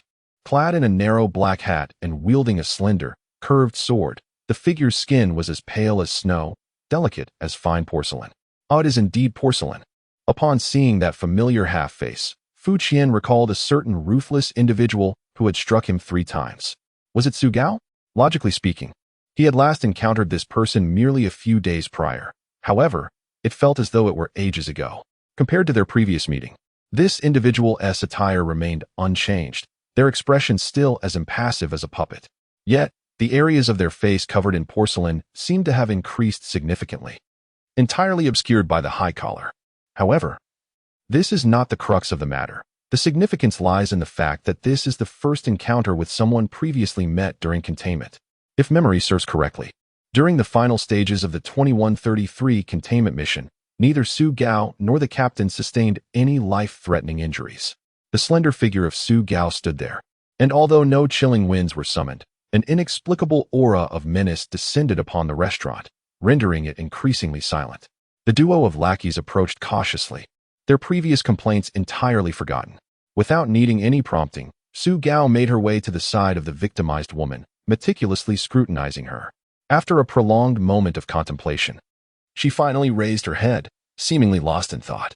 Su Jiyin, in addition to the victim, we have also identified a suspicious individual here. The lackeys held their breath, not daring to disturb the atmosphere. At this juncture, Lackey A could no longer restrain himself and spoke up, gesturing in the direction of Fu Qian. Upon hearing the accusation directed at him, Fu Qian remained silent, intrigued by Su Gao's reaction to him. It represented the answer to a question he held dear. If she could recognize him, would that not imply that his past experiences were not mere illusions, but had indeed left tangible traces in this world? Following the direction pointed out by Lackey A, Su Gao gasped in surprise. Fu Qian keenly observed a fleeting spark of life in her otherwise rigid features, as if a brilliant galaxy had momentarily flickered in her eyes. Mr. Fu. Chapter 57. The Omen Must Perish, Part 3. After an incredulous gaze lingered on Fu Qian for what felt like an eternity, and confirming that she had not been mistaken, Su Gao offered a deep bow to him. This gesture of respect plunged the restaurant back into a profound silence. This self-proclaimed expert was, astonishingly, acquainted with Su Jiyin. Furthermore, it appeared that she held him in considerable esteem. The sudden shift rendered the lackey duo utterly speechless, with Brother A's jaw dropping in astonishment. Before, I had given little thought to this matter. To my astonishment, you still remember me. This repository is truly remarkable. During our last operation, I had not the chance to express my gratitude before I realized you had vanished. Upon reflection, had it not been for your guidance, the outcome might have been dire. We endeavored to locate you afterward, yet your whereabouts remained elusive. I feared the worst regarding your injuries. It is such a relief to see you unharmed. Su Gao clearly exhibited signs of excitement, speaking rapidly as if a year's worth of words poured forth. Thank you for your concern. Indeed, you seem to recall everything. And it appears that my sudden disappearance after completing the task went unnoticed, without any indication of unusual occurrences. A plethora of thoughts flashed through Fu Qian's mind, but he merely nodded and greeted her nonchalantly. There is no need for such formality. You may simply call me Fu Qian. I too believed that my demise was inevitable. Yet fortune smiled upon me, and I survived. My injuries have long since healed. It is a testament that good and evil eventually reap their rewards. Fu Qian unabashedly proclaimed himself an advocate of justice. Despite Fu Qian's ambiguous statements, Su Gao harbored no doubts and responded with a solemn nod. Suddenly, a thought struck her, and her eyes sparkled with realization. Your presence here today is not, perchance, connected to addressing the ominous signs, is it? Indeed, just as I had surmised, This revelation will certainly save considerable effort. Fu Qian nodded in satisfaction, for their objectives aligned perfectly. Su Gao's face illuminated with delight, feeling an inexplicable sense of certainty within her heart. That is splendid. Her voice bore a hint of exuberance, though it quickly returned to normal as she gestured towards the direction of the beheaded woman. What do you think of this? She inquired. I am merely here to dine. You may carry on with your business. Despite the gruesome scene unfolding before him, Fu Qian exhibited little interest, preferring to play the role of a mere observer, responding enigmatically. Understood. Su Gao paid no heed to Fu Qian's nonchalance, redirecting her attention to the crime scene. Past experiences had fostered in her an almost blind trust in Fu Qian. Mr. Fu? At this moment, the duo of miscellaneous soldiers cautiously approached. Su Gao's demeanor towards Fu Qian astonished them. It implied that he had once rendered significant assistance to Su Jiyan. No wonder he exuded an air of inscrutability. I am Lu Jun, a formal member of the Night Watch team in Shiyuan City. I apologize for my earlier lack of courtesy. Please do not take offense. After much hesitation, the soldier finally offered a sincere apology. In a world dominated by martial prowess, the fundamental principle of respect for the strong remained. Although Lu Jun, as a member of the Night Watch, did not harbor fear towards Fu Qian, the ingrained respect for the formidable was undeniable. No matter. Fu Qian did not wish to engage in petty disputes with this gentleman, as he considered himself a person of reason. He was acutely aware of how his previous nonchalant demeanor could provoke animosity. It was, after all, a crime scene, and suspicion was entirely warranted. Should this individual display no reaction at all, it would only signify incompetence. Observing Fu Qian's amiable disposition, Lu Jun visibly relaxed and refocused on the current case at hand. The situation has been clarified. The deceased is named Gung Yu, a married woman. Today's lunch was reserved 2 weeks ago, yet her companion never arrived. She had been waiting for approximately half an hour. Based on the injuries, we confirm that this is the work of an extraordinary individual, likely the ominous figure we are seeking. It is indeed the handiwork of an extraordinary being, but we cannot yet ascertain that it was executed by the ominous entity. Su Gao nodded. While committing murder in a public space to incite fear aligns with the behavioral patterns of the ominous figure, it is still premature to draw conclusions. You should proceed with the investigation as you would for a typical extraordinary murder case. Very well. Lu Jun promptly agreed. Visibly aware of the immense pressure Su Gao was exerting on the 2 night watchmen, who spoke cautiously. The absence of the reserved companion is quite irregular. We should begin our inquiries there, perhaps by locating her husband. What do you think? Lu Jun asked, as Su Gao naturally turned to Fu Qian, seemingly seeking his opinion. Do not look at me with that expression. They are soliciting your opinion, you know? Must you adopt such a fan-like demeanor? With a professional like us present, has thought been abandoned? Fu Qian pondered for a moment. Investigating the husband is always prudent. However, it would also be wise to look into the individual who failed to appear, as there may be more valuable clues. Are you suggesting that the absent individual is not her husband? Lu Jun was taken aback. You're not married, are you? Fu Qian observed him and shook his head. How do you know? What do you mean? From your naive perspective, it is evident that you harbor excessively high expectations regarding marriage. Fu Qian sighed. A married woman, who had meticulously reserved a restaurant 2 weeks in advance, adorned herself splendidly and arrived early to await her husband, only to find herself waiting for half an hour without resorting to violence. What kind of posture could conjure such a dream? Successfully awakening a young man to the harsh realities of marriage, the group departed from the ill-fated restaurant. As for the corpse of the individual involved, being an ordinary person, the necessary information had been gathered, and the remaining matters would be handled by the local law enforcement. The Night Watchers had their own set of protocols in this regard. After the last operation, I had requested to join the specialized team dedicated to apprehending extraordinary criminals, with the ominous figure known as Evil Omen as my first target. This individual possesses considerable strength and acts with impunity, killing purely based on whim, with no restriction to extraordinary beings. Due to their elusive nature, information about them remains scarce. Moreover, after committing a massacre in one location, they swiftly relocate, leaving us to deduce their whereabouts based solely on their methods. I had tracked Evil Omen to this point. On the journey back to the Night Watchers base, Su Gao provided a brief overview of the current situation.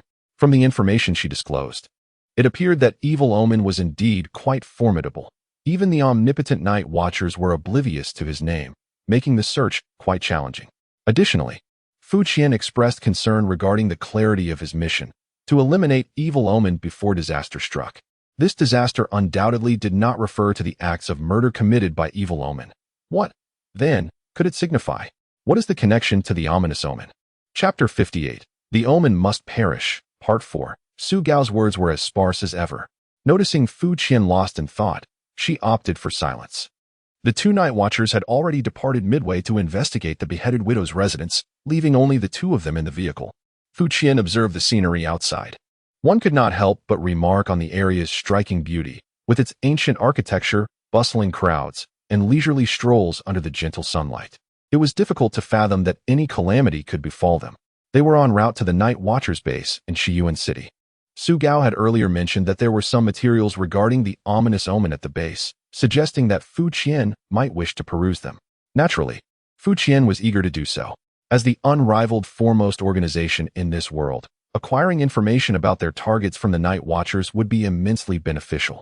After contemplating the notion of disaster for a while without any leads, Fu Qian redirected her focus back to Su Gao.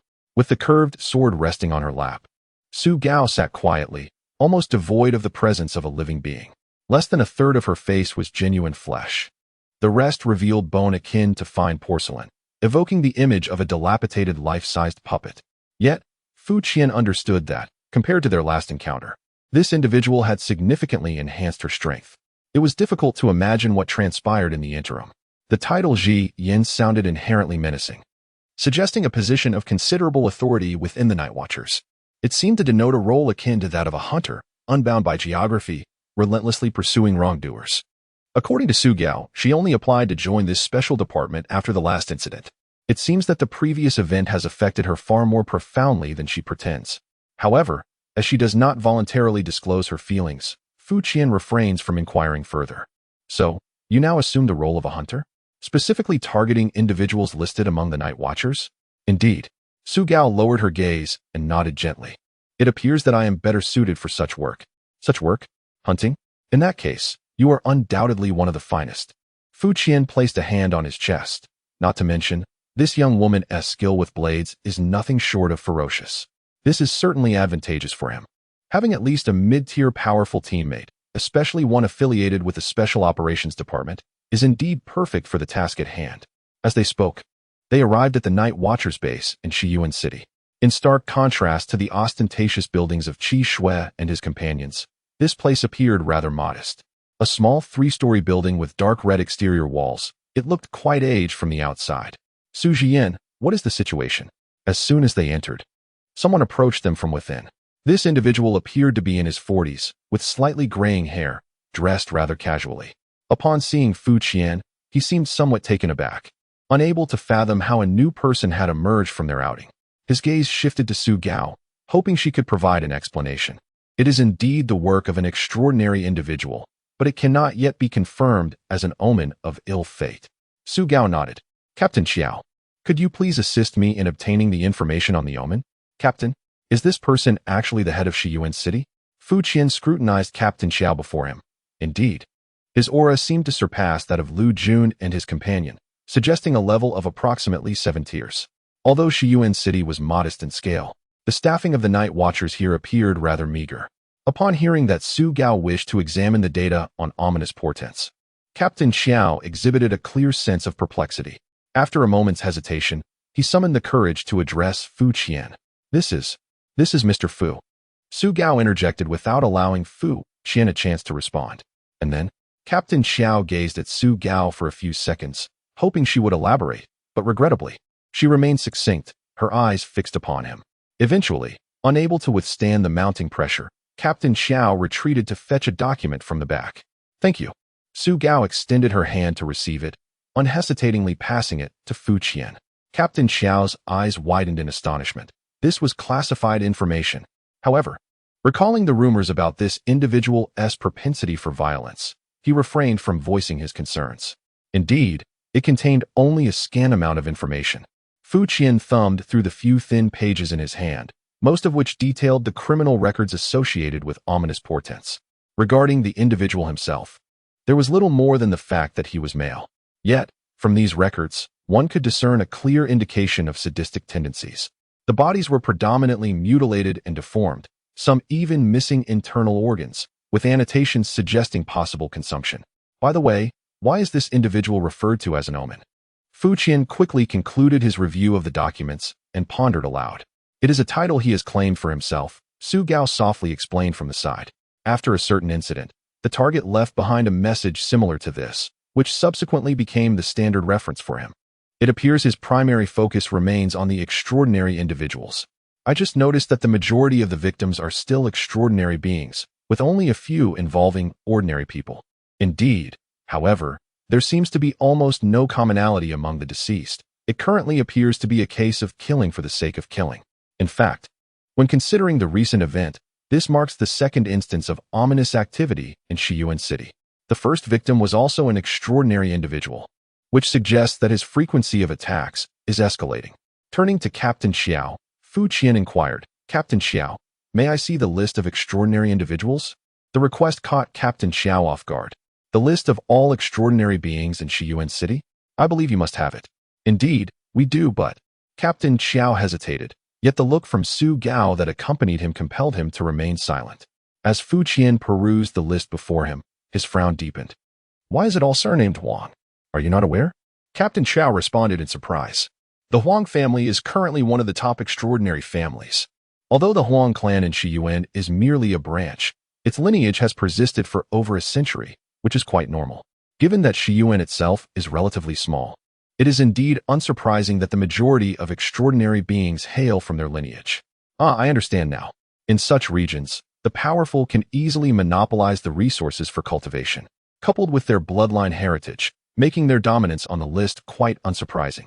From a vantage point above, it is evident that the Huang family of the extraordinary beings in Shiyuan occupies more than half of the domain, having been established for over a century. Such a family likely holds considerable sway in the region. Could this be the reason for the apparent weakness of the Night Watchers? Might there be an unspoken understanding between the two parties? However, this is of little consequence. The existence of such a family is indeed fortuitous. An extraordinary family that has dominated the area for a century must possess a wealth of information. With the right motivation, their efficiency in undertaking tasks would undoubtedly be remarkable. "Have you had any interaction with them?" Fu Qian inquired, glancing at Su Gao, who shook his head. "I have only just arrived." "In that case," Fu Qian pondered for a moment, "we should find an opportunity to pay them a visit." Unfamiliar with Fu Qian's background, Captain Xiao furrowed his brow and cautioned, "While we need not be overly concerned with these local powers, it is prudent to exercise caution in our dealings. If they are willing to cooperate, it will save us considerable effort. Rest assured." Fu Qian recalled his previous encounters with Ji Liushuang and her companions in the furnace. "I possess ample experience in engaging with them." Chapter 59, Ominous Signs Must Perish, Part 5. By the way, are there any common natural disasters in Shiyuan?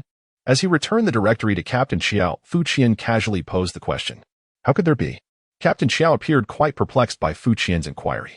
Although Shiyuan City is not large, it has existed for several centuries and is renowned as a leisure destination. Not only are natural disasters rare, but even inclement weather is infrequent. If one must speak of natural disasters, it is noteworthy that a volcano lies 10 kilometers from the urban area. A dormant crater that has never erupted since records began. Can a dead volcano awaken? That could indeed be termed a calamity. Yet, Fu Qian always felt that there was more to it than meets the eye. While pondering this, he was interrupted by the return of Lu Jun and his colleague. "How did it go?" Captain Xiao, clearly anxious, was the first to inquire. "At present, there appears to be no issue," Lu Jun replied, shaking his head. "The deceased's husband, Lu Xing, is also a local. He and the deceased were childhood sweethearts, having recently celebrated 2 years of marriage, and their relationship was reportedly quite harmonious. He was at home at the time of the incident. Most importantly, he is an ordinary man." "Quite harmonious?" Fu Qian remarked, his expression peculiar as he regarded Lu Jun. "Indeed. But does he know anything about the lunch?" Fu Qian pressed. "No," Lu Jun admitted, with a sigh. Fu Qian suddenly rose to his feet, drawing the astonished gazes of those around him. "Let us go take a look." "Look at what?" Lu Jun appeared perplexed by Fu Qian's intentions. "A husband whose wife has died, yet seems entirely without suspicion. This piques my interest. Take me to see him." The outskirts of Shiyuan City. "Is this the place?" Fu Qian inquired, eyeing the uniquely designed villa before him. "Yes, Lu Jun replied in a subdued tone, somewhat baffled by Fu Qian's insistence on revisiting the site. To him, Fu Qian's reasoning seemed to stem from a rather dark psychological perspective. It appeared that this exemplary couple enjoyed a rather comfortable economic situation, did it not? Fu Qian surveyed the surroundings. Indeed, Lu Xing had prospered in business away from home years ago and acquired property here. It was during that time that the couple had wed. Nodding thoughtfully, Fu Qian gazed at the firmly shut door. "Let us call someone," he suggested. Lu Jun, somewhat reluctant, stepped forward to press the doorbell. However, after several attempts, there was no response. Lu Jun's expression shifted, revealing his growing unease. Yet, before he could act further, a flash of steel illuminated the air, and the door swung open. The imposing figure of Su Gao, wielding a blade, caused the three night watchmen to shiver in fear, none daring to utter a word. Lu Jun was the first to rush inside, only to discover that the place was entirely deserted. The disarray scattered across the floor suggested that the homeowner had left in haste. Could this truly be connected to him? After all, he considered himself an ordinary individual. Lu Jun clearly grappled with existential doubts. Fu Qian did not respond to his musings, but instead wandered about, ultimately halting before a tightly sealed door. In stark contrast to the other doors, this one bore a distinct design and appeared considerably sturdier. Without uttering a word, the glint of the blade flashed once more, and the metallic door yielded to reveal what seemed to be a workshop beyond. These two, the seamless and commanding manner in which they operated left the three night watchmen speechless. Su Gao showed no concern for their presence. After slicing the door open, he stepped inside and, after a brief search, retrieved a collection of items. It was a heap of assorted jewelry, each piece uniquely crafted, yet united by the presence of bizarre and intricate patterns. This is Captain Xiao's expression shifted to one of astonishment, clearly recognizing the value of the items before him. The jewelry adorned with charms, some of which remain unfinished, holds little significance for the extraordinary. Yet affluent individuals are inclined to spend lavishly on such items, which may yield a modest enhancement of vitality and fortitude. Such creations are undoubtedly beyond the capabilities of an ordinary person. Upon hearing the captain's words, Lu Jun and his companion exchanged astonished glances. To produce such artifacts, this Lu Xing must be an unregistered extraordinary individual. He must have employed some means to conceal his own aura. Retrieve this individual's information for me. It is prudent that we verify his recent activities. Listening to Su Gao's command, Lu Jun nodded with a pallid expression. Typically, when a married woman is harmed, one would find her husband embroiled in a plethora of suspicions. That is the norm. Fu Qian patted his shoulder, imparting earnest words. Fu Qian then turned to Captain Xiao, whose expression had grown considerably grave. This was entirely understandable. Cooperating with the execution division to apprehend a fugitive is one matter. But if that fugitive were to emerge from within one's own jurisdiction, it would escalate to a serious dereliction of duty. Captain Xiao, let us pay a visit to the Huang family. Captain Xiao paused for a moment. Should we not first investigate this Lu Xing? A dual approach may prove more effective. For some reason, Fu Qian felt an inexplicable disinterest in Lu Xing.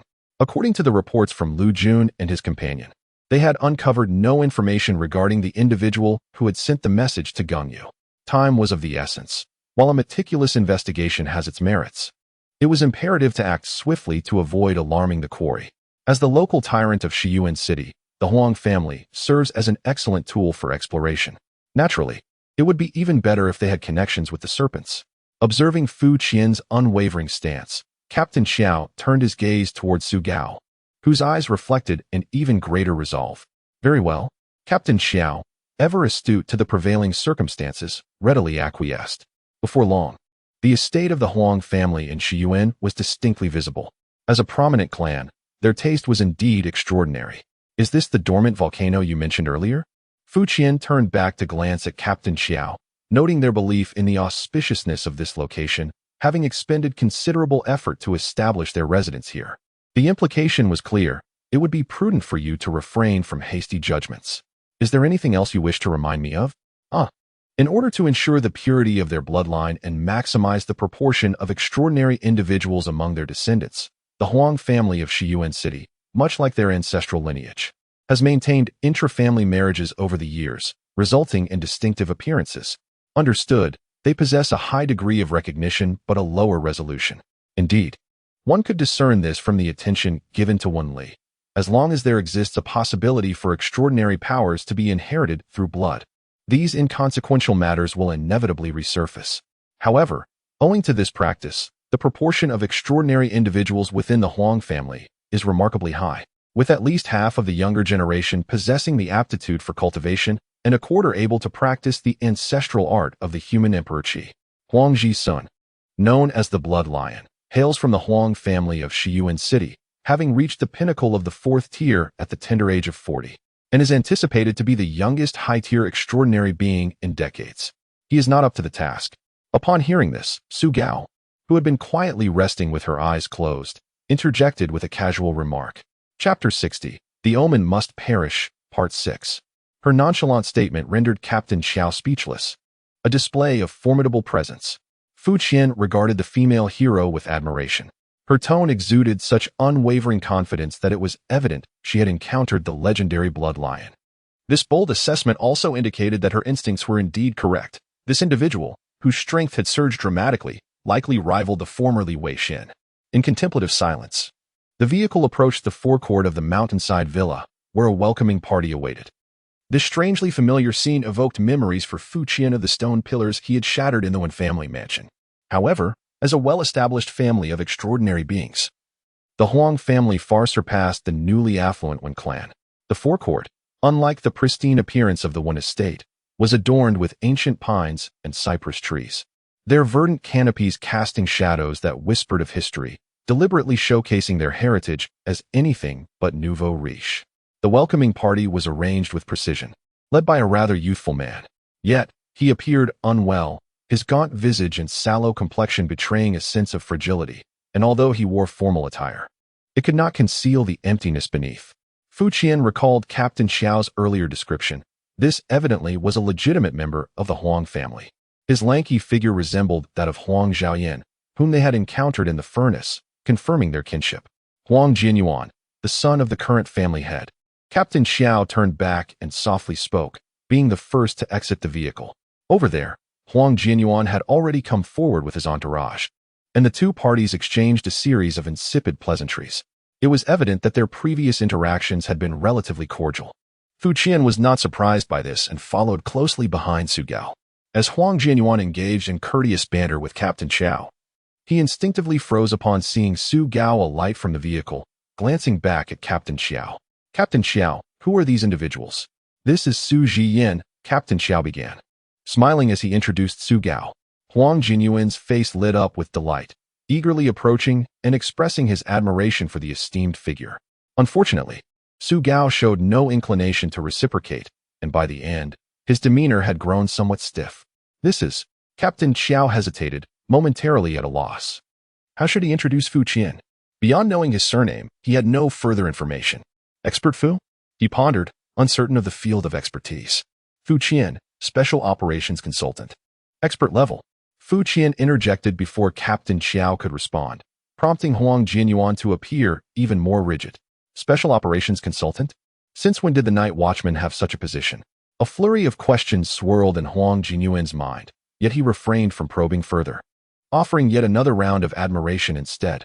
Please, come in. Unfortunately, my father is out and has not yet returned to greet you. After the formalities, Huang Jianyuan ushered Fu Qian and his companions into the hillside residence. The interior exuded an air of understated elegance, steeped in classical charm. Soon, someone served fragrant tea, and it was at this moment that Huang Jianyuan seemed to remember something. Captain Xiao, it has been quite some time since your last visit. Is there a particular matter that has brought you here this time? What questions are off-limits for you? Captain Xiao involuntarily cast his gaze towards Fu Qian. Do you insist on coming forward, or shall you speak? Su Gao mirrored the same action, seemingly indifferent to the notion of uttering a word.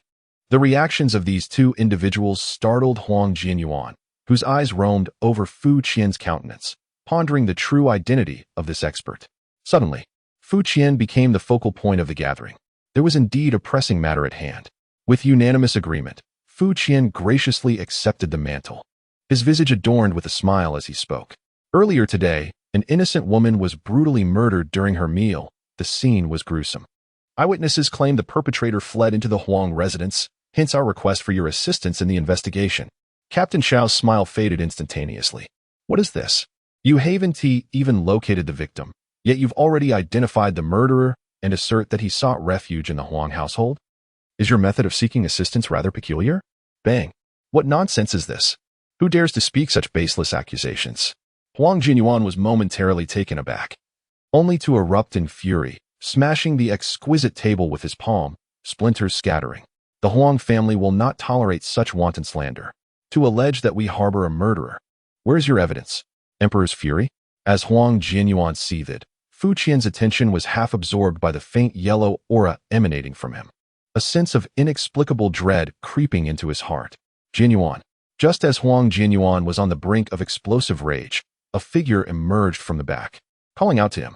This newcomer appeared significantly older, resembling the emaciated, ailing Huang Jinyuan, yet most strikingly. Their brows and eyes seemed to have been carved from the same mold. It appears that this is the long-absent head of the Huang family, Huang Leiji. As expected of the contemporary patriarch, he surpasses his son significantly. His aura suggests a formidable presence of at least the 6th tier, perhaps even stronger than the assassin I dispatched in the forge. After calling his son to a halt, Huang Leiji stepped forward, his expression earnest as he regarded Su Gao. Su Jian, I have recently learned of your relentless pursuit of the ominous presence to Shiyuan City. Should you require any assistance, please do not hesitate to speak. I implore you to trust that our Huang family bears no connection to this malevolence. Just moments ago, we were strangers, and now you seem to possess intimate knowledge of our whereabouts. Furthermore, we can assure you that none escaped into the Huang residence following the midday tragedy. We ask that you do not unjustly implicate us.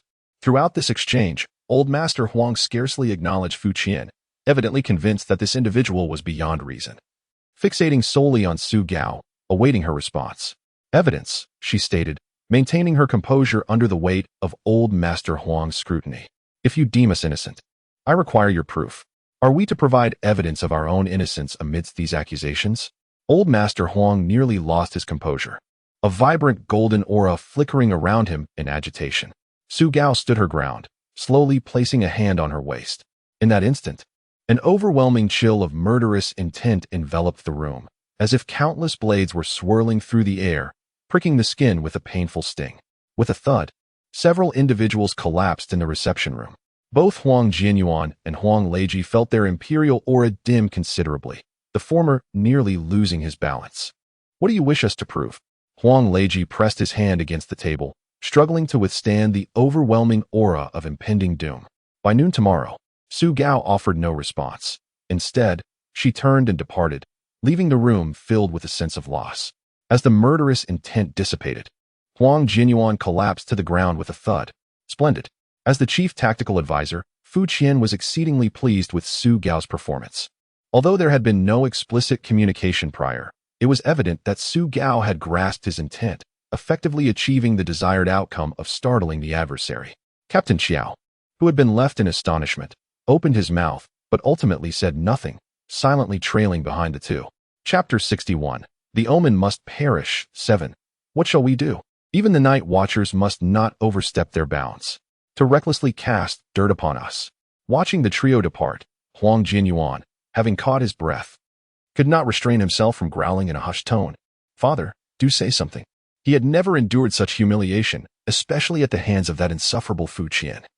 He longed to feast upon his flesh and drink his blood. What to do? Huang Leiji's expression was equally grim. After a prolonged silence, he finally spoke. Everyone, leave. Dig 3 feet into the ground until we unearth that murderer. If the night watchers seek proof, we shall provide them with it. Nearly biting through his words, Huang Leiji signaled with a wave of his hand, and a figure swiftly emerged.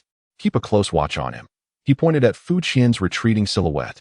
He is no night watcher, and our Huang family shall not be subjected to extortion by others. Truly, the talents of men are matched only by the spirits of the land. As Fu Qian departed from the Huang family estate, he cast a glance back at the imposing mountaintop bathed in the glow of the setting sun, letting out a sigh of contemplation. Captain Xiao, unable to muster even an awkward smile after the recent upheaval, merely grimaced. Fu Qian observed him. The fact that Huang Jinyuan, rather than his father, had come to greet them indicated that the situation had not been fully disclosed to the Huang family, demonstrating a measure of discretion. The circumstances in Shiyuan City suggested a tacit understanding between the upper echelons of the Night Watchman and the Huang family, as evidenced by the presence of someone like Captain Xiao stationed there. While the accusations were merely fabrications, the urgency of the matter rendered any discussions about the Huang family's grievances moot. Action was imperative. The looming threat was not solely a sadistic maniac, but also an impending catastrophe, as entities sustained by the blood and flesh of the populace. These families bore their own responsibilities that could not be absolved by mere claims of innocence. It must be acknowledged that Su Gao was a shrewd individual. Even in the absence of prior communication, his immediate and resolute stance spared him considerable effort and persuasion. As for whether the Huang family might act out of desperation, Fu Qian harbored no concerns. According to earlier intelligence, while these aristocratic families possessed formidable strength, they were utterly incomparable to the foremost organization of extraordinary beings. In fact, Fu Qian found himself curious about how such an organization had come into existence, as it seemed to defy the principles of sociology. Even if the Huang family were granted 100 chances, Fu Qian doubted they would dare to confront the Night Watchman. Before the Night Watchman, there may have been an unspoken understanding with them, but that was merely a sign of respect for a local power, granting them a bit more space. However, when it came to himself, the situation was different. Even before leaving the Huang family manor, Fu Qian had noticed a peculiar gaze directed at him, confirming that he had indeed caught someone's attention. Alas, the position of an expert advisor, lacking formal authority, proved to be rather ineffective in instilling fear. By the time the three returned to the Night Watchman's base, night had fallen. Lu Jun and his companion had yet to return, presumably working overtime outside. The Huang family members were likely in a similar predicament. As the mastermind behind it all, Fu Qian stretched lazily. Having accomplished what needed to be done, he now intended to observe the unfolding events. Though the base was not particularly large, it still provided accommodations for transient personnel. After settling in under Captain Xiao's arrangement, Fu Qian discovered the conditions to be surprisingly excellent. The room was spacious beyond reason, equipped with an array of facilities. Even the walls were constructed from special materials, boasting an impressive safety rating. Furthermore, if he was not mistaken, the curtains exhibited a remarkable ability to obscure external perception. Once drawn, they effectively ensured that the outside world would remain blissfully unaware of any activity within. How extravagant! Such a lavish organization made him wonder if there might be an opportunity to secure a position of some authority within. As Fu Qian adjusted the curtains, he pondered whether the shadow that had been tailing him would now feel a sense of urgency. That night, Fu Qian would soon discover the answer. Awaking from his slumber, he was certain, despite the absence of light, that something had stealthily entered his room. For him, sleep has nearly transformed into a form of entertainment. He could easily forego it for several consecutive days without any repercussions. Yet, years of habit have endowed him with a peculiar fondness for his bed. It seems almost inanimate. Fu Qian distinctly perceives a small, pitch-black insect stealthily creeping in along the corner of the wall. Its form resembles that of an insect, yet its body appears to be composed of intangible smoke. It is highly probable that this is a special technique employed by a certain extraordinary individual conjured for reconnaissance. Clearly, the individual outside is quite desperate, daring to engage in covert maneuvers within the domain of the Night Watcher. The tiny insect crawls along the ground for a while before coming to a halt, seemingly confirming whether it is indeed inside the room. Fu Qian holds his breath and concentrates, deliberately reducing his heartbeat to nearly imperceptible levels. Ever since he activated the feast, such feats have become effortlessly attainable for him. As anticipated, the insect appears to hesitate, uncertain whether to draw closer for a better inspection. After a moment, it finally begins to move, inching closer to the bed. Fu Qian initially considered toying with it for a while, but in the next instant, a sharp, slicing light penetrates the wall, precisely cleaving through the insect's form. The creature is instantly severed in two, dissipating into a wisp of smoke. He can sense the consciousness linked to it tremble, followed by a rapid retreat. Fu Qian rises from his bed, and moments later, a knocking sound echoes from outside. Upon opening the door, he discovers Su Gao standing there. "Mr. Fu, someone is monitoring you," Su Gao respectfully states. "Would you like me to eliminate them?" This level of deference is quite overwhelming. Upon discovering the threat, there was an unexpected need to solicit one's own opinion before deciding whether to eliminate it. It appears that a mere utterance from me would prompt Su Gao to swiftly dispose of the voyeur. However, I deemed it unnecessary. Keeping them around could prove advantageous. Fu Qian blinked, for our presence in the Huang household today was not without purpose. The essence of the little insect's master had been etched into my memory. Hearing Fu Qian's words, Su Gao nodded, refraining from inquiring about the utility of leaving it alive, and quietly departed. Fu Qian closed the door, gazing at the long crack in the wall, a testament to the confrontation. Indeed, Su Gao resided next door. I sensed that upon returning to her room. Su Gao remained awake, standing motionless by the window. For a fleeting moment, she appeared devoid of any signs of life, resembling a true marionette. Her state truly was rather peculiar. The hole in the wall could not escape the notice of Captain Xiao and his companions. The following day, when Fu Qian encountered them again, their eyes were sharp and expressions serious, yet the occasional flicker in their gazes suggested an insatiable curiosity, as if half their thoughts were consumed by speculations regarding my relationship with Su Gao. Before any words could be exchanged, Captain Xiao received a message and stepped out, returning shortly after with an expression of intrigue. The patriarch of the Huang family wished to visit, claiming to have pertinent information to discuss. Chapter 62. Ominous Signs Must Perish, Part 8. Old Master Huang is remarkably efficient. Now, and he is coming directly to the base? The news brought by Captain Xiao stirred a sense of anticipation within Fu Qian. The old man's attitude seemed excessively proactive. Could there be new findings on the Huang family's end? Lu Jun could not help but speak. Although he did not accompany the Huang family yesterday, it was evident from the reactions this morning that Captain Xiao had clearly briefed him on the situation. Otherwise, he would not have regarded Lu with such a look of astonishment. Indeed, Captain Xiao was somewhat invigorated, for he was the one most eager for any clues from the Huang family. Although the situation had spiraled somewhat out of control, any discovery would provide a satisfactory explanation for Su Gao. If matters were to stagnate, they would be at a loss for how to proceed. Fu Qian offered no commentary, merely exchanging a glance with Su Gao. Old Master Huang has worked hard. Let us go greet him. As anticipated, when Huang Leiji alighted from the vehicle, his expression was grave, and upon encountering Fu Qian and the others, he managed only a strained smile. Su Jian, Mr. Fu, you both have worked hard. Good day, Old Master Huang. Su Gao merely nodded gently, while Fu Qian greeted him with a beaming smile, casually offering pleasantries. Not hard at all. This remark nearly caused Huang Leiji to choke with frustration. From the information he had received, it was clear that this fellow had indeed found little difficulty, having gone straight to sleep upon his return. Thanks to his words, the entire Huang household had been in disarray the previous night, with hardly anyone having time to rest, while this scoundrel enjoyed a peaceful slumber. Drawing upon his years of composure as the family head, Huang Leiji swiftly adjusted his demeanor, pretending not to have heard, and exchanged a few more casual remarks. Did you come so early, Master Huang, because you have made any discoveries? Once everyone was settled in the base, it was Captain Xiao who could no longer contain his curiosity. With a sigh of relief, Huang Leiji responded. Earlier, amidst a torrent of trivialities, he intended to maintain a semblance of restraint, awaiting the opportunity to inquire about progress before approaching. To his dismay, that individual persisted in meandering discourse, neglecting to address the crux of the matter, nearly provoking a myocardial infarction in the process. To be candid, there are, as of now, no significant discoveries. The disappointment etched on Captain Xiao's face was nearly palpable. What was the purpose of your early arrival if no findings were made? Huang Leiji sighed, shaking his head. Our entire family mobilized yesterday, deploying all available resources to investigate, yet regrettably, the leads were scant, and we have yet to uncover any valuable information. Today, I have come to express my apologies to Su Jian. However, rest assured, regarding the family's reputation, we shall not abandon our inquiry into this matter. It is also a quest for our own vindication. With a wave of his hand, an individual stepped forth from the ranks behind him.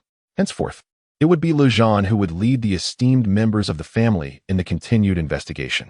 In light of the recent spate of heinous incidents in Shiyuan City, the Huang family, as a local lineage, bears an undeniable responsibility. Should Su Jian require anything, please do not hesitate to command. We shall undoubtedly cooperate fully. Huang Luzhan. That name is familiar. Fu Qian observed the emerging figure, slender as a reed, yet significantly younger than Huang Leiji, bearing a striking resemblance, likely a sibling. If memory serves, this Huang Luzhan is currently the foremost representative of the Huang family in Shiyuan City, a fifth-tier extraordinary, a gold medal enforcer, and a double flower red stick. Deploying their top enforcer for unrestricted allocation here signifies a considerable commitment. The Huang family was evidently aware of Su Gao's pursuit of ominous signs. Yet they adopted a stance of passive observation. Yesterday, after being wronged by oneself and facing the bleak prospect of proving one's innocence, it is only natural to extend an olive branch and actively assist in the investigation with the support of family resources. However, is it truly so? Captain Xiao and his team evidently grasped the implications of Huang Leiji's words, essentially acknowledging their previous lack of enthusiasm and now pledging their full cooperation. The extent to which the Huang family is willing to engage is noteworthy. Although Advisor Fu's actions yesterday may have seemed somewhat irrational, they appear to have yielded positive outcomes. At this moment, Huang Leiji finished speaking and fixed his gaze directly upon Su Gao, only to discover that the latter was looking at Fu Qian. Ahem. Fu Qian cleared his throat. The elder Huang has shown great intent. Having elite members of the Huang family assist in the investigation is indeed a significant advantage. However, given the current developments, it seems such assistance may no longer be necessary. What do you mean by no longer necessary? Confusion, shock, and indignation ensued as Fu Qian was suddenly enveloped by various scrutinizing gazes. Before anyone could comprehend the situation, Fu Qian's figure surged forth. Huang Lejian, radiant with energy, almost instantaneously positioned himself in front of Huang Leiji. Just when it seemed that Fu Qian might be acting irrationally, he unexpectedly darted outward, slicing through the air with remarkable speed. In the next moment, a figure leaped 100 meters away and began sprinting frantically into the distance. Yet, Fu Qian's speed was akin to lightning. Within mere breaths, he closed the gap and unleashed several air bullets. His prowess had significantly evolved, and the power of the air bullets had surged as well. The figure in midair, unable to evade in time, trembled and suddenly dissipated, transforming into a cloud of smoke. The air bullets whizzed past, failing to inflict any substantial harm. However, at this moment, Fu Qian had already caught up with him. He raised his foot and struck the ground, unleashing a terrifying shockwave that swept through the surroundings. The figure, transformed into a dark mist, quivered momentarily before dissipating to reveal its true form. Clang! Fu Qian swiftly knocked aside the pitch-black dagger that was thrust at him, and with a firm grip on the neck, he lifted the individual as one might a small chick. Amidst the gaze of the crowd, Fu Qian carried the person back to the base and unceremoniously tossed them before Huang Leiji. The recent strike had evidently inflicted significant damage, rendering the individual almost unresponsive as they fell to the ground, their hair cascading around them. It was unmistakably a petite woman, quite young in age. The reason for the absence of further inquiry was that I had already identified a suspicious individual. Fu Qian nonchalantly resumed his seat. He had noticed this person trailing stealthily yesterday, even infiltrating the base at night, their behavior profoundly suspect. Tracing back the clues would undoubtedly lead to the discovery of ominous signs. Such an incident had never been encountered before. The trio known as the Night Watchmen were taken aback, their expressions reflecting their astonishment. This situation was of grave concern.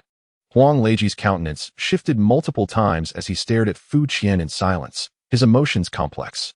I do not comprehend what you are saying. At this moment, it was the woman on the ground who spoke up. I merely passed by from outside. I have no understanding of what you just said. Is that so? Then why did you flee upon seeing me? Fu Qian cast a sidelong glance at her. The woman was momentarily speechless. Advisor Fu. After an awkward silence, Huang Leiji finally broke the stillness. You must have misunderstood. Xiaoying is a member of my Huang family's guard. How could she commit such an offensive act? Moreover, he took a deep breath. I have just received information regarding individuals related to yesterday's case, and I have instructed someone to bring them over shortly. Chapter 63. The Omen Must Perish. Part 9. What? Huang Leiji suddenly changed his tune, discovering clues and even directly locating the person, which evidently astonished everyone present. If only this had happened sooner. Fu Qian shook his head. Regardless of the reasons Huang Leiji might conjure, he could not believe that the entirety of the Huang family's efforts would yield no leads. Failing to uncover the omen was one matter, but if they could not even track down the third party who had stood up a woman, then the Huang family's century-long legacy would have been tarnished beyond repair. Moreover, Huang Leiji's behavior today was decidedly abnormal. He arrived before the agreed-upon time, sincerely acknowledging his mistakes, and even dispatched his elite team to serve him. His humility was strikingly low. Together, these circumstances suggested only one explanation. They had indeed found that person. And it was rather unfortunate that they had confirmed their own suspicions. That individual was indeed connected to the Huang family. Considering that the head of the Huang family had boasted yesterday that there was absolutely no connection, this was quite the slap in the face. Thus, in an effort to preserve the family's dignity, they were prepared to adopt a proper demeanor while stubbornly denying any accountability. Unfortunately, there was not enough time to engage in such games. It seems I misjudged the situation. My apologies, dear lady. Now, Huang Leiji has finally conceded defeat, and Fu Qian, visibly shocked and ashamed, earnestly apologized to the woman named Xiaoying. The woman named Xiaoying appeared to be in a foul mood, responding with a dismissive snort. There was no need to look further. This woman was evidently the one who had let the bugs into the house last night. The reason for not allowing Su Gao to take direct action against her was to prepare for the lack of cooperation from the Huang family. Initially, the mention of witnesses was merely a casual remark to implicate the Huang family, and should matters escalate, Huang Leiji could still claim defamation, as there was little evidence to substantiate the claims. However, this woman's act of surveilling and probing the actions of the night watchers was a transgression that could be firmly established, a fact Su Gao could undoubtedly validate. At this juncture, the Huang family was effectively pinned down, unable to struggle. It was evident that Huang Leiji had come to this realization, and his defiance had waned. One must admit that the Huang family displayed commendable efficiency. Within less than half an hour, a gentleman was ushered in. This individual, in his 20s, had a rather polished appearance, and the moment he entered, he rushed towards Huang Leiji, weeping profusely, but was swiftly restrained before he could approach. Advisor Fu, this is the suspicious figure we identified, Huang Jinyong, the individual whom the victim was meeting yesterday, Huang Leiji introduced without a hint of embarrassment. Although he was a member of the Huang family, given the gravity of the situation, I instructed that he be brought in immediately. Oh, Advisor Fu inquired, observing Huang Jinyong, who was half crouched and half kneeling on the ground. Do you know a woman by the name of Gengyu? Huang Jinyong instinctively lifted his gaze. Answer truthfully to my inquiries. Huang Leiji commanded coldly. At this point, the Huang family had lost any semblance of dignity, and further attempts at concealment would only bring greater shame. Moreover, he had previously interrogated this troublemaker thoroughly and confirmed that he had no ties to the ominous occurrences. Otherwise, he would not have risked his own safety to shield him, thereby giving the individual surnamed Fu an opportunity to take advantage. I know her. Huang Yong was taken aback and answered honestly. Did she invite you to lunch yesterday? Yes. But why did you flee after committing murder? No, I truly did not. I didn't even go. How could I possibly commit such an act? Huang Yong's voice trembled with the onset of tears. The mere act of declining an invitation was itself quite unusual. On what grounds could you expect me to believe you? It's the truth. I have been avoiding her for half a month. She has been incessantly pursuing me, insisting that I meet with her. Avoiding her?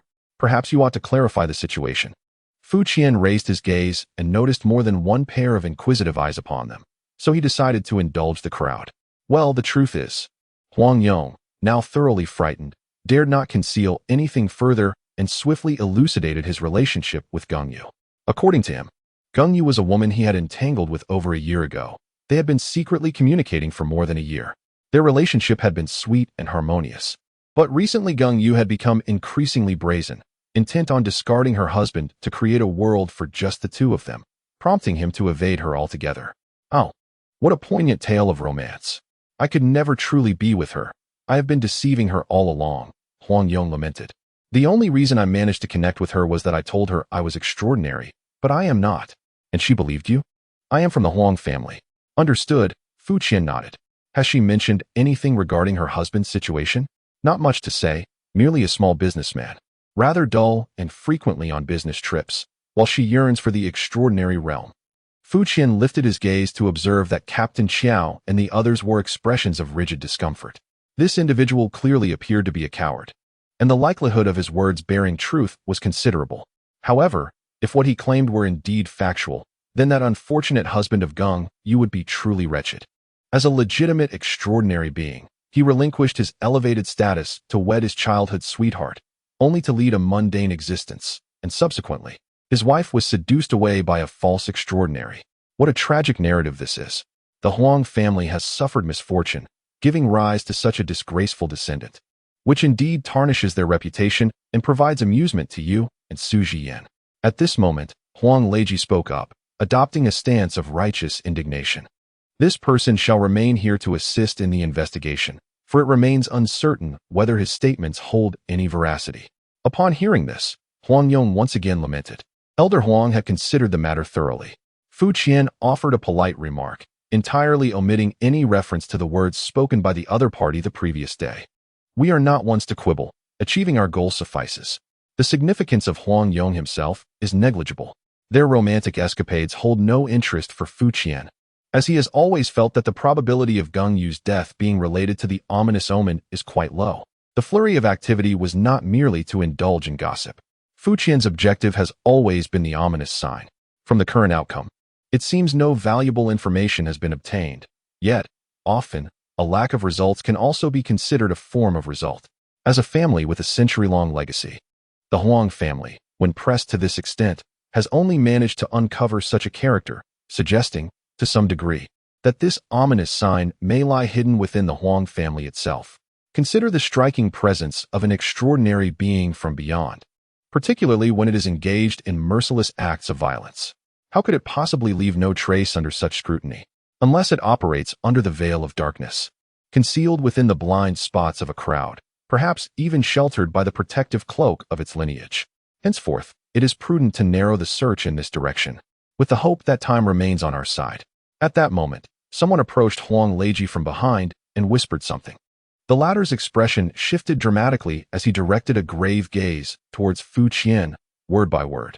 A member of the Huang family had just fallen victim to a heinous act, possibly signaling a dire omen.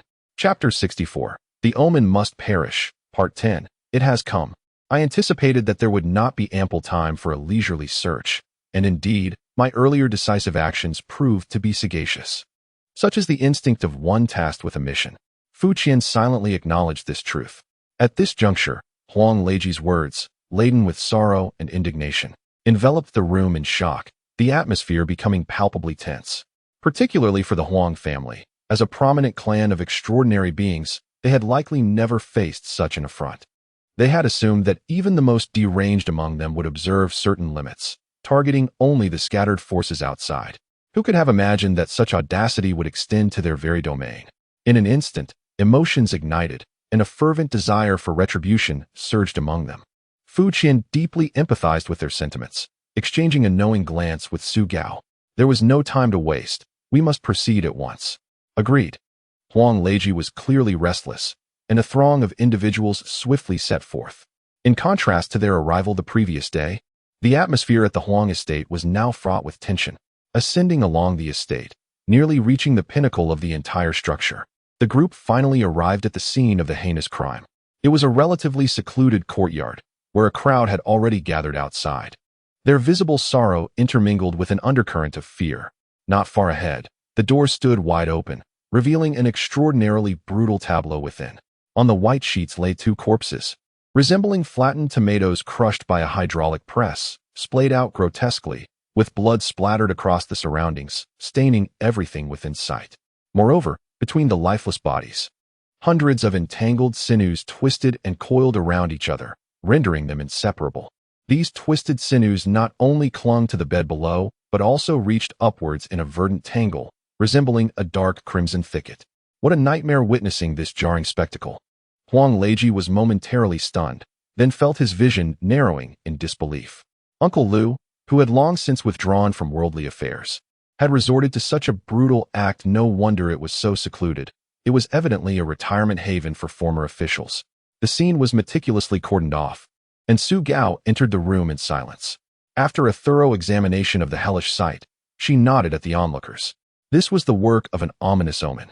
While the methods of killing were not entirely dissimilar to those observed in the past, certain commonalities could be discerned, with a marked increase in brutality and a growing scent of sacrifice.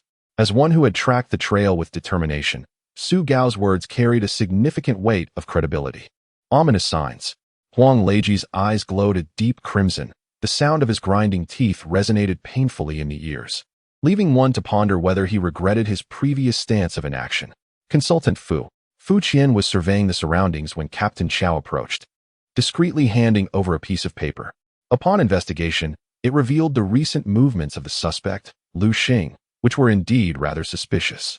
He had just returned from another locale, coinciding perfectly with the ominous signs. Could it be mere coincidence? Fu Qian received the document, casting a silent glance, while Huang Leiji, with his keen ears, turned his head inquisitively. Consultant Fu, do you possess leads related to the ominous signs? Fu Qian remained taciturn, passing the file to Huang Leoi, who snatched it with haste, his complexion turning ashen after a brief perusal. Why was such crucial information withheld from us by the night watchman? Huang Leiji glared at Fu Qian, his voice low and demanding. Do you not trust the Huang family? By the end of his inquiry, his tone had escalated to one of palpable fury. Yet, this was merely a suspect, far from conclusive evidence. In the face of the Huang family patriarch's wrath, Fu Qian remained unperturbed, turning instead to the nearby servant. Was it you who discovered the body? The servant hesitated momentarily. No. The sixth master dislikes being disturbed and usually rests until nearly noon. Then who was it that found it? Huang Leijian interjected.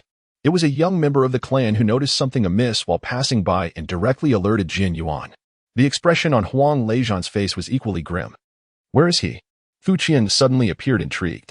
Previously, the target range was confined within the Huang family, and it is widely acknowledged that those who first discover a scene often bear significant suspicion. Where is he now? What do you mean? Huang Leijian cast a displeased glance at him. After the incident occurred, he had pursued the matter alongside Jin Yuan. What is his name? Consultant Fu seems to harbor a profound bias against our Huang family. Amidst such a tragic event, he immediately suspects members of our clan? Old Master Huang let out a heavy grunt, clearly having reached the limit of his patience. Yet before he could further express his discontent, someone rushed forward in a state of panic, and in the next moment, Huang Leiji stood frozen in place. Jin Yuan. Has Huang Jin Yuan also fallen, or has the entire team perished? Fu Qian recalled Huang Leiji's notoriously fiery temper, and a wave of ominous premonition surged within him. Instinctively glancing upward, he was met with an extraordinarily bizarre sight. Above the mountaintop, a colossal rust-colored tree gradually materialized. From the volcano's mouth, its branches thrust skyward, and formless tendrils extended and writhed, intersecting like a grotesque bouquet of mouths, incessantly tearing at decay. The moment this image entered his vision, Fu Qian felt as though his mind had been struck by a heavy blow, his consciousness swirling violently. Sand value decreased by 1. Sand value decreased by 1. Sand value decreased by 1. Amidst the terrifying prompts, Fu Qian seemed to hear whispers emanating from the depths of his soul, enticing him to gaze longer, ensnaring his awareness in a trance. Ultimately, before his mind completely shattered, Fu Qian forcefully suppressed the deep-seated impulses of his soul and averted his gaze. Is this truly the legendary calamity? Fu Qian shook his head, as if to dispel the impending explosion within, and cast a glance around. Among the group before him, astonishingly, more than half were fixated on the mountaintop, including the Huang Leiji brothers. These individuals stood rigidly, silent, and motionless. Such peculiar behavior naturally drew the attention of others. Those who sensed the anomaly instinctively turned to see if something was amiss in the sky. In a mere breath, the remaining onlookers were equally ensnared by the spectacle. What is happening outside? Su Gao, still in the room, acutely sensed the oddity. Don't look up, Fu Qian casually cautioned, then swiftly slapped Huang Leijian, who had raised his head to the heavens, seizing the fleeting moment. What was that person's name? Fu Qian inquired again, observing him. Who? Huang Leijian murmured, his gaze vacant. The one who discovered the body. Huang Yuanchang. His eyes were devoid of life, consciousness seemingly frayed beyond repair. Calamity descends. Containment fails. Current sanity value. 42. A notification echoed in his ears as the scene before him swiftly blurred. Chapter 65. Omen Must Perish, Part 11. So this is how the legendary disaster manifests. Back in the familiar warehouse, Fu Qian closed his eyes, gradually recalling the visions he had just witnessed. Merely casting a glance could lead to a significant erosion of one's sanity.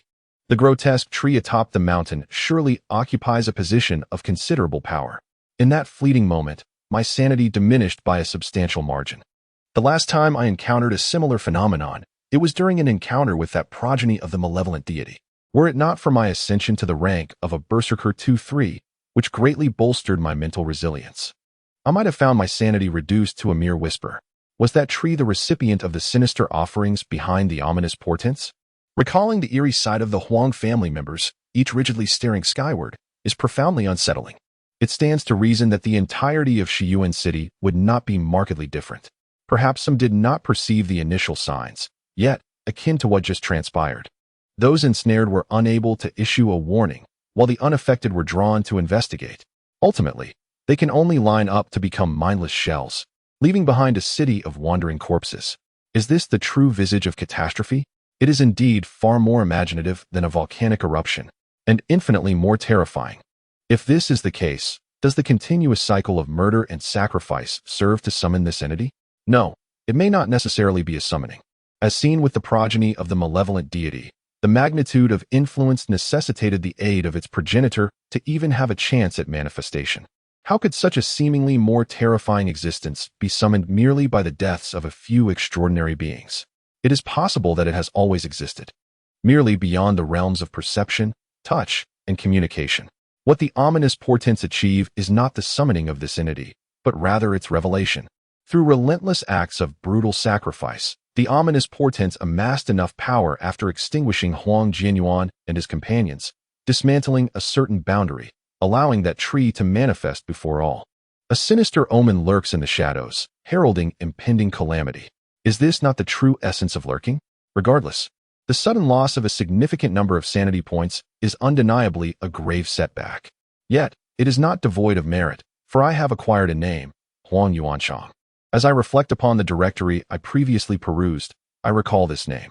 If my memory serves me correctly, he is also an extraordinary member of the Huang clan, albeit of mediocre aptitude, rendering him incapable of mastering the ancestral imperial aura, thereby excluding him from the core of the family. Given the current circumstances, his suspicion is indeed substantial. The urgency of this mission surpasses my expectations. There is insufficient time to eliminate every potential suspect. Henceforth, I shall target him directly, dispatch him without hesitation. As long as I refrain from gazing upward, I still possess ample opportunities for trial and error. On this note, a lingering doubt persists within me. In tasks of this nature, the primary challenge lies in the identification of individuals. Once the target is established, the subsequent endeavor merely involves executing the plan. Even without intellectual exertion, repetitive approaches can easily narrow down the suspect through the process of elimination. Theoretically, this remains one of the simplest forms of missions. Yet, why does the introduction contain such despairing phrases, regardless of the feasibility of the task? Is the omen so formidable that it renders all attempts at eradication futile? Unthinkable. If it were indeed an insurmountable force, one might as well unleash a rampage, rather than cower from the pursuers. As I ponder these uncertainties, my hand once again brushes against the misty portal, consuming 1 point of sanity, attempting containment once more. Current sanity at 41. 1, 3, 7, 15, 31, 63, 100. Containment scenario loading complete. Sir, please dine. The familiar voice echoed in his ears as Fu Qian opened his eyes, the scene of the bloody restaurant reappearing before him. Taking a deep breath of the delicious aroma, Fu Qian, just as before, lifted the working meal from his plate to his lips, soothing his wounded spirit. While savoring the exquisite food, he glanced towards the direction of the incident, guided by memory. In the corner of the restaurant, a figure clad in a black tuxedo, with a long neck and youthful grace, sat elegantly, while the seat opposite remained conspicuously empty, just as he had witnessed previously. In the next moment, as if growing impatient, the figure raised a glass from the table and took a sip. What? Remarkably, they were alive. Fu Qian's gaze sharpened, despite his actions remaining unchanged from before. A person who should have perished was now very much alive. This timeline was awry. He had never encountered such a situation before. Fu Qian attempted to glance outside the restaurant and quickly spotted Lu Jun and another person passing by. However, they showed no intention of entering, hurrying away instead. Last time, they had sensed the anomalies within the restaurant and entered. This time, for some reason, as Geng Yu had not perished, they did not come in. What could be the reason? Fu Qian's mind began to race. Compared to last time, his conduct had been identical, and theoretically, it should not have influenced the course of events in any way. Moreover, based on previous experiences, this woman should have succumbed before regaining her senses. Otherwise, at such a close proximity, it would be illogical for me to remain oblivious to the act of her murder. Yet, she is undeniably alive this time. indicating some unforeseen circumstances at play. Wait, experience. A sudden epiphany struck Fu Qian. If there exists any distinction between my current self and my past attempts, it would be the knowledge of several names acquired during those endeavors. For instance, Huang Yuanchang and Lu Xing. Is it possible that the mere awareness of the ominous names has spared this woman's life? Su Gao once mentioned that omens possess a primal instinct for danger, which has enabled them to evade the grasp of the Night Watchers repeatedly. If these alterations stem from this fact, then the gift of the omen must be more profound than mere intuition. This mission is becoming increasingly intriguing. Contemplating this, Fu Qian rose and walked directly to the woman's corner, pulling out a chair opposite her to sit down. Apologies, I am expecting someone. The visibly perturbed Gung Yu was on the verge of dismissing the intruder when she suddenly noticed that her wine glass had inexplicably found its way into the hands of her would-be conversationalist. Drinking before a meal is quite detrimental to one's health. Fu Qian casually glanced at the glass. Miss, are you awaiting someone? This individual is no ordinary person. Gung Yu's eyes sparkled with realization, and 3 seconds later, she sighed and shook her head, on the verge of tears. Indeed, but alas, that person is unlikely to arrive. How terribly impolite. Fu Qian nodded, scrutinizing her from head to toe, leaving no detail unnoticed. Sensing the intense gaze of the other, Gung Yu felt a surge of delight within her heart. She swiftly adjusted her emotions, striving to present her most graceful demeanor. After observing her for a while, Fu Qian, with an air of confidence, prepared to speak, only to see the wine glass pushed back towards him. Then you should drink a bit more. Gung Yu's mind momentarily clouded, and before she could comprehend what had transpired, Fu Qian had already drifted away. Indeed, there was something peculiar about her neck. As Fu Qian left, he recalled the scene he had just witnessed. Upon Gung Yu's exquisitely elongated neck lay a barely perceptible surge of power. The source was a translucent pattern encircling her neck, so subtle it was indistinguishable from her skin unless scrutinized closely. This pattern resembled one discovered earlier in Lu Xing's small workshop. With a 99.9% certainty, it was something her husband, Lu Xing, had secretly inscribed upon her neck. This talisman, imbued with mystical power, would activate at a specific moment, severing her head cleanly from her body. Chapter 66. Ominous Signs Must Perish, Part 12. Why had the talisman not activated as scheduled this time? As Fu Qian strolled down the street, he pondered this question. It was now almost certain that Gung Yu had met her demise at the hands of her husband. Firstly, the talisman composed of intricate patterns was highly indicative. Lu Xing undoubtedly possessed such capabilities and ample motive. Furthermore, aside from him, it was hard to conceive of anyone else having the opportunity to instigate such a troublesome affair upon the victim's neck. Yet, this revelation left Fu Qian in a state of perplexity. He had never regarded that Lu Xing as an ominous sign, yet after his own appearance, the previously violent behavior of Lu Xing had inexplicably shifted. There must be some connection between Lu Xing and the ill omen. However, it remains undetermined for now. But this is not a dilemma. If uncertain, one might as well inquire directly. Fu Qian initially intended to seek out Huang Yuanchang, but this slight alteration in circumstances prompted a change of heart. Lu Xing should still be at home. Recalling the address from memory, Fu Qian effortlessly located the love nest of Lu Gung and his partner. He rang the doorbell, and the door opened promptly. A young man, not yet 30, with a slender face, concealed himself behind the door, frowning as he regarded Fu Qian. Who are you looking for? This must be the protagonist of the tragic narrative. Indeed. He was an extraordinary individual. Although he had masked most of his aura through some means, a lingering trace still betrayed him. Considering his current predicament, it was highly unlikely he would readily cooperate with inquiries, so it would be better to. Is this Lu Xing's residence? Under the wary gaze, Fu Qian remained composed. I am Lu Xing, but I do not recognize you. Lu Xing scrutinized Fu Qian with evident suspicion, his hand shielding the door to prevent Fu Qian from entering. I am not here to seek you. Fu Qian shook his head, glancing inside. Gung Yu arranged to meet me here. Where is she? In almost an instant, Fu Qian noticed Lu Xing's fingers turning pale from gripping the door. Who are you? Lu Xing's features contorted, gritting his teeth as he glared at Fu Qian. That's not right. I'm referring to this very time, Fu Qian remarked. His brows furrowed in confusion, seemingly oblivious to Lu Xing's seething anger. I am Qin Mingzi. Didn't Gung Yu mention my visit today? No. What do you need her for? Lu Xing inquired tersely. Personal matters. May I enter and wait? Very well. You may come in. Perhaps due to the paradoxical effect of his mounting anger, Lu Xing's tone had inexplicably calmed as he slowly opened the door. When is Gang Yu expected to return? Fu Qian unceremoniously squeezed past him and inquired while settling onto the sofa. Uncertain. Please wait a moment. Lu Xing's voice echoed coldly from behind. What is your relationship with Gang Yu? Relationship? That is rather complicated. Fu Qian responded candidly, extending his hand to grasp an object. Opening his palm revealed a small, finely crafted crossbow bolt, its tip glistening with an eerie cold light. This projectile had just been aimed at his back, cleverly concealed by his voice. Your hospitality is rather peculiar. Fu Qian turned to regard Lu Xing.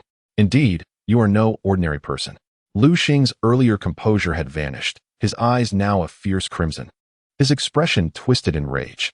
I should have anticipated this. That wretched woman truly cannot change her ways. Lu Xing sneered.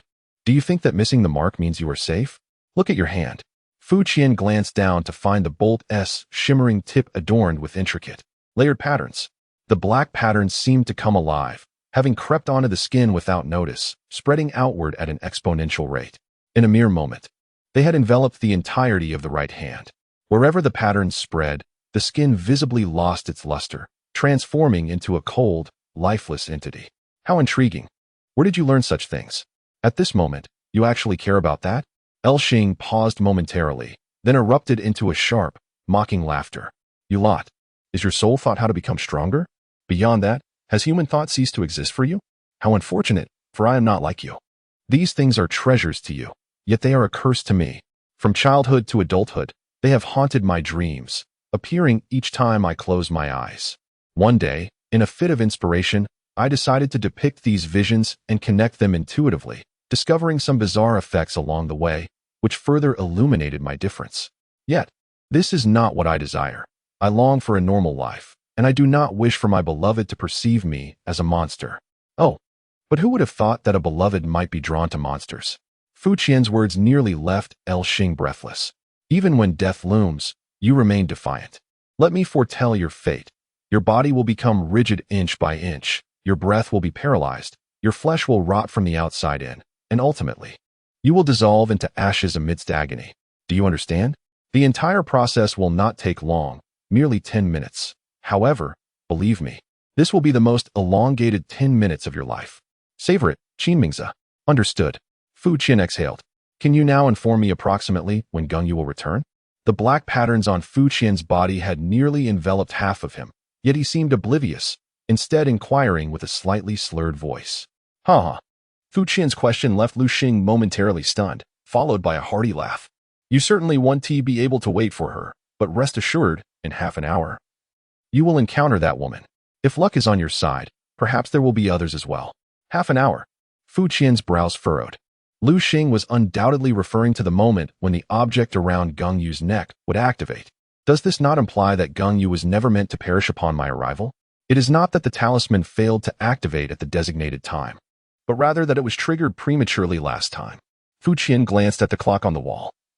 It had only been about 20 minutes since he departed from the dining hall. The time Lu Xing initially set should have been approximately an hour after he entered the dining hall. This also elucidates why he did not observe any particular panic in the unfamiliar stranger he had seen earlier. In Lu Xing's perception, Gang Yu was certainly still alive at this moment, and thus he would never consider the arrival of the night watchman. Ultimately, it was his previous entry into the containment scenario that caused the talisman around Gang Yu's neck to activate prematurely. Why would such a change occur? A perplexing riddle. Suddenly, a revelation struck Fu Qian's mind. He realized that his purpose for entering was to eliminate the ominous omen. The incantation, for reasons unbeknownst, was prematurely activated, precipitating a horrific bloodbath before one's very eyes, undeniably capturing one's attention. The pivotal tragedy pointed towards an individual whose movements and actions were shrouded in suspicion. This was a manifestation of ominous portent directed at oneself. Chapter 67. The Omen Must Perish, Part 13. This instinct for survival is rather excessive. Fu Qian observed his lifeless arm, swiftly analyzing the information previously acquired. If his conjecture held true, it could be posited that the omen reacted the instant he entered this place, causing a minor disruption in Lu Xing's arrangements to draw his attention. It could be likened to an entirely automated survival system. As for the means by which this was achieved, it might well be connected to the tree he had seen. That entity evidently possessed a high rank and, as its servant, it provided him with a certain form of extraordinary protection. Thus, the rationale behind the omen's inability to inflict harm became clear. However, if this were indeed the case, the strategy of action would necessitate adjustment. This was a form of protection capable of sensing even the intent of impending danger and swiftly responding with misdirection. Such a dynamic would render any plot exceedingly difficult to execute, as every action would be met with targeted countermeasures, making it quite a predicament. While Fu Qian delved into contemplation, Lu Xing was engaged in new actions. He was seen rubbing his neck with his fingers until he finally located something, pinching it with his fingertips and extracting it amidst painful grunts. Blood trickled down from the wound, yet Lu Xing appeared utterly unaffected. Fu Qian glanced at the object in his hand, which was a transparent strip approximately 20 centimeters long, adorned with vaguely discernible, intricate patterns. As the strip was torn away, Lu Xing's aura swiftly morphed into something sinister, no longer resembling his previous human form. This must have been the means he employed to obscure his presence, and thus far, it appeared to be quite effective, having successfully deceived both Lu Jun and his companion. And not to forget his wife. Suddenly, it dawned upon him that the act of killing could indeed bring a perverse sense of pleasure. His previous notions may have been misguided. Lu Xing laughed maniacally, resembling a madman. I owe my gratitude to you, and to that wretched Gung Yu, for enlightening me to this realization. The curse I bear does possess its significance. At least it allows me to eliminate those I find distasteful with impunity. At this moment, strange patterns began to subtly emerge on the surface of his skin, infusing him with an even greater aura of malevolence. What a splendid depiction of darkness. Yet, you are merely a seventh-tier being. What authority do you presume to wield? Fu Qian shook his head, and in response to Lu Xing's horrified gaze, he rose to his feet. In the next instant, he shook his body, causing patches of skin adorned with those dark patterns to flake away, disintegrating into dust the moment they detached from him. I am merely indulging you for a moment. No need to escalate matters. The moment I was struck, that outer layer of skin had already separated from my body. Thank you for your hospitality, but I must be on my way. If you seek vengeance, Qin Mingzu of Lin City is always at your service. How could this be? Lu Xing uttered a quintessential line of a mere cannon fodder. You clearly. Why? This is something I find difficult to elucidate, as the disparity in our levels is rather considerable. Fu Qian shot him a glance before turning to leave. You did not come here for Gung Yu, did you? Lu Xing seemed to suddenly grasp the truth. Have you been toying with me all along? Lu Xing gritted his teeth, his gaze growing increasingly menacing as he reached for the crossbow lying nearby. In the next moment, another flash of cold light shot forth. However, Fu Qian, as if endowed with a sixth sense, effortlessly evaded this sudden assault. Yet, after releasing the arrow, Lu Xing silently advanced, donning a peculiar and grotesque glove, aiming to grasp Fu Qian's back. Since you were so insistent. In the midst of Lu Xing's terrified expression, Fu Qian transformed into a blurred phantom. In the blink of an eye, his body felt as though it had been struck by an unseen projectile, sending him hurtling backward. Before he could even land, Fu Qian awaited him, planting his left foot firmly down. Boom! The fierce wind howled, and shockwaves reverberated through the air. Lu Xing's body trembled violently, shaking like a ragged cloth. After a series of crackling sounds, he crashed heavily to the ground. In such a weakened state, if this fellow were to invoke misfortune, I might as well consume my keyboard. Without casting a glance at the groaning Lu Xing sprawled on the ground, Fu Qian exited the scene. Everyone possesses their own beliefs. Striving to live as an ordinary person for the sake of love may be difficult to judge as right or wrong. Yet, to turn dark and renounce one's former self after being betrayed by a beloved is unequivocally foolish. The last misfortune merely required the sacrifice of a retired sixth-tier extraordinary and a group led by Huang Jianyuan, which subsequently unleashed calamity. This indicates that his current accumulation is substantial, and he is perilously close to success. With time running short, he must act swiftly and cannot afford to linger in conflict with this individual. As he gazed upon the Huang estate, Fu Qian swiftly sketched a mental map. Recalling the route from his previous visit, Fu Qian's memory has always been commendable, making it quite effortless to commit these details to recollection. If Huang Yuanchang signifies a harbinger of ill fortune, then the deceased retired extraordinary remains an impeccable target. The relatively secluded living environment offers abundant opportunities for stealthy maneuvers, leaving no justification for neglect. The grand gates and expansive courtyard are conspicuously present, and at this moment, The Huang family estate still exudes an aura of tranquility. Without a moment's hesitation, Fu Qian pressed forward. With each step, the musculature and bone structure of his face subtly adjusted, swiftly morphing into another visage. By the time he reached the entrance, Fu Qian had transformed into Huang Jianyuan. "Open the door," Fu Qian uttered with a furrowed brow, not even glancing at the guards stationed at the entrance. The two guards exchanged apprehensive glances, acutely aware of the tension emanating from Fu Qian. "You're back quite early today?" finally ventured one, his face adorned with a forced smile. Fu Qian lifted his gaze, casting a frigid glance at him. The latter immediately fell silent, and the guards promptly swung open the door. Indeed, selecting to impersonate Huang Jianyuan proved to be a judicious decision. After a brief interaction, it was evident that this individual possessed a notoriously irritable disposition, seldom likely to greet others with a smile.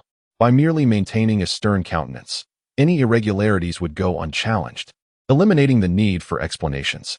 Easily gaining entry, Fu Qian made no effort to linger, swiftly advancing along the route etched in his mind, unimpeded and disregarding all salutations. Soon, the familiar small courtyard came into view, and as Fu Qian took a step forward, he detected a faint scent of blood in the air. Without uttering a word, Fu Qian heavily stomped onto the ground, his tall figure soaring into the small courtyard. Inside the wide-open door, two mutilated bodies still writhed, dark, fleshy tendrils slithering between them and extending in all directions. The speed of the movements was astonishing. Last time, he had waited until the following day when Huang Leiji and the others had departed before taking action, but this time he had directly initiated the slaughter. Was it because they anticipated his arrival? However, it was evident that this situation would soon be discovered, indicating that it would be exceedingly difficult for him to remain concealed within the Huang family estate. Huang Yuanchang had likely already fled. Fu Qian pondered silently, and in the next moment, a piercing alarm resonated through the air. It seemed someone had detected the anomaly, and a large contingent was hastening towards the location. Chapter 68. Ominous Signs Must Perish. 14. Amidst the blaring alarm, Fu Qian sensed individuals converging from all directions, swiftly encircling the small courtyard. The scene was utterly indefensible. Nevertheless, the advantage lay in Fu Qian's aversion to explanations. Thus, he did not turn back, standing with his hands clasped behind him, gazing upwards as if contemplating the stars. "Who are you? Why resort to such treachery?" A furious roar erupted from behind, belonging to Huang Leiji, and one could almost envision the fury etched across his face. Quite impressive, the timing was impeccably executed. The assailant had murdered the victims before his arrival, then fled prior to his presence, leaving the Huang family to discover the anomaly and encircle him, thereby forcing him to bear the blame. Had there been even the slightest miscalculation in timing, the outcome could have been disastrous. It was akin to playing with fire. Was this ominous sign a manifestation of a divine trap? Given the current circumstances, the Huang family would undoubtedly not let this matter rest lightly. The voice that called out moments ago belonged to Huang Leiji, and from the tone, it was evident that Huang Lejian and Huang Jianyuan were also present. They found themselves deep within the manor, and the difficulty of fighting their way out was considerable, not to mention the time it would consume. Whether one chose to unleash a massacre or remained ensnared in this predicament, it was all a harbinger of ill fortune that was hoped for. The situation appeared quite dire.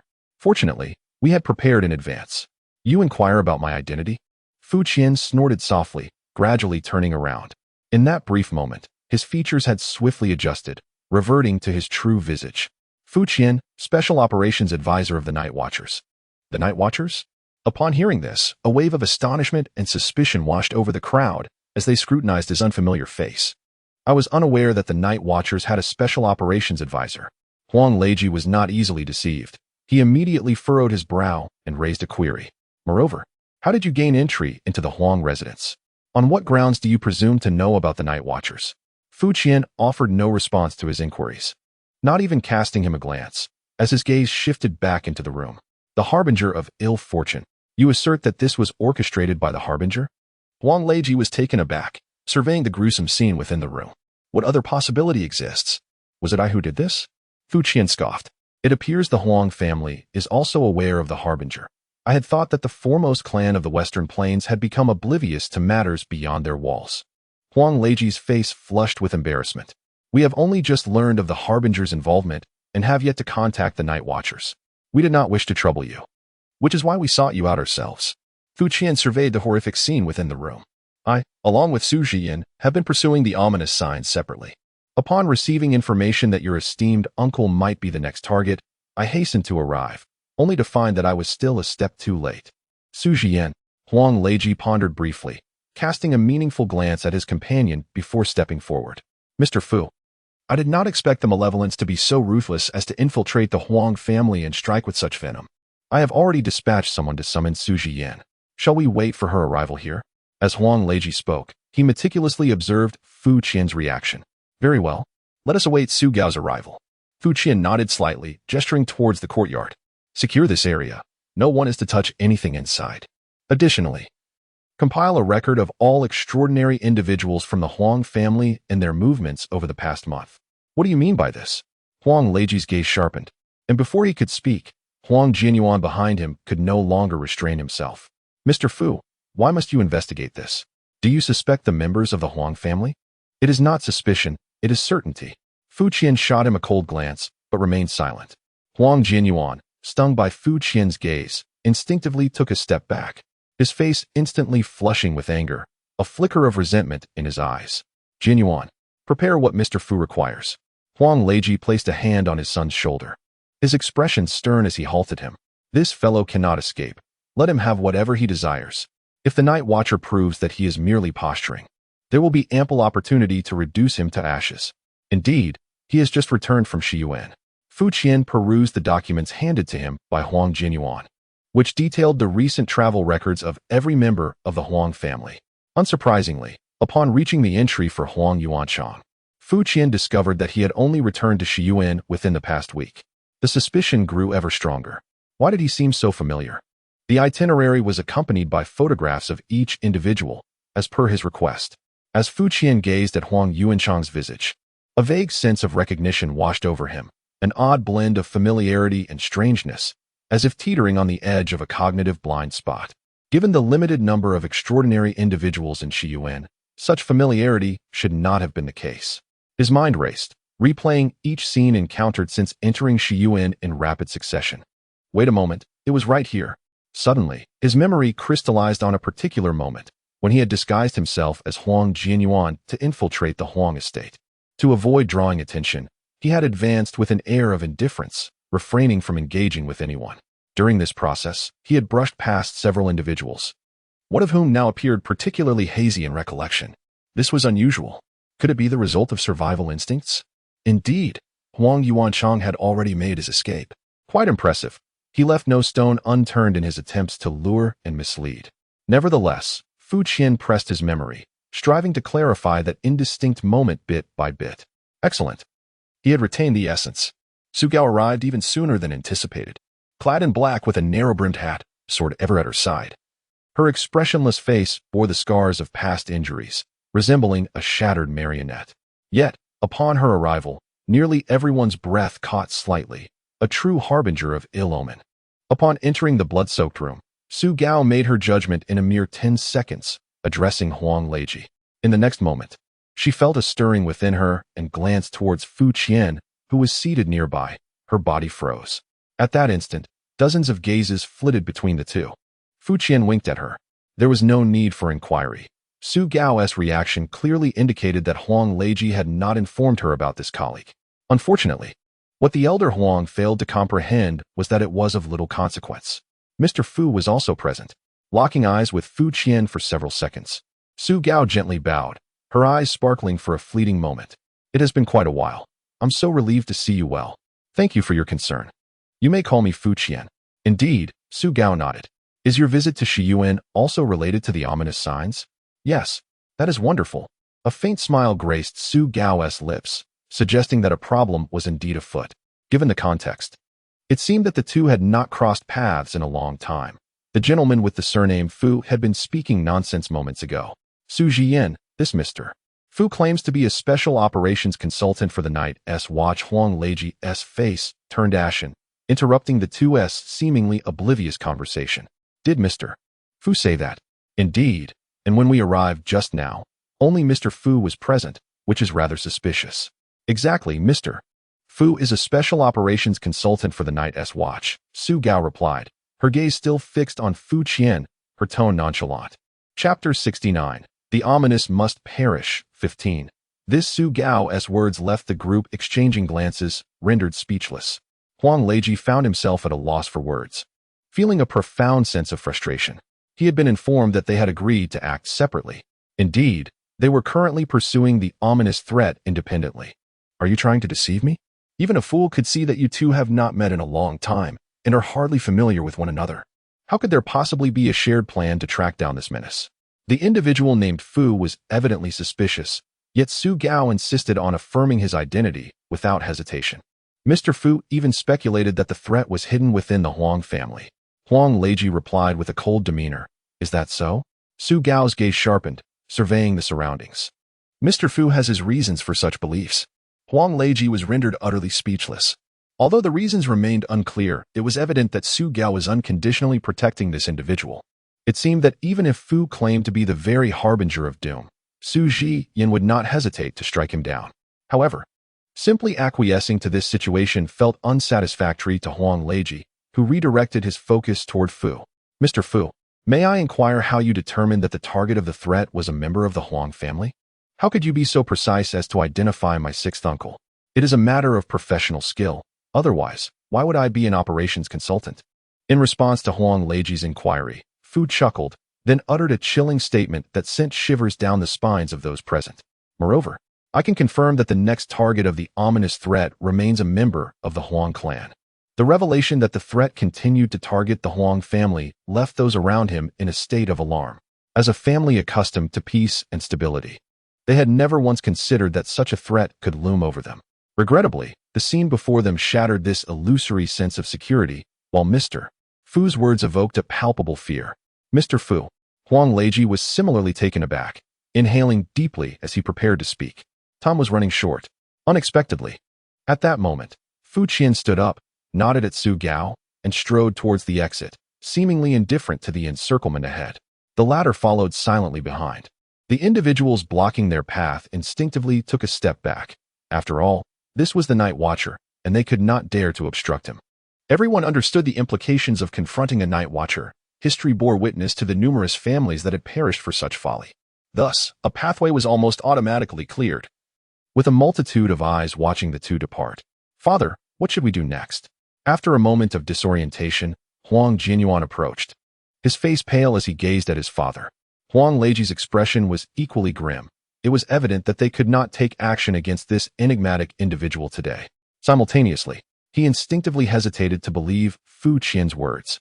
Whether one wished to believe or not was one matter, yet the brutal reality before them was indisputable. Should they remain passive, and similar incidents were to recur, send out a notification for everyone to return and increase the estate's defenses. During this period, no one is to leave without my authorization.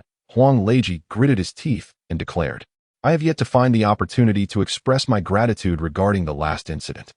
After exiting Huang's estate, Su Gao halted and turned to Fu Qian, speaking earnestly. In truth, you have already expressed your thanks. With a quiet smile, Fu Qian halted Su Gao's attempts to express her gratitude once more and handed her a sheet of paper. It was one of the documents provided by the Huang family earlier, with the pertinent details regarding Huang Yuanchang clearly marked by him. The explanation would be rather intricate, yet it had been preliminarily established that he was indeed the true identity of the ominous figure. Upon hearing this, Su Gao's eyes brightened as she diligently perused the information. Since accepting this mission, she had been relentlessly pursuing the malevolent entity, encountering several opportunities along the way, yet each time she had narrowly missed the mark, leaving her with scant information at present. To her astonishment, Mr. Fu had managed to locate the individual directly. After committing murder at the Huang residence, the perpetrator had already fled and was likely lying in wait within Shiyuan City, seeking out his next target. Moreover, it was certain that following the massacre at the Huang family, his series of brutal sacrificial acts was nearing its conclusion. Only a few remaining sacrifices were needed for him to fulfill his sinister objective, which could potentially culminate in a widespread catastrophe. In summary, our time was running perilously short. Fu Qian swiftly shared his findings with Su Gao, who remained silent but listened intently. Nevertheless, it was not without opportunity. While the ominous figure was indeed elusive, one thing was unequivocal. His targets were all extraordinary individuals. His earlier suggestion that the next target would still be a member of the Huang family was a deliberate attempt to instill fear.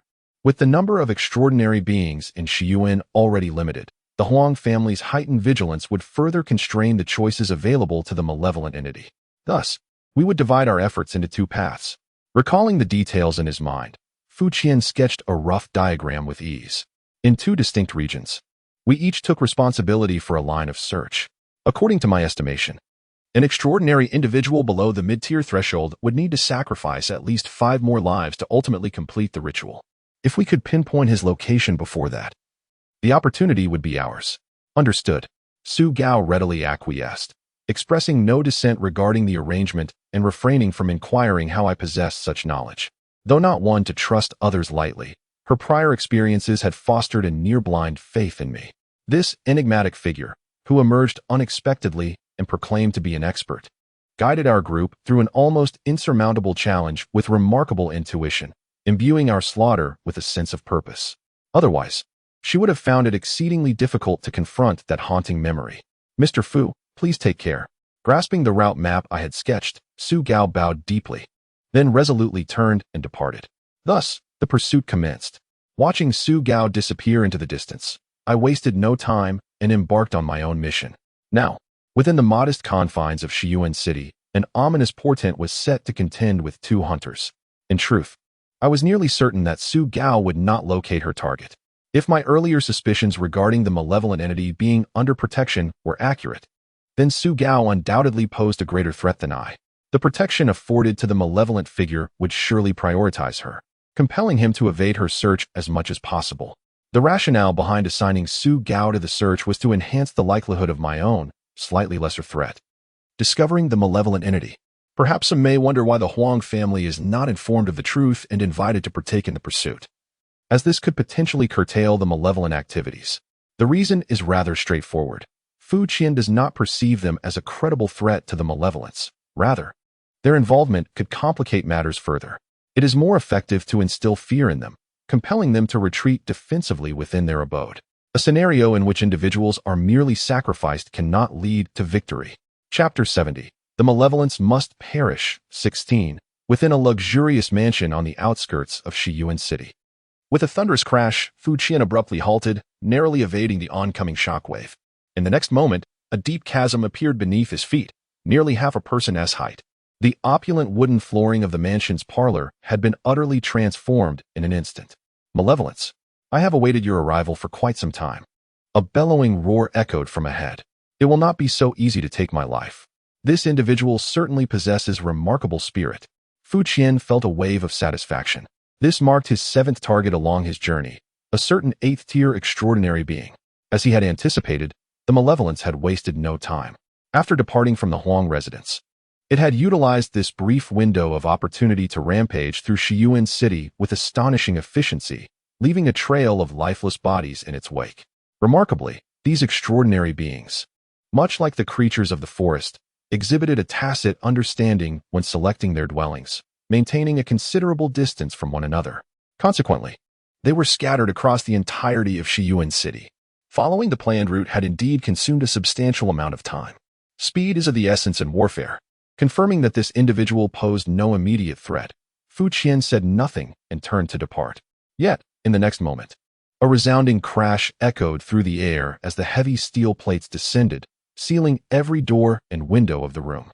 A thunderous laughter erupted from behind, declaring that now that one had arrived, departure would not be so effortless. Your survival instincts are rather pronounced, thought Fu Qian, admiring the impenetrable steel barrier before him. Such a fortification could not have been hastily erected. It was likely a precaution meticulously prepared by this individual, rather than a response to some ill omen. Commendable courage indeed, having been well prepared and even audacious enough to contemplate a counterattack. At this juncture, a new roar resonated, the ground beneath him crumbling like quicksand. Taking a sidelong step, Fu Qian turned to observe the formidable figure of Brother 8, towering and imposing. His dark visage, exaggerated musculature, and a vest strained to its limits were striking. This was indeed the legendary 8-foot stature, with a waist to match. For a fleeting moment, Fu Qian almost mistook him for Captain Gu ascending to new heights. Brother 8, with a malevolent grin, wielded an enormous hammer that appeared extraordinarily weighty, perfectly complementing his physique. Each strike of the hammer against the ground transmitted immense force, carving deep fissures into the earth. It looked undeniably formidable. However, one could only hope there were no crucial cables beneath his feet. "Are you satisfied with this place?" Brother 8 boasted, the hammer ringing on the floor, causing the entire room to tremble with each blow. "I care not what sort of extraordinary hunter you may be. This is my domain now." Indeed, he spoke the truth. In such a confined environment, his brute strength held a significant advantage. The weapon in Brother 8's hand was evidently no ordinary tool, and in conjunction with his might, even a typical 7th-tier opponent would find it challenging to withstand. What number of traps has this ominous omen set for himself? This individual's survival instinct is indeed remarkable. Each time it seems that he is about to be caught, the traces he leaves invariably lead me to similar locations, where traps intended for him lie in wait, causing me but a slight delay. Observing that Fu Qian remained silent, the 8th-tier brother snorted coldly, choosing not to engage in further conversation.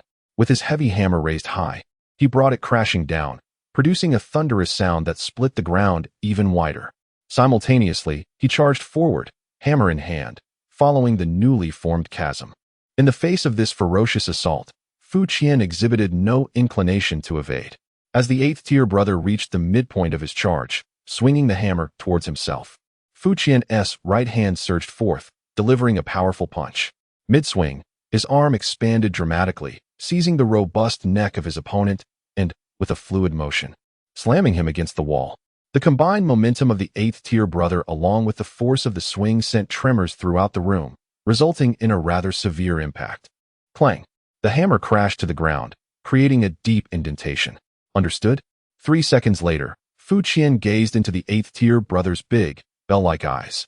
Understood. Understood. Under Fu Qian's grasp, the 8th-tier brother's neck was nearly crushed, his face turning a deep shade of crimson as he hastily nodded. The fact that his opponent had restrained him without delivering a fatal blow was ample evidence that he was not that madman of an omen. He had misidentified his target. Open the door. Very well. The 8th-tier brother, understanding the unspoken cue, dared not utter another word. He struggled to search himself, eventually locating the control switch. Amidst the roaring noise, the steel plates outside the house began to rise slowly. Fu Qian cast the man to the ground and leaped outside in a single bound. Before departing, I took a fleeting glance at the steel plate, which must be at least 2 centimeters thick. Just how afraid of death can one be? A slight delay ensued, yet it was inconsequential. I discerned the direction and swiftly mentally mapped the route. Even with a primal instinct for danger, the act of killing inevitably requires time. Despite this minor distraction, I remained resolutely certain that I was drawing closer to the ominous portents. Most critically, the extraordinary beings in Shiyuan City exhibited rather mediocre prowess, predominantly at the 8th or 9th tier. The malevolent omen likely required several more individuals to complete the sacrificial ritual. Following the trail, I swiftly arrived at my next target's location. This individual clearly lacked the acute awareness of my previous 8th-tier companion and was beyond saving. Blood had thoroughly stained the bedding, and not only was the body dismembered, but both eyes had also vanished. The evidence at the scene suggested that this person had been swiftly dispatched in their slumber. Speaking of which, I found it rather peculiar. Among the extraordinary beings who had previously perished, nearly every one of them met their demise while engaged in various activities, sleeping, bathing, even applying face masks, essentially in states of utter vulnerability, struck down in a single blow. The malevolent omen seemed to harvest them as one would gather crops. The entire process likely taking less than a minute. While 1 or 2 instances could be rationalized, the frequency of such occurrences defies mere coincidence. It appears that the protection granted to the omen extends beyond mere instincts for danger. Lost in thought, I continued my stride, the aura of the malevolent omen growing increasingly palpable. Suddenly, I furrowed my brows, recognizing the building not far ahead. It was a 3-story structure with red exterior walls, where I had recently taken a rest. A foreboding omen indeed conveys audacity, as it brazenly invades the stronghold of the Night Watchers. However, the Night Watchers of Shiyuan City seem to be lacking in prowess. I hope that the 3 individuals are still together and do not perish too easily. Without hesitation, Fu Qian forcefully kicked open the door, revealing a disheveled living room. Amidst the blood-soaked floor, a solitary figure sat in the center, battered and bruised. Beside him stood a grotesque tree of flesh, its broken limbs swaying, presumably the remnants of the three individuals. Have they arrived? The figure emitted a hoarse laugh.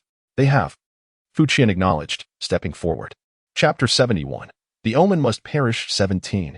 Indeed, it is you. Fu Qian recognized the figure on the ground to be Huang Yuanchang.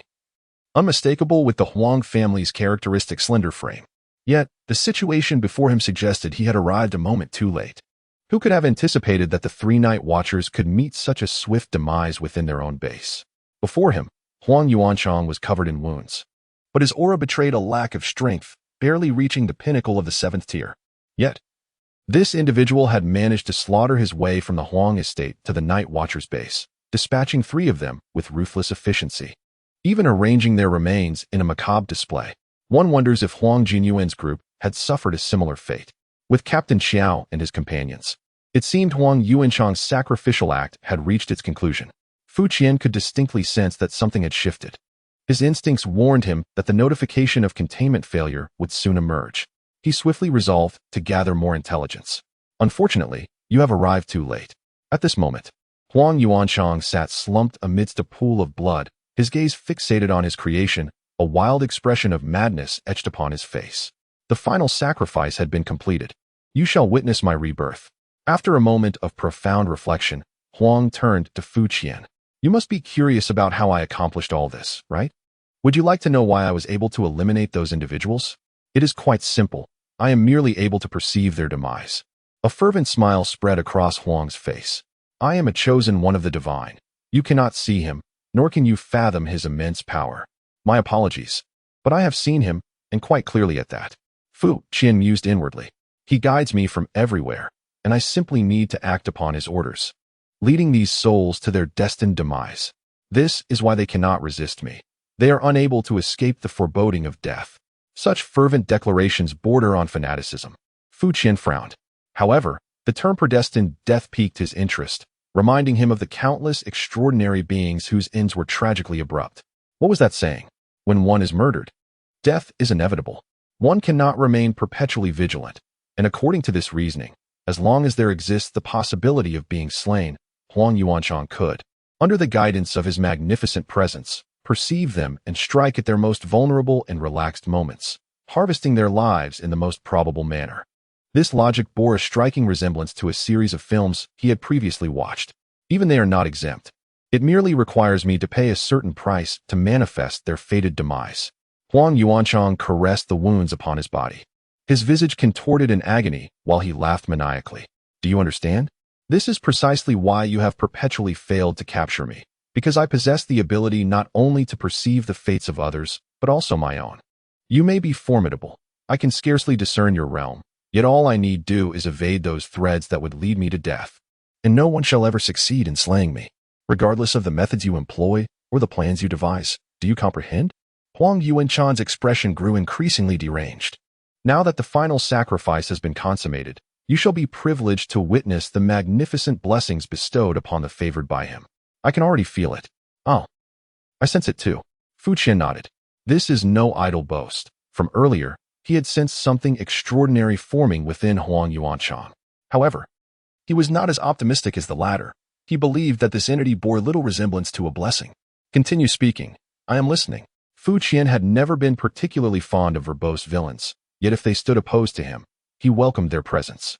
In truth, he had been guiding me for many years. Having finished his raving, Huang Yuanchang began to reminisce. For a long time, I could not comprehend the voices I frequently heard until I heeded his request and made my first attempt. Thereafter, I received unimaginable gifts. Unlike my other siblings, who inherited this ghastly appearance yet possessed the gift of cultivation, I lacked such talent. However, he illuminated the possibilities for me. As I made more sacrifices, I received further revelations, ultimately guiding me back to Shi Yuan, where I would complete the final step. And you shall be the first witness. Huang Yuanchang raised his hands once more, his voice quivering with fervor, teetering on the brink of madness. Upon observing this, Fu Qian stealthily stepped back. In the next moment, Huang Yuanchang's ecstatic expression solidified, his head swelled like a balloon, bursting forth a cascade of crimson and ivory rain. Radiant golden patterns emanated, intertwining to form an intricate tapestry of mystique, leaving one spellbound at a mere glance. Concurrently, Fu Qian felt a jolt in his mind, seemingly connecting with a peculiar entity. The sensation was strikingly reminiscent of the last encounter. Fu Qian was nearly certain that the tree had re-emerged in the sky above. Meanwhile, within the city of Shiyuan, the number of deranged individuals was escalating exponentially. I would assert that this may not necessarily be a blessing. As he beheld Huang Yuanchang's headless corpse gradually collapsing to the ground, Fu Qian let out a sigh. This time, he had learned to exercise caution, despite being indoors. He kept his gaze level, avoiding looking up to minimize the risk of losing sanity. Soon, a notification echoed in his ears, and his vision blurred rapidly. Disaster has descended. Containment failure. Current sanity level, 41. Would you like to review the incident? Quite a predicament. In the storage room, Fu Qian furrowed his brow.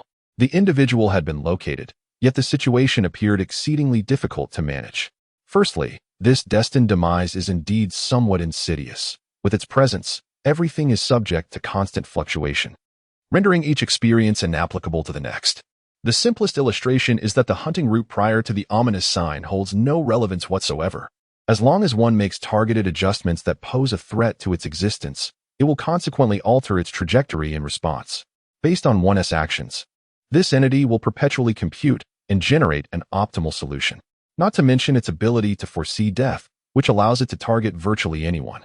If it were to sacrifice 10 individuals, the nearly 100 extraordinary beings in Nishihara City could yield a staggering combination amounting to C-110, a truly astronomical figure. No. There is also a matter of sequence involved. It should be a 110, which is even more astronomical. It is indeed no small feat to undertake a task in this era, requiring one to delve into mathematics. In truth, Fu Qian does not fully endorse Huang Yuanchang's assertions. Firstly, from the final outcome, it appears merely as a pawn exploited for others' agendas, perhaps unaware of the complete picture. Secondly, a mere destined demise fails to elucidate the discrepancies in the two instances of Gung Yu's death. The situation is genuinely intricate. Perhaps a brute force approach could be attempted? For instance, transforming C-100 into C-10? Chapter 72. The ominous sign must perish. 18. As the saying goes, there is no ultimate violence, only greater violence. In dealing with such an insidious target that can exploit any opportunity, if unraveling the thread proves ineffective, then a more direct approach may be the superior choice.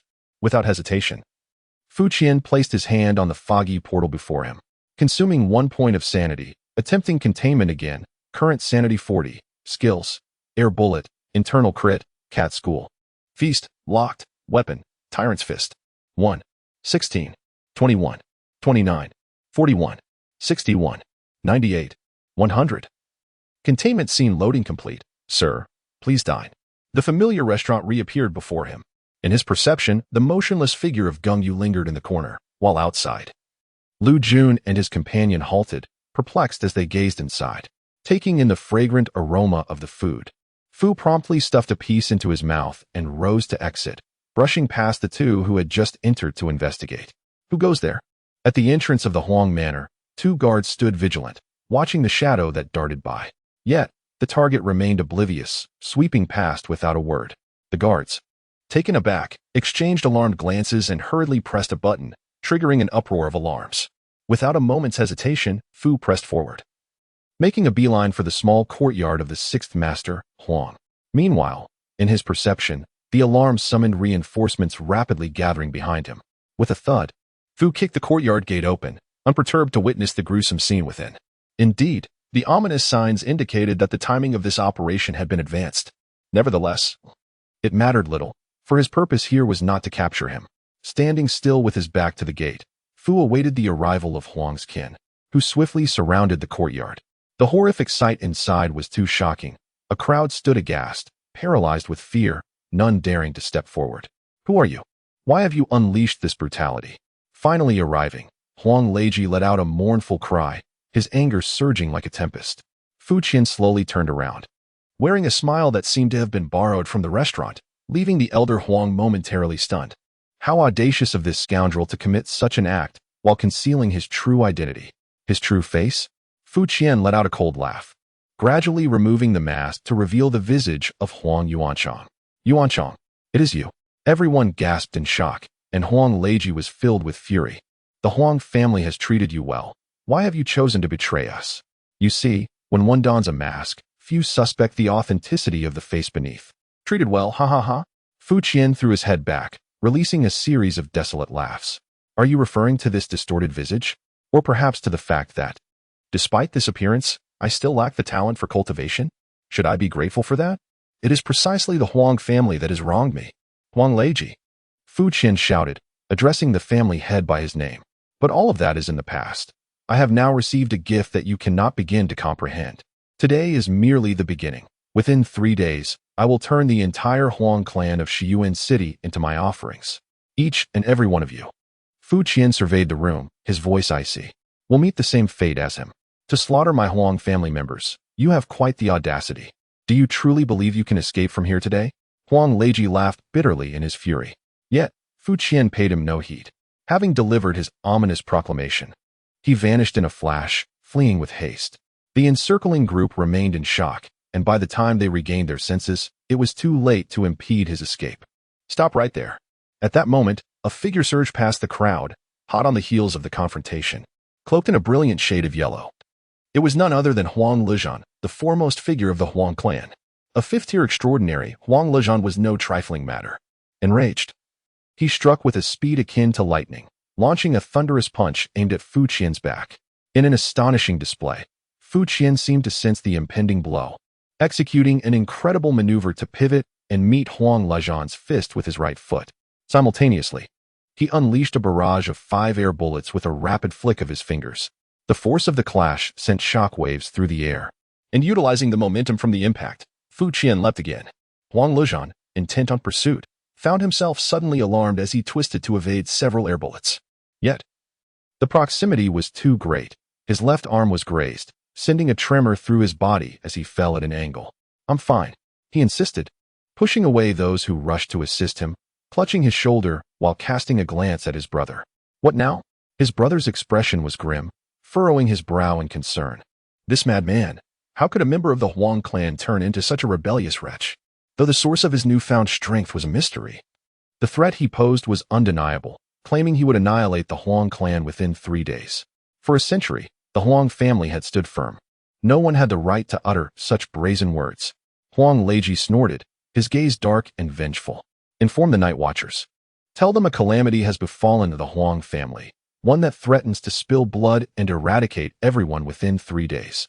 Furthermore, summon everyone back from outside. They must enter a state of utmost vigilance. No one is to move a step without my command. Should Huang Yuanchang appear in the estate, he is to be executed on sight. Without hesitation, he took the blame for the murder upon himself and boldly proclaimed his intent to annihilate the Huang clan. Fu Qian, without pausing for a moment, made his way to the nearest lair of the wild, extraordinary beings. He forcefully kicked down the door, and amidst the screams, he beheld a woman springing up from her bed, completely unclothed. Without a hint of courtesy, he delivered a resounding slap to her face, sending her crashing back onto the bed. How could one possibly sleep at such an hour? At your age, are you truly able to rest? And to do so in the nude, do you not possess a shred of awareness of impending dangers? As he gazed at the bewildered woman, Fu Qian stepped forward. In the next moment, a surge of murderous intent enveloped him, and the glint of a knife filled his vision. It arrived with astonishing swiftness. Instead of being alarmed, Fu Qian felt a rush of exhilaration as he deftly sidestepped the attack. A figure clad in black, Su Gao, descended gracefully, her sword drawn, her gaze as tranquil as water. Always so dependable. Fu Qian watched with satisfaction as the valiant woman stood by him. Based on his understanding of Huang Leiji, he knew he could rely on the strength of the night watchers. Earlier, he had deliberately made no effort to conceal his whereabouts, intending to lure Su Gao into pursuit. In the next instant, he noticed the spark of recognition in her eyes. No way. You can identify me even with the mask on. Without uttering a word, Su Gao glanced between Fu Qian and the terrified woman on the bed. With a quick flick of her wrist, she hurled a scabbard, striking the woman squarely in the face. The woman, who had been sleeping in the nude, promptly lost consciousness. Mr. Fu, Su Gao bowed respectfully. It is truly wonderful that you have not come to harm. A stroke of luck. As Fu Qian removed his mask and acknowledged his identity, he had already deftly restored his appearance during the journey. Upon seeing his face, Su Gao's eternally unchanged expression momentarily flickered with vitality. Have you come regarding the ominous sign? Indeed, Fu Qian nodded. We have little time. I require your utmost cooperation, lest we face an even graver situation than before. An incident more severe than the last. Su Gao's gaze sharpened, and he slowly nodded. Understood. Chapter 73. The ominous sign must perish. 19. First, you must take her to the Night Watcher's base. Sensing Su Gao's trust in him, Fu Qian wasted no time, gesturing towards the unconscious woman. We shall then proceed separately, swiftly gathering all extraordinary individuals outside of the Huang family to that location. He refrained from emphasizing their agreement. He had faith in Su Gao's methods. And then, the ominous sign will seek us out. I comprehend. Su Gao listened intently, not probing further, as he wrapped the woman in a bedsheet and lifted her. The significance of having a reliable partner cannot be overstated. Watching Su Gao vanish into the distance with the woman, Fu Qian felt a sense of relief wash over him. The groundwork had begun. Theoretically, the destined demise of the ominous sign was foolproof. Regardless of the strategies employed, the ominous sign could evade all potential threats to its life, while simultaneously reaping the lives of other extraordinary beings, fulfilling the sacrificial requirement. As if destined to reach a particular endpoint, one encounters countless nodes and diverging paths along the way.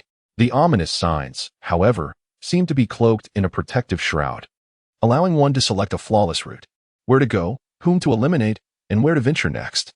All of this can be executed with sheer instinct, devoid of cerebral engagement, truly elusive, boundless in imagination. As previously mentioned, this phenomenon operates on a scale akin to a 110.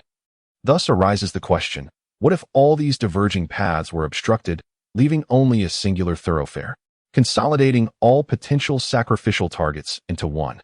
The options would dwindle to a solitary choice. The situation would become significantly more straightforward. On the Huang family's side, after proclaiming his own declaration of bloodshed, he finds himself unable to retreat. Fu Qian does not believe that, at his 7th-tier prowess, he possesses the capability to brazenly infiltrate the Huang estate under alert conditions. By gathering the remaining extraordinary beings at the base of the Night Watchers, he would find himself devoid of alternatives. All that remains is to await his arrival, unless he can suppress the insatiable urge for slaughter within, which, regrettably, given his previous encounter, has driven him to a state of near madness. He is unlikely to possess such restraint. Of course, a more violent approach would entail the complete eradication of the extraordinary beings in Shiyuan City, which would undoubtedly yield superior results. Yet, in this preliminary endeavor, there is no immediate necessity for such drastic measures. Furthermore, should he choose to commit murder himself, Su Gao might refrain from taking his life, but persuading her to assist him could prove to be a formidable challenge. The memory of her previous breakdown lingers vividly in his mind. Nevertheless, if circumstances reveal that such measures are still insufficient, fully embracing the mode of Ashura shall remain a viable option. Boom. An ominous sign. I have awaited your return for quite some time. Once again, I find myself at the opulent residence of Brother 8. Amidst the cacophonous tremors, a fierce roar was abruptly interrupted by Fu Qian. Gathering his strength, he pivoted and stomped down. Confronted by the oncoming shockwave, Fu Qian chose not to evade this time, but rather to confront it head-on. Debris scattered in all directions as the two forces collided, abruptly halting the shock beneath his feet. Meanwhile, Fu Qian surged forward, directly reaching Brother 8's presence. The latter had yet to lift his stone hammer from the ground, astonishment frozen upon his dark visage. With a swift motion, Fu Qian's right forearm expanded several inches, seizing the giant's neck and lifting him effortlessly before slamming him against the wall. A resounding thud echoed as Brother 8's head snapped back, the sharp sound reverberating through the air, his eyes rolling back as he succumbed to unconsciousness. It was astonishing that the wall behind him was composed of metal. As Fu Qian arrived at the Night Watchman base, dragging the last individual, an eerie silence enveloped the room. In one corner of the hall, Su Gao stood resolutely with his sword, silently observing everyone with a chilling gaze. Surrounding him were 3 night watchmen, each too fearful to utter a word. In the center of the room, a diverse assembly of men and women wore expressions of sheer terror, utterly bewildered by the unfolding events. Most bore minor injuries, clearly indicating that Su Gao preferred to communicate through physical means. Moments ago, they had been on the verge of inquiring about the situation, only to be deterred by Su Gao's piercing gaze, their anxiety intensifying. At that moment, upon witnessing Fu Qian's entrance, a woman wrapped in a bedsheet let out a startled scream. Despite being a group of individuals that could broadly be deemed superhuman, they exhibited a complete lack of composure. Fu Qian looked down with disdain as he tossed the eighth-stage brother to the ground. The latter rolled over, instinctively shielding his head, nearly succumbing to unconsciousness once more. This individual possessed a commendable resilience. He had already regained consciousness during their journey, feigning unconsciousness until this moment when he could no longer maintain the charade. Esteemed guests, Fu Qian gestured to the assembly. Aside from the three unfortunate souls who had already met their demise upon arrival, the rogue cultivators from Linsheng were all present. He felt immense satisfaction with this outcome. At least half of the experts in attendance had witnessed his ruthless nature, and the mere sound of his voice sent shivers down their spines. Everyone should be well aware of their surroundings, and thus, he believed there was no need for unnecessary apprehension. After all, being here felt akin to returning home.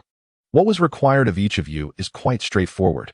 From this moment forth, all must remain in this room, not a single step beyond its confines, until I issue further notice. Fu Qian spoke in one breath, and then surveyed his surroundings. Any questions? Upon his conclusion, a robust arm timidly rose in the air, belonging to the eighth-stage brother, whose voice trembled slightly. Remaining here without food is manageable, but what if someone needs to use the restroom? Fu Qian shot him a cold glare. Reflux. Mr. Fu. Observing the resignation of all the extraordinary beings to their fate, Su Gao whispered a question to him. Are you certain that the ominous sign will indeed arrive? Rest assured, it will undoubtedly come. Fu Qian recalled Huang Yuanchan's maniacal laughter. The current state of this individual was one that could not be halted. His only curiosity lay in how this person would make his entrance. In fact, he felt a flicker of anticipation regarding this. Certainly not for Huang Yuanchan. This brother, who merely adheres to his instincts, holds no interest for him. What captivates his attention is the enigmatic figure lurking behind Huang Yuanchan. How will this entity of an incomprehensible stature respond to the current predicament? Fu Qian soon discovered the answer. Within just an hour, the gates of the base were forcefully opened from the outside. Amidst the collective gaze of onlookers, Huang Yuanchan strode in confidently. At this moment, he shed his previously disheveled appearance, enveloped in a mysterious, mercury-colored emblem that emanated an indescribable majesty. This is indeed intriguing. Fu Qian observed the peculiarities adorning Huang Yuanchan with keen interest. Apart from the color, it bore a striking resemblance to the phenomena that manifested after the explosion of this individual's head last time, a calamity that directly led to disaster and the failure of his mission. What peculiar effects might this possess? Facing a room full of extraordinary beings, Huang Yuanchan exhibited no fear, boldly advancing towards the assembly. Today, all of you shall perish. Chapter 74. Ominous signs must die. End. The grand entrance of Huang Yuanchan effectively ignited the pent-up frustrations among the extraordinary beings. Having been abruptly dragged from the comfort of their homes, enjoying hot pot and singing, into this confinement, their tempers flared. Now, an unknown individual emerged, escalating their predicament from mere imprisonment to a death sentence. Many from Shiyuan City's extraordinary community recognized Huang Yuanchan and were aware of his background. Even those unfamiliar with him possessed a basic discernment, as they were all seasoned individuals in their own right. Despite his bizarre appearance, the aura exuded by Huang Yuanchan revealed no more than a seventh-tier presence, far inferior to those two ruthless killers beside him.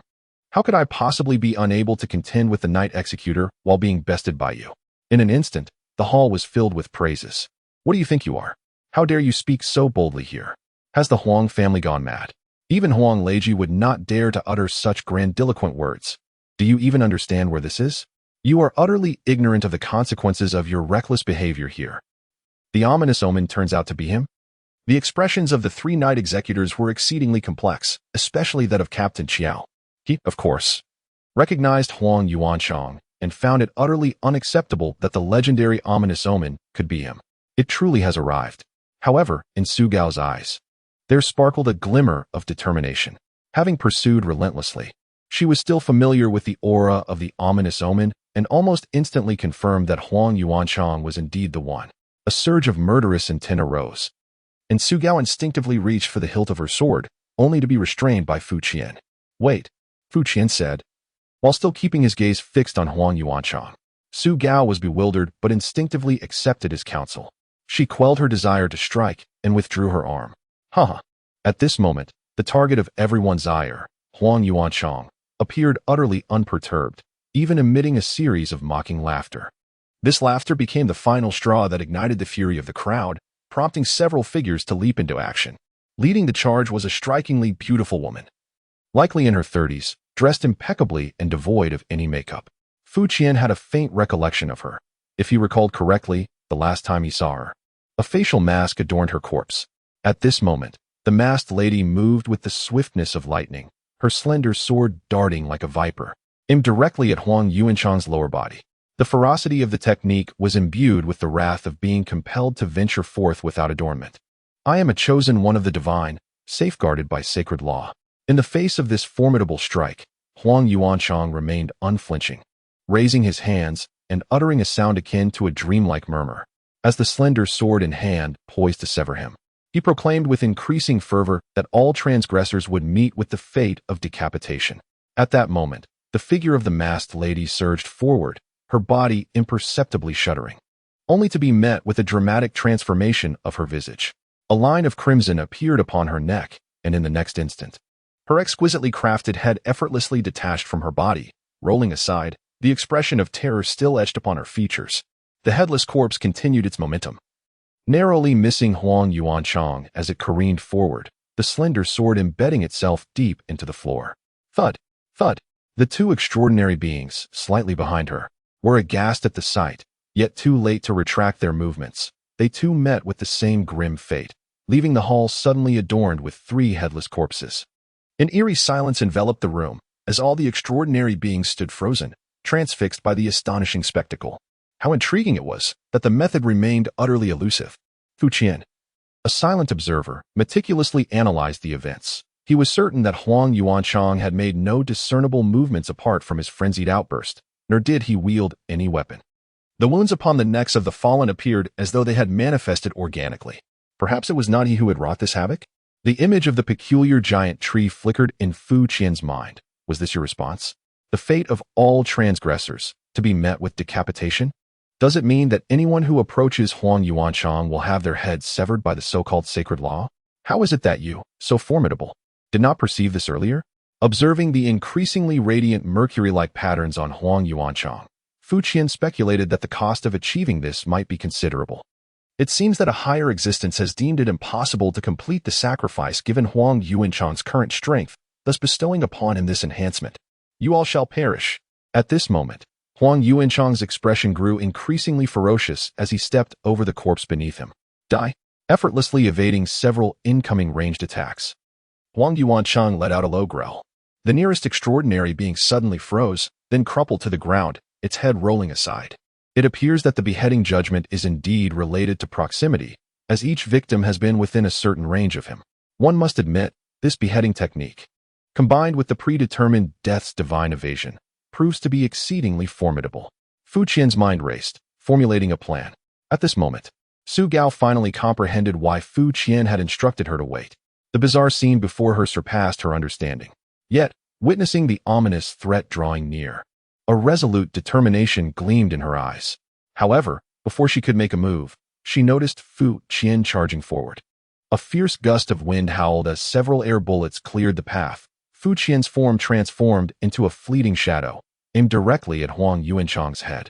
In the face of this fierce assault, the latter revealed a sinister grin, his feet dancing as he swiftly evaded the air bullet's attack range. Simultaneously, as Fu Qian drew near, blood erupted from his neck, and his head tumbled into the air. Su Gao trembled all over, gazing in disbelief at the scene before him, his face devoid of any color. Yet, in the next moment, an astonishing spectacle unfolded. Fu Qian's headless body not only remained upright, but surged forward with even greater speed. His raised right hand transformed into a claw, gripping the head of the adversary with relentless ferocity. Huang Yuanchang gasped in horror, his previous madness dissipating. "Why are you not dead?" came Fu Qian's voice from deep within his chest. "For the execution to be complete, you must sever my true head." Amidst the room full of astonished gazes, a new head gradually emerged from the severed neck of Fu Qian. "Do you now witness the destined demise?" With a snap, Huang Yuanchang's face contorted in despair as Fu Qian tightened his grip, crimson and white splattering forth. The latter's body convulsed violently.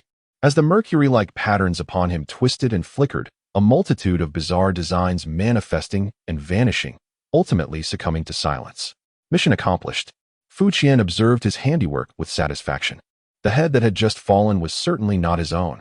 Although his vitality was remarkably resilient, true decapitation would still lead to death. Thus, upon confirming the effects of the decapitation law, he whimsically decided to conceal his actual head within his chest, leaving only an ornament in its place.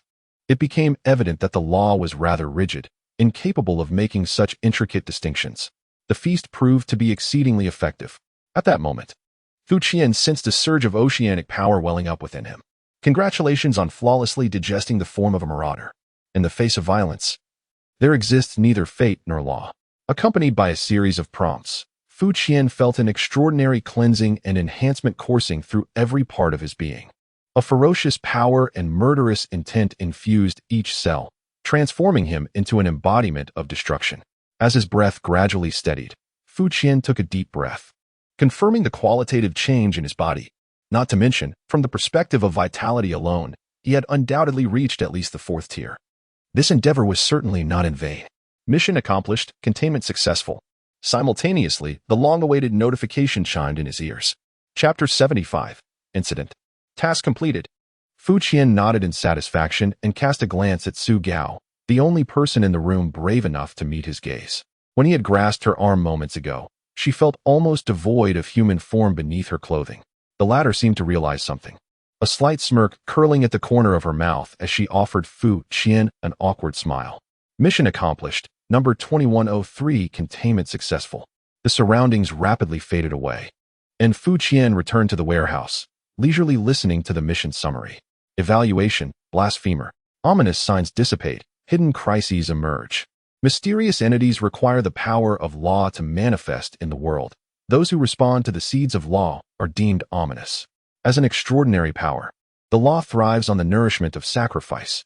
Nevertheless, even its nascent form possesses a formidable strength, safeguarding its path to growth.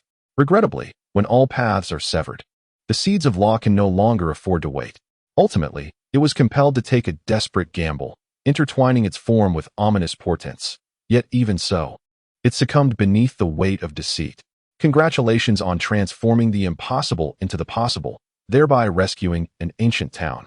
Although your methods of slaughter were excessively shocking, the executor, Su Gao, intimidated all present and single-handedly authored the incident report, garnering little attention for yourself. Kill, none, special kill, ominous portent, mercurial law form, rewards, sanity points 20.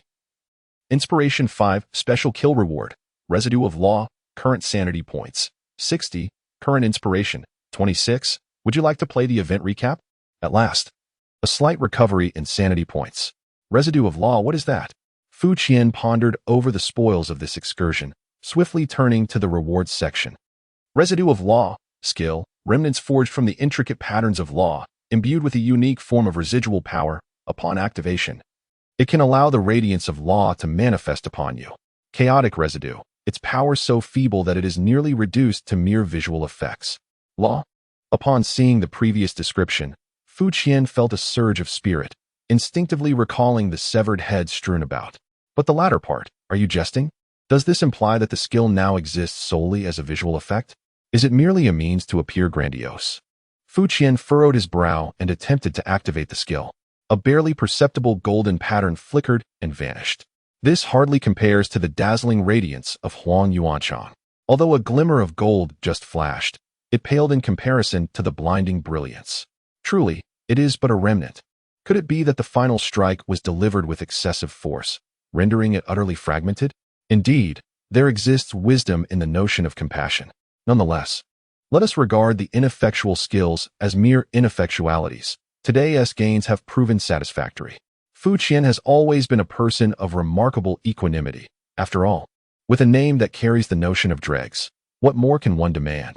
Current permissions have been elevated. Upon reviewing the rewards, Fu Qian was preparing to clock out for the day when, unexpectedly, a notification of an unfamiliar nature appeared. Elevated permissions? It must pertain to the warehouse. Has this resulted in a promotion and raise? You can now view all synchronized items at any time. All synchronized items. Could it be referring to those he had previously contained? Fu Qian pondered for a moment, but did not hastily remove his work badge. Instead, he proceeded along the shelves. He had previously inspected the shelves, noting that each silvery white box bore a number, formatted identically to those encountered during containment. However, these boxes were all sealed tightly, utterly impervious to opening. What was the number of the ominous portent? Fu Qian recalled the previous details and swiftly located the box numbered 2103. Gazing at the flawlessly sealed silvery cube, he contemplated briefly before attempting to place his hand upon it. In a hushed manner, the lid of the cube gradually opened to either side, revealing its contents. For the first time, Fu Qian beheld the true visage of the ominous portent. Inside the box lay an irregular stone slab resembling a meteorite, its form akin to a miniature steel. The stone slab bore the unmistakable marks of high-temperature melting, its edges adorned with intricate patterns reminiscent of creeping moss. As Fu Qian leaned in for a closer inspection, he discerned a labyrinth of densely inscribed characters, some faded while others remained relatively legible at the bottom. The enigmatic hunter, Fu Qian, had appeared in the dining hall, searching for signs of impending doom. Meanwhile, a charm inscribed by El Xinghua on his wife Geng Yu's neck encountered an unforeseen mishap. A minor flaw triggered its activation prematurely. Geng Yu, deprived of her lover's arrival, met an untimely demise, drawing the attention of the passing night watcher. Even upon witnessing the unfolding murder before his very eyes, Fu Qian exhibited no hesitation, opting instead to exit the restaurant, leaving the night watcher a moment too late to intercept him. Concealed within the Huang family estate, Huang Yuanshang found himself unable to suppress his murderous impulses, deciding to advance his sinister plans. Huang Haosen lay in a deep slumber with his youthful lover. Completely oblivious to the intruding Huang Yuanshang, Fu Qian hastened his way to the Huang estate, yet arrived just moments too late, missing Huang Yuanshang, who had already departed. Given his mysterious origins, the Huang clan would not lend credence to Fu Qian's words, and Huang Haosen's residence lay in a secluded area where the servants would take considerable time to notice the unfolding bloodshed. Fu Qian displayed an extreme unfriendliness, forcefully entering the Huang estate and making his way directly to Huang Haosen's abode, where he discovered the lifeless body. Fortunately, the guards were exceedingly diligent, promptly sounding the alarm upon discovering the body. Fu Qian, who had just stumbled upon the scene, found himself surrounded by members of the Huang clan, inevitably hindering his pursuit. Surprisingly, Fu Qian made no attempt to explain himself. Instead, he chose to assume the guise of Huang Yuanchang. Regrettably, having only seen photographs, his transformation was far from flawless. Astonishingly, the crude mask he hastily donned over his face achieved an unexpectedly effective result. The Huang clan members harbored no suspicions regarding the false visage beneath. In a bid to evade the threat posed by this madman, they resolved to withdraw all clan members back to the manor. Although uncertain, Huang Leiji opted to report Fu Qian as an ominous portent to the night watchers, hoping to enlist their aid in eradicating him. By chance, the watcher Su Gao was active in the vicinity and promptly received the notification from the Huang clan. Fu Qian, in his flight, was far from cautious and was soon tracked down by Su Gao. Upon her arrival, she fortuitously witnessed Fu Qian in the act of committing a crime. Incredibly, Su Gao exhibited an irrational trust in Fu Qian, following his instructions without question, which severely restricted Huang Yuanchang's operational latitude. Sensing impending danger, Huang Yuanchang abandoned his course of action, yet he ultimately proceeded and succeeded in eliminating El Xing. Aside from the heavily fortified Huang Manor, all extraordinary individuals in Shiyuan City were consolidated at the Night Watcher's base. The sacrificial rites remained incomplete, despite his best efforts to restrain himself. Huang Yuanchang's murderous instincts proved impossible to suppress. Faced with dire circumstances, the seed of law within Huang Yuanchang was compelled to degrade and take form. A series of intricate and arcane mercury-colored patterns emerged. Yet, there was no cause for despair, as long as sufficient extraordinary beings were sacrificed. There remained a glimmer of hope for the law to be reforged. Huang Yuanchang received the protection of the mercury-level law, and any creature within a 5-meter radius of him would be met with execution. Incredibly, Fu Qian discovered a flaw in the law at an unimaginable speed. With Huang Yuanchang's demise, the law within his mind shattered and dissipated, losing all possibility of reconstitution. A chaotic array of golden patterns emerged, while cracks marred the stones beneath. The golden law, living beings may gaze upon the divine, had failed to solidify. Chapter 76, A Smile Indeed. There was something amiss. After perusing the inscriptions on the stele in one breath, Fu Qian exhaled in relief. It was evident that Geng Yu's repeated deaths were shrouded in mystery. A hidden force was undoubtedly at play, likely the very tree he had observed. Many doubts were now clarified. In retrospect, Geng Yu's initial death served to divert his attention, leading him to suspect Lu Xing. The second occurrence, occurring when he had already begun to suspect Huang Yuanchang, was peculiar. Geng Yu defied expectations by surviving, thereby capturing Fu Qian's focus and causing him to squander time pursuing Lu Xing rather than immediately seeking Huang Yuanchang. For the third time, having fully confirmed that Huang Yuanchang is indeed the harbinger of misfortune, Geng Yu met with death once more. This time, the intention was not to confuse herself, but rather to draw the attention of Lu Jun and his companion. A mere half-second of hesitation would have resulted in being ensnared by the night watchers within the restaurant, leading to a high probability of conflict with them. Moreover, the subsequent steps were meticulously devised to orchestrate her downfall. The tree, as anticipated, possessed an extraordinarily elevated rank. Its omniscience was unparalleled, though fortunately, it lacked omnipotence, being capable of only exerting interference within a reasonable scope. Huang Yuanchang was indeed a puppet, possessing merely a scant understanding of the greater scheme. This, it seems, was the true manifestation of a predestined demise. Huang Yuanchang's so-called ability to perceive death and evade peril was, in truth, orchestrated by the entity behind the scenes. All its objectives were aimed at allowing the seed of law within Huang Yuanchang's mind to take shape, thereby becoming the so-called golden law. Beings may gaze directly upon the divine. In terms of content, the specific effect of this golden law should be to shatter certain boundaries, enabling individuals within a defined range to directly perceive the essence of that tree. It appears that this tree has been persistently engaged in similar endeavors, selecting suitable candidates to become harbingers of misfortune. Upon reflection, according to El Xing's description, the origins of his dreams and abilities are rather peculiar and may indeed be linked to this entity. However, El Xing lacks the resolve and fervor that Huang Yuanchang exhibits. Regrettably, regardless of one's elevated status, the power of taskers combined with infinite retries is beyond one's imagination. Fu Qian snorted softly, internally applauding herself for 10 seconds. Having relished in her triumph, Fu Qian returned the items, and the silver-white box swiftly closed once more. Today's work is accomplished. I extend my gratitude for your efforts. You may now leave the warehouse. See you tomorrow. Fu Qian removed his work badge, and the scene before him swiftly shattered, transporting him back to the familiar warmth of home. He had inexplicably engaged in a match with a being of divine stature.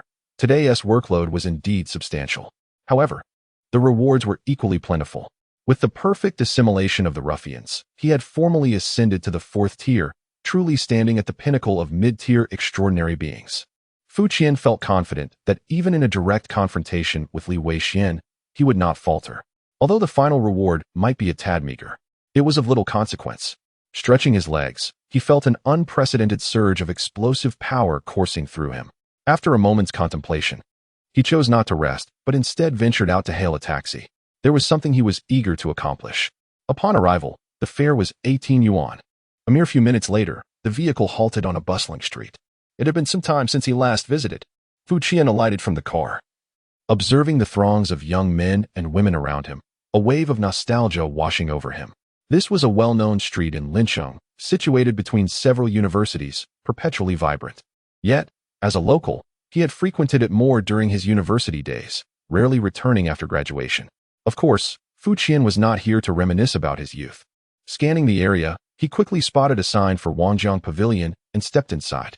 Indeed, he had come to dine.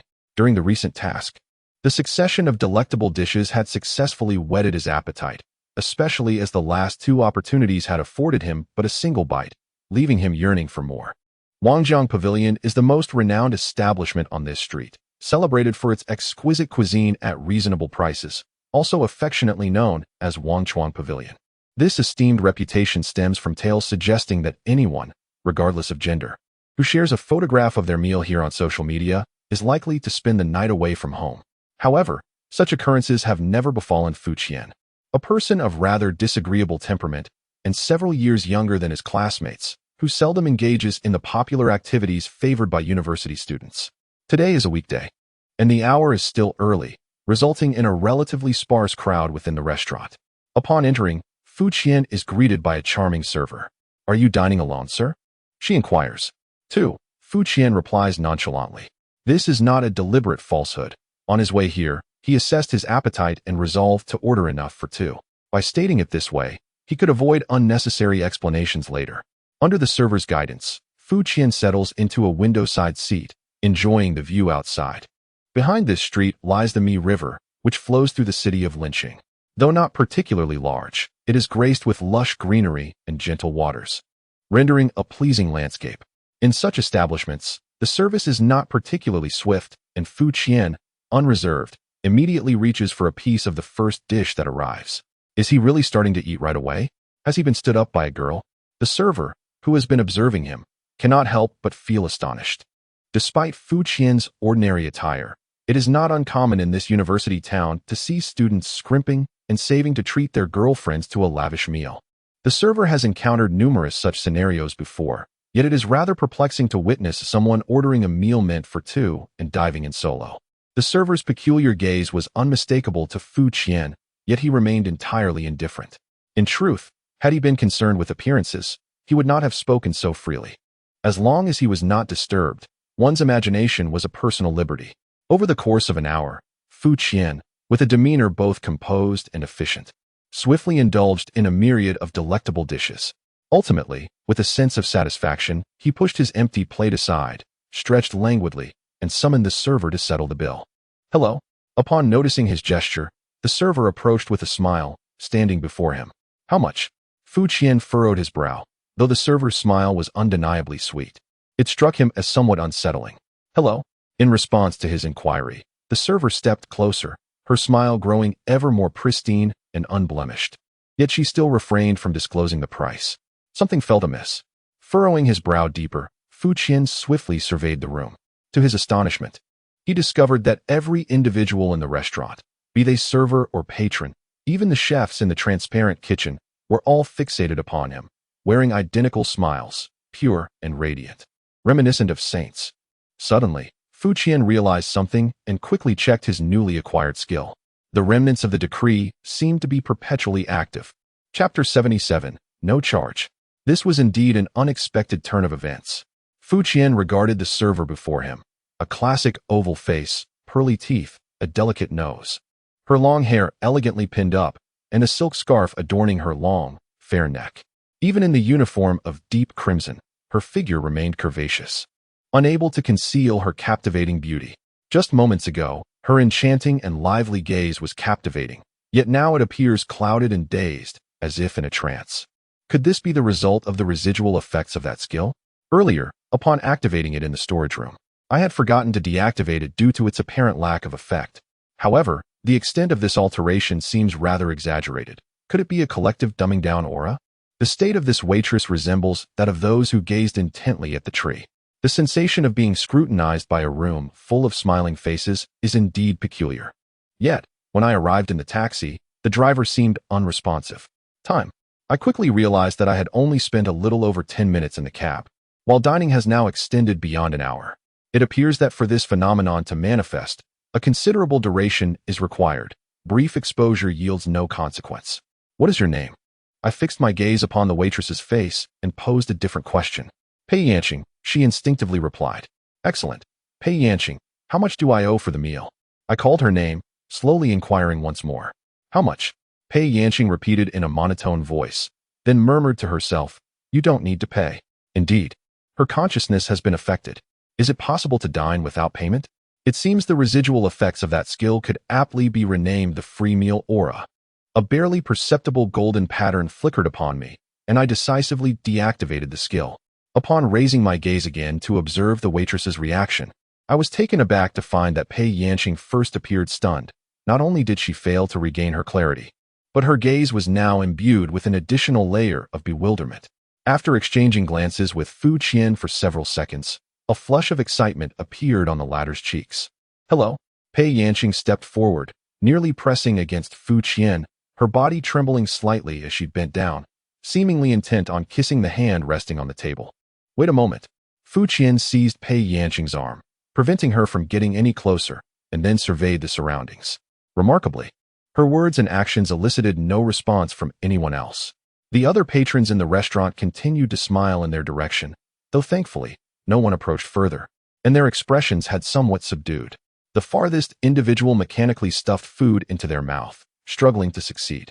It appeared that the influence on others was not as profound. Indeed, proximity seemed to amplify the effect. Pei Yanqing had been particularly focused on herself, which might have been one reason for this. Ultimately, she was the primary victim in this scenario. Hello. Naturally, Pei Yanqing could not resist Fu Qian's grasp, rendered immobile under his control. Yet, even as she saw him holding her, her smile only brightened, growing ever more radiant, and despite the futility of her efforts, she continued to lean forward. This could not continue. Look here. Fu Qian tapped Pei Yanqing, directing her attention to his left hand. At that moment, the clear dream ring on his middle finger activated. The galaxy swirled, and an invisible veil unfurled, enveloping the entire restaurant within it. Having used it a second time, the sensation remained enchanting. As he caught Pei Yanqing's slipping form, Fu Qian guided her to a seat nearby, determined to help her regain her composure. At that instant, everyone in the restaurant, like her, was instantly drawn into a dream. As the initiator of the dream, Fu Qian found himself in a rather peculiar state. His consciousness resided in the realm of reality, yet with the mere act of self-hypnosis, he could immerse himself in the dream. Settling back comfortably, Fu Qian opted for self-hypnosis. In an instant, it felt as though he had pierced through a layer of watery membrane, and the restaurant came to life once more. Pei Yanqing still stood beside her seat, seemingly unaffected by any occurrence, while others sluggishly began to eat. Had he not been previously aware of his presence within a dream, distinguishing reality from illusion would have proven quite challenging. How much? Fu Qian inquired, glancing at Pei Yanqing, who stood beside him, attempting to engage in conversation. Hello? Pei Yanqing appeared entranced. It's free. This was rather concerning. She seemed still lost in her reverie. Could it be that her mind had shattered? Fu Qian inexplicably recalled the scene of the townsfolk of Shiyuan gazing up at the sky. To his astonishment, the episode was not yet concluded. In the next moment, the liberated Pei Yanqing spread her arms wide, as if to embrace the sun, uttering a sound imbued with rapture. Hello, just like the stars, so radiant, illuminating my body and soul. Her visage was awash with confusion, her features appearing almost ethereal. In an even more exaggerated turn, her clothing began to gradually lose its opacity. Such a phenomenon. It was unexpected that within the realm of dreams, this young woman's intense emotions could provoke such transformations. Observing her uniform swiftly morphing into something far more provocative, Fu Qian decisively executed a swift strike to the nape of Pei Yanqing's neck, causing her to collapse. This action was rather conspicuous, drawing the attention of the restaurant's patrons once more. She's just exhausted from work and fainted, Fu Qian remarked nonchalantly. The crowd, with their vacant expressions, harbored no doubts regarding the explanation, once again bowing their heads to resume their own affairs. With a sigh, he reassured himself that the remaining individuals were gradually dispersing, allowing Fu Qian to swiftly escape the realm of dreams. Pei Yanqing lay sprawled on the table, oblivious to her surroundings, prompting Fu Qian to lift her without hesitation and exit the premises, abruptly severing her dreams in the process. How could this happen? He had never anticipated that a simple meal could lead to such complications. Indeed, staying at home does seem to ensure safety. Furrowing his brow, Fu Qian gazed at Pei Yanqing. Although unintentional, the situation had arisen because of him, and he could not disregard the collateral damage inflicted upon others. He had not expected the effect of that free meal to be so exaggerated. It appeared that the assertion in the introduction, that the power was so feeble it was nearly reduced to mere visual spectacle, was likely aimed at extraordinary individuals. For the average populace, however, it had indeed delivered a significant blow. Given the frail constitution of ordinary humans, there seemed to be little recourse at present, and he could only hope that a brief respite would yield some improvement. Considering that this young lady was likely a student, being escorted to a hotel by a stranger might not bode well for her reputation. Fu Qian hailed a cab, opting to take her home instead. Fortunately, it was midday, and the majority of the elderly residents in the community had returned for their meals, thus avoiding undue commotion. Even so, as Fu Qian assisted her from the vehicle, he attracted numerous wary glances. Particularly mindful of Pei Yanqing's privacy, he draped his jacket over her face. Little Qian, a curious elderly woman among the onlookers, could no longer contain herself. Who is this girl? Is she unwell? She's my fan, Fu Qian replied, his expression as innocent as ever. Upon encountering me, the overwhelming excitement caused her to faint. Chapter 78, Pei Yanqing. With an increasingly peculiar gaze from the aunt, Fu Qian carefully lifted her back home and gently placed her on the sofa. How should he handle this situation? Observing the unconscious Pei Yanqing on the sofa, Fu Qian furrowed his brow. If her mind were truly left utterly cleansed, would this not amount to a psychological act of murder? Yet, how to save her? His methods in this regard were regrettably limited. Should he administer the tyrant's fist to strike a blow, using poison to counteract poison? This would likely exacerbate her condition, and her frail frame could scarcely endure it. Perhaps he could proceed with a misguided approach, employing the idiot's halo for a few hours, transforming her into a devoted admirer, and subsequently issuing a command for her to lead a normal life? Such a theoretical and convoluted strategy was even less advisable, not to mention fundamentally deceptive, far from his character. Fu Qian had always prided himself on being a reasonable individual. This was his fundamental principle. In his own words, everyone is out in the world to make a living, and each must take responsibility for their actions. If he were to truly damage this girl's psyche, regardless of the difficulty involved, he would have to find a solution. After 2 full hours of slumber, Pei Yanqing stirred, taking a deep breath. She was awakening.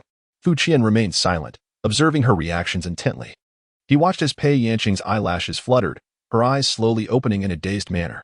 As she instinctively looked around, her brow furrowed upon realizing she was in an unfamiliar environment. There was a change.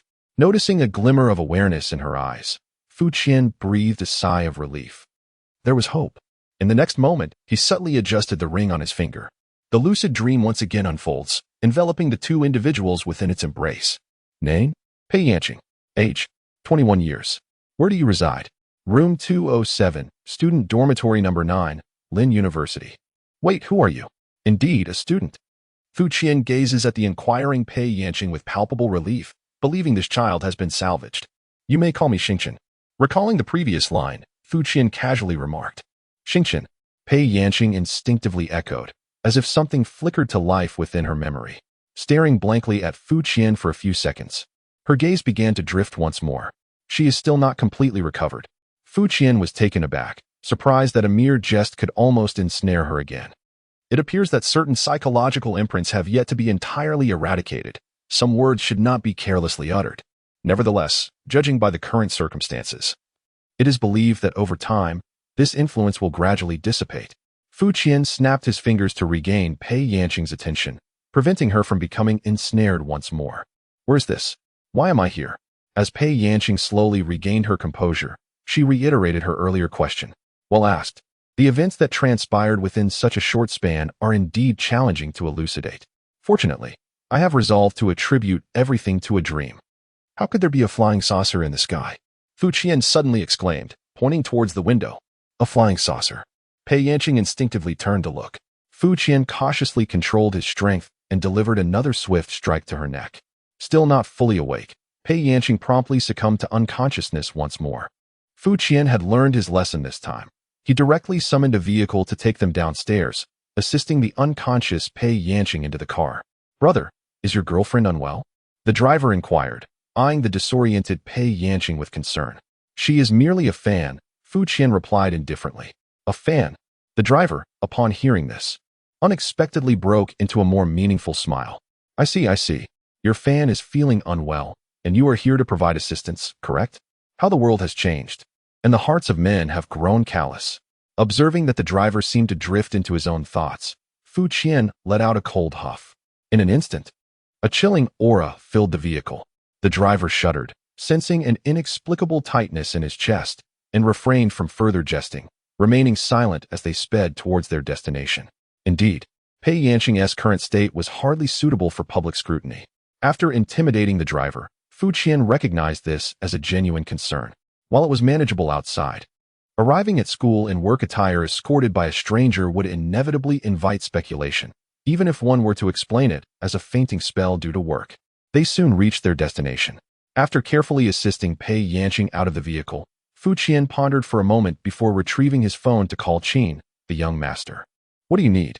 Qin's voice on the other end sounded somewhat strained, indicating that the previous incident had left him with considerable unease. And what of the current situation? How had he, a fine young man, inadvertently become the source of turmoil? Fu Qian couldn't help but reflect. Please give me Tan Ying's number. Tan Ying? Qin Mingzi paused, momentarily taken aback, before his voice turned hesitant. The girl seems to have some grievances against you lately. Are you certain you wish to seek her out? I require her assistance with a matter. Indeed, after much contemplation, Fu Qian realized he had no one else to turn to for help.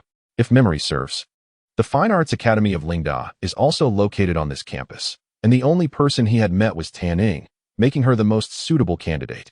Very well. Qin Mingzi, evidently preoccupied, promptly sent over Tan Ying's contact information. He dialed the number provided. After 4 rings, someone finally answered, and Tan Ying's voice came through. Laced with curiosity. Who is this? It's Fu Qian. We recently delved deeply into the realm of art together. A girl from your school has fainted. Could you assist in escorting her back to her dormitory? Fainted? A girl? Tan Ying's tone shifted to one of alarm. Did you cause her to faint? Well, it was indeed my doing, though not in the manner you might imagine, Fu Qian mused internally.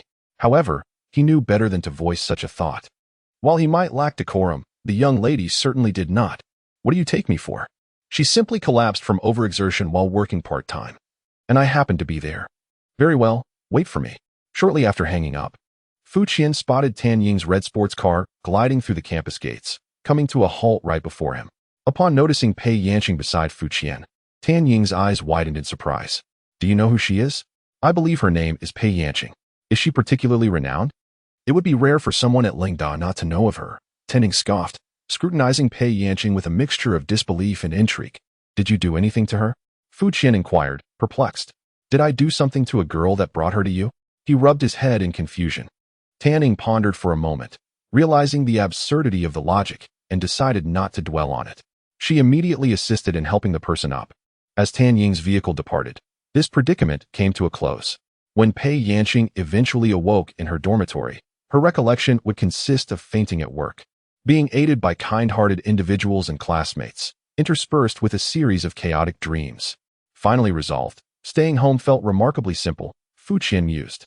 Chapter 79. The King of the White Tower, Identity Verification completed. Today's work commences. Even as Fu Qian entered the warehouse the following day, he could not help but reflect. Who would have imagined that a skill so bluntly named residue could brainwash someone to such an extent? It felt as though, had he been a moment later, that girl might have been serenading him with my Sunday ordinary individuals now appeared exceedingly fragile in his presence. He would need to exercise caution when dealing with young Master Qin and his associates.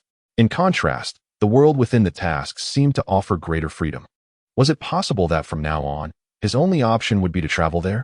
Warning, breach incident. Name, Scepter. Code, 2088. Today's work content has been updated. Enter the containment scenario of 2088 and complete the recontainment. Another level 2 incident. The breach alert was not surprising. Yet the designation immediately evoked memories of past experiences for Fu Qian. Level 2 incidents were generally not easy to manage. Could there not be a level 3? Allowing one to relax and take a vacation? In a moment of reflection, the scene before me swiftly blurred. Entering containment scenario 2088. 2, 4, 10, 28, 82, 100, loading complete. This is a place that countless souls yearn for, a realm of indulgence and excess. In the embrace of freedom, one returns to primal instincts while simultaneously encountering divinity. Yet, the corners beyond the rules often depend on even stricter regulations for their existence. Skills: air bullets, viscera critical, cat school, feast, locked, remnants of the law, weapon, tyrant's fist, containment achievement condition, eliminate the King of the White Tower, current sanity, 59. Current inspiration, 26. As the series of explanatory texts concluded, I regained my perception, and before me, a dazzling sight unfolded. Sunlit beaches, azure waters, and the gentle caress of a warm breeze. Is this an island? Have my desires been heard, and has a leisure instance truly commenced? I glanced down at my attire, shorts, beach sandals, and a pair of sunglasses dangling from my collar, entirely dressed for a seaside retreat.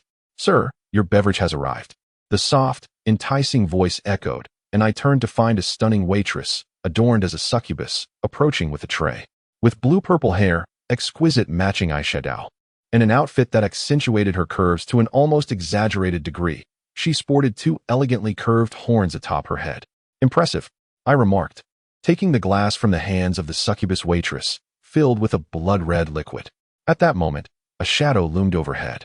Fu Qian lifted his gaze and beheld a dirigible gracefully gliding above.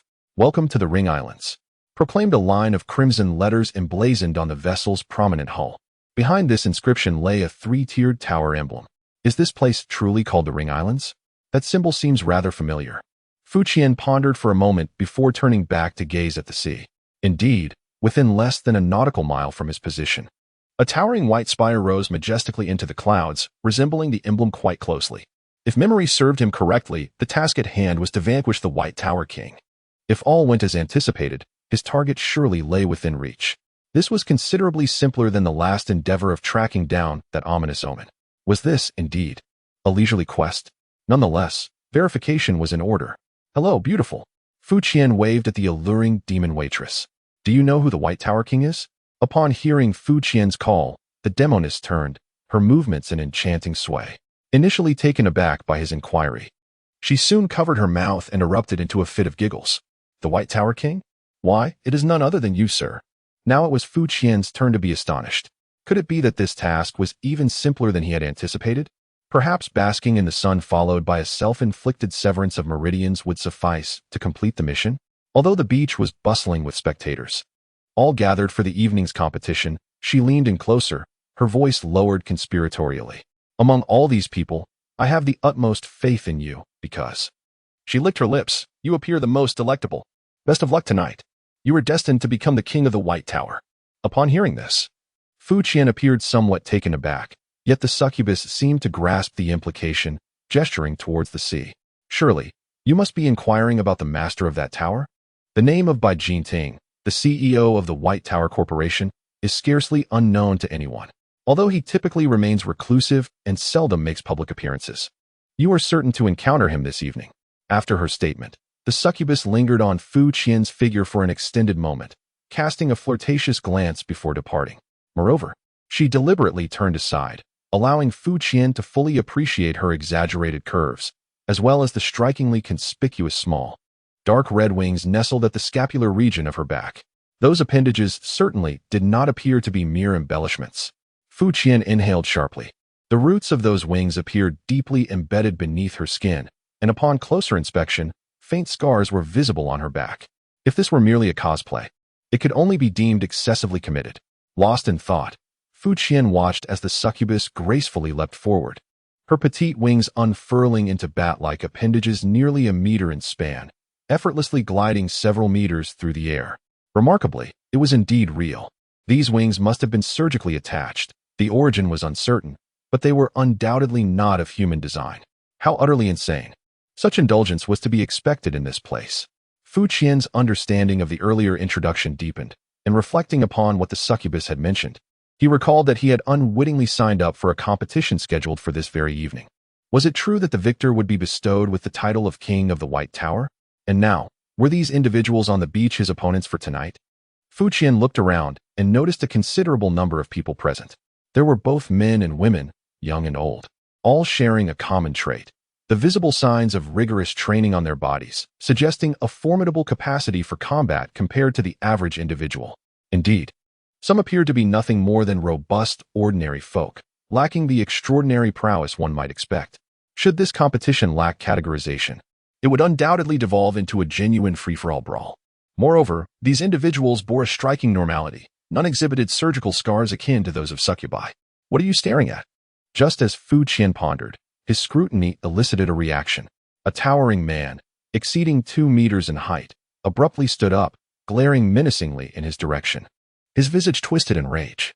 His muscular physique, honed to an imposing degree, radiated an aura of terrifying aggression. Fu Qian paid him no mind. Instead, rummaging through the sole pocket of his attire, where he predictably retrieved a room card. After confirming it matched the design, he realized he was indeed staying at the hotel located behind the beach. "Yes, I'm talking about you, pretty boy." Fu Qian's dismissive attitude toward the air only served to incite further fury in the enraged man. After thoroughly assessing Fu Qian's looks, the brute exemplified the principle of taking action without unnecessary chatter, launching into an assault. A shadow hurtled through the air, covering a distance of several meters like a javelin. Chapter 80. The King of the White Tower, Part 2. Is everyone so quick to anger these days? Fu Qian deftly evaded the attack, lowering his gaze to inspect the object hurled at him. To his surprise, it had embedded itself deeply in the sand, with only its tail visible above the surface. It certainly demonstrated considerable strength. Such force, even from a low-tier extraordinary being, could prove fatal if it struck a vital point. Very well. I shall not hold back then. With a swift step, I traversed several meters in the blink of an eye. The terrified expression on the man's face had yet to fully form before I seized him by the throat. The chilling grip of death's fear instantly clutched his heart. Stop! At that moment, a voice rang out, and two individuals clad in distinctive uniforms rushed over. Is fighting prohibited? I maintained my grip, blinking in response. Fighting is permissible. Even murder can be condoned. The two uniformed men, with stern expressions, explained that while such actions might be tolerated, sullying the beach is strictly forbidden, with violators subject to fines. I glanced down, noticing a warm liquid trickling down the muscular man's pant leg, swiftly absorbed by the white sand beneath our feet. No wonder I had heard a sound earlier. Eliminating this fellow would indeed be effortless. A gentle squeeze would suffice. However, given that the human body comprises 70% water, maintaining complete cleanliness poses a challenge. Moreover, should he perish, the absence of a responsible party might compel me to bear the costs. Contemplating this, I tossed the muscular man towards the two security personnel. Whoever causes the pollution must address it. The two security guards reacted swiftly, each taking hold of him from either side. The man's face had turned ashen. It appeared he was in for a hefty fine. Based on the information from the room card, I soon located my accommodations. The room was quite luxurious, equipped with an array of amenities. I quickly connected to the internet to search for information about the Ring Islands. To my astonishment, it seemed that this place was indeed devoid of oversight. The notoriety of the Ring Islands is such that a mere search yields a plethora of introductions and analyses. According to the data, it is indeed a unique locale. The entire Ring Islands consist of 7 islands arranged in a spiral formation, with the central island housing a white tower. Legend has it that this area was once merely a few rocks protruding from the sea, until one day, a wealthy consortium, seeking to spend its surplus funds, envisioned this place and invested a fortune in land reclamation, thus creating this remarkable locale. Situated in a lawless zone, it is virtually unbound by local regulations, allowing various traditional industries to flourish on the island. Within a mere 5 years, it garnered immense fame, transforming into a globally renowned haven of opulence, prompting the consortium to rename itself the White Tower Company. Indeed, the world holds numerous such lawless territories, yet the Ring Islands possess a unique distinction.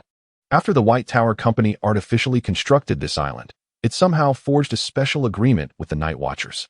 This pact granted the company considerable exemptions in the realm of the extraordinary, serving as the true foundation of its prosperity. Current information suggests that the Night Watchers exhibit minimal tolerance towards activities involving extraordinary powers, regardless of the wealth or influence of any consortium or family. Crossing the red line is futile. They dismantle any errant research institutions they encounter. Thus, the Ring Islands swiftly evolved into a melting pot of peculiarities, attracting talents who find themselves unwelcome elsewhere, creating a vibrant tapestry of diversity. However, to avoid becoming a sanctuary for extraordinary criminals, they must comply with the agreement and assist the Night Watchers in apprehending wanted individuals. Furthermore, various activities deemed strictly prohibited outside, such as human modification and taboo research, can be observed flourishing here. Among the most renowned phenomena is the infamous practice of limb augmentation. As the name suggests, this involves the integration of extraordinary beings' limbs into the human body through specialized techniques, thereby acquiring some of their innate abilities. While this may sound somewhat grotesque, there remains a fervent interest among individuals, particularly those who have never encountered supernatural powers. Naturally, the effects are not without their limitations. Additionally, one can find numerous enthusiasts, such as those obsessively engaged in the cosplay of succubi. This very reason has led to the moniker of Limb Augmentation Islands for the Ring Islands, a rather peculiar locale indeed. To gain entry, there are typically 2 avenues: monetary expenditure or an invitation. The cost for entry is astronomical, with the figures being so vast that one would require considerable time merely to count the zeros. As for invitations, one method of obtaining them is by registering for the legendary White Tower King competition. Anyone who enrolls not only secures a chance for complimentary access, but also, as long as they do not concede defeat and exit, will receive a permanent pass irrespective of the competition's outcome. The individuals lounging on the beach have undoubtedly arrived by this means. Should one emerge victorious, the rewards are extravagant. It is said that those who rank highly will receive a complimentary limb augmentation opportunity. This generosity, however, likely conceals a trap. If one is compelled to fight to the death without conceding, the likelihood of many participants perishing in the arena is considerable, given the diverse array of competitors. Indeed, what is offered for free often comes at the highest price. Yet, it cannot be dismissed that some individuals may seek to indulge themselves in a final gamble before their demise. According to available information, the White Tower Corporation possesses formidable strength. At the very least, the creation of such a human marvel at sea necessitates significant financial resources. It is largely due to the existence of limb replacement technology that it has swiftly evolved into a formidable conglomerate within just a few decades. The founder, Bai Jingting, is presumably the target of this journey. According to the information available, he rarely departs from the archipelago, spending most of his time within his White Tower. This, fortuitously, is promising news for me. It seems that the urgency of this mission may not be necessary. Of course, urgency appears to be futile, as it is evident that this locale is home to more than one fourth-tier extraordinary being, and furthermore, there is even a demigod presiding over the area. High-tier extraordinary beings are classified as demigods, which are ranked at least third-tier and above. Notably, this place is renowned for its exceptional talents and picturesque scenery, making it a splendid resort. I shall treat it as a vacation and proceed with caution. At the very bottom of nearly all the documents, there is an extensive codex of the White Tower. This document meticulously enumerates various prohibited actions, amounting to nearly 1,000 regulations. With nothing pressing to attend to, I, as an avid reader, managed to peruse it in its entirety without missing a single word. Indeed, I discovered the regulation forbidding the pollution of the beach. If one were to consider that nearly 1,000 regulations might seem excessively constraining, they would be mistaken. After thorough examination, I concluded that the vast majority of these stipulations only require adherence to a certain moral standard and sufficient strength to navigate without significant issue. Most importantly, I meticulously scanned from beginning to end to ensure there was no clause prohibiting the termination of Bai Jingting. Having reviewed these regulations and presumably formulated an execution strategy, the sky gradually darkened. Soon, there came a knock at the door, reminding me that the competition was about to commence. "Bring your identification tag and follow us," they instructed.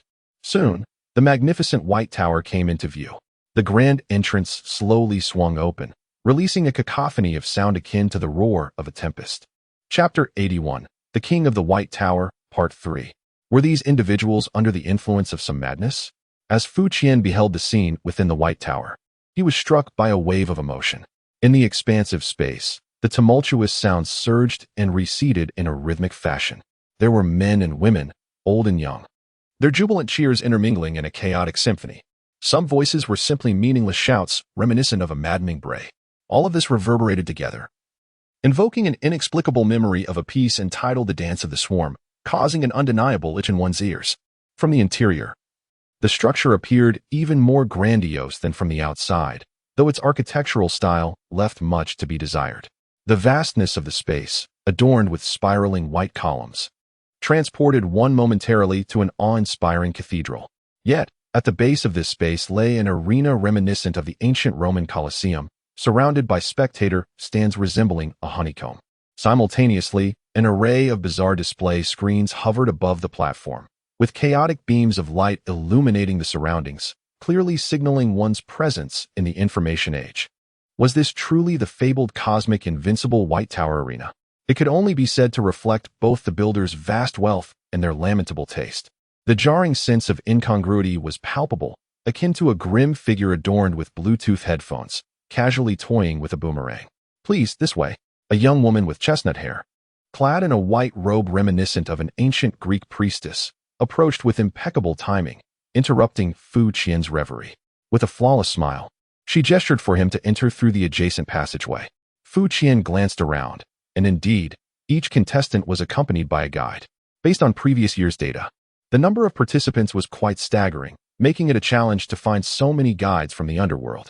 It could be imagined that a significant portion of the female priest's duties would soon come to an end. After traversing a lengthy corridor, the two soon arrived at a chamber resembling a preparation room. You may choose any weapon that suits you. The priestess led Fu Qian to a weapons rack near the wall and gestured towards it. Is anything permissible? Fu Qian inquired. Observing the diverse array of weapons available, from the most conventional swords and spears to an astonishing variety of shapes. Most notably, the craftsmanship was exquisite, and the quality appeared commendable. Yet, they all shared a common trait. He had no knowledge of how to wield them. Indeed, ever since he had transformed into a ruffian, he had not had the opportunity to learn the usage of any weapon, relying solely on the philosophy of defeating without technique, flailing his fists ineffectively. Remarkably, the current approach seemed to yield satisfactory results, and Fu Qian had no intention of altering it for the time being. Anything displayed here is permissible, the priestess replied. Additionally, any personal equipment is allowed as long as it passes inspection. Understood, he acknowledged, finding this arrangement rather accommodating. Fu Qian surveyed the room. Given the large number of participants, it was impossible for each person to have their own private space. In this preparation room, aside from himself, there were three others: a visibly anxious young man, a golden-haired young woman, and an obscure figure resembling a dark iron canister. Fu Qian gazed at the final contestant, adorned in an extravagant ensemble of black plate armor, embellished with exquisite etchings. The helmet, crowned with two sharp horns, momentarily evoked the image of a dark knight. Is this permissible? Fu Qian inquired, gesturing toward it. Indeed. The priestess affirmed with an air of regal aloofness, simultaneously indicating a rack on the opposite side of the room.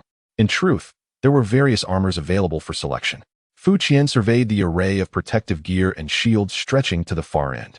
The modesty of this participant was apparent, while not as flamboyant as the Dark Knight. A wide variety of standard armaments was indeed present.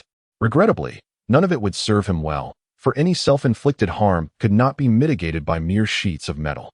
After a thorough inspection, Fu Qian ultimately chose a white mask to don upon his face. This shall suffice. The mask was remarkably lightweight, almost devoid of metallic substance, rendering it nearly imperceptible. It reminded him of the very mask he had worn during his visit to the Huang family's estate in the hills. In a situation where other options proved futile, this would at least preserve an air of enigma befitting a master. Fu Qian's selection evidently took the priestess by surprise, momentarily leaving her speechless before she resumed her divine demeanor, warmly elucidating the current circumstances. Due to the substantial number of participants, 3 arenas would operate concurrently, and the only requirement now was to wait here. Nodding in acknowledgement, Fu Qian listened to the surging waves of sound from outside, pondering how the king of the White Tower would make his grand entrance. Suddenly, the clamorous shouts outside ceased. In the next instant, various lights converged upon a singular point. As an open elevator gracefully descended from above, Fu Qian's perceptive abilities have dramatically improved, allowing him to swiftly identify his target standing in the elevator, the king of the White Tower, by Jinting. Compared to the grotesque figures in the audience, this individual appeared rather conventional, lacking any additional heads. Yet, one must question, dear sir, are you truly serious about this iron cage-like elevator at the age of over 70? Setting aside safety concerns, the design is perplexing.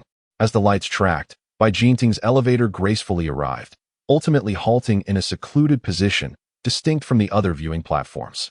Welcome to the Ring Islands. Despite having surpassed 70 years, Bai Jinting appeared significantly younger than his chronological age, exuding vitality as he commenced his address. The cacophony of cheers intensified dramatically. Welcome to the White Tower Arena. Fu Qian squinted, scrutinizing his surroundings. Within this bizarre, colossal structure lay an astonishingly stringent security system. Beyond the myriad defensive measures, the true stabilizing force here was none other than the legendary demigod, known as the Spirit of the Storm, Ibu. It is said that 5 years ago, at the venerable age of 68, he ascended to the 3rd tier, and due to his fondness for maritime climates, he accepted an invitation from the White Tower Group to become a special advisor, rarely venturing beyond these confines. According to the records, Bai Jinting seldom made appearances, perpetually shielded by such formidable protection. However, he invariably participated in the annual White Tower King Arena, culminating in his personal presentation of the award to the ultimate victor. Theoretically, this presents a rather splendid opportunity. The materials explicitly state that this individual is not an extraordinary being, yet he has fought his way to victory, making it a rather astute plan to seize the opportunity during the awards ceremony to eliminate him with a single swift strike, thereby accomplishing the task. By then, even if Ibrahim were to intervene, it would be too late. This mission is devoid of a time constraint. It is prudent to first invest some effort into completing this so-called arena and simultaneously gain insight into the target. Even as a merciless task executor, I adhere to my principles. Accumulating charges against him would render the elimination justifiable. Ultimately, an inexplicable sensation lingered within Fu Qian, suggesting that this opponent might not be as easily dispatched as anticipated. The speech delivered by Platinum Court was nothing short of tedious. He even usurped the host's role, languidly reciting the rules of the competition. Such a disgraceful waste of time ignited a flicker of murderous intent within Fu Qian. At last, with Platinum Court contentedly taking his seat, the host reclaimed the microphone and declared the commencement of the match. Chapter 82.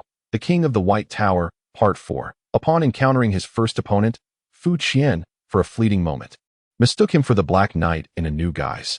He was, astonishingly, another armored figure. Although he did not appear as ostentatious as the Black Knight, he was still resplendently attired in gleaming armor. Paying no heed to the referee's ramblings, Fu Qian curiously lifted his gaze to observe the audience. The stands were a veritable exhibition of the Ring Island's craftsmanship, showcasing an array of imaginative forms. Creatures with 3 hands and 4 legs, scaly hides, and elongated tails. Each construct challenged the imagination of the challengers and left onlookers in awe. Accompanied by intermittent howls, it felt as though one had stepped into an arena of beasts. However, the beasts had seemingly taken to the stands. Fu Qian is not a person devoid of tolerance. In fact, he is quite supportive of various modifications to the body. In his own words, respecting an individual's freedom to enhance their physical form towards perfection is paramount. The issue lies with the spectators in the stands, whose appearances lack any semblance of aesthetic appeal. Even a clay figurine crafted by a kindergarten child with their eyes closed would appear more pleasing to the eye. As the ancient saying goes, beauty equates to strength. That which is unattractive is certainly lacking in prowess. Regardless of the technological prowess of the White Tower Company, their taste is undeniably poor. In contrast, the enchanting figure on the beach can be deemed rather commendable. 3, 2, 1. The competition commences. At this moment, the referee finally declares the match underway, and almost instantaneously, the opponent strides forward with purpose. Amidst the howling wind, a gleaming greatsword descends upon him. Under the protection of armor, he forsakes defense, opting instead to utilize a large weapon to swiftly eliminate his foe, even if met with a counterattack. The exchange of injuries is deemed acceptable. It must be said, this is a strategy that can be considered rational, provided both parties can be regarded as equals. Confronted by the glinting blade slicing through the air, Fu Qian neither flinches nor retreats. He plants his foot firmly on the ground. With a thunderous roar, dust billows and bricks scatter. The seemingly indestructible arena is instantly transformed as his foot strikes, creating a deep crater. Under the violent force, his opponent is sent hurtling through the air, both body and sword crashing to the ground, unable to rise. The entire sequence unfolds in less than 5 seconds. The referee, with 2 tentacles extending from each arm, each terminating in an eye, fixates on the deep pit below, his 4 eyes scrutinizing it in silence for an extended moment before regaining his composure. Observing that Fu Qian shows no inclination to deliver a finishing blow, he reluctantly announces the conclusion of the match. Upon returning to the lounge, Fu Qian discovered that the other 3 were absent, and the 4 priestesses cast their gazes upon him, their expressions somewhat intricate. A brief search outside led Fu Qian to quickly locate the spirited young man, who was currently standing atop one of the arenas. His opponent was a woman who adhered to the philosophy that less clothing corresponded to greater defense, her movements revealing and concealing her physique in equal measure. Given the emphasis on close combat techniques, the ensuing clash was, to put it mildly, quite a spectacle. The audience in the stands, however, relished this display, roaring with enthusiasm and hurling a plethora of assorted objects towards the arena. It was evident that the spirited young man was not a transcendent being, yet his extensive training was apparent. He displayed agility, engaging in a back-and-forth exchange while maintaining a semblance of clarity amidst his opponent's corporeal assaults. Ultimately, he managed to secure a hard-fought victory. When his opponent collapsed in exhaustion, he graciously refrained from delivering a finishing blow, which elicited a chorus of disapproval from the audience. Upon returning to the lounge, the young man could hardly contain his excitement. Clumsily accepting the towel offered by a priestess, he cast a wary glance at Fu Qian. There was truly no need for such caution, Fu Qian thought, shaking his head inwardly. Although he was uncertain of how the young man had been drawn into this, there was no need for him to perceive Fu Qian as a potential rival. Soon thereafter, the other two returned, and remarkably, all four had advanced to the next round. Before long, the spirited young man was the first to be called forth once again. Regrettably, this time fortune did not favor him. His opponent was a bald, muscular brute. His body a tapestry of sinewy muscle, and his face marred by a network of scars, exuding an aura of ferocity. Undoubtedly, this individual was a transcendent being. Almost the instant he stepped onto the stage, an intense heat emanated from his clenched fists, akin to flames. In this moment, the spirited young man recognized he was no match for his opponent, yet he was reluctant to concede defeat so easily. Summoning all his willpower, he focused intently on his adversary, hoping to engage him in a prolonged struggle.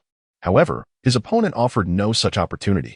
With a flash of fire, the young man was sent hurtling through the air, rolling to a halt at the edge of the ring. His entire upper arm was grotesquely charred and deformed, and he promptly lost consciousness. Fortunately, his quick reflexes had allowed him to raise his arm in defense just in time. According to the rules, such a loss of consciousness did not count as a surrender, allowing him to benefit from the promised conditions, which included a permanent pass. Perhaps this was his intention. His opponent, too, showed disdain for any follow-up attacks, standing still after delivering a punch, his gaze fixed on the referee, awaiting the announcement of the outcome. Yet, the referee remained motionless, instead focusing intently on the fallen young man. 5, 4, 3, 2, 1. After 5 seconds, the young man trembled, a burst of yellow and white flames erupting from his arm, swiftly engulfing his entire body, reducing him to a charred husk. Only then did the referee leisurely declare the bald man the victor, prompting a thunderous cheer from the stands, a collective satisfaction resonating throughout. Indeed, Fu Qian shook his head. As the saying goes, what cannot be achieved through violence cannot be attained through reason either. Some loopholes exist solely for one to exploit. This individual was still rather naive. Fu Qian glanced to the side, observing the expressionless priestess of the spirited youth, who was deftly gathering her belongings, preparing to send them back along with his ashes. At that moment, he heard someone calling his name. It was time for his second match. As expected, upon taking the stage, Fu Qian noticed the scorched remnants of the spirited youth in the corner. It was evident that the janitor had been diligent, yet the area remained far from pristine. His second opponent had already taken the stage, wearing a look of brazen challenge. As the referee began the countdown of 3, 2, a shadow, accompanied by a glint of menace, surged forward, moving with an ethereal grace.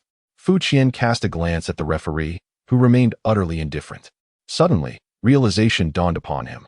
The rules of the Ring Islands dictated that anything not expressly forbidden was permissible. The referee would indeed count down, but the previously announced regulations did not stipulate that one must wait for the countdown to conclude before engaging. Faced with the aggressive advance of his opponent, Fu Qian twisted his body, lifted his foot, and gathered his strength. With a thunderous roar, half of the arena collapsed, revealing a chasm nearly 10 times larger than before. To the astonishment of all present, within the pit lay 2 lifeless bodies. If memory served correctly, the rules did not prohibit the killing of referees. After 2 seconds of stunned silence, the stands erupted in a crescendo of cheers and shouts. Chapter 83, The King of the White Tower, Part 5. Fu Qian's act of violent demolition had successfully ignited a fervent response. Amidst the frenzied applause and screams, as someone with a deeply empathetic nature, Fu Qian seemed to resonate with the joy of the crowd, elegantly waving his hand in acknowledgement towards the stands. Once again, a surge of adrenaline ignited a cacophony of roars as gifts fell like raindrops, nearly filling the vast pit upon the arena. It must be said that the security at the White Tower is commendable. A team promptly arrived at the scene, their faces nearly dripping with concern as they gazed upon the gaping chasm. If the first bout's arena could be patched up and still deemed usable, this one was beyond salvaging, requiring a complete reconstruction. Yet, true to its nature as a place of unrestrained indulgence, the team extracted 2 lifeless bodies from the pit without uttering a single word before retreating. This scene deepened Fu Qian's intrigue for this locale. From a certain perspective, this fallen realm adhered to rules even more stringently than the outside world. At this moment, a trembling referee ascended the stage, standing a considerable distance away, announcing the victor. As Fu Qian descended the arena, he was met with a hero's welcome. The lights followed him into the preparation room, as if he had become the star of the competition. "Welcome back." The priestess, clutching towels and other items, wore a frozen expression as she stared blankly at Fu Qian's legs, too apprehensive to approach. In fact, she was not alone. The blonde competitor beside her also regarded him with a grave countenance. It must be acknowledged that her prowess was commendable. Observing the blonde's intense gaze, Fu Qian offered an approving nod. She was youthful, clad in a sleek combat outfit, with golden hair and azure eyes, her delicate features contrasting with her alabaster skin, all but blending into her attire. Though she appeared fragile, she was, without a doubt, on an entirely different level from the spirited young man. Her aura unmistakably marked her as an extraordinary being, possibly even a seventh-tier contender. Veil. Unexpectedly, as Fu Qian met her gaze, the blonde woman took the initiative to introduce herself. "Fu Qian." He nodded in acknowledgement. "Mr. Fu, I must say, your prowess is formidable to the point of inducing despair." A hint of resignation lingered in the smile of the blonde named Veil. "Too flattering," he replied, casting a glance her way. It was difficult to fathom the mindset of such a young seventh-tier individual participating in this event. While the rewards for completing the tasks were indeed enticing, they were aimed at ordinary individuals. Genuine extraordinary beings seldom engaged in such endeavors unless they faced insurmountable obstacles in their ascension. Moreover, for someone with such immense potential, while the White Tower Company might offer something compelling, if the incentives were too generous, how would ordinary individuals like the spirited youths still be inclined to sign up? One must understand that the appeal of the spectacle is composed of many elements, including the thrill of overpowering lesser opponents. Evidently, Fu Qian's judgment proved remarkably astute. In her second match, Veil faced an opponent of equal extraordinary status. Armed with 2 daggers of varying lengths, she concluded the confrontation in less than 2 minutes. Ultimately, her adversary knelt on the ground, legs marred by numerous wounds, while her pristine combat attire remained untouched by even a speck of dust. It was a splendid display of skill, albeit the lack of a more exhilarating atmosphere resulted in a response that barely registered a fraction of its potential. Judging by her demonstrated strength, as long as she did not cross paths with him, she was likely to advance further in the competition. Well, let us pretend I said nothing. When Fu Qian stood on the arena for the 3rd time, he shook his head at Veil across from him. He could hardly believe such coincidence. With so many competitors, for the 2 most extraordinary performers to face off in the 3rd round seemed to suggest some underlying conspiracy. Certainly, Fu Qian would not stoop to question the grouping issue, for to him, it mattered not who participated. He had long anticipated the potential responses of this group. After all, there were no stipulations against clandestine dealings. Wei Er, equally exasperated, appeared to harbor a desire to resist. After a polite bow, she brandished her rapier, adopting a defensive stance while keeping a vigilant eye on Fu Qian. "Begin." It seemed that due to Fu Qian's presence, the referee omitted the countdown, declaring the commencement and swiftly retreating to a corner. As the signal was given, the blonde woman launched an aggressive assault. One must admit, her prowess was commendable. Her swordsmanship was nothing short of breathtaking. The gleaming rapier in her grasp transformed into a cascade of icy light, with one blade complementing the other, each strike aimed with lethal precision. Contrary to what many might assume, despite her slender appearance, the majority of rapiers are not light, making them difficult to wield without training. Clearly, the individual before him had immersed herself in the art of fencing for an extended period. Her intricate movements and judicious application of force, combined with the extraordinary speed and strength of an exceptional individual, rendered her dual rapiers nearly invincible. The defensive coverage she provided on both flanks was impenetrable, exemplifying a truly orthodox style of swordplay. Fu Qian silently nodded in approval. Such a genuine technical player was a rare find, a veritable training partner. Although she adhered to the principle of overpowering through sheer strength, he maintained a profound respect for technical skill.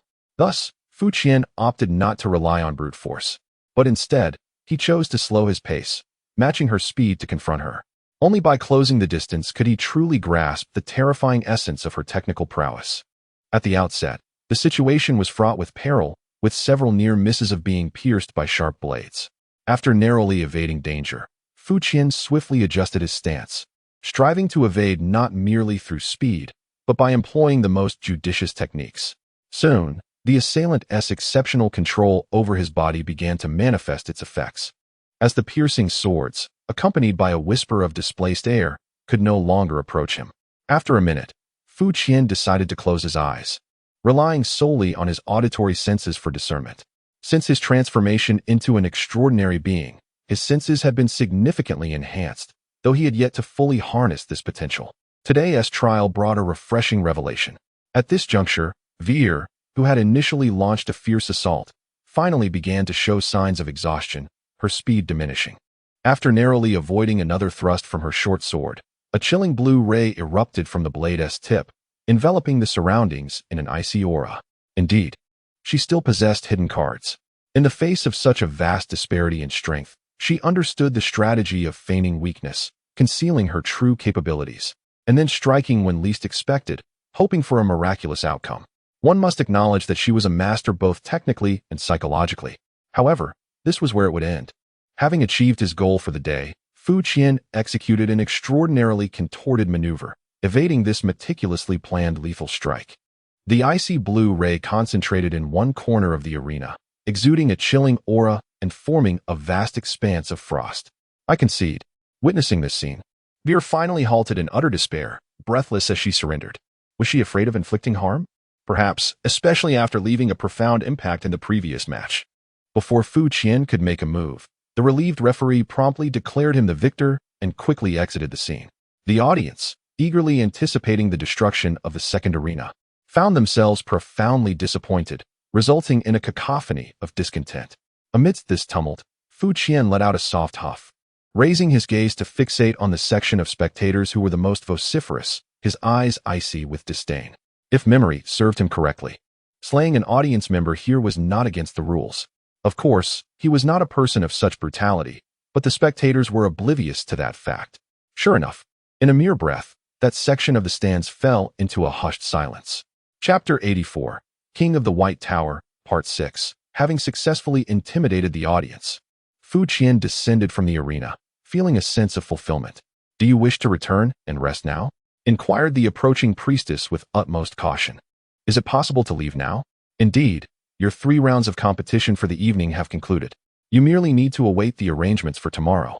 However, you may also choose to observe the remaining matches before departing." Though it seemed somewhat exhausting, the combatants on the stage were engaged in fierce battles, and individuals like him, who valued their time so highly, were rare. It was likely that the matches would continue for some time. Understood. Fu Qian raised his gaze to the stands where the Platinum Court was situated and noticed, in addition to the King of the White Tower, an elderly man with a red beard, adorned in an exquisite robe. Although the distance was considerable, he could still sense an uncanny aura of oppression, as if a tempest was coalescing in that very spot. Was this the legendary demigod Ibu? This was Fu Qian's first encounter with someone of such elevated stature. Indeed, as the information he had gathered suggested, high-tier transcendent beings represented a fundamental transformation of life forms. This individual felt entirely different from his previous adversaries. At present, it seemed this figure posed the greatest threat to the success of his mission. The distance, in fact, if it were not for this individual, one might even consider charging directly ahead. However, there is no need for haste. After today's competition, I have undoubtedly entered the line of sight of my objective, and I can gradually seek opportunities thereafter. There is no need for rest. As Fu Qian stood by the window gazing outside, a knock echoed from the door. Upon opening it, he discovered his vanquished opponent standing outside, her figure alluring. The snow-white bathrobe was loosely tied, and her still damp golden hair cascaded down beside her. Weir's complexion had already returned to its former state. "May I come in?" Her voice bore a hint of delicate weakness. "Certainly." Fu Qian nodded and opened the door, gesturing for her to enter. The sight of Weir knocking in a bathrobe starkly contrasted with her previous demeanor. The likelihood of her having developed Stockholm Syndrome after her defeat seemed minimal, leaving Fu Qian curious about her intentions. Gracefully stepping into the room, Weir found a seat and casually adjusted the hem of her bathrobe, crossing her bare legs. "You played exceptionally well today." "Indeed. I exerted every effort, yet still couldn't even reach the hem of your garment." "True. I have never experienced such a sense of helplessness before." Observing Fu Qian's impassive responses, Whereas smile finally faltered as she bit her lip. Actually, I am having a bit of trouble sleeping. Fu Qian furrowed his brow. Are you suggesting you wish to sleep with me? Could that be possible? Whereas cheeks flushed. Her gaze fixed intently on Fu Qian. It is indeed possible, but my services come at a steep price. Vale's expression froze momentarily, her cheeks flushing alternately red and pale. After a prolonged silence, she finally spoke. There is actually one more matter I wish to entrust to you. You not only want me to share a bed with you, but also to assist you with another task. Is it not rather excessive to make 2 requests at once? Fu Qian furrowed his brow as he regarded her. That's not what I meant. Vale's voice trembled slightly. What do you mean then? Vale bit her lip, realizing that her alluring tactics had proven futile. She promptly covered her collar. If possible, I hope you can help me locate someone. It was evident that her arrival had a specific purpose. Fu Qian nodded. Who is this person? My sister, who is on the archipelago. Then why don't you search for her yourself? Fu Qian asked with a frown. I have been eliminated and can only remain in this place now. Vale replied with a wry smile. Once the competition concludes, I will have to depart. And you, as the victor of the first day, are already permitted to venture into the inner island. Vale let out a long sigh, her expression tinged with sorrow. Are you implying that I should bear the blame? One must accept their shortcomings. Did you come here solely to seek her? Indeed, Vale nodded. We have had some disagreements. And not long ago she left home on her own. After extensive inquiries, I have confirmed that she is likely here. Given the circumstances, I am quite worried and wish to find her as soon as possible. Concern is a natural response. Fu Qian recalled the frenzied spectators in the stands and felt a profound empathy for Vale. In a certain sense, she was indeed unfortunate. Despite her formidable skills, she only needed to secure one more victory to smoothly enter the inner island to find her sister, only to encounter him. It was evident that behind-the-scenes manipulation could lead to dire consequences. Nevertheless, Fu Qian had gained much today, and he acknowledged that Vale, as a sparring partner, played a significant role in that. As a reasonable person, he thought it would not be amiss to lend a hand if he could. Fu Qian nodded. I will keep an eye out. That would be splendid. Vale's spirits lifted as she reached for a pendant hanging around her neck and handed it to him. I cannot be sure if she will use her real name, but she bears a striking resemblance to me. This pendant contains her photograph. If you happen to see her, please pass this to her and convey that both my family and I miss her dearly and hope for her swift return. And if I cannot find her, how shall I return this to you? Fu Qian accepted the pendant, still warm from her touch. I will be here for the next couple of days. Vale sighed softly. If, by then, you find I am not around, then it will no longer be necessary. Not long after Vale departed, a knock resonated at the door once more. Fu Qian opened it to find a man with a broad smile. Your performance today was truly impressive. This compliment felt strangely familiar. Fu Qian furrowed his brow, eyeing the man warily. If you utter another word about sleeplessness, do not blame me for resorting to violence. Forgive my intrusion, Sir Ji Ping. The man named Ji Ping began with an air of refined apology. I have come here primarily to extend an invitation. As the words were spoken, an envelope was presented. The Rebirth Club warmly welcomes your arrival. Fu Qian reached out to accept it, observing as the palm of the individual deftly maneuvered, revealing a grayish-white orb that rolled about within the hand. This peculiar feature likely belonged to some extraordinary creature, a product of the club's unique expertise. Ji Ping did not linger, promptly placing the item down before departing. Upon opening the envelope, Fu Qian discovered a serpentine emblem, seemingly crafted from a special material, heavy to the touch and exuding a gentle warmth. Evidently, the impressive display from the previous day had yielded significant results, as patrons now flocked to the venue. The nature of this Rebirth Club remained enigmatic, yet given their overtures of goodwill, it would be prudent to leverage this opportunity to glean some information, thereby preparing for future endeavors. Ideally, a third individual would arrive shortly, presenting themselves on a silver platter. Chapter 85. The King of the White Tower, 7. It soon became evident that overly optimistic wishes often veer into the realm of impracticality. While a third person indeed knocked on the door the following morning, they were not the intended target. Good morning, Mr. Fu. The priestess who had guided him during the competition stood at the entrance, impeccably dressed, bowing deeply. I am your guide for today, should you wish to explore the island. I am at your service throughout the journey. What a remarkable transformation. Fu Qian observed the priestess, who had reverted to her divine demeanor. Just yesterday, she had been paralyzed with fear, yet after a night of mental fortitude, she had astonishingly regained her composure. The competition is still held in the evening, and during the day, I find myself with ample time to explore this legendary land of decadence. Very well, I shall oblige. Fu Qian nodded in agreement. Most of the time, Fu Qian is an easygoing individual. For instance, he did not even inquire about the name of this person. Indeed, as Wei Er had mentioned, after winning the first day's competition, all regions have opened up to him, and with the priestess leading the way, the journey was utterly seamless. There are a total of 7 islands, and we currently find ourselves on the periphery, primarily surrounded by basic infrastructure. The priestess walks ahead, assuming the role of a tour guide. Along the way, several such pairings have already been observed, quite elementary in nature. Fu Qian gazed at a group of women posing provocatively in front of a sign, and he found it quite relatable. In just a few seconds, several flirtatious glances were cast his way, with one individual even spreading her wings on her back, coupled with her fair and elongated neck. She resembled a poised swan ready to take flight. The White Tower, which hosted yesterday's competition, is located on the central island, with tunnels connecting all other 6 islands to it. The priestess feigned ignorance regarding Fu Qian's gaze, continuing her narration. Above, there are primarily 2 core structures. Aside from the White Tower, there is also a laboratory that serves as a central hub on the island. She pointed towards the towering White Tower beside the building. That must be it. I believe it is the purpose for many to visit the archipelago. The experimental laboratory, perhaps? In this world, it could be regarded as one of the pinnacle achievements of a skewed technological trajectory. Following her direction, Fu Qian scrutinized the site before him. In comparison to the White Tower, this edifice is decidedly more understated, presenting a circular form and occupying the southeastern corner of the island, with a considerable expanse. However, it appears that many have not undertaken such endeavors. Fu Qian gestured toward herself. From yesterday's observations, at least this individual did not seem to possess any additional embellishments. Each person's objectives differ. My reasons for being here are quite straightforward. The priestess smiled, showing no discomfort with the conversation turning towards herself. The remuneration provided by the White Tower Company is exceedingly generous. Merely a few days of work here equates to an entire year's salary, and I have the added benefit of residing for a time in the legendary Ring Islands.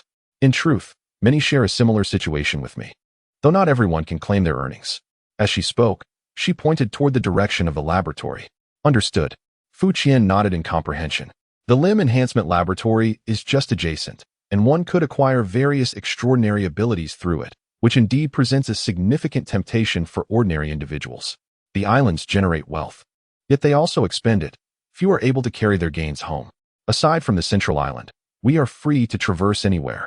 Where do you intend to go first? Ironically, my greatest interest lies in the executive office of the central island. After a moment's contemplation, Fu Qian retrieved the badge from her pocket, the one from yesterday. Do you know where to locate them? Upon seeing the item in Fu Qian's hand, the priestess's expression turned pale, and after a cautious confirmation, she whispered, "This is the emblem of the Rebirth Club, located on Island 5, not far from here." She lowered her head and spoke quickly. "How do you possess this?" It is said that this emblem is quite rare on the island, with limited numbers in existence. A gift from another. Yet why do you appear as though you have encountered something distasteful? The Rebirth Club is notably renowned in this area. Their style. The priestess hesitated in her choice of words. Quite uninhibited. Do you truly intend to venture there directly? Fu Qian nodded, noticing the priestess's evident discomfort. Never mind. Simply point me in the right direction, and I shall make my own way. I shall not impose on you further. The priestess, visibly relieved, indicated a direction for Fu Qian before hastily departing with an expression of apology. It was evident that the Rebirth Club did not enjoy a favorable reputation here. However, as the saying goes, any notoriety is still notoriety. The ability to elicit such instinctive aversion suggests that this establishment possesses its own unique allure. Following her directions, Fu Qian swiftly arrived at his destination. Before a heavy crimson wooden door stood a robust man, arms crossed. After displaying his badge, the man scrutinized it carefully before pushing open the door and allowing Fu Qian to enter. Bang! Almost immediately upon entering, the door slammed shut behind him. Is this the club? Fu Qian frowned as he surveyed the scene before him. It appeared that this space was originally intended to be a small bar. However, there was neither the sound of soft music nor the indulgence of excess. Instead, scattered throughout were desiccated corpses, some seated and others reclined, frozen in various poses, as if they continued their former activities.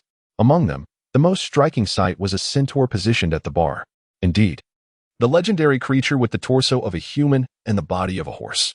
The figure before me was not particularly towering, draped in a tattered cloth that, despite its numerous tears, still hinted at a past grandeur. All of this was enveloped in a pervasive shroud of black, white, and gray. What a portrait of a century of solitude. Fu Qian circumvented the centaur specimen and settled into a spot at the counter, extending his hand to feel the surface of the table. To his surprise, the layer of black, white, and gray transferred directly to his fingers, rendering his skin a ghastly pale. In less than 10 seconds, the hue spread across his entire body, his skin becoming emaciated and cadaverous, as if a century of vicissitudes had passed in an instant. Yet, Fu Qian remained unfazed, reclining in his chair while meticulously observing the adjacent centaur. Judging by proportions, did its legs appear excessively elongated? Just as he was engrossed in his contemplation, the centaur's spear, which had been raised in its right hand, fell silently to the ground. Clang! Without lifting his head, Fu Qian extended his left hand, deftly pinching the sharp tip of the spear between his index and middle fingers. In the past, such an ambush would have prompted him either to swat it away or to evade with agility. However, as a contestant who had just completed specialized training the previous day, he decided to experiment with the more refined technique of Lingxi Yiji. The results proved remarkably effective. A greater force emanated from the spear as the centaur attempted to reclaim its weapon. Unfortunately for it, Fu Qian's fingers clung like iron tongs, resisting its every effort with unwavering resolve. After 2 seconds, Fu Qian twisted his wrist. Even under such strenuous leverage, the spear was forcibly extracted from the centaur's grasp, causing it to stagger backwards several steps. A soft feminine groan echoed in the air. Chapter 86, The King of the White Tower, Part 8, Clap. The sound of applause echoed, reminiscent of an old photograph being restored, as the space before me gradually blossomed with color, with the swift retreat of monochrome shades. The lifeless figures that had been shrouded in darkness transformed back into their human forms, one after another springing to life. Among them, the figure behind the bar, none other than Ji Ping, who had presented me with a badge the previous night, clapped enthusiastically. "Welcome, welcome." I was not mistaken in my recognition. Ji Ping exclaimed, pouring a full glass of wine for me from a bottle he had just picked up. "Let us toast to our new friends." Noticing that the gray eye within his palm had changed since our last encounter, now tightly shut, I surmised that the earlier illusion was somehow connected to it. "We are prohibited from drinking during working hours," I casually remarked, declining the wine he offered. "Moreover, your welcoming ceremony seems rather lacking in warmth. Isn't our personal greeting from Jenny sufficient?" Ji Ping feigned an exaggerated expression of surprise, then snapped his fingers. The sound of footsteps approached, and as I turned, I discovered that the centaur had undergone a striking transformation. Her heaving chest and swaying form were accentuated by a specially tailored black leather outfit, revealing alabaster skin with every movement. Most notably, beneath her thick, cascading chestnut hair was the youthful visage of a woman. I cast a glance at her back, where the tattered fabric had been replaced by an intricately embroidered black and gold cloak that gracefully draped over her curvaceous figure. The two robust and upright hind legs undoubtedly belonged to the former owner, while the two front legs, equally pristine and slender, evidently belonged to some equine species. No wonder the centaur's physique seemed rather modest at first glance. Fu Qian nodded towards the lady and extended the spear he held, a gesture that could be perceived as somewhat presumptuous. "Humph." Lady Jenny appeared visibly displeased. She accepted the spear in silence, then trotted to the bar, lifted a glass of wine, and downed it in one gulp. The drink was already half consumed, bearing the imprint of lipstick on the rim, suggesting that this group had been indulging in merriment prior to her arrival. Ji Ping, with a cheerful demeanor, refilled Jenny's glass. "I told you Mr. Fu was exceptionally capable. Do you believe it now?" The latter merely huffed and turned her head away. "What is Mr. Fu's impression of our Jenny?" Ji Ping chuckled softly and then turned to Fu Qian. "Elegant and captivating," Fu Qian remarked nonchalantly. This was not an insincere statement. In truth, if one disregarded the former appearance of this lady and focused solely on her present form, she could be deemed a paragon of harmonious proportions and fluid lines. The aesthetic appeal of her dual forms merged at an admirable angle, representing the pinnacle of craftsmanship witnessed thus far. One's appreciation of art should not be overly narrow. True artistry must resonate with the soul. My previous words to Tan Ing were not mere fabrications. However, Fu Qian added, if memory serves correctly, there are stringent limitations on the proportionality of prosthetic limbs to the body, which renders this lady's appearance rather precarious. This was not a baseless assertion. Ever since learning about the matter of prosthetics, he had perused a considerable amount of related information. Although the White Tower Company obtained permission from the night watchman, they instituted exceedingly stringent regulations to prevent unrestricted modifications and ethical concerns. There exists even a meticulously calculated formula, wherein exceeding the slightest margin is impermissible. This revelation not only moved the individuals involved, but also left Ji Ping astonished. Mr. Fu truly possesses discerning vision. After a brief silence, Ji Ping expressed his admiration with a click of his tongue. Jenny's modifications precisely adhered to the maximum design limits, ensuring that not a single fraction was surpassed. I see. Mr. Fu observed Jenny's face, which was flushed with indignation. What a pity, he remarked. What do you mean, pity? Jenny, who had been glaring at him, could no longer restrain herself. If only a tail were added, the effect would undoubtedly be enhanced. Mr. Fu gestured behind her. Was she serious? Ji Ping glanced in surprise at Jenny's back, then chuckled. Perhaps so. However, our Jenny is now a superstar, with a considerable level of fame. Is that so? Mr. Fu did not harbor significant doubts regarding Ji Ping's statement. Regardless of any flaws, for individuals with particular preferences, her appearance epitomized a deep, dark fantasy, garnering a multitude of admirers. Today, I assume I am not merely here to provide a rating. Could you elucidate what this entails? Mr. Fu produced a badge and placed it upon the table. Certainly not. I trust you are already somewhat informed about our circumstances, Ji Ping replied with a playful smile. In truth, our intentions are quite simple. May I inquire if you are interested in joining our club? Fu Qian furrowed his brow as he regarded him. I had thought that only by becoming a member of the archipelago could one join your ranks. Generally speaking, that is the case. But I believe it poses no issue for you, does it? Indeed, thus far, I have scarcely encountered any formidable opponents. Attaining victory seems exceedingly effortless. Unless the White Tower Company is audacious enough to clandestinely insert their own.